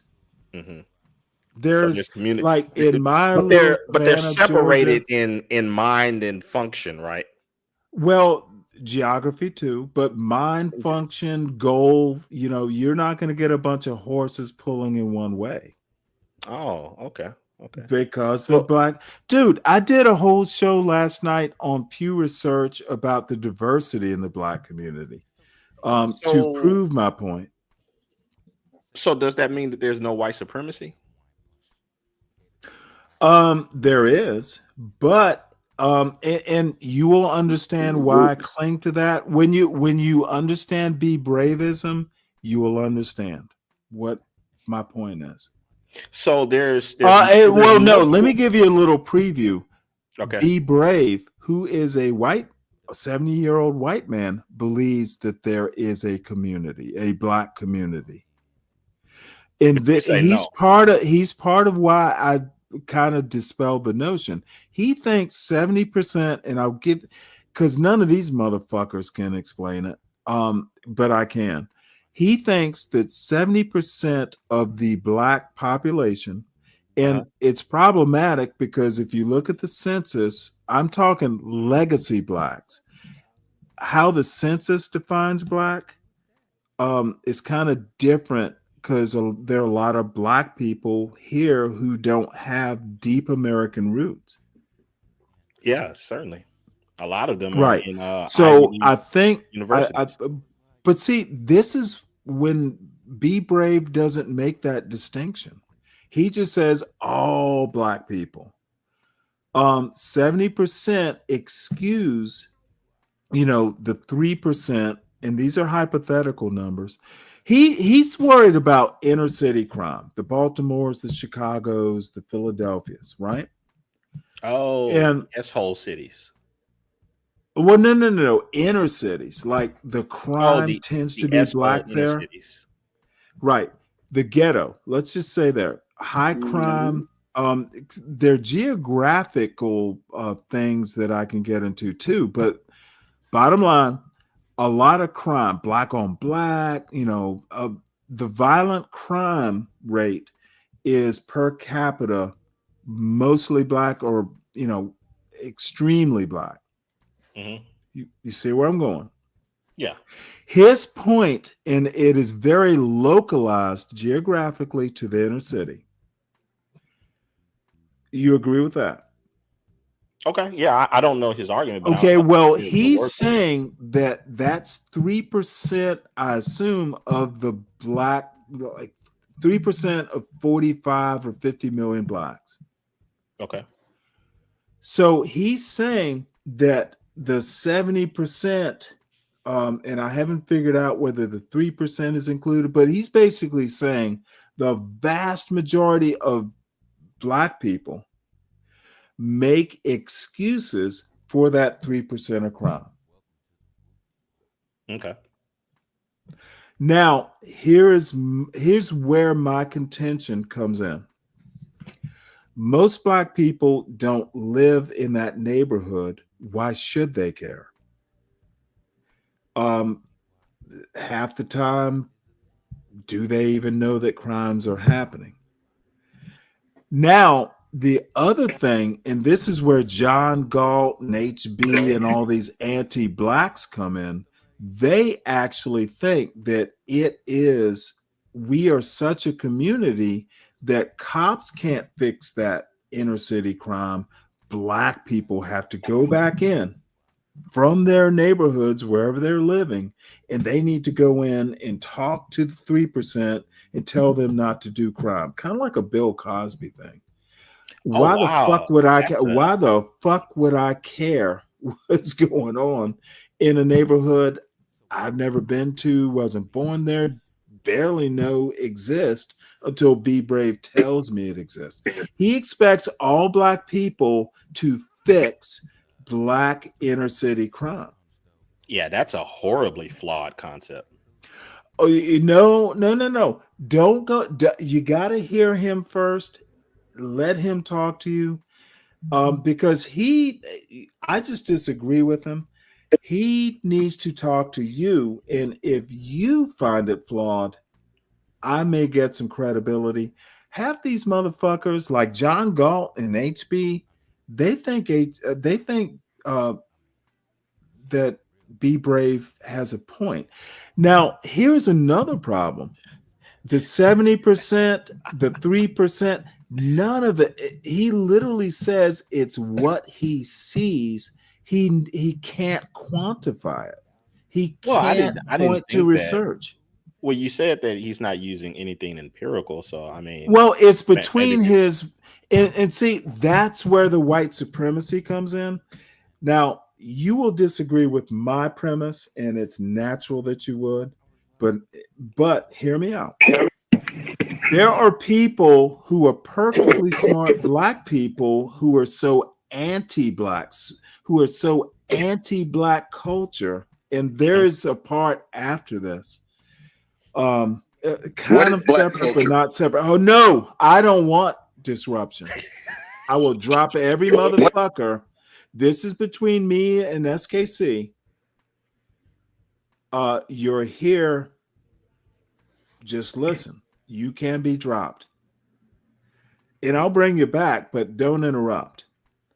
So his point, well, Storm Crow got mad. He had to fly away. You're not my equal, sir. Realize it. You're not John Herrick Clark either. And that's obvious. Have I Stop stealing. have I motherfucking ever have I ever there we go. So and they always get me off his track, and I took myself off. So he can't quantify it. There's nothing. Here's where the white supremacy comes in. There are people who are as anti-black, like John Galt and HB, who buy Brave has a point. You know, all of a sudden I'll see people go, well, you know, that crazy person, black person doing a crime, he's part of the 70%. And you know, it's almost becoming like slang around here. That's where the white supremacy comes in. And this is just my feeling. They buy into that bullshit because a white man is saying it. Oh, so that's where you kind of circle that back to the white supremacy of yeah, they listen to this white dude who is unaccomplished, mostly because he's white. Oh wow. Or he feeds into their anti-blackness. And when I say anti-black blacks, the black people who think that black people never do anything right and basically are so self-hating that, hey, I just can't, you know, all black women are this way. I listened to Deacon Dave. You know, we had a whole conversation about Hooters. Oh yeah. Yeah, but you'll have to go back and listen to that because it was not my cup of tea as a conversation. Oh, okay. I find people who literally, let me give you a good example. The CEO of Lowe's, at least a few months ago, and I think he's probably still, he is a black man. He worked his way up from being an associate up to being CEO of Lowe's. The first question they asked when they couldn't find problems with him is, I bet he has a white wife. Now, here is a black man who is, hold on one sec. Please, SKC, with respect, you know, I just need to get this out, and you know, I'm glad to have you here. It's total respect. It troubled me when they couldn't find a flaw with the CEO of Lowe's. They wanted to start talking about, well, who is he married to? These motherfuckers are retarded and just twisted. Who cares who he's married to? How does that tarnish his accomplishments? Now, you speak and you educate me on this. We disagree on a lot of things, but and I had this conversation with HB and John for at length for hours. I'm more black than they are combined because I can marry. The whole point of the civil rights movement is black people can do what the fuck they want to do. They can marry, they can integrate, or whatever the term is, with whom they please. Why can't these people understand this? Okay, the civil rights movement wasn't for you to criticize blacks or to even be black. It was to be free to live your life. And for all its flaws, that's what it was for. So me marrying a white woman means nothing as far as whether I'm a black man or not. Yeah, I'll agree with you wholeheartedly with that. In fact, I'll take it even further than the civil rights movement. I mean, you look at the very image of the person that you have on your avatar. Did he not say what business is yours? The color of wife that I have. I mean, so I mean, it is what it is. But you know, within... Well, this is what disturbs me. There are black people who think every black person should marry a black person. Now, why do I've they believe? never been. You know what? Somehow or another, it's pro-black, and you know that strain of Black Panther. You remember Clarence Thomas was kind of that way. Remember before he became Clarence Thomas, he had that phase in college where he was like a black radical. It's basically a black radicalism mixed with like MAGA, mixed with just, I'm gonna be honest, these motherfuckers are just uneducated. John Galt, HB, and I tend to look, and this is why you and I have always gotten along. We just see history different. But what do? We look at politics and culture through a historical lens. It's nothing new under the sun has happened up till 2025. It's just similar. You tend to look at. Now, this is something that I would like to just add into the mix and see if you agree or disagree with it. That attitude of, rejecting history, such as what Frederick Douglass said, and many others even before, along that time. Heck, you can even go back to what Paul Cuffey and so forth. But don't you think that is kind of dysfunctional within Black America? This whole idea that you'll have to remind me, you have to marry this person, or you are I think black. Well, I honestly think the dysfunction about who you should marry is literally not understanding American history. I honestly think it is not understanding what education is. Dude, I could go all day with what Black dysfunction is. Most of it is literally not thinking for yourself and not knowing how to think for yourself, or just being scared to think for yourself because there could be consequences. So let me frame this. Let me frame this a weird way. I think if you grow up in somewhere like the hood, and you remember Wolf, no, I don't know the hood and all that stuff, being afraid to be yourself. Okay. And I have talked about this incessantly on this John Galt channel.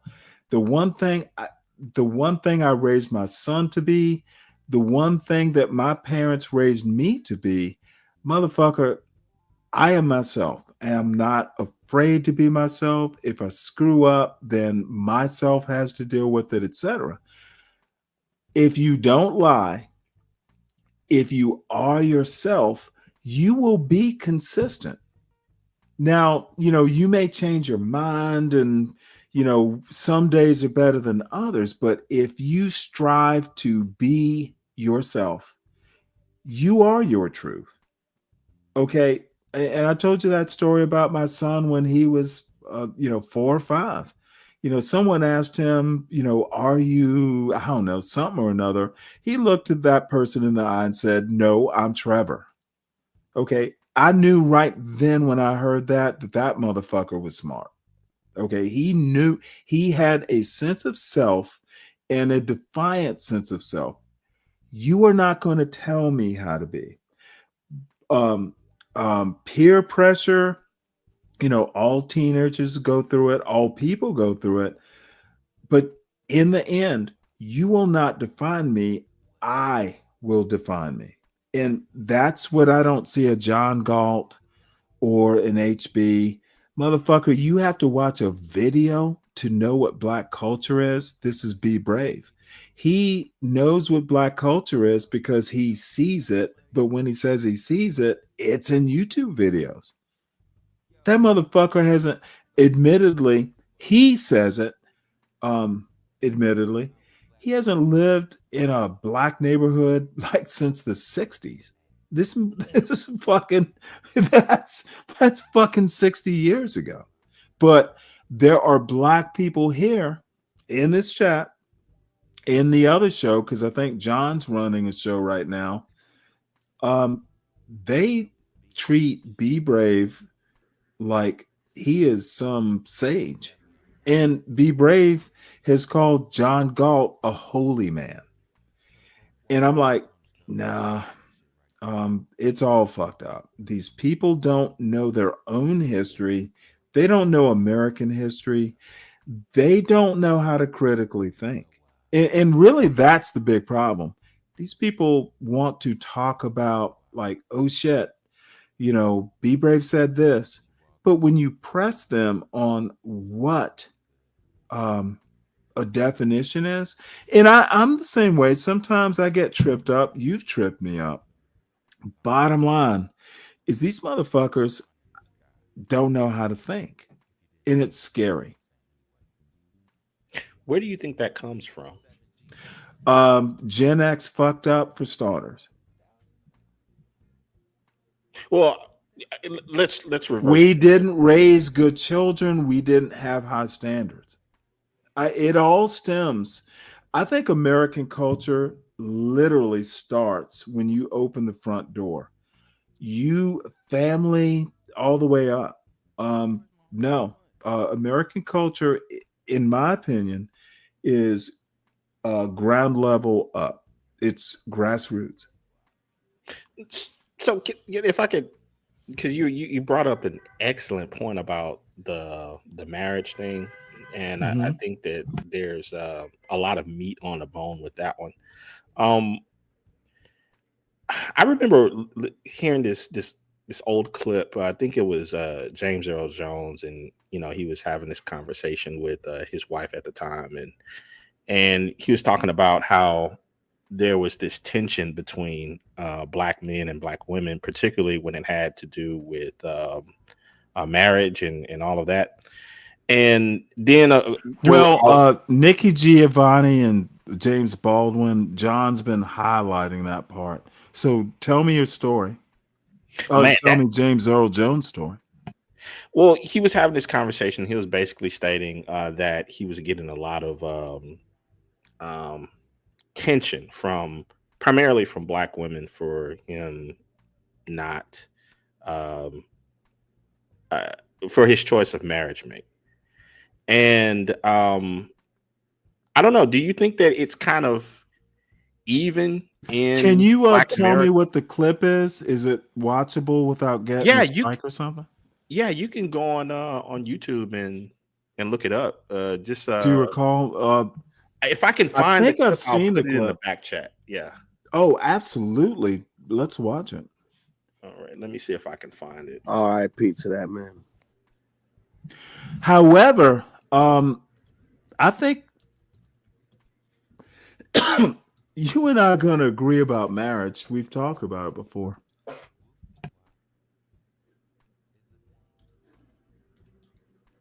Yeah, I think I found. And all right. Well, let me also say this because I never do. I always forget.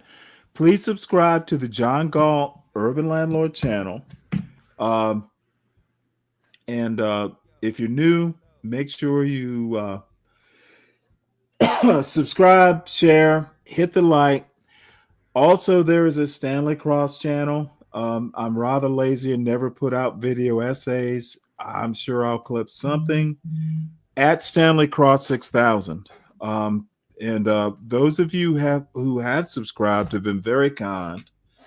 So, yeah, I'm scared of you, Clue. That's true. And I'll throw this out there, Stanley, because I am about to get into a little bit more intensive work. I'm gonna stay on, but you may want to pull those guys back up because they may be able to interact with you. Oh, I'm ready to shut it down. It's already 8 hours. Oh, that's the other thing. I'm every now and again, like yesterday, I remember this. And you know what? What the fuck is wrong? I found nothing wrong with this. Now, I don't Hezekiah. Damn, dude, we watch the same shit. Yeah, that's fine. I'll shut it down. I'm not going to stay up too much longer. And Clue, hit the link. You left of your own accord. Raven, I'm sorry, Crow. Never can. I keep thinking of Poe. Caw. So Yeah, y'all hit the link. I'm curious as to your opinion on James Earl Jones's thoughts there. I've seen it, but let's hear it. It's been a while. So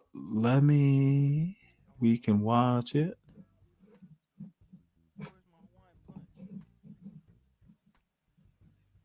Marry white women because of the nature of black women. I know in some of our earlier conversations, you mentioned that the black women you've met have been uptight. What do you mean by that? Well, I'll answer the one question. What do I mean by uptight? Going toward a more militant attitude about their own identity. And in many ways are way ahead of the black man because I don't know why, but in many ways are replacing the black man. There's a whole, there's an almost unfeminine aspect of the black militant woman. Do you find that some black women you've known out of your personal experience blame the black man for what happened to them in slavery even today? Of course. If the black man, regardless of the causes, failed to protect her, left her in a position where she had to sell herself or bargain with her body and so on. Yes, she had there's a resentment about that, but it's very complex now. You see, I think in another generation you'll get a whole crop uptight about their position in society. There are many, because I'm generalizing now, many are overreacting against Aunt Jemima, the Aunt Jemima image, the submissive Mother Earth type, unselfish, all giving, especially all giving to the white man, sexually and in the kitchen and every other way. And she's also overreacting against the problem of having to be the breadwinner, the matriarch of the house. The myth of the black matriarch is really a myth because she is not. It wasn't her choice. Many black women, I'm sure, once they found this job had a certain social and political dignity to it, relished it and wielded the rolling pin, like any minority group mama would do. But no matter how much she might relish it, it wasn't her choice to begin with. She would always have preferred the black male to have run the house, to have saved her from white rapists, white slave owners. You know. Why did you marry Jim? But first, do you know what Jim means by the uptightness of black women? Oh, yes. You've been in the theater. Well, I've felt it. I've sensed it with almost every black woman that we know, whether they accept me or not. You know, whether there's always a tolerance, but there's always hostility behind it. Why did you find that funny, Stanley? Thank God I didn't have to go. Well, you know, actually, James Earl in this particular instance reminds me of John Galt. He's high as a fucking kite. Okay, he's incoherent. So why am I supposed to take this seriously? You didn't notice? Have you ever seen him? Have you ever seen a picture of James Earl Jones? He's high. Now, deny that. And I'm sorry, I'm just not going to take some. Well, you don't agree with me? No, I'm just a. Okay, well, what I'm doing is giving you my thoughts. It was incoherent historically. Dude is, you know, maybe after a show or something. I think his white woman is more sober than he is. You know, she may be doing what black men in 2025 appreciates. Black men appreciate. She's given him carte blanche. She is speaking for her big black buck, who is like half high, if not totally high. Unimpressive is my review.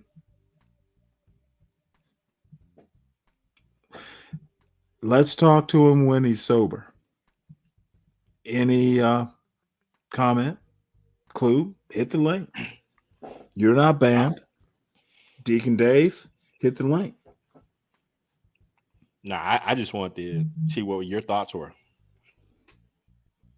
He's high, off his mind, and honestly, he's kind of all over the place. I would love to hear what he would have said had he been a little bit more focused.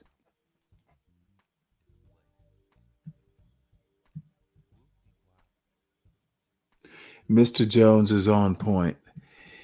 Yeah, well, you know what? Maybe you follow that kind of thing better than me, Clue. I will never discount your ability to do inchoate points. You are a fan of Be Brave. Therefore, you don't surprise me in thinking that you follow that. To go through the process that made it. You want to watch the rest of this thing? Comment, or you want to comment now? Yeah, I'll just comment now. I'm kind of curious then, not based off this, but just in general. You were stating that I guess over in the most recent history of your shows that you choosing your wife was a problem. Okay, whoa. I am not saying it was a problem. Other people are. Right. It wasn't a problem to me. Right. Still don't think it's a problem. This question is not. Now, are you asking me why do I think other people have a problem with it on this channel? Because I don't. I've never had a problem. Yeah, I was wondering why do you think that that's a problem for them? Honestly, I don't know. They seem to base being a black man, like if you have a black card, and I've literally heard this said, if you marry a white woman, you need to hand in your black card. You are not black if you marry a not. Oh, dude, you it's all kinds of crazy here. If you, dude, my son, and I'll give you the short story. He's this motherfucker's at now. It's not the best engineering school in the country. It's the fourth best after Berkeley. Fucking it's a better school than Caltech, at least according to this magazine. My son's at a very elite engineering school, and he emails me or texts me one day, and he goes, "Well, you know, Dad, I have a girlfriend. You know, you need to know." So, you know what? My first reaction was congratulations. Shit. He sent me a picture. I didn't ask her race or I didn't give a fuck. I was just glad that he's happy. You know, when you send your kid off, and your kids are still young, but you want to know your kids are happy where they are. They've made the right decisions. You've made the right decisions. And, if he found a girlfriend he met her through some friends, the fuck is wrong with that? Just tell me, how could that be wrong? You're a boy who you raised alone.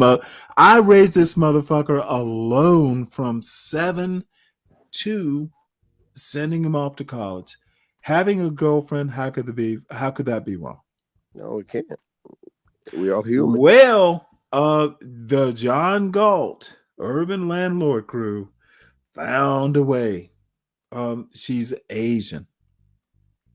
So, and I had made some jokes about Asian excellence, which I will stand by. They were just jokes, but there's half serious. But they couldn't figure out that, hey, a kid who is at a very elite engineering school, the best. He has a girlfriend. He's not doing well in college. We had to criticize. He has a Asian girlfriend, motherfucker.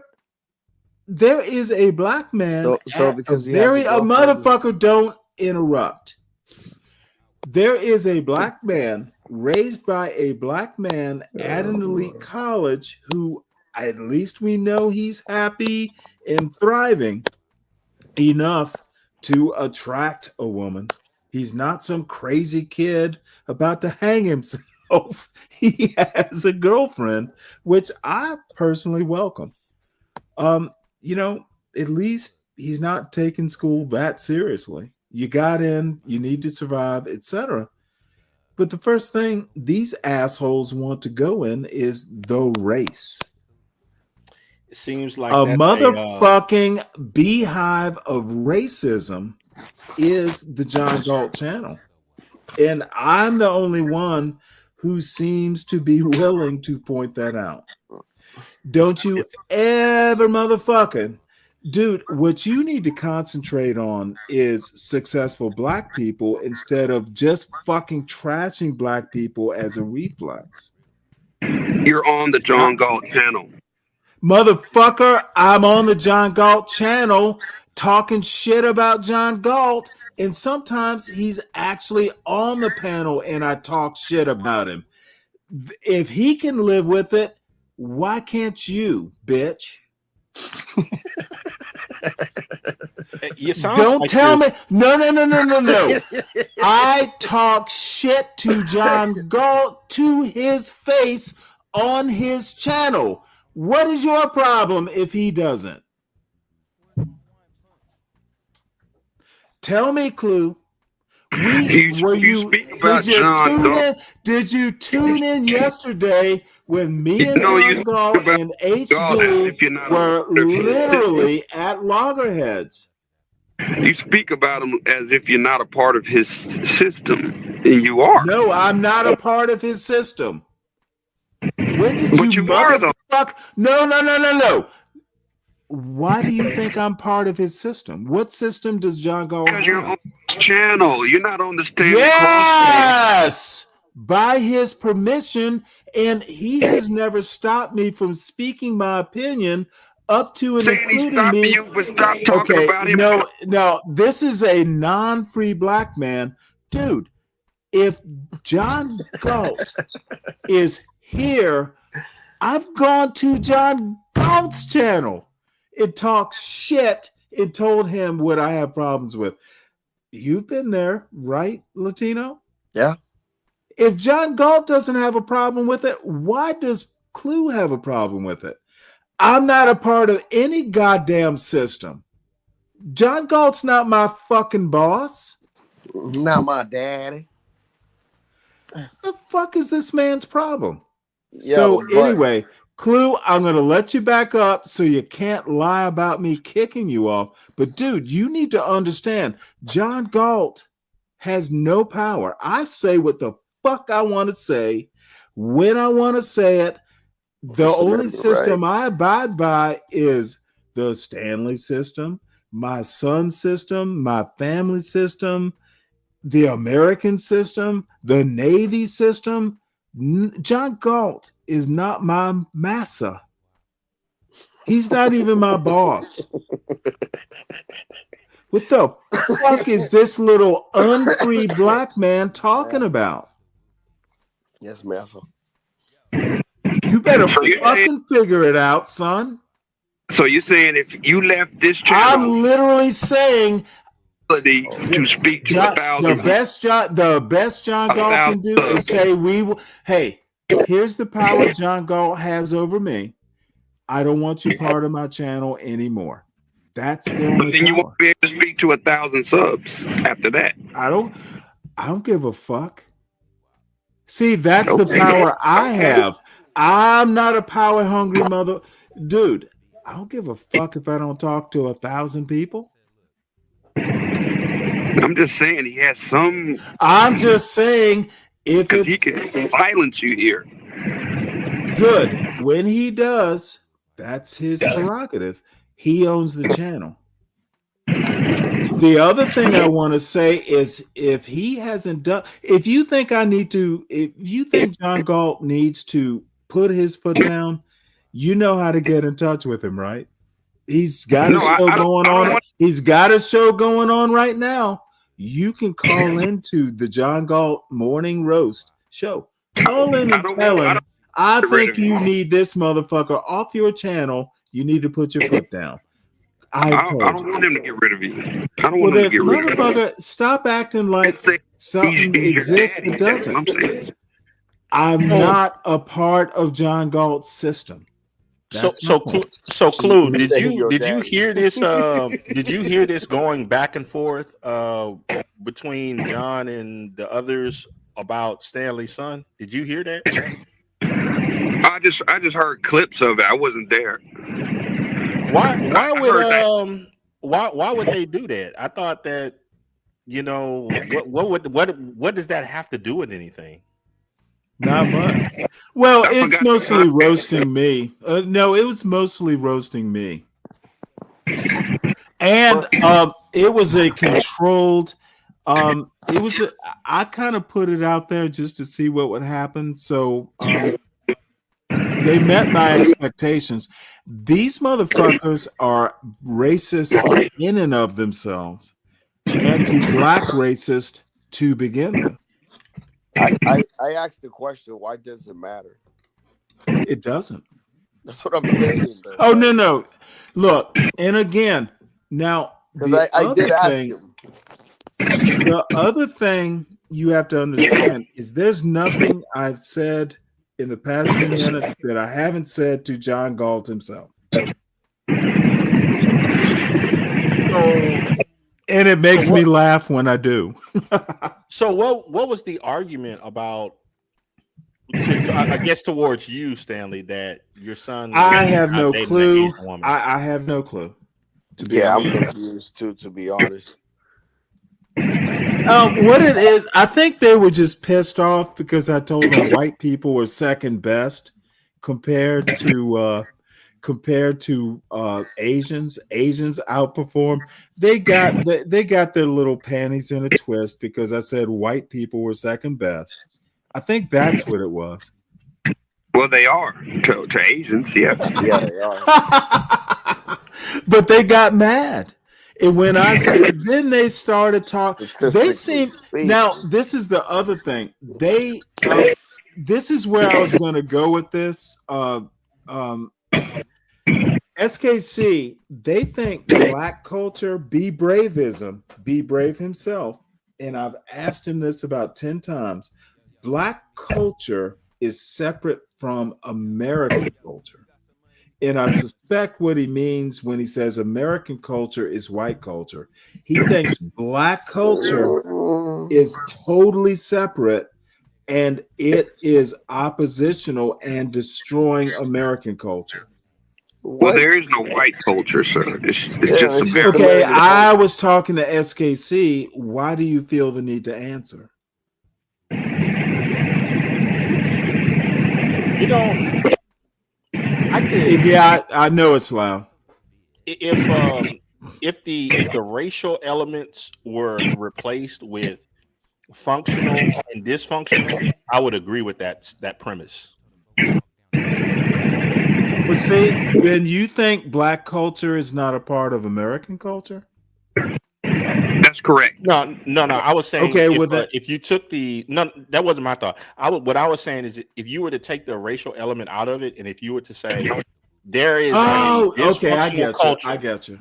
That is invading. But I don't think you can separate. No, I get what you're saying, but even if you took race out of it, it's still a part. Think about Colin Woodard. There is a way of looking. America isn't a melting pot, and this isn't my thought. I heard it in some Colin Woodard thing. America isn't a melting pot; it's a mosaic, like a puzzle. Pieces fit together. So I'm not sure. It's a bigger picture made from smaller pictures.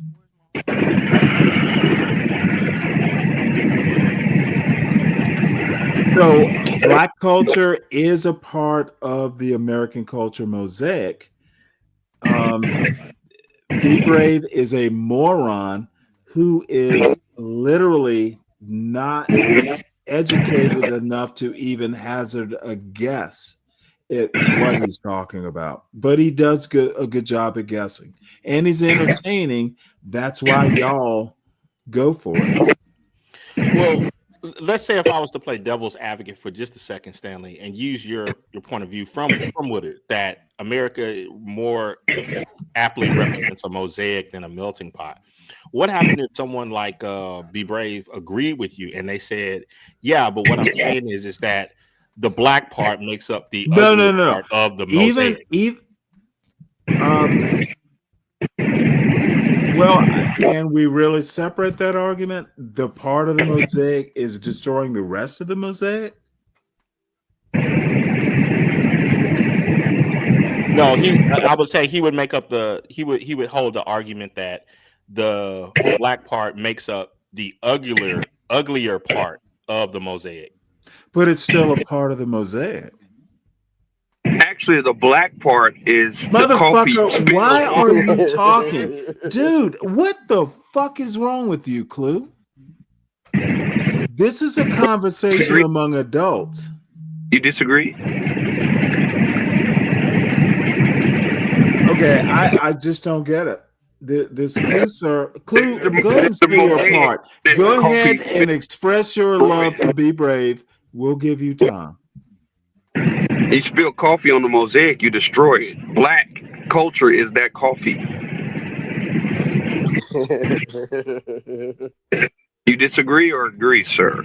I think that is which sir, me or SKC? SKC, you go first, because I think it's not worth me answering. If the coffee is not part of the mosaic, all you're saying is you don't think black culture is part of the mosaic, and that's right. Then of course I disagree. Yeah, I disagree too. Okay, we can disagree. Motherfucker, you're wrong is my response to that. We're not disagreeing. You just don't get it. If I were to sharpen your argument, Clue, I think it would be more aptly stated if you were to say the parts of the certain parts of the mosaic that represent black had a fungus that was growing on it. Well, let's just say this. Let's do better than time, that. Fungus has began to override the mosaic. Okay, let's just say that if a mosaic is a bunch of pictures that make a bigger picture, you could make an argument that picture is ugly. Let's just be horrible and say it's a mole, like a discoloration on the lily white fabric of the mosaic. And Yeah, I would disagree with that, but it would be closer to whatever the fuck that Clue was saying. You sound emotional, sir. You know what? I don't like stupid people. How can I be stupid? But why would you think that? But you're managing, and I'm not. I don't mean it to. You're saying stupid things, and I understand that you are under the influence. Can I ask him what is American culture? You're under the influence of that Be Brave wine. Oh no.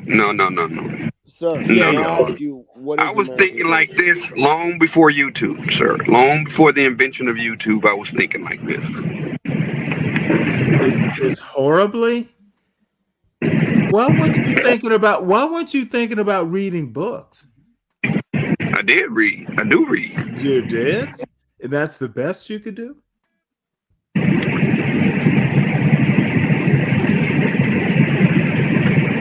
You also need to live life. You can't just Dude, read. I'm older than you. I've lived a life.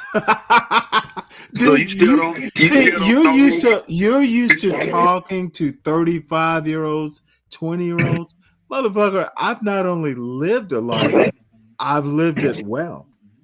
And you're still not aware of black dysfunction. No. I think I'm aware of the things that I need to be aware of. Now, where have you gone wrong? You are realizing things that aren't important. I realized that race is a scam. And I realize that you have no motherfucking clue about race. You are Be Brave level when we talk about race and culture. The scam is thinking it's a scam. But it is a scam. It's nothing biological. I can't argue. I can't argue you out of this. You are a grown man, a responsible adult. It is not my job to even bother educating you out of this. It's not. That's fine. It's not real. Can I ask? It's not real, except when I tell you why it's not real. You motherfucker, if it's not real, then why are people anti-black? If race isn't real, why are there motherfucker? You will lose this argument, and I'm gonna laugh when I crush you. Get out of your truck, park it, get a stable connection so I can just take you and treat you like the dirty sock your logic is. The black sock needs to be rinsed out. And preferably beat on a rock at a river. But anti-black is a word you came up with. Oh, you are anti-black. You hate black people. You hate black culture, and you said it in so many words. Don't fucking act like you don't. If you don't mind, please do. Save this motherfucker from Stanley Cross coming after him. Please save. What is American culture to you? Who, me? Yeah. The culture of the people in the United States. That's what American culture is. Good. And you stand by that, right? I do. Are black Americans like legacy Black Americans, like people with deep roots, like Peter Carver from 1619 forward? Are they Americans? They are Americans, but they reject the culture. Okay, motherfucker, you have to put a but when I ask you about American roots. That's your goddamn problem. What you want to do is what MAGA does. You're American, but they don't consider themselves channel Clue, you need to stop because now you're pissing me off. When people like you want to say, but you're an American citizen, but motherfucker, you are a racist in the worst kind. You are an internal racist. When I say that anti-black blacks, the John Galts, the Clue channels are worse than the Be Braves, I motherfucking mean it. You are an internal rot. We can resist the external Be Braves because they're fools. It's the internal motherfucking rot that anti-black blacks bring that will bring down, if there is a black community, y'all are the disease. Clue Channel, John Galt, motherfucking HB, and all the other anti-blacks on in the John Galt universe.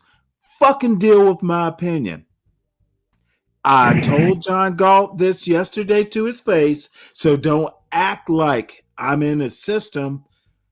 I don't even care to bring it down. He just needs to know. And dude, if you dare respond, I want you to, I'm going to crush you more because I'm enjoying it. You I think fucking don't know shit. To go away. Fucking don't know shit. Even about black people, you don't know shit.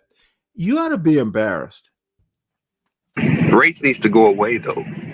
Motherfucker, you're not going to take it away. You're reinforcing it.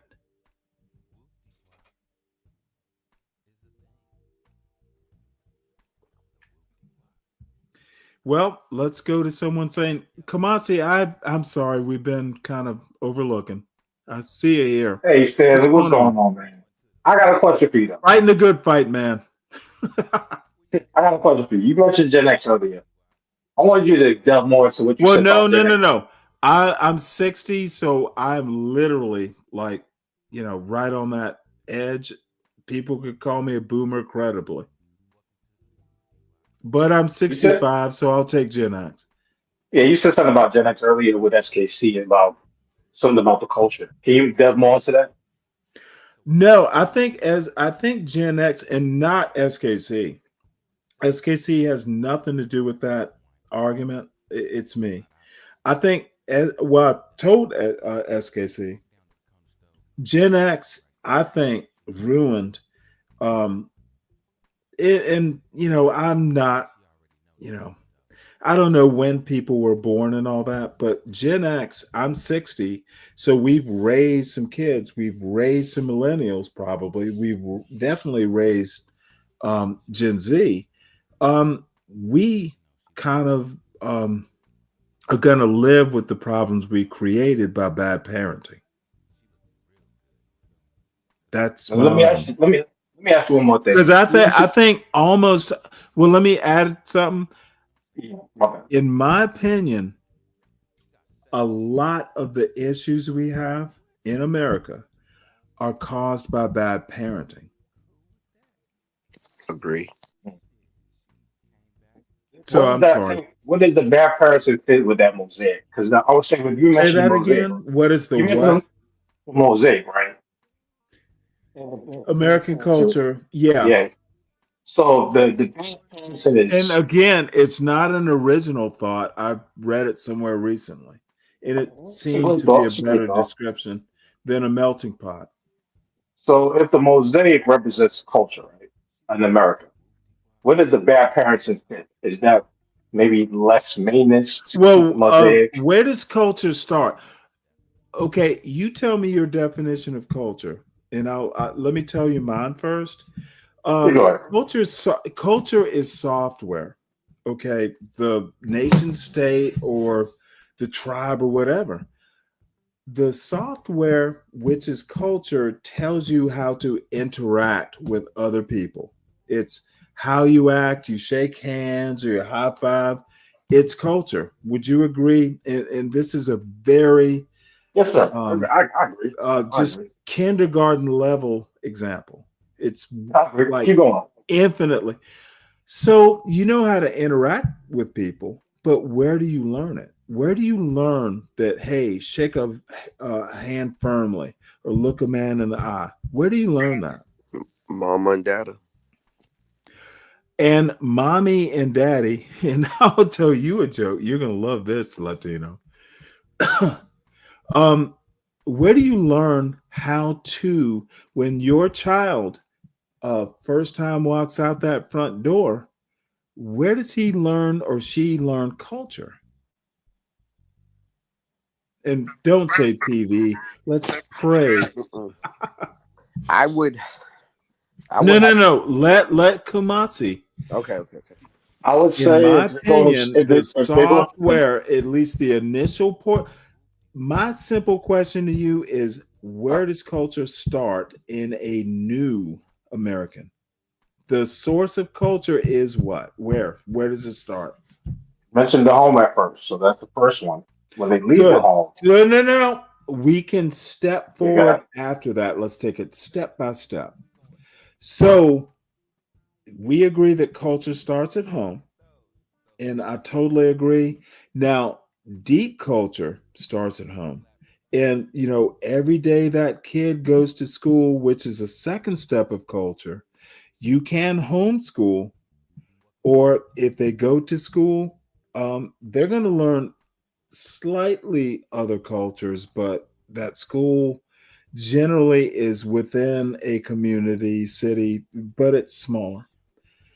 Every day that kid comes home, like I did, motherfucker, wash your hands. I didn't say motherfucker, but like, don't just wash your hands automatically. My son still does it, and he's 19.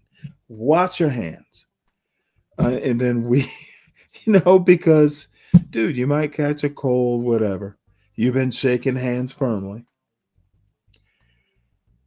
I think when I say that culture starts at home, it literally is the seed, and parents cultivate it until through high school, where there'll be some fertilizer or weed killer. And, up until college, and I think there's still a little cultivating. You might trim leaves a little bit. Parents, and I hate using this analogy, but it just works. At this point, you germinate the seed, you cultivate the seed, you make it a strong plant, so it seeds. Other plants, etc. It's the best way I can think of my point. And the culture is the soil. Is it a rich soil? But it is the home that is the soil. You might transplant from home to college, which is for me. I don't see my son. Don't talk to him for a week at a time. We have transplanted to another soil, but I hope that elite college soil, he still has the nutrients or the roots that were here. He grows into not so much a different plant, maybe a stronger plant, maybe a better plant. Nothing to do with the toxicity that gets brewed in this environment of the John Galt channel. It's anti-Black. Culture, American culture, the mosaic starts at home, is my point. I agree with that. And if you don't mind, I'd like to add something to that, particularly that time frame before they enter school. I want to say ages, birth to about 5 or 6 or something like that. School starts at 4, at least for me. So he never went to daycare. So they learn, what their native fluency in their language. Okay, who? No. You're all of it is learned at home. Don't care about the details. Every home is different. Don't start there is what I'm telling you. Home is where they learn their root culture till they get to school. Don't care about what they learn, how they learn. Don't care about the details. You know what's amazing though? What's that? Flu and Stanley kind of share the same view. You said who? Flu and Stanley. Oh, that we both hold the same viewpoint? Flu and Stanley hold the same viewpoint in terms of what he just said. I heard Flu say a similar thing. I tend to ignore Clue's viewpoint. Yeah, I think we actually all agree on that, Kamasi.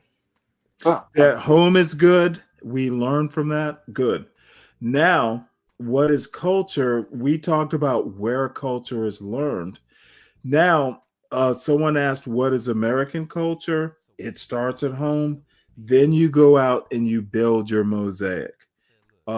And then the other thing, if you have actually seen a mosaic, and I'll tell you a story, I probably had more, oddly enough, in common with my wife, and she was white. We were both raised Catholic. Our families were middle class. There were some things that transcended race. We kind of had the same culture. My wife was a reader. She was a scientist. We had, skin color was a thing, but we were also older. So we had learned, 38 people don't give a fuck what, society thinks. They just want to be happy. So we had a lot of culture. We're talking about American culture. Race can transcend culture. Race is not culture. Culture is the firmament, the soil, the home training. It's how you're raised, how the plant is raised. So my wife and I had things that were fundamental to us: reading, science, kind of Catholic values. Wasn't so much her skin color. And, she was cute. I knew she was white. I wasn't blonde. And neither was she. But we knew that we could raise a child. When my son was born, we had the same goals. So I think that point that you brought up is the main disruption between yourself and some of the people that you were having the discussion with. Whether they were serious or not, I'm not sure. But when you say that culture can transcend race, there are a lot of people who believe the exact opposite. And you know what? See, motherfucker, that's why I think you're smart. You actually, okay, you're right. And that's my main contention. They think race is culture. And I thoroughly disagree with that. Yeah, it's that point. And if you extrapolate that out into other things, I think that's where you actually agree more with people like myself, Clue, heck, even Hoodservative. Okay, but here's the deal. I'm not going to go out there and shit on Black culture because not all Black people live in a Black culture. And I'm not even sure there is a Black culture. It's even if there is, and I'm probably going to be wrong on this, but Black culture isn't something all Black people. You're talking hood culture. It's hood-servative, not Black-servative. Yeah, I noticed that years ago. this motherfucker, the hood is not all black people. Yeah, that's what I'm That's saying. what a be G. brave motherfucker. Most black people don't even. Now, it is a very slim margin, and I've been trying to prove this with stats. Better than 60% of black people don't even live in urban environments. Yep. So They live in the why the burbs. motherfuck why would a hood be a black determinative? Why is a hood considered black when most black people don't live in the hood? What the fuck? And I'll tell you why. Because TV, marketing. It is a narrative. But Right. goddamn it, SKC, motherfucking dude, you helped me out with an argument. You sharpened it. I heard you use that word. Thank God there's an dude. This is why you're my friend. I lived in I'm kind of rambling around, and he sharpened it. You don't know how much I appreciate that. Like, I lived in the projects, and there was a very large mix of people there. And I wanted to say that the majority of the people that lived there first were white, and then Hispanic, and then black.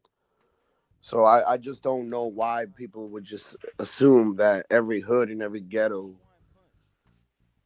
is a dumb statement, dude. And this is why we always have to defer and separate. When they say black, it's like that's a broad spectrum instead of just saying ghetto, people, because they could be all types of ghetto people. It doesn't necessarily have to just fall on black people. I have a question then, because I'm wondering. Latino for Trump, and Stanley to yourself. Then how do you explain Jasmine Crockett? I don't, because according to what I've read, she's an elite school graduate. Portia thinks it's performance art. I mean, that's like you asking me what I think of AOC when she starts doing the mira, and it's like it's the same shit. But you know what, SKC, I'm going to ask you a difficult question. When did you realize you were SKC and you just didn't give a fuck what people think? You're going to be you. When I was in your son's position. No, I'm saying little. No, I'm not. I'm laughing. Then you are my son. It's a joke. It's a joke. No. It's interesting that you stated everything that as it worked out, because I recall being in school, in the same position, dating my wife, and I was married before I graduated. So, wow. but well, I hope my son, you graduated, so there's hope for him. the issue that I was having more so was from more or less black people who had a problem with that. Oh, okay, I got you. Okay. You in an interracial marriage? Yeah, my wife is Asian. Oh, nice.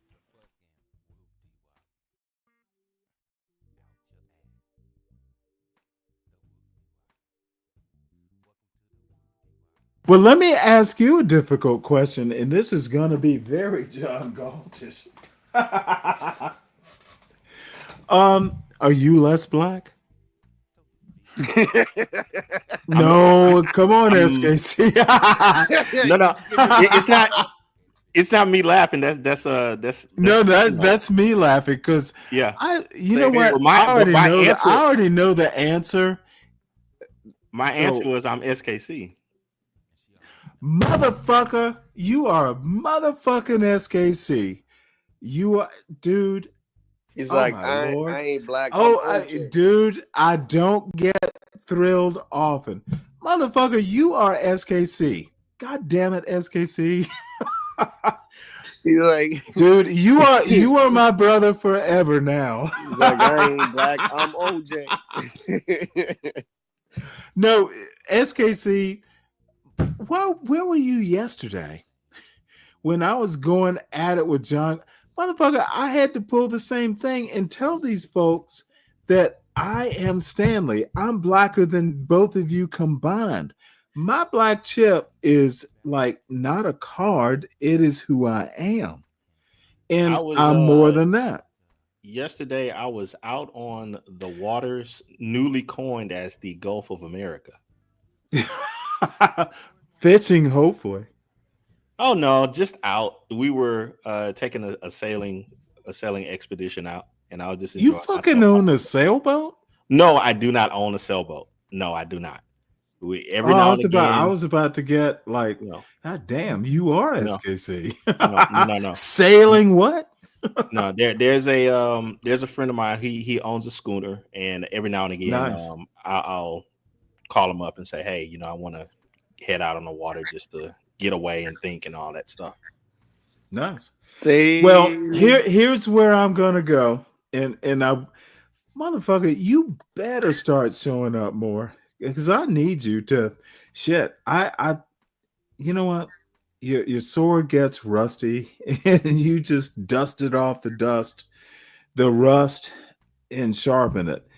I should have been thinking of this, but I thought I said that I am Stanley Cross. I do say I don't give a fuck what y'all think. I don't care, dude. But this is be braveism. So, welcome back, man. I don't know. I've had those conversations with people, and it was probably like one or two people that back then that had this serious conversation with me when I was in college. But they asked the real questions. They were like, "Hey, why are you doing this early?" And I was like, "Hey, I want what my getting married." Yeah, I was like, I want what my parents have. So what are you talking about? Well, I want what my grandparents have. So. We haven't gotten to, I'd never thought about marriage. Shit. First girl I actually like, I'm gonna marry her. It's 38. My son, he'll be okay. He didn't mention it, but you are SKC. I am Stanley. My son is Trevor. Motherfucker, who that is the best thing you can be is yourself. Right. You are your own truth. Now, if you fuck up, you can only blame it on you. Mm-hmm. Dude, and I don't think that. SBC, I don't think that this is why we're kindred spirits.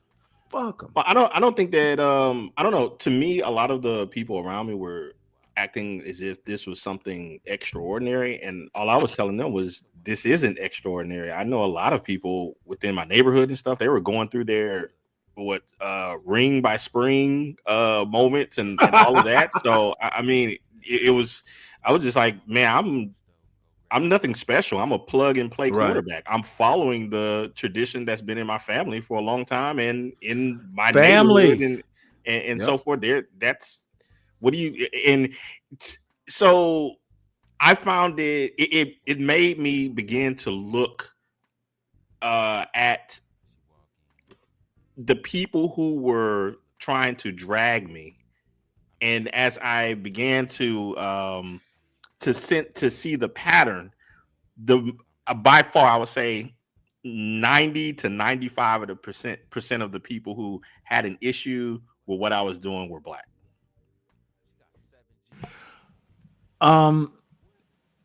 Okay. And you know what? And then they were not that bright.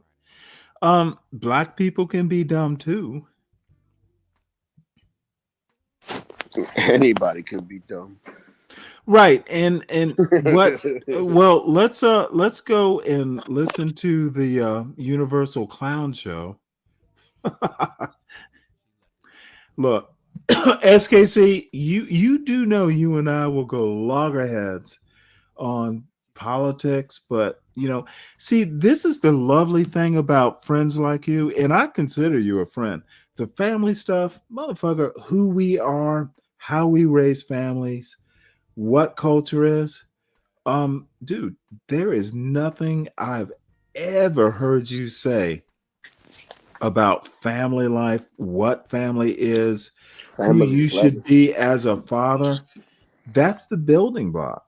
Yeah, And you know family's what? legacy. If the world is going to hell, the instinctive thing a father is going to do is figure out how to protect his family. Mhm. And I don't care about Trumpism or Bidenism or motherfucker. All I care about is my son gets to where he wants to be, or I think he should be, or just where life takes him. Dude, you're the ultimate family man. I don't So, know. I think it's one of those things. don't Whenever we stop. get Take the compliment, bitch. well, what I'm saying is that I think where we have this kindred spirit is that at the end of the day, we We can want to be ourselves. No one's going to and tell us who to be. but we can also talk about that in which we love. Yeah. A lot of other people can't. Mm-hmm. Yeah. And Okay. and I made this point on on different places, and Kumasi here is a witness to it. But one thing that Kumasi, feel free to jump in. You don't have to stay muted. I'm listening. This is a great moment. Let me just listen. I'm listening. but Well, but we've known each other for a while. But Kamasi, like you, and you've heard me say this before.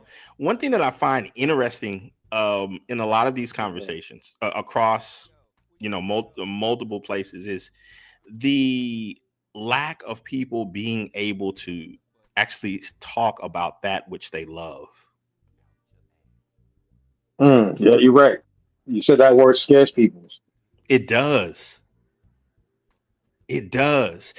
Stanley, I've been in places where Well, do people will you talk. think it's an old man thing? No. I mean, No. you get more focused about what you love, especially dude, you know what? Dude, I get what you're saying. The people can't commit. If you love it, you fucking love it. Right. And just be there. Dude, I love fishing. I I love stuff, and if you're saying it's a lack of character, what does being afraid of love even mean? If you love it, you love it. Well, I'll say this: it's a little, I don't know, mantra that I'll put forth. But I'll say, in a lot of places, I find that people, particularly when they're having all the conversation and cultural conversations, they can say that they love their mama. They can say that they love their kids, but you will rarely ever hear them have conversations about loving the people who they made their kids with. Really? Yes. Why would you make okay. Well, if that's your point, then oh my god, this could be a whole show. Love wasn't always the criteria. Why I'm watching, have you watched Wolf Hall? I have not. You must watch it. You'll love it. It's about Henry VIII and Thomas damn it. Watch Wolf Hall. Start with the first season, end with the second season. It is Henry VIII. Love wasn't the part of it. It was producing an heir. Now, it is very off the topic. My point is, well, not off the topic, but my point is love has not always been the reason for union. A lot of times it was arranged for reasons. It is 2025, so you have to discard the parts about history that aren't useful. Yeah, I mean, I'll watch it. My wife loves period pieces, so Oh, it's gonna be a I'm a period. yeah, and I'm a You'll huge like fan it too. of historical fiction and or just history in general. But one of the things that I'll note about that though, and I know you're not falling into this trap, but Oh, I sometimes probably have. sometimes when people bring up marriage, love, all of those Mhm. things, I Mhm. never understand why the kings and queens and royalty are brought into that conversation as if they made up a large part of the Right. population of Right. mankind. It's But like, a no, they large operated part of by that different rules. population wanted to be them. The reason people vote for Donald Trump is he gives a message that you can be Donald Trump. You can be rich. It's the American dream. Um, it's the aspirational part that gets a vote. Right, but So if you're choosing your the wife off reason of what is Donald Trump says, you lost. I can't believe you said that. Yeah, that's just common sense. If you're choosing how to build your family on a political person or a So business you already person, failed. you have lost. Oh, many people did. There's a story I read, not online, but one I saw. Soon they will try and figure out how to incentivize women having babies. And it's kind of not where I'm going, but bottom line is I don't know. It's I don't know. I really have a problem with black people criticizing how other people are doing their blackness. There are many ways to be black. It doesn't have to be, um, you know, I don't know. In Now, a I way, would dispute with you on that one, Stanley. I think well, let me the finish my large majority. point. I Oh, go think ahead. black people, anti-blacks like a John Gall or an HB criticizing who you marry, can you be black based on who you marry? Mhm. I grew up with black parents in a black neighborhood who, by the way, that neighborhood was successful. First through six to a black Catholic school. Exposure to an all white environment came at like 12. And then we go from there. So I'm as black as any of these motherfuckers. Um, a the whole reason my parents raised me and my grandparents raised them, the whole purpose, whether you agree with the method or not, the whole purpose is black men and black women get to do what they want to do. They marry who they want, and it is insulting for these young black people like HB and John Galt. Even he's young. They don't fucking know what's going on. They have fallen under the influence of someone who they are the group people. They are the people. If you say all black people, if you tell a person, well, why did you marry a black wife? I'm sorry, black wife. Don't you care about black people? That's literally identity politics or identity sociology. They are as racist as they be brave. You think all black people have to act a certain way, have to marry a certain way. Why are they not racists? It's literally a stereotype. If my I don't parents know. raised me to make my own decisions and do what I think is best as an adult. I don't, dude.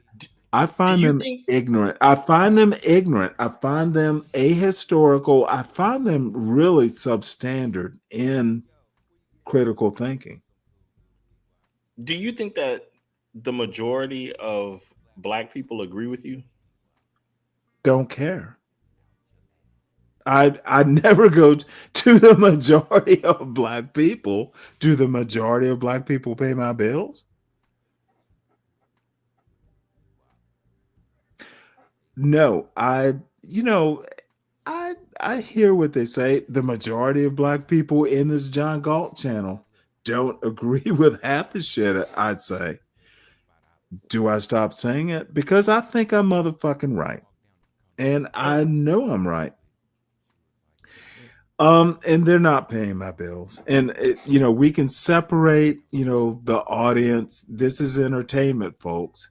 Yeah. No. Motherfucker, do you honestly think, dude, my parents, well, my mother died, but no. Now I do take what they say very seriously. They might be right. They've proven over time that they can be right, but no. I do what I want to do. That's how they raised me to be. So you mean to tell me, Stanley, that that after you got married and lived life and all that other stuff, that you didn't have to deal with what many, what some have stated, they ain't gonna accept you, Stanley. She gonna stab you in the back. Emmett Till, you a white woman. Well, they don't know their history. And dude, when you get married, at least the way, look, my wife didn't work with her little PhD and all that. Shit, she should have worked. She could have made maybe twice as much as I did. But what I did was comfortable. She got to raise a boy that is, dude, I guess everyone knows this motherfucker, dude. One of these days, I'm going to have to tell you how terrified I was after my wife died. I was motherfucking terrified. It was a deal. It was a thing. It's like all of a sudden, no, that shit was terrifying. But in the end, see, this is why I'm kind of defiant and I don't give a tell me. I'm terrified. Luckily, my parents raised me to a state where I can afford things. My wife was a stay-at-home mom because I could afford it. The white girl that I married didn't have to work because we weren't driving Mercedes and all that stuff, but we lived on a mountain. We had some property and we were fine. I wanted my son to know how to split wood, just be a Renaissance man. You can't be a fucking book reader only. You can't be a plumber only.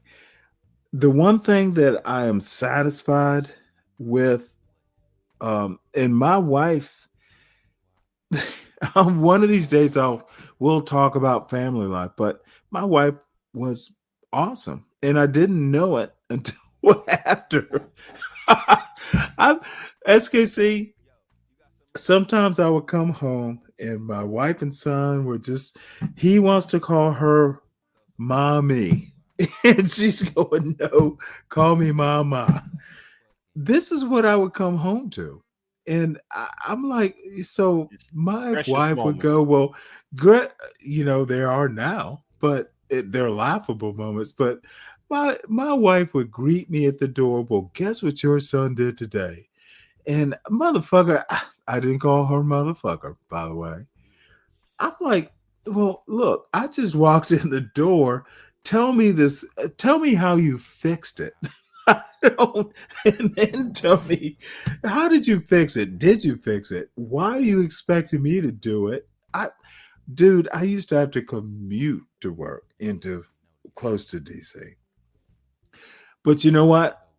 Those are the times that just I didn't know I loved that shit until I couldn't have that shit. So, but mama, I literally said, "Look, what? You, what can't you?" It's like the baby. They're literally talking mama, mommy, and they're debating. Yeah, I was like, what the fuck? Who's been drinking here? What have I walked in on?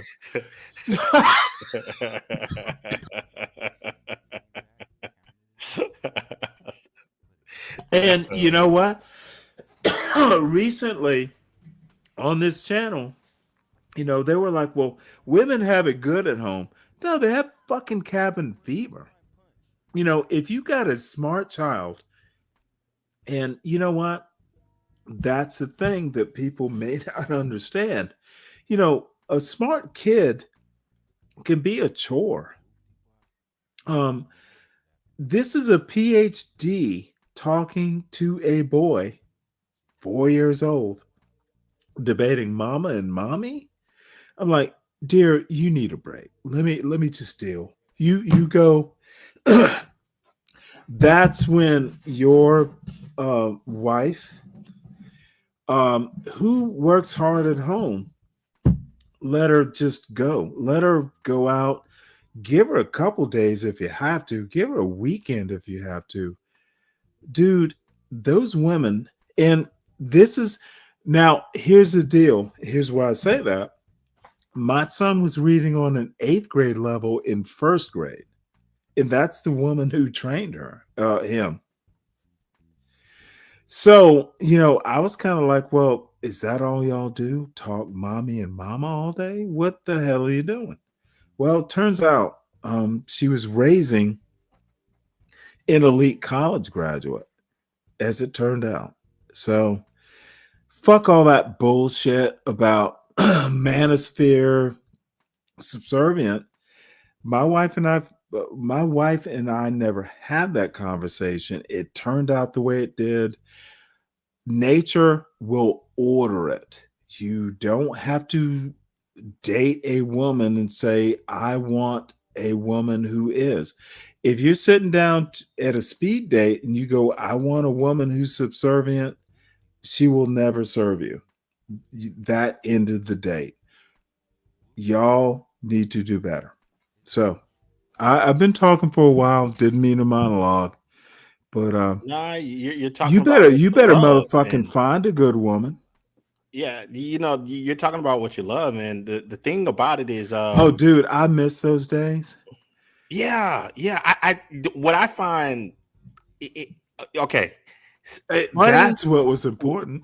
what I find funny and grotesquely sad at the same time is how many people that we interact with who, one, have never had those experiences, and then two, feel that those experiences have no value. They have. Well, that's an odd question. Do you mean, when I express them to a mature audience like you know the value of family. Kamasi, I know Latino does. Yes, sir. Kamasi, I don't I don't know you that well, but Yeah. bottom line Shit, I is gotta get ready to take him to the park. we're family men talking to family men. Yes, sir. I think that's what's missing. I gotta get ready to take him to the park soon. Latino, come back up anytime. Sir. Yeah, no Yeah, problem. I think that's what's missing is when you talk about love, that shows vulnerability. It also shows courage. Indeed.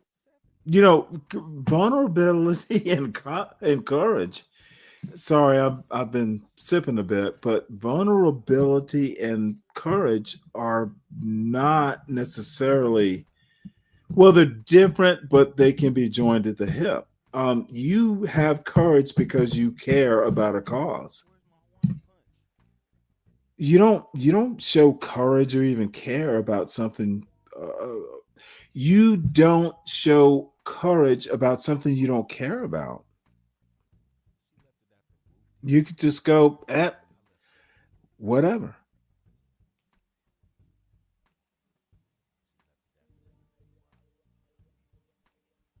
So let's find out what John's talking about.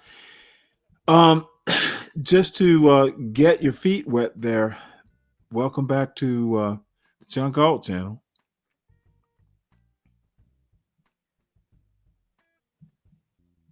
I have to refresh this.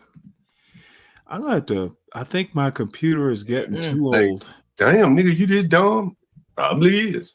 Yeah. You know what I mean? Like, he probably is. You know, like, look at Colin Cowherd and then look at this stupid ass nigga. Yeah.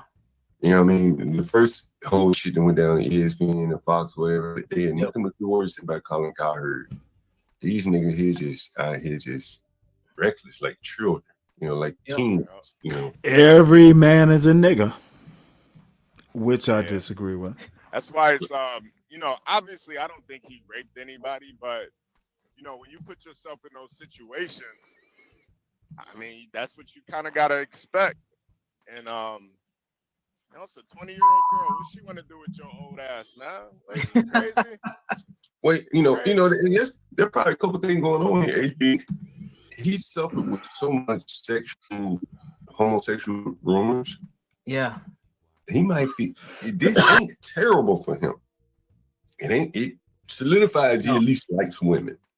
Right. You can get that out of your mind now. You can't call him no homo. Plus, he has the release sex tape on accident. Right. So, yeah, Like he was happy about that. I promise you. Yeah. Like Yeah, that was a big win for him. And he got paid off of it too, because right after that he got that Roe sponsorship.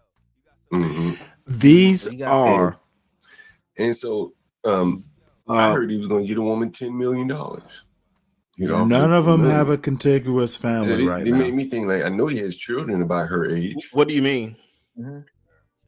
Ain't nothing he could do that would make him give his daughter $10 million. None of them are married. You know what I'm saying? That's why these niggas be so really right. Like, well, wait, you didn't know this? Now, I just know. You know who Universal Jones is, right? Offered up money. Just in passing. I don't know a lot of detail. Well, Universal's divorced. He was married. Well, HB never married. And John, who knows? Again, without the damn tab going crazy. Cheese called money, boy. However, they she said love talking about a $25,000 bullshit that they don't know about. $50,000. If you want to keep. And the bottom line is, I think they are not good at Black culture. They talk on things, and Universal's a psychologist, and I think he's full of shit. Don't think he's very smart. And you know what? I'm going out on a limb, but that's my opinion. Not a one of them can say that they will go home to a contiguous family tonight. And it's not disparaging. Who knows what goes on in their lives, but they are very comfortable talking about this sort of stuff.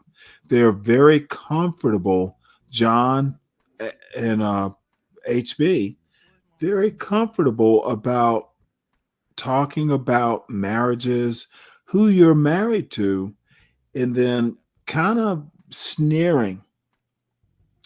It's unacceptable. And they are very comfortable with being anti-Black. And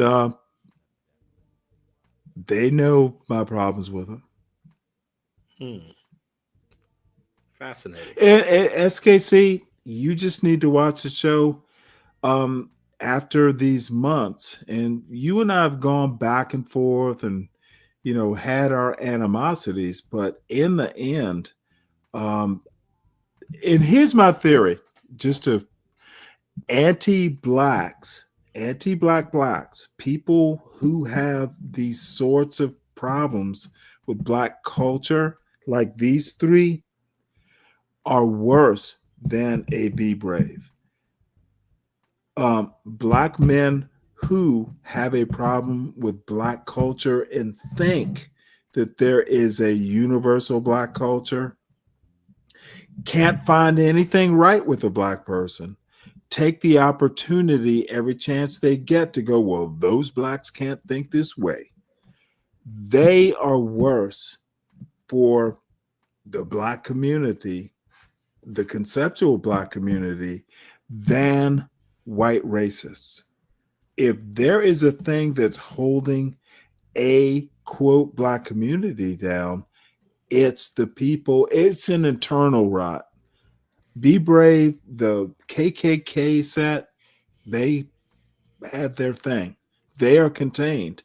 It's the inner rot, the inner intellectual rot that the anti-Blacks offer that is actually the detriment. Okay, Critique so it. if a person was to say like if you were to take the from what I'm understanding of the be braveology concept, what percentage of the population do these three represent of Black America? No clue. He would probably, well, those three would be okay.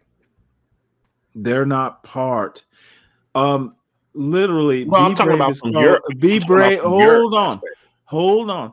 Be Brave is called John Galt a holy man.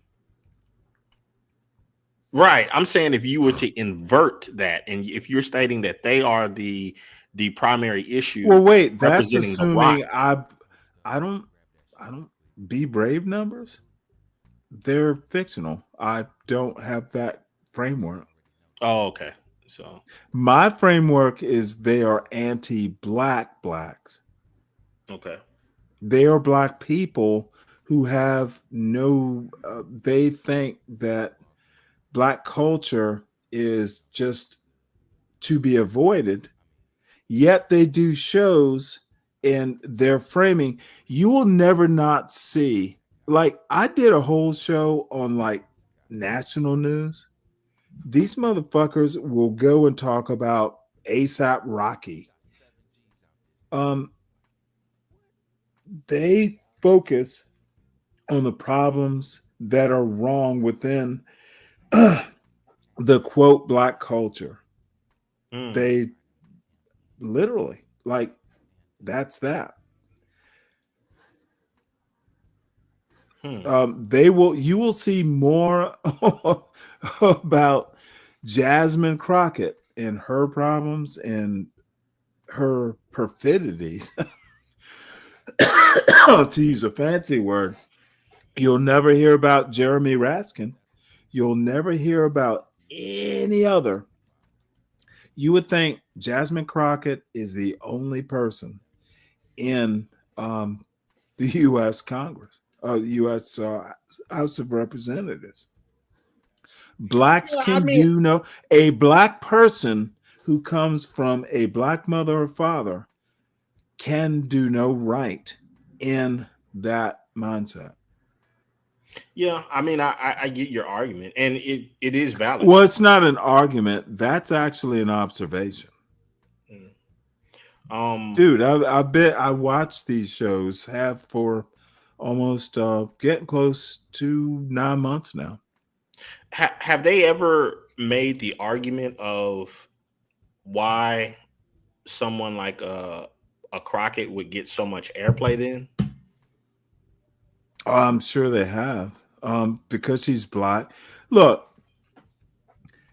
it's sensationalism. It is Black. It is, basically you'd have to get them to explain it, because I think they're so incoherent. They don't often make logic, and I'm not gonna just say the three here. There are others who don't make sense. So they're just so far anti-Black that hey, Black people can't do shit right. Oh wow. Yeah, leak text. Now it's my opinion. I hope you get some time to just do it because I mean, you're someone I trust from, you would be more into their positions. And if you come back and tell me, well, Stanley, maybe you're being too harsh or something, you are actually someone I trust.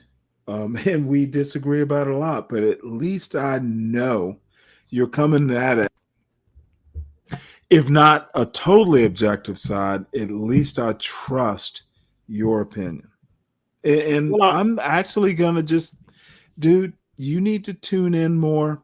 You don't have to participate, but I do need you, dude, tell me where I'm going wrong. Because I think these fuckers are idiots. All of them. Well, there is literally not a smart person in this outfit. Well, from what I'm hearing, and this is just from what I'm hearing, I think if Be Brave is using percentages. Well, Be Brave isn't part of this team. He's kind of a separate problem. Okay. But if they're using that style of argumentation, if you're going to use percentages, then you have to have empirical data. They're not using percentages. A lot of it is just, dude, listen to this show. Be Brave makes up numbers because he's an ignorant racist. These are supposedly all of them college graduates. Okay. Listen to it for 15 minutes or so. She was just warming it up. She was lining them up, and she knocked him down. Hey, Amazing.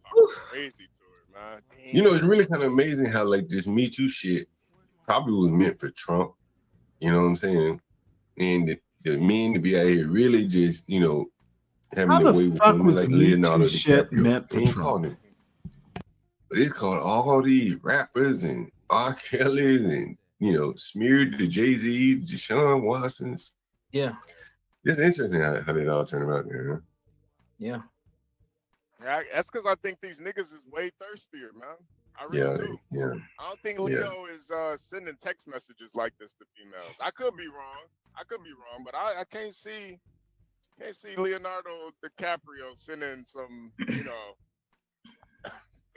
I'm comparing to whites. whites. Like I don't know.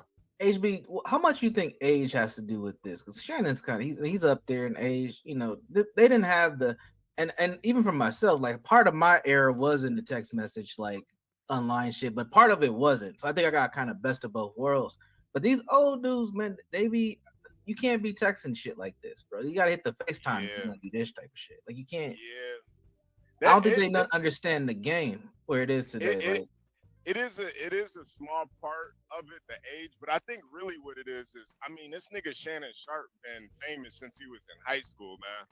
Yeah. And I think that's like when you've been that insulated, you don't really understand the way the world really works. And he probably don't really pay attention to anybody else's life but his. Yeah, that's a good point. So I think that fame can really hurt you too if you don't look at it the right way. You're not humble about it. This is just some thirsty ass nigga shit, man. I mean, yeah. Damn, man. That's shit. I don't know, man.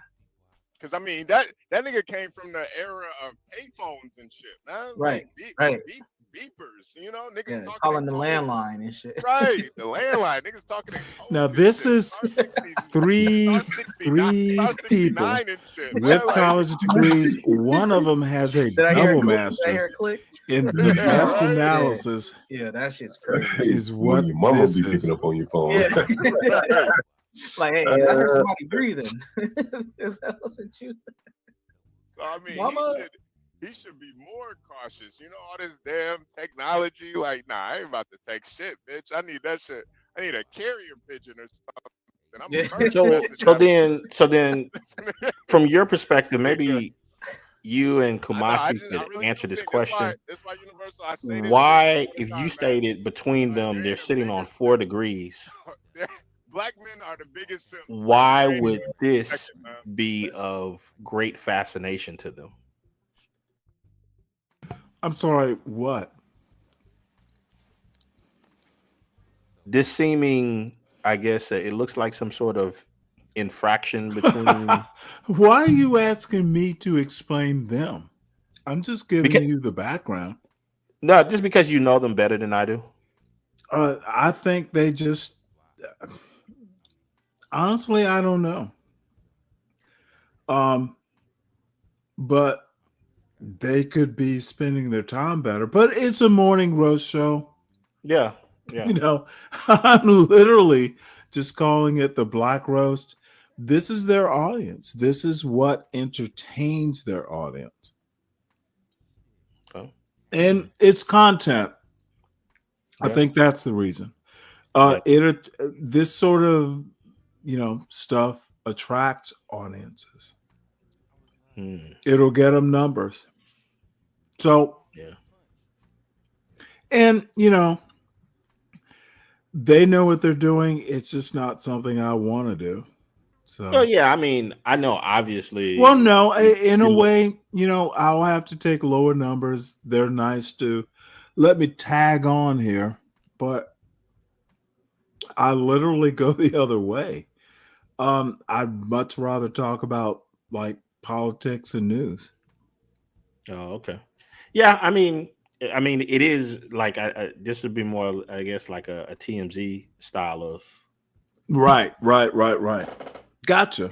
And there's a large it'll audience make for them that. more. It'll get more. Look, you know what? Thank you for counseling me. I guess I'm just going to be one of those, like, I just can't do it. And luckily I don't have to. But kind of disappointing. I don't know. I think it's just a little bit of taste in that. Some people gravitate right. more towards certain things, and I don't know. I think there could be a line of reference in lifestyle that could connect, but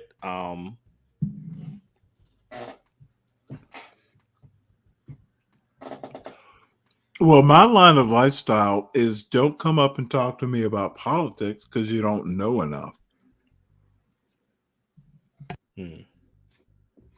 I think one of the major differences between how you all differ in seeing and viewing the world may have to do with how your actual lives. What's class? Yeah, how you've ordered your life would have a Right. definite impact. Which would be class. Yeah. So, and the weird thing about America, this part, class and race intersections, difficult to disentangle.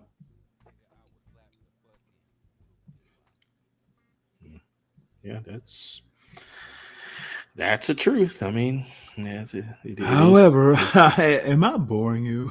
I should. Yeah, I'm not bored. I'm sitting there working, but well, I'm kind of disappointed. Quite frankly, I'm just disappointed. In what? They should do better, but I can't tell them how to. What would you like? Where'd you go to school? I know you're not going to just say people should do this, should do that. Well, no, what I would do is my show and know my part. Yeah. What I wouldn't do is question how Black people live their life. Where they go wrong is, you know what? I started doing the Late Show because I have my views. We're friends and all that stuff, and some things we agree on, but my views are going to clash with your views. And, there are intersections, of course, but you lose me when you start using, I had to ban the N-word on my panel. It got so bad. Oh. And I've used it, several times on the panel. Other people have, but, we pretty much let me put it to you this way. When I banned it, people were like, well, I can't believe you did that. I'm like, what? Like, it doesn't lend itself to anything. And shit, I'm black, I'm old. I've heard the word before. But when you are trying to describe someone, and let's actually let's not code switch. Now, if you are saying you talk like this, these folks code switch. That's the other problem I have. Oh, You know who Jared Taylor is? I am well aware of who Jared Taylor is. Okay, well, he's been on John Galt's show a couple times. Really? Like last time within a couple weeks. Oh yeah, they're bosom buddies. I would I would enjoy watching. It is go back and look at it. It's in the John Galt Urban Landlord channel live somewhere. A couple weeks ago. Did you review that? No, I don't watch. Well, I did ask Jared. Jared, I did ask him a question. I started talking about Asians being more successful than whites, and then I made a point about why would black people. And this is another thing that's pissed some folks off with me. If Asians are more successful than white people, why are we wanting to be like a second best culture? That has pissed some black people off in this space, which gave me no end to amusement. My thing when I talked to Jared and John was kind of mad at me. Why would black people want to be like second best? Oh yeah, but you know what? Jared was like Jared Kessler. He was like, I probably get these white supremacist names mixed up, but Jared Taylor, and what's the Kessler's name? Jason Kessler. Jason Kessler actually agreed. However, he wanted to do that John Galt level tap dancing. But he agreed. Asians do better. Why would black people want to raise their kids to be second best in a culture that's not getting them ahead? We don't have to be Asian, but we do have to pay attention to what they might do. Battle Hymn of the Tiger Mom, kind of read this stuff. So yeah.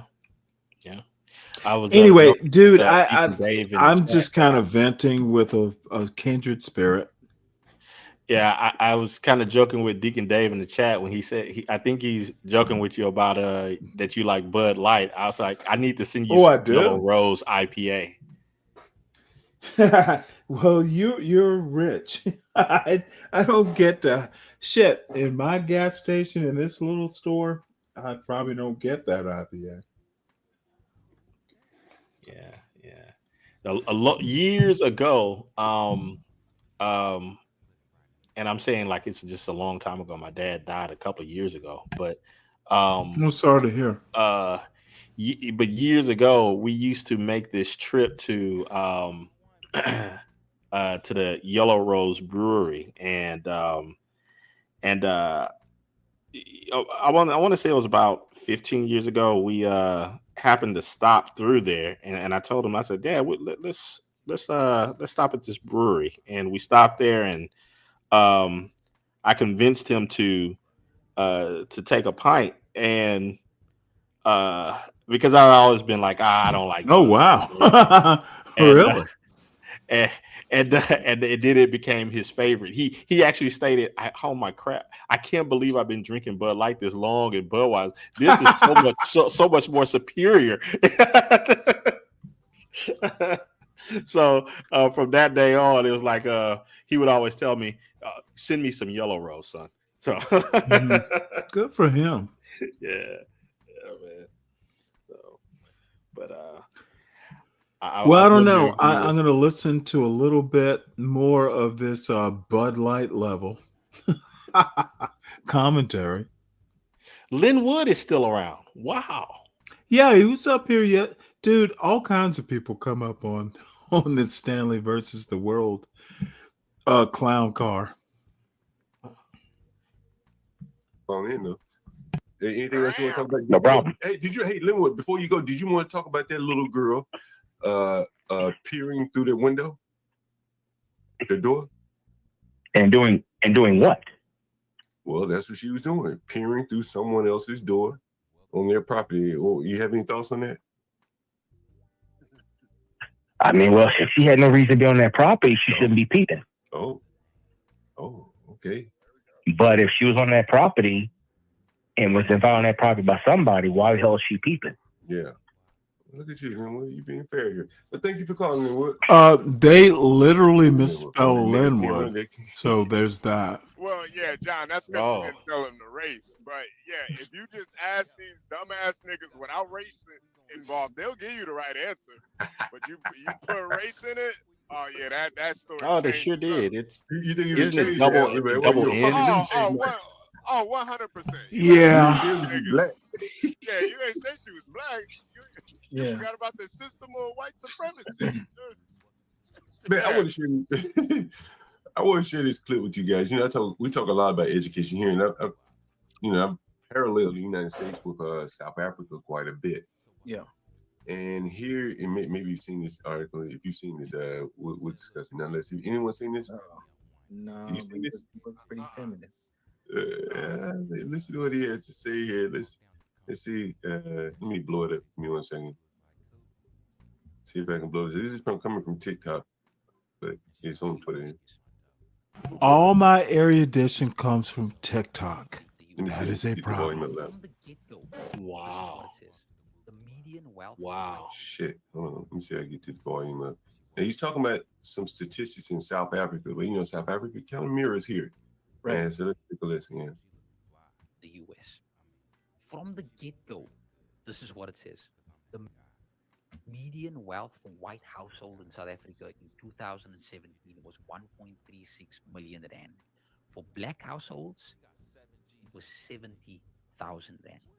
But of course, you were talking about wealthy black South Africans, the rich, right? So before we get to like the top 20%, let's just start with people who are educated, those who have a tertiary education. Here's my point about the anti-black, gobbling up anti-black logic. It's not even from an American. The first one with primary education is like to grade 9, and this is going to be very interesting for later on. For people who have a grade 9 level education, the median white household has about 685,000 rand, and black households is about 60,000 rand, which means that the black household holds about 9% of the median white household's wealth. But this is very interesting. When you look at secondary and tertiary education, the percentage of wealth that the median black household has in comparison to white households is 5 and 6%, which ironically means that when people actually become educated, the wealth gap actually increases in South Africa. But you know what's even crazier? Look at this. In tertiary education, the median black household holds about 117,000 rands worth of wealth.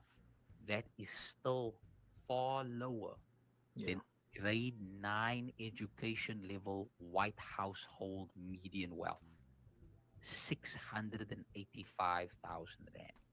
Which means that even though education is valuable to people of color, it is still not enough to bridge the massive gap between white South Africans and South Africans of color. Now let's talk about your rich black South Africans. Like you said, there's so many, right? The top 20%, richest South Africans in our country. White households, 1.8 million rand. Well, I had to enter that chat and leave a message. Black South Africans or South Africans of color hold only 5. So overall, I guess, not overall. One of the points that you brought out that kind of resonated with me is this idea of... I'm not sure. concentrating on the ghetto. You know what? Who? Be Brave? Police folks. It seems like you're saying both. Yeah. Well, John lives in a hood. Urban landlord is kind of his moniker. And you know, if you marry a white woman or if you marry outside of your race, you're not black. And this is a down and dirty of my impression. They will defend it because they can't admit, almost KKK like in a way. And Be Brave especially, but even John, you know, if you are not worried about black crime, and they concentrate on black crime, if you're not worried about how many black on black crime, if you're not worried about Chicago, the black on black crime in Detroit, then you are not being a responsible black person. And I'm like, why the fuck would I care? I don't live there. If I lived there, I'd be concerned. I don't know that it's kind of, I don't know. Maybe it was just a discussion about the whole politics thing, but that's what I was saying. I kind of hold that view when we were doing our little dance earlier about the whole Garcia guy. It's like, dude, I don't. What's going on with him and all of those? Well, I don't care, man. now I think now my argument is due process, which does affect people because it's the Constitution. Yeah, the ghettos. The ghetto's not the Constitution. Yeah, I just from my viewpoint, I've my feelings on the matter because it's more of a feeling argument, and I'll give you that. But I just don't think that if I were in any similar position, that various senators would come out and want to yell about my due process. And if a guy that doesn't really have absolute American citizenship can get that type of reaction, but someone like me can't, I don't care. He has an American family. They depend on him. Don't hurt American people is my point. I mean, I get your point, though. A daughter, another daughter, I think they're two girls, and an American wife. Don't hurt Americans. That's what he's doing. Can't deny that. Now, you can take it to scale, but if you take it to scale, that's fine. But you are literally going to disappoint people who are pro-family like me. Yeah.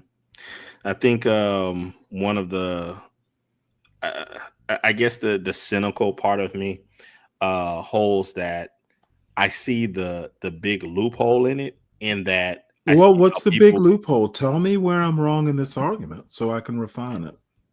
Well, I think that there's a lot of people who could who don't deserve to be here, who could. But did this person see? This is to me. That's where we're going wrong. You want to universalize something that is a particular egregiousness.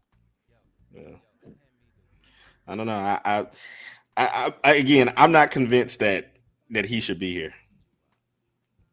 Okay. You think his wife, his American wife, is convinced? No. You know where I'm going to go with this, right? Do you think his little American daughter is convinced Daddy should be here? I'm sure they say that every night. I'm sure they are convinced. So are you going to deny? But my logic does not bend to. Okay, motherfucker, this isn't about. When did you think family is about logic all the time? Do those two precious little girls who are born in America, therefore American.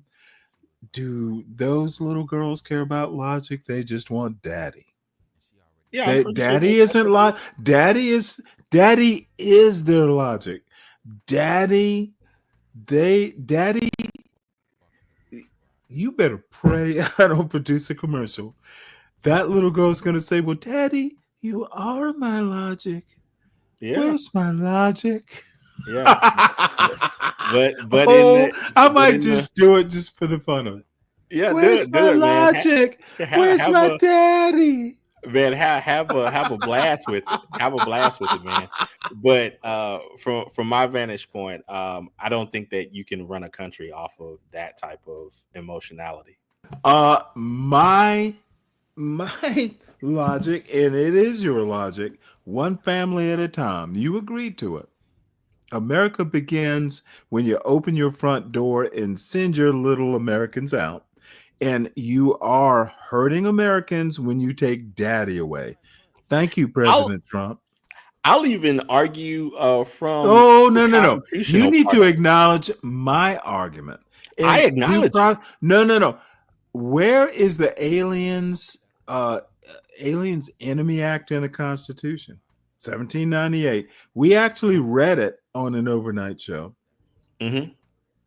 It's not wartime, son. It is an artificial emergency created during a non-war. There's no invasion, son. None of them are carrying weapons. If they're carrying drugs, there is due process, 5th and 14th Amendment, though. And oddly enough, if you're under the jurisdiction, literally birthright citizenship in the 14th Amendment, which Trump is going to lose, I hope. If you are in this country, you're under jurisdiction of the law. Would you agree to that? If you're what? If you set foot in this country, you are subject to American law. You're under its jurisdiction, correct? Yeah, I disagree with that. Okay, now it's going to get interesting. So if you set foot in this country, your home country's laws apply? You're not diplomat. You're illegal visa holder, student, whatever. Tell me about this novel theory. So this is where the fun begins, and I think that we can have an interesting conversation at this point on that. Is those, I guess, those interpretations of the 14th Amendment and American law in general, I disagree with. I think that specifically, let's start with the 14th Amendment. Right. I think that you want me to bring it up so you can read it? No, I've read it several times. I think that when it was made, I think that it's pretty obvious when you look at the notes and the times that it was made that it was specific towards Black people. Then why didn't affirmative action hold? You are going to get chewed up, son. I was hoping you would go there.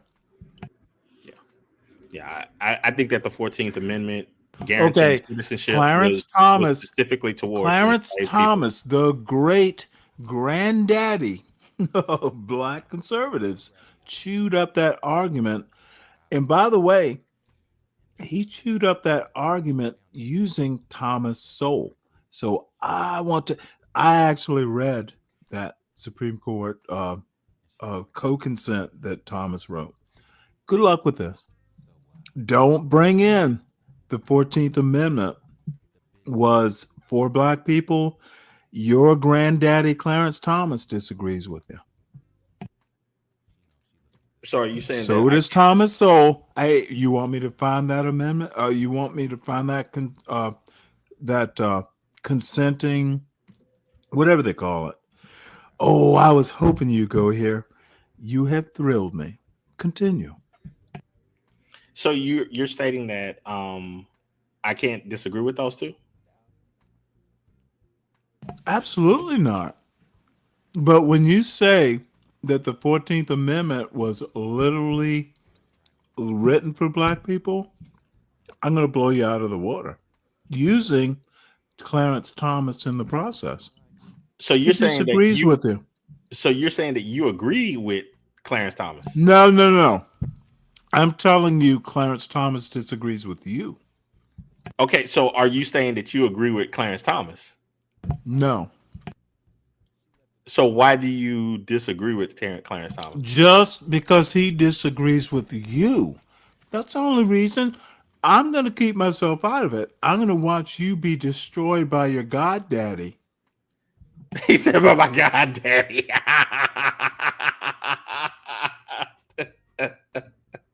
Oh my goodness, man.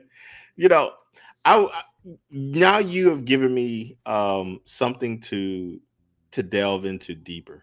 I will No, look at we were literally, Deacon Dave and I were just listening to students for fair admissions of the Harvard case literally yesterday or day before yesterday here. And you can go listen to the arguments. You can go listen to, and I read Clarence. I was shocked. Clarence Thomas didn't cite law in his consent. He cited Thomas Sowell. That's why I remember it so well. Whoa. Okay. Because you In a made me, Supreme Court decision. okay, you made me look this up. And I want to read more on this. But from what Motherfucker, I didn't make you. I just told you it existed. But before what I'm reading, and then you also have to read Ketanji Jackson Brown's thing. Well, it looks like Thomas Sowell states that he says that his view is that going away from the thought that the 14th Amendment was narrowly crafted for Black Americans is a betrayal of the amendment's original purpose. Right, and he gets it wrong. He says he argues he gets that it was wrong. Specifically made for Black people. You know what? No, you need to read more. Okay, I will read the whole thing. I will. Essentially, they all agree. They will go back and talk about the Freedmen's Bureau not just being for Black people. The argument, especially on the Roberts side, and I think Justice Thomas gets into it. They're saying the 14th Amendment is colorblind. Okay. Yeah, you will need to read Justice Thomas, who wrote, the opinion. They are literally saying the 14th Amendment is colorblind, the opposite of what you're saying. Okay. It wasn't written for Black people. It was colorblind, is their point. Yeah, I'm going to read this today. Actually, as soon as I finish up with you, I'm going to read this. Because that's finish up. There, if you go to SCOTUS.gov, Supreme Court of the United States.gov, there are 2 cases you can listen to. There's 2 opinions you can read. So, bottom line is that Ketanji Brown Jackson, in my opinion, is the only one who gets the history right. But you tangle yourself up if you say the 14th Amendment is, in a way, she kind of tangled herself up. The 14th Amendment, and by the way, there's birthright, there's some parts of it that need to be separated out. So it wasn't all about Black people. Some parts were. Some parts were meant to address slavery.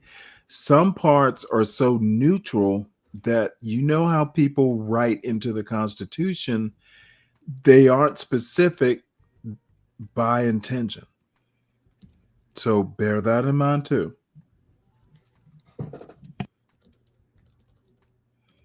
Oh man. man, this is very interesting. Well, I'm glad I've made your day. Yeah, man. This is well within my wheelhouse. I love this type of stuff. All right, so I found a thing on SCOTUS blog, and it's talking about how Clarence Thomas, he says that he has expressed concerns that the 14th Amendment has been improperly expanded beyond its original intent. He critiques the modern application of the amendment, particularly the use of due process clause to produce rights not explicitly Right, and enumerated in that's the mostly for gay marriage, and gay marriage, and um, damn it, I can't think of the term. Basically, he wants to use due process. Go back to the Fifth Amendment; it's a better way to do it. But they use the 14th Amendment for Loving versus Virginia, also gay marriage, and anti-conception stuff.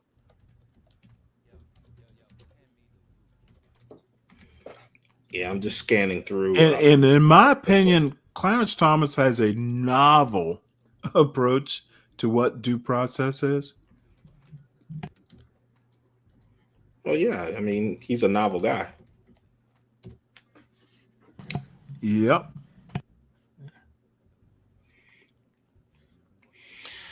Man, this is fascinating. What, you didn't know about this shit?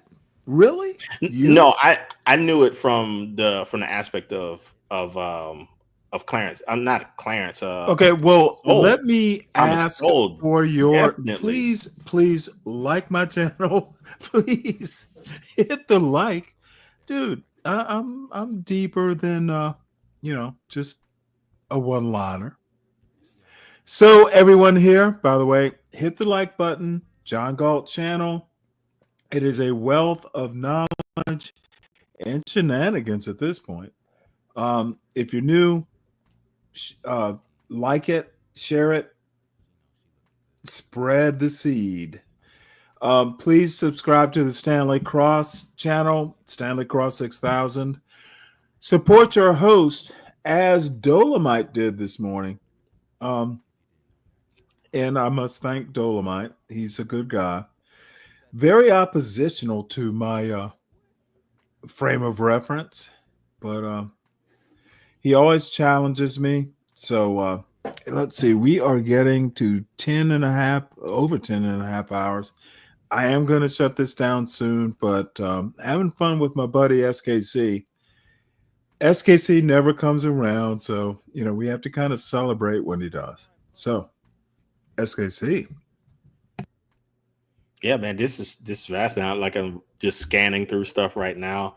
It gets to the point about Thomas Sowell. Basically, he's stating what I stated, and I probably got it from him at some point from reading a bunch of stuff. But he said he criticizes the modern application of the 14th that allows for preferential treatment based upon race, suggesting that such interpretations undermine the amendment's original purpose. Yeah. So, and again, due process, nothing to do with what you just said. Fair hearing is what due process is. And if the fair hearing does not agree with your morality, this is where Clarence Thomas and I kind of part companies. Thomas Sowell, God love him, but I don't agree with his point of view. Yeah, I differ with you here mainly due to application, because if you flood the system with a bunch of illegals, you're talking about the impossibility for each and every one of them to have due process. Look, and you don't have to flood. You don't have to deal with the flood. You have to deal with their mistakes. That's what Trump isn't doing. Well, because there was no sound, there was no flood policy. hurting. There was no flood. American. There was There was no there was flood. no flood This of illegal boy, immigrants coming into this the country. let me now see. I know what you want to do. Now let me stem your verbal flood.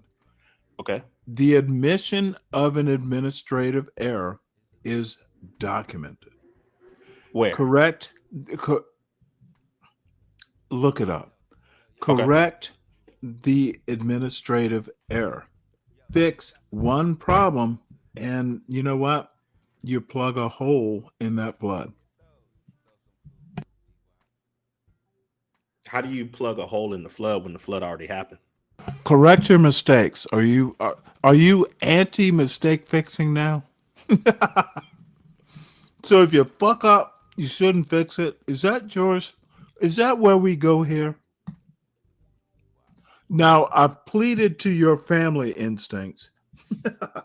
I've pleaded to there's not a flood.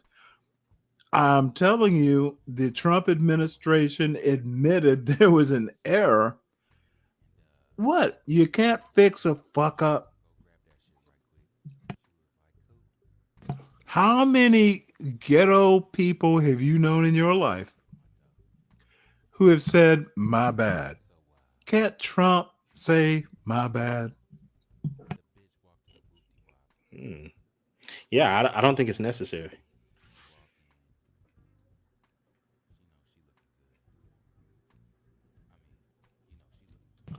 I've given you my best case. If you still don't, then that's on you. Yeah, because I think if there was a huge problem that was created with flooding, We're not, you want to take this and blow it up into huge problems? This is one little problem with little girls. Fix it, President Trump, please. No. You know what? You're gonna if feel I were the, their you're gonna feel the advisors, pain. I would literally make a commercial and put it on national TV with that American wife, with those two American girls, and I would literally tell the girls to say, President Trump, can we have our daddy back, please? He would never be able to live that down. Thank God I'm stuck in this small town, Georgia. I would have your ass, I would have Trump's ass, all the idiots and people that are just cannot fix their mistakes. I'd have fun with them. Yeah, we could play that media game all day long. I would just bring up the police officers. But this arresting one them. I would win. President Trump, please, can we have our daddy back from El Salvador? Yeah, and I would take that and I would use it myself, and I would play a whole bunch of. You would go, no, there's no yeah. Christmas or Easter bunny. Who told you that there was a Santa Claus? What I would do, I would take that. I would take that. I would take that clip that you made, and then I would superimpose that with all of the human trafficking and people crossing the border illegally. And you know how I would counter that they with? want to pull You on know your. how They've been I would pulling counter on, that with? They've been pulling on your emotional strings for years. That's what they do. I don't see and they Daddy. destroying your country I at don't the see same time. Daddy. Oh, the bunch of bad people, but my daddy's not bad. He's been raising me for 5 years. I don't see my daddy in that commercial. Yeah. Do you, President Trump or SKC? Well, I'll say this. I'll say this, Stanley. I'll say Do this, you Stanley. love your family? And let me see this to you, Stanley. You may have a great point there. Thank goodness the people who are on that side are too stupid to do it. You know what? All I have to say is I'm on the right side, son. Oh, they're so stupid they see the right in things. Thank you, President SKC. Yeah, I mean, hey, I will take the win for their stupidity. Donald Trump approved of your message, SKC. Yes. I approve it, man. I approve it.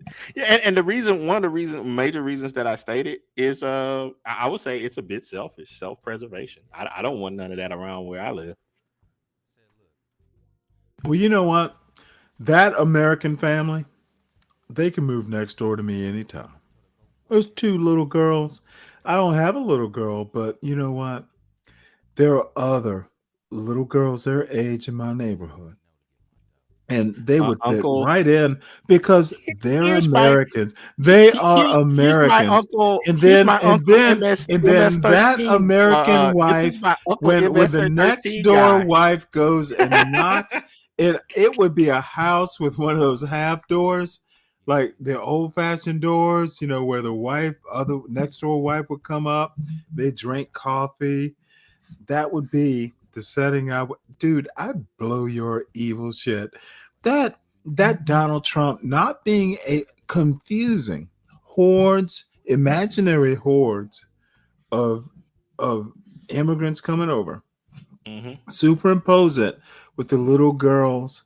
Where daddy, mommy, we're Americans. Mommy, aren't you American? Why is Donald Trump destroying our family? Well, Have at it, man. this Have might at it. happen. Have at it. Well, look at this. Look at Webster. Only boomers hate Trump. Well, that's because he's a boomer and we know motherfuckers like him. We grew up with him. But welcome, Webster. I'm like, you get caught in pictures with MS-13 people. Hey, you're not there for just to have a good time. But when the law, a judge says, you shall not be deported, Americans follow laws. We are a nation of laws. Even presidents have to follow laws until Donald Trump came along. Donald Trump is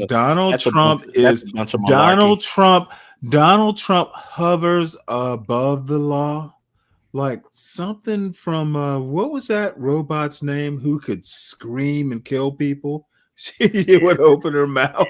Yeah, that's a bunch of that is Donald Trump. Now that is a he bunch of malarkey. He sends Melania up in that gold looking suit, and she screams and she just like destroys people with that radiation stuff. Yeah. President, she looks United good United States of America. Will you give me President of the United States of America is not above the law. And please tell me he has immunity from law. Does he have immunity from decency? Yeah. Then we play out that music, and then we go, President Trump, please return our daddy. We miss him. Yeah. I want this to happen. Yeah, I hope it happens. The motherfucker destroyed a U.S. family. Yeah. Shame on you, President Trump. Shame on you. You've been married 3 times, 2 times less than this fine, upstanding man married to an American woman. Oh my God. Did you see this? Did you see this, Stanley? What? What, Dems 13? That made you laugh that hard? No. Let me put it in there for you. Oh, is this a back? Oh, I didn't see him. Back chat, huh?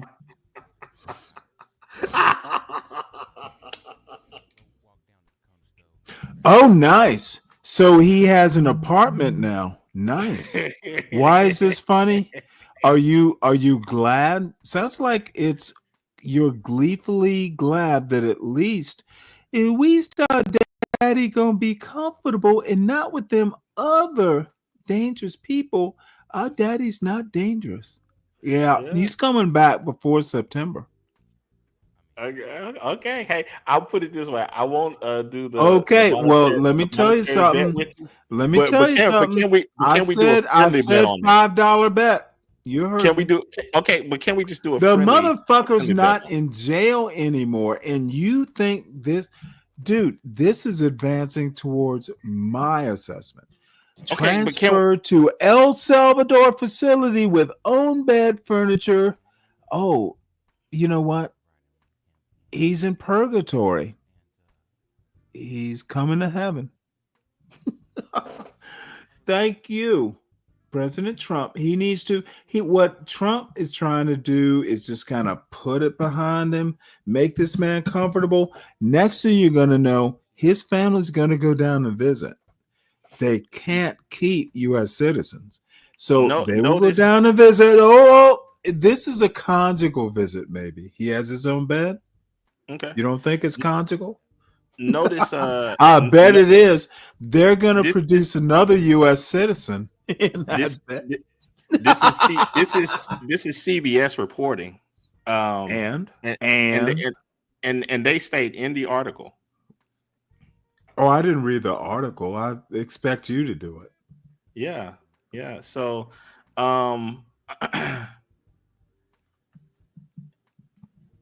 again, here I'm just reading just bits and pieces of it. Okay, well, read me the salient parts. I always look forward to your analysis to prove me right. Oh, Only you can do that at this point.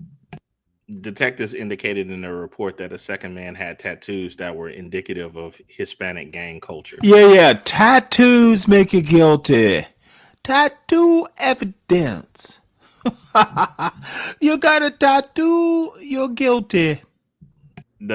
So the police that are on the ground dealing with this stuff, they don't know what they're talking about. Nope. Oh, okay. I understand. Hey,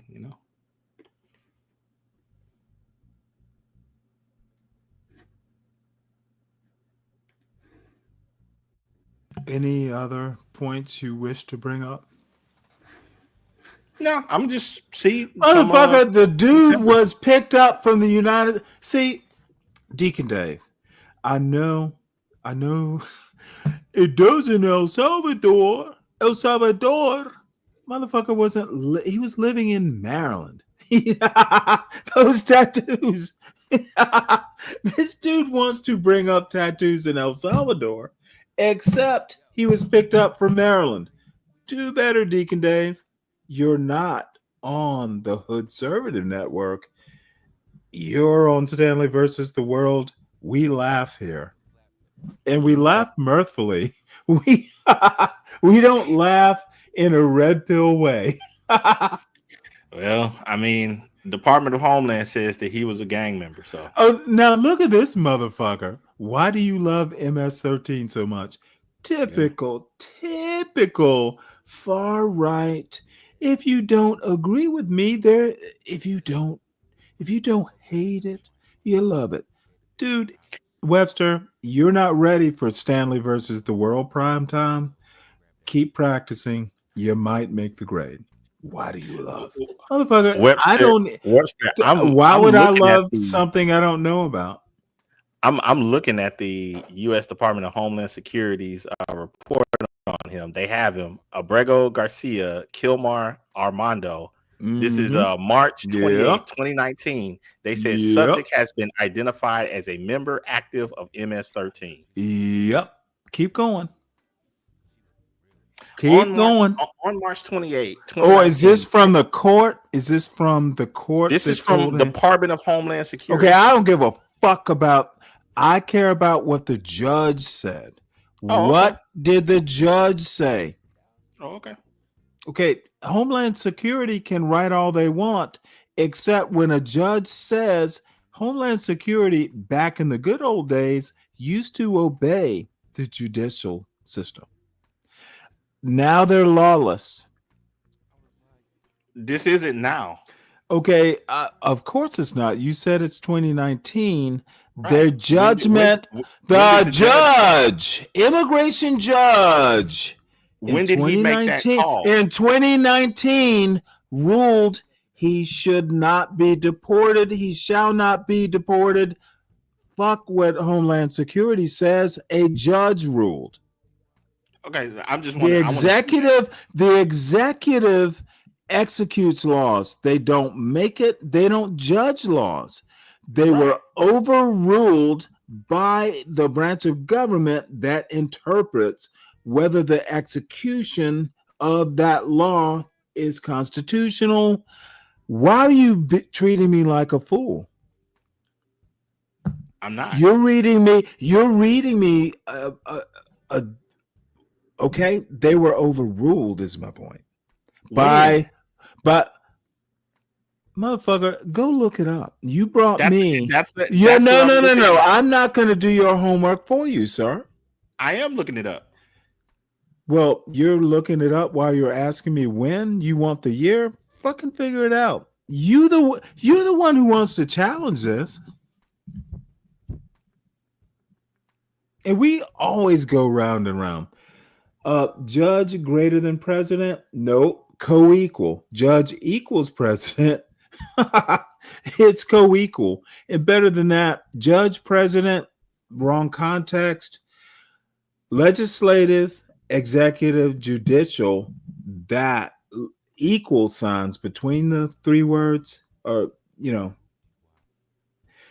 I don't know where you're going with this, Mr. Papadopoulos, but you're still not getting it.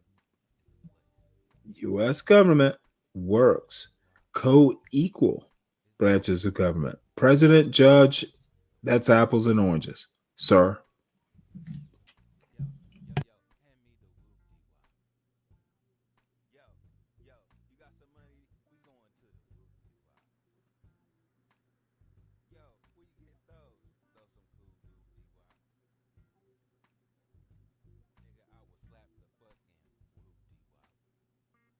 Oh, wow. Oh, my goodness. You should have never allowed me to read this. Well, I didn't allow you to read it. Oh, my goodness. Oh, no. Just read it, son. Don't be so excited. Yeah, you're doing the usual cackle because you don't want to read it.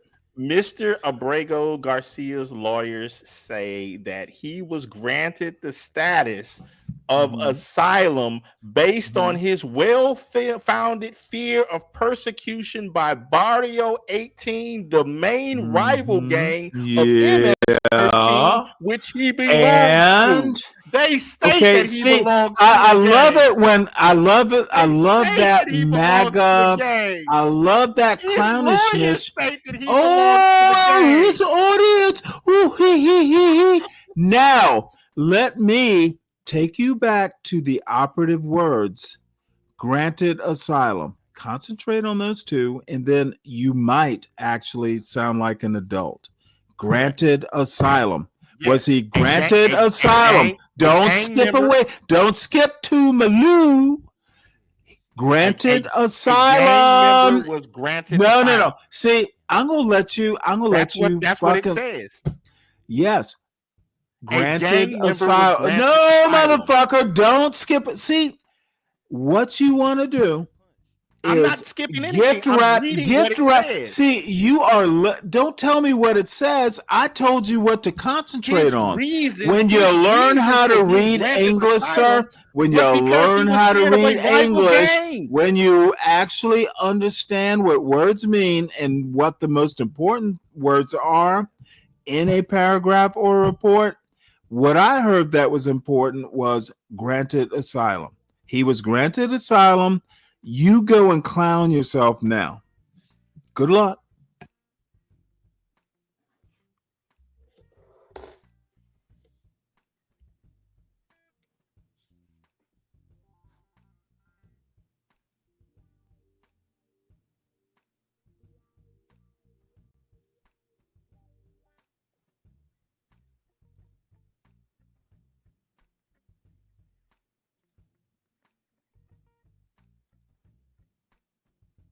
Holy crap.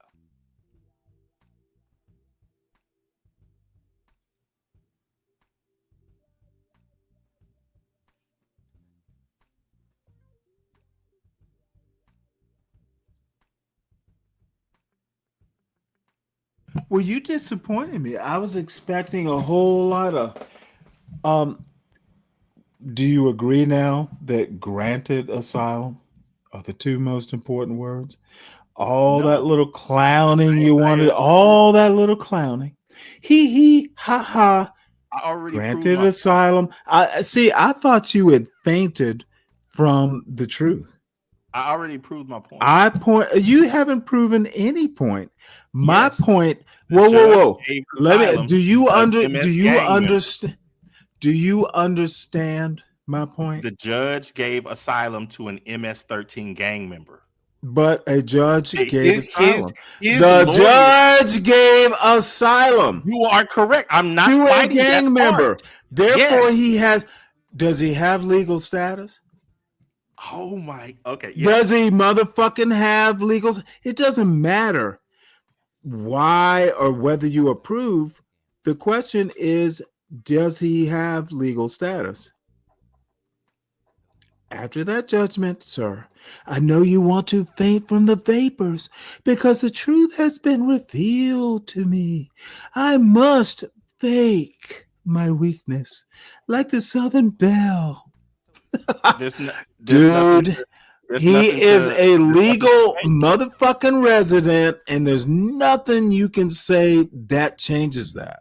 You can render judgment on his character, you can castigate the judge, but the one thing you cannot deny, the judge said he stays. Right. And So good luck to you, sir. We don't care whether you agree or not, sir. Which could be He is overruled. here legally. I don't care about what you think about her judgment. I don't care about what you think about him. About that. All I care about is winning this argument, and I won. Thank you, Right. SKC. You didn't even have to read it. You could have said, I'll read it tomorrow, but you chose to give me the savored victory. Thank you so much. It tasted like good crispy bacon. Is MS-13 a terrorist organization? I don't give a fuck. Is it? Who cares? According to the law. Who according cares? To the law of the land, Who cares? Superfluous. Are you familiar with that word? Do you know what No, you superfluous just means? stated- Do you you just stated honest? you Don't believe in tell the me law. what I stated. What I stated is the man believe is in the law. here legally. You just stated that you believed in law, granted are the two words I'm saying right now. which is overruled by being a terrorist Oh, organization. it's overruled by President Trump. This motherfucker, dude, will be back here by now. I know why you wanted to bet 500. You wanted to make me richer because I am poor. I do I told you appreciate it. $5 would have been $5 would have worked for me. Just a So little why not- measly $5. I don't want to take diapers from you. So then why not take Dude, 500? look. The man will be back. He's already in shit. He's probably happy right now. He probably then gets why don't- margaritas. so He then probably please gets take my money. margaritas. So then please take my money. Those motherfuckers gave him a bachelor pad. So then please He's away from his family. His woman is taking care of his kids. He's in El Salvador, which is probably lovely. I bet he's then got a please take furnished my money. apartment with his own bed. This is a father's dream. So then please take my money. Okay, I'm fucking going to El Salvador. I'm going to declare myself. Okay, so then please take my money then. Now you're begging me to take your money? Yes. Really? Yeah. The man will be here soon. You think he's about all he's that got you his could do. own bed. He has Think been about moved. all that you could do, He has Stanley. been moved out of the Trump Terrorism Center in Trump Towers. Trump Think about Towers. all that you could do, Stanley. He has been moved. You could go on. You could go on air, and you could spread out my little $500. Dude, I just want to go. Gloating, you could gloating walk is all priceless. over it. Gloating is priceless. You could take the money and you could throw it to the fish. Hey, my gloating you can't you pay could say for. you could say, look at this fishing trip that was bought at the expense of SKC. My stupidity. gloating is priceless. Yeah, but you did the same thing before Trump came into office. Yeah, but Trump's Look how in that office turned out. now. See, you want to go back to your glorious past. No, I'm just saying, like you act as if you've I never love been this. Oh, but what about horrendously wrong. back in the past? I won an argument. Okay, Oh, so this is awesome. okay, so a few months ago is going back in the past. Yes. Well, wait. Did you just? I'm gonna give you. I'm just gonna pretend you didn't ask that question. No, you literally just asked me if a few months ago was in the past. Yeah, Well, you yes, act as if yes, young man. You act as yes, young man. A few months ago I is was the reading past. the context of the inflection in your voice. You made it sound as like it was some ancient thing that I was stating. Oh, it's in it. You know what? I'm sorry. Did I make Sorry for my? me reading Did I context make? clues. Did I make my amusement at your ineptitude about politics and culture? Did I make it seem like a timeless thing? It is timeless. It's not older proven than yet. a few months ago. It's not proven yet. What's not Have proven? you not What's not learned proven, that- sir? The asylum. He was granted asylum. That's not proven. But no. No. It's Is that this man had a legal status in the United States? Is it not proven? Doesn't matter. He's not here. Oh, of course it doesn't matter because it's not helping you. No. I'm just talking Nothing about matters when it's not making SKC a winner. No. SKC must win at all costs. It doesn't matter if it does not glorify the status. It's not about my winning. It's not about my winning at all. Well, you're not going to win this one. We know that. So how about just be a gracious loser? You're okay. So let me lose. You can't lose this gracefully. Right. So let me lose. The judge said, "Oh no, motherfucker! I don't have to let you lose." Oh, whoa! Let's get this. Let's get this in context. I'm not letting you lose. You have lost. That's past tense. It wasn't even a few months ago, but it's still past tense. Okay, so if I have lost, why is the guy not here? What? If I have lost, does he even know? Does he even know you lost? United States. How would that guy know you lost? No, I'm saying for you. If I've lost, you think I'm taking you? I get you. You think I'm taking you seriously? No, stop. I'm just saying. Stopped. What you're saying is on paper. What I'm saying is in reality. I stopped taking you seriously when I said, dude was here illegally. Hey, he's not here. That's what I care about. Immigration and you know what? That's a mistake that will be corrected in due time. In due course. As of 1:38 Central Time, 4:23, 2:25, he ain't here. But I didn't say he'd be here today. So whatever that judge said. Did I? No. Before you skip off into that universe where judge, you live, did I say he would be here today? I'm behind right now. Your behind is your booster rocket. I am wiping the judge's order with my behind right now. I may make it's your booster rocket. Don't come back down. Hopefully on that balloon there is a string I could pull you back down to reality. Yeah, well, and the reality is he ain't here. But he will be in your dreams. Okay. In your fears, he ain't here. He ain't. Right now, that judge's order is as good as a pamper for my baby. Well used. It's not like the pamper wasn't needed. Nah, and I hope she craps all over it. See, SKC. That's the reality. The reality is you need to savor your loss. Hey, right I now bet it's it. a I bet it tastes like fried liver, doesn't it? right now at It best. tastes. It tastes like But liver and onions. oh, please follow my order. I gave an order. I said asylum, bring him What back. on earth? Who's listening What to on? you? Oh my lord! What was that? The judge's order means crap. All right. Well, Trump agrees with you, right? And that is the reality of what it is right now. In April 23rd, 2025, the judge's order doesn't mean crap. Mm-hmm. Okay. No, that's what it is. Again, this man will be back by September. Is that not the reality of right now, today?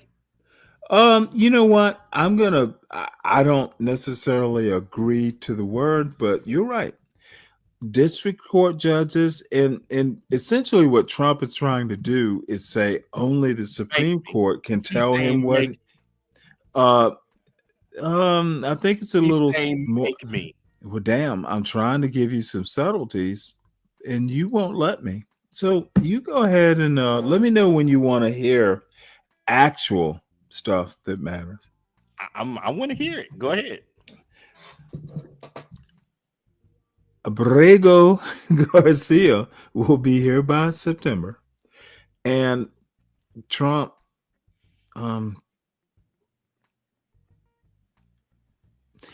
he's gonna not do well as president. Okay. Those are my two things. Hope he does. Every American prays that he does well, but I just don't see it. As a matter of fact, I'm going to say he won't be fit to be president by next May. Hey, we will see. Oh, and you have when we see, it's going to be up to you to deal with the fireworks.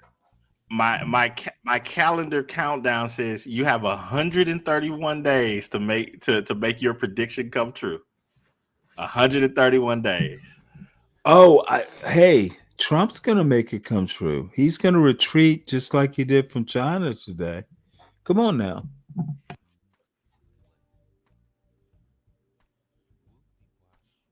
We shall see. I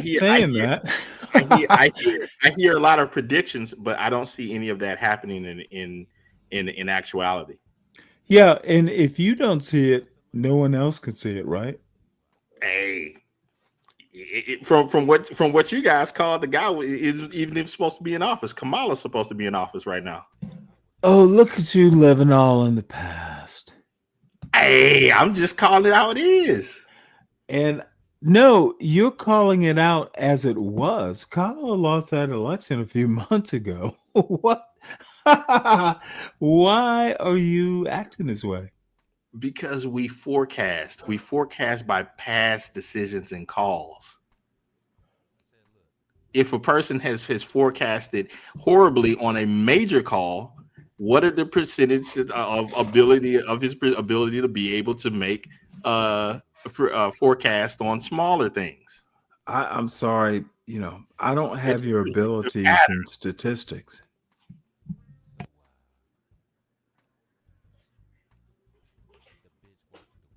It's kind of like baseball. You look at the average and then you put forth your best bats in certain situations. What were you, a major league ball boy? Well, I like baseball. It's a family game, particularly father-son. So you were behind the fence a lot. No, I just enjoy the game. I see. Well, I don't know. There are little areas you can put kids in case a foul ball or something gets hit. They have a chance to catch it. Who is this John Strives? He says the court made a decision. Now let's see them. No, Strives is a friend. Yeah. That almost seems like a threat. No, John's cool. I kind of like that. Hey, what's up, CKJ? Yeah, he says that the court made their decision. Now let's see them enforce it. I don't think that they have. Well, yeah. They're balls doing that. Andrew Jackson. Someone earlier said, it's the Jackson era or something like that. You know what, John? That is a good statement. They don't have to enforce it. The American people will. And they will one way or the other. If not You think that the sooner, American they people will. are going No, to go to I think what's going to 13 happen gang is members? Trump is going to fuck up MAGA and not live to see it. Yeah, you may be right in that. I don't know, but I know on this decision that dude ain't coming home. I know that. I think it will, but I've stated my my opinions. So you get to live with your loss. Well, right now I'm Luckily, you did not bet money. winning. I could have used that $500. Let me go ahead and put this in my calendar. September 1st, 2025. I'm gonna have to find whenever Stanley is online, and I'm gonna say, Stanley, you remember that conversation we had? I'm gonna actually clip this section. Remember that conversation we had, Stanley? This is SKC from 131 Well, days. I'm gonna you'll do it like 2 years from now, and I'm just gonna what? No, I don't I'm gonna remember do this things 2 years from now. 31 days from now. That's what I'm gonna do. And I will record this message and I'm gonna play it back to you. Okay. Almost similar to the whole, Kamala thing. You know what? I realize Kamala is not president. I'm not gonna rip her a new one, but oh well. But absolutely, I agree with you on the whole family thing. That's one place we will never make any lines of delineation. Yeah, that's supremely important, and I think it's so important that people that don't value it have no idea what they're throwing away. You can't miss what you can't have. And the other interesting thing from last night, millennials, like 60% of them are just not married at all. Not divorced, not anything. Next time you come up, remind me. I went through this. I don't know why I did it, but this weird, trek through stats or at least reports of stats, and it did shock me. Black people are going to dwindle away because no black people are getting married. Like, literally. I think that has it has a line of reasoning that connects with a very salient point that you put forth earlier about the beginnings of culture. You clip the bird's wings before they begin to fly. If you don't, give kids the opportunity to see two adults that created them function in a loving relationship and make sacrifices for them. Right. So you're here typing. I'm talking to the admiral there. Yeah, I agree with you for that point mainly. That I would say for Black America, that's a huge problem, and if you don't get that settled somehow, we might have oversettled it if millennials are not getting married at all. And I'm sure there's some way to go in and find out about single parenthood and all that stuff, but those numbers have gone down as well. And I have to sign off because I am over 11 hours, 11 and a Oh man, I feel you too long. Oh no, don't worry about it, dude. You came up here. Just I haven't talked to you in so long, so But we need to talk family bullshit again. And, I say family bullshit, but no, we need to have this could be a whole show. Just bullshitting back and forth about what Black families can be. They don't have to be a problem. I can scare up the stats. It does worry me because what's going to happen is, if millennials aren't having children, that's going to be problematic. Like, never been married. And, we need to figure out whether this is a bunch of singles, baby daddies, baby mamas, but I suspect not. That kind of worried me. I agree with you, but the point where I will disagree with you on is this. In my little clan, our family has nothing to do with right. Showing what a quote unquote Black family. We're just a family, and I kind of take I'm quite defensive about any sort of groups trying to take hold of our successes as part of their. It's like, no, it's not. That's what we did. That we took certain traditions and values and we pushed them and meshed them together. It took a lot of hard work. It took compromise.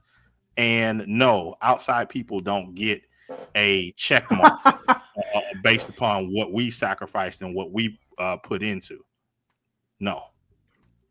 Right. Well, in a way, I remember we used to have family reunions when I was like, under 10 years old.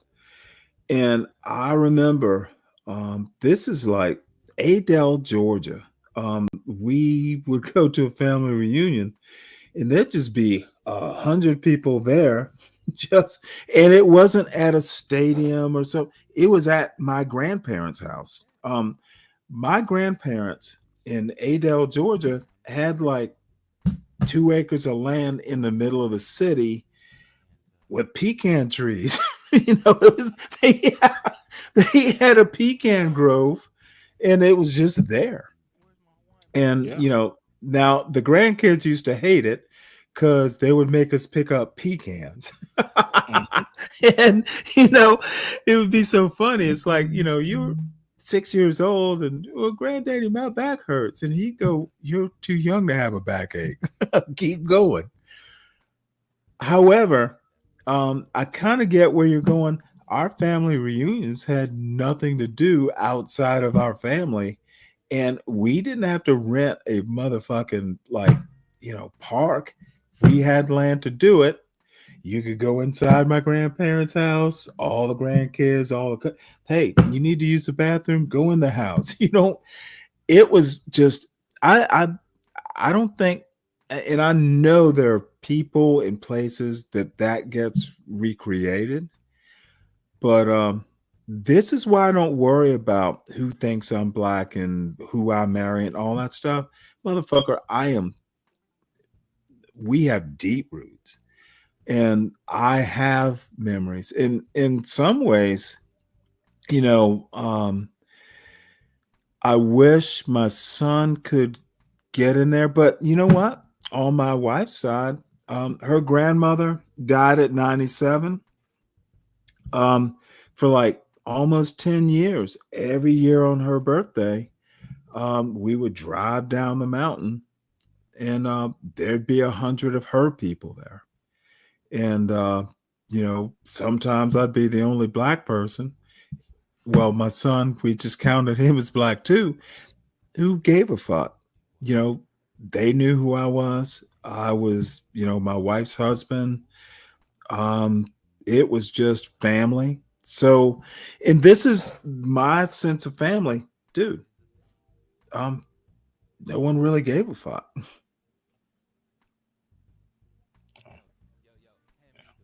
Like I said, man, I just I don't I'm Don't be never an gonna asshole.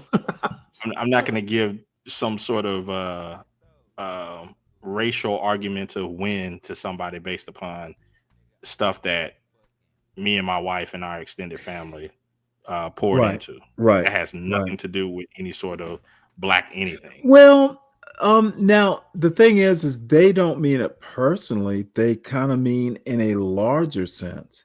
But your point, and I heard when you said it, maybe they just don't get it because they've never experienced it. And it's now, let me ask you, do you agree with me? It's not my job to explain it. You either go get it, you create it, don't mock it. You either go get it, create it, don't mock it. Yeah, I agree with that.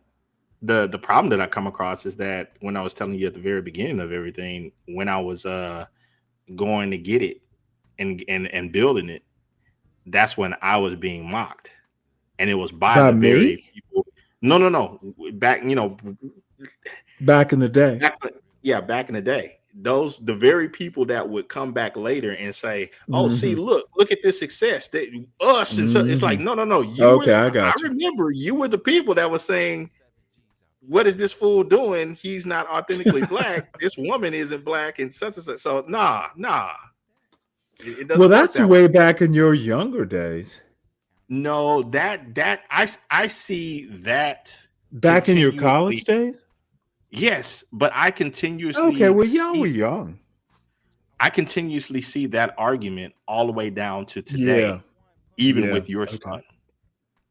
Oh, no. Not with my son. Well, I get where you're going.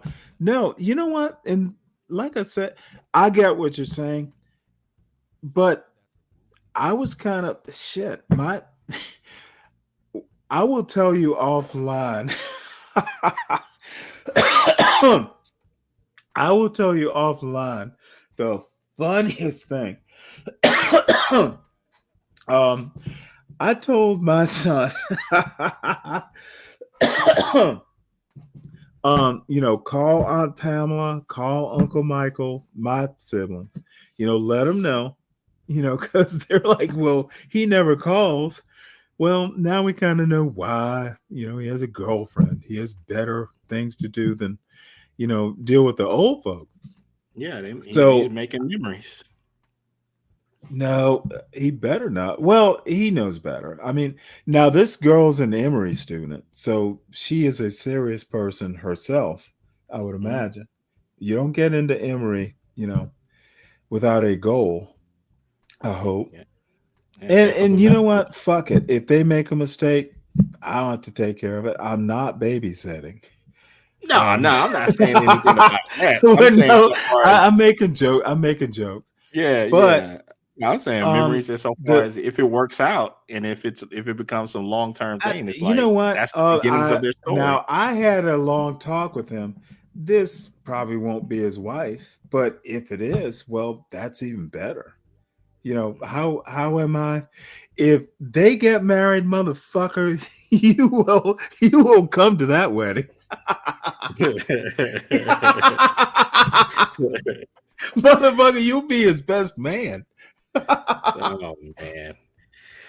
No, it's I don't know. But I would say I the look thing back is, at it. I kind of feel sad for you, and maybe that's why I admire you, motherfucker. No matter how much I have mocked you in the past, the one thing you are always is SKC. See, that's why I admire you, motherfucker. You don't wither, you don't sway. You are, dude. Kudos. You must always be who you are, no matter what, good, bad. You must be yourself. You must be consistent. And that's what I have tried and will continue to just drill into my son. Dude, you're not going to always be perfect, but you must be yourself because you're not a bad person. You'll survive. That at the end of the day is something that I've always stated with a lot of people that I've had these online run-in with and all that stuff is and I actually stole it from someone else because they sent it to me as a compliment. But I began to take it on, and they stated that you have all of these arguments in long form, crazy stuff, and go on and on about SKC and this and that. But if he was your neighbor, you would love him. Oh fuck yeah! We probably argue in the backyard. Yeah. You know what? Turn over those ribs and come back here and let's argue some more. Dude, this is not life. It's the internet. It's an argument. It's literally sometimes our form of an academic argument. Dude, means, bragging rights that you want a point. And sometimes they're very hard fought. So anyway, I do have to end this because it is getting too long. But dude, you better not be a stranger. I don't go this long, and I had the day off. Actually, I had the last couple of days off, and I just took an extended day. But Deacon Dave, he sent me some stuff, and I said, man, let me check out what they've been talking about. Oh, so shit. That's what I do. So thank Deacon Dave. And well, I'm glad. You know what? Bless Deacon Dave then. Dude, I've been talking about you for a bit. All of it good stuff. As a matter of fact, I'm like, where are good black people? And I can fucking just talk bluntly with, make jokes with, and they push back on an equal. Dude, if you push back, I literally have to think before I speak. You might be the only one on here, in this space, on the internet. Charles is one of them. But dude, you and Fred, I have to think about. I have to think Fred has made me think on a multitude of subjects. Yourself as well. Right. I like that because it helps me to widen my worldview and fix my errors. As I said, Fred, I was like, there is a black community. There is a black community until I met the John Galt crowd and heard racists use the black community as their stereotype, as their fodder for making racist arguments. And then I had to rethink it. So look, you're never too old to learn. You're never too old to change your mind, really rethink arguments. And Fred was a part of that. And frankly, you've been a part of that. See, and you make me dig deep, change opinions. Fred does that. Ogie has done that. And that's why I value people like you. You are my peer. And no one else on this channel is. Dave, I have to give Dave, Dave kind of said, well, you know what? I kind of had to listen and learn your pattern, how to defeat some of your arguments. Yeah, Dave is a force. Man, Dave listens. He listens to a lot of different opinions from people all over, and it's interesting how him and it's another guy. I don't know if you ever came across him named Dolomite. That they have. Dolomite. He's another motherfucker. He's the one who said bring up Twin Peaks. Yeah. They have this interesting skill of synthesizing thoughts from across places. I'm good with that. You must take the good and discard the bad. If you can do that, okay, I'm good. As long as you recognize, dude. Okay, now I understand them. Their take, dude. Sometimes you have to synthesize stuff to come up with something that's your own. If that's what you're telling me they are, then I'm on board. I'll have to take Dolomite's hard knocks. But man, you take care. Let me get up out of here. You too. And I'll catch you guys whenever I catch you. Good luck with the family. And if you're a stranger, I'm going to be disappointed. Oh man. You're holding your own, man. You're holding your own. I don't think I am. Nah, man, you got the show. No, Stanley versus the world. No. Come on, when you come in here and you give hard knocks. You gave me a critique. Kind of dude, if nothing else, you kind of refreshed me. I got to bounce some things off of you.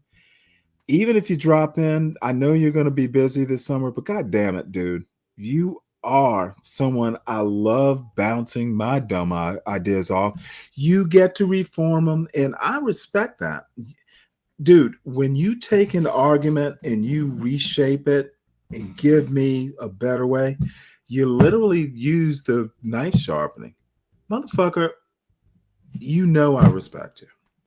And I didn't mean the MF. Same back to you, man. I will, like I said, but I got to get you out of here, man. You take care. All right. Take it easy. Bye. And everyone in the chat and the John Galt within hearing distance, please make sure you subscribe to the John Galt channel. If you're new, subscribe. If you're here, hit the like button. Please subscribe to the Stanley Cross 6000 channel. I more than likely will be on at 3:45 overnight, and I have to do a shout out to the Admiral CKJ3, Deacon Dave. Maybe you were reading my mind. John Strives, dude. I'm entertaining, but I'd rather be right. I'd rather be cogent. But I went long, and that I got to kibitz with SKC. Deacon Dave, you gave me a birthday gift, quite frankly. Belated, but much respect, sir. And everyone else, as always, I enjoyed it. I will leave the black roast where it's going to roast. And unfortunately, you know what? I was going to cook a very complicated pasta dish, and it is already 3. My alternative, and this is going to make y'all laugh, I'm going to do very expensive, a sack full of crystals. There is a crystals in my small town, and I've probably not had crystals in a year and a half. Y'all made me eat crystals for dinner because someone got SKC up here. I'm blaming you all, bitches. But I will probably get over the indigestion. And Deacon Dave, I honestly cannot thank you enough. Thank you. So see y'all later.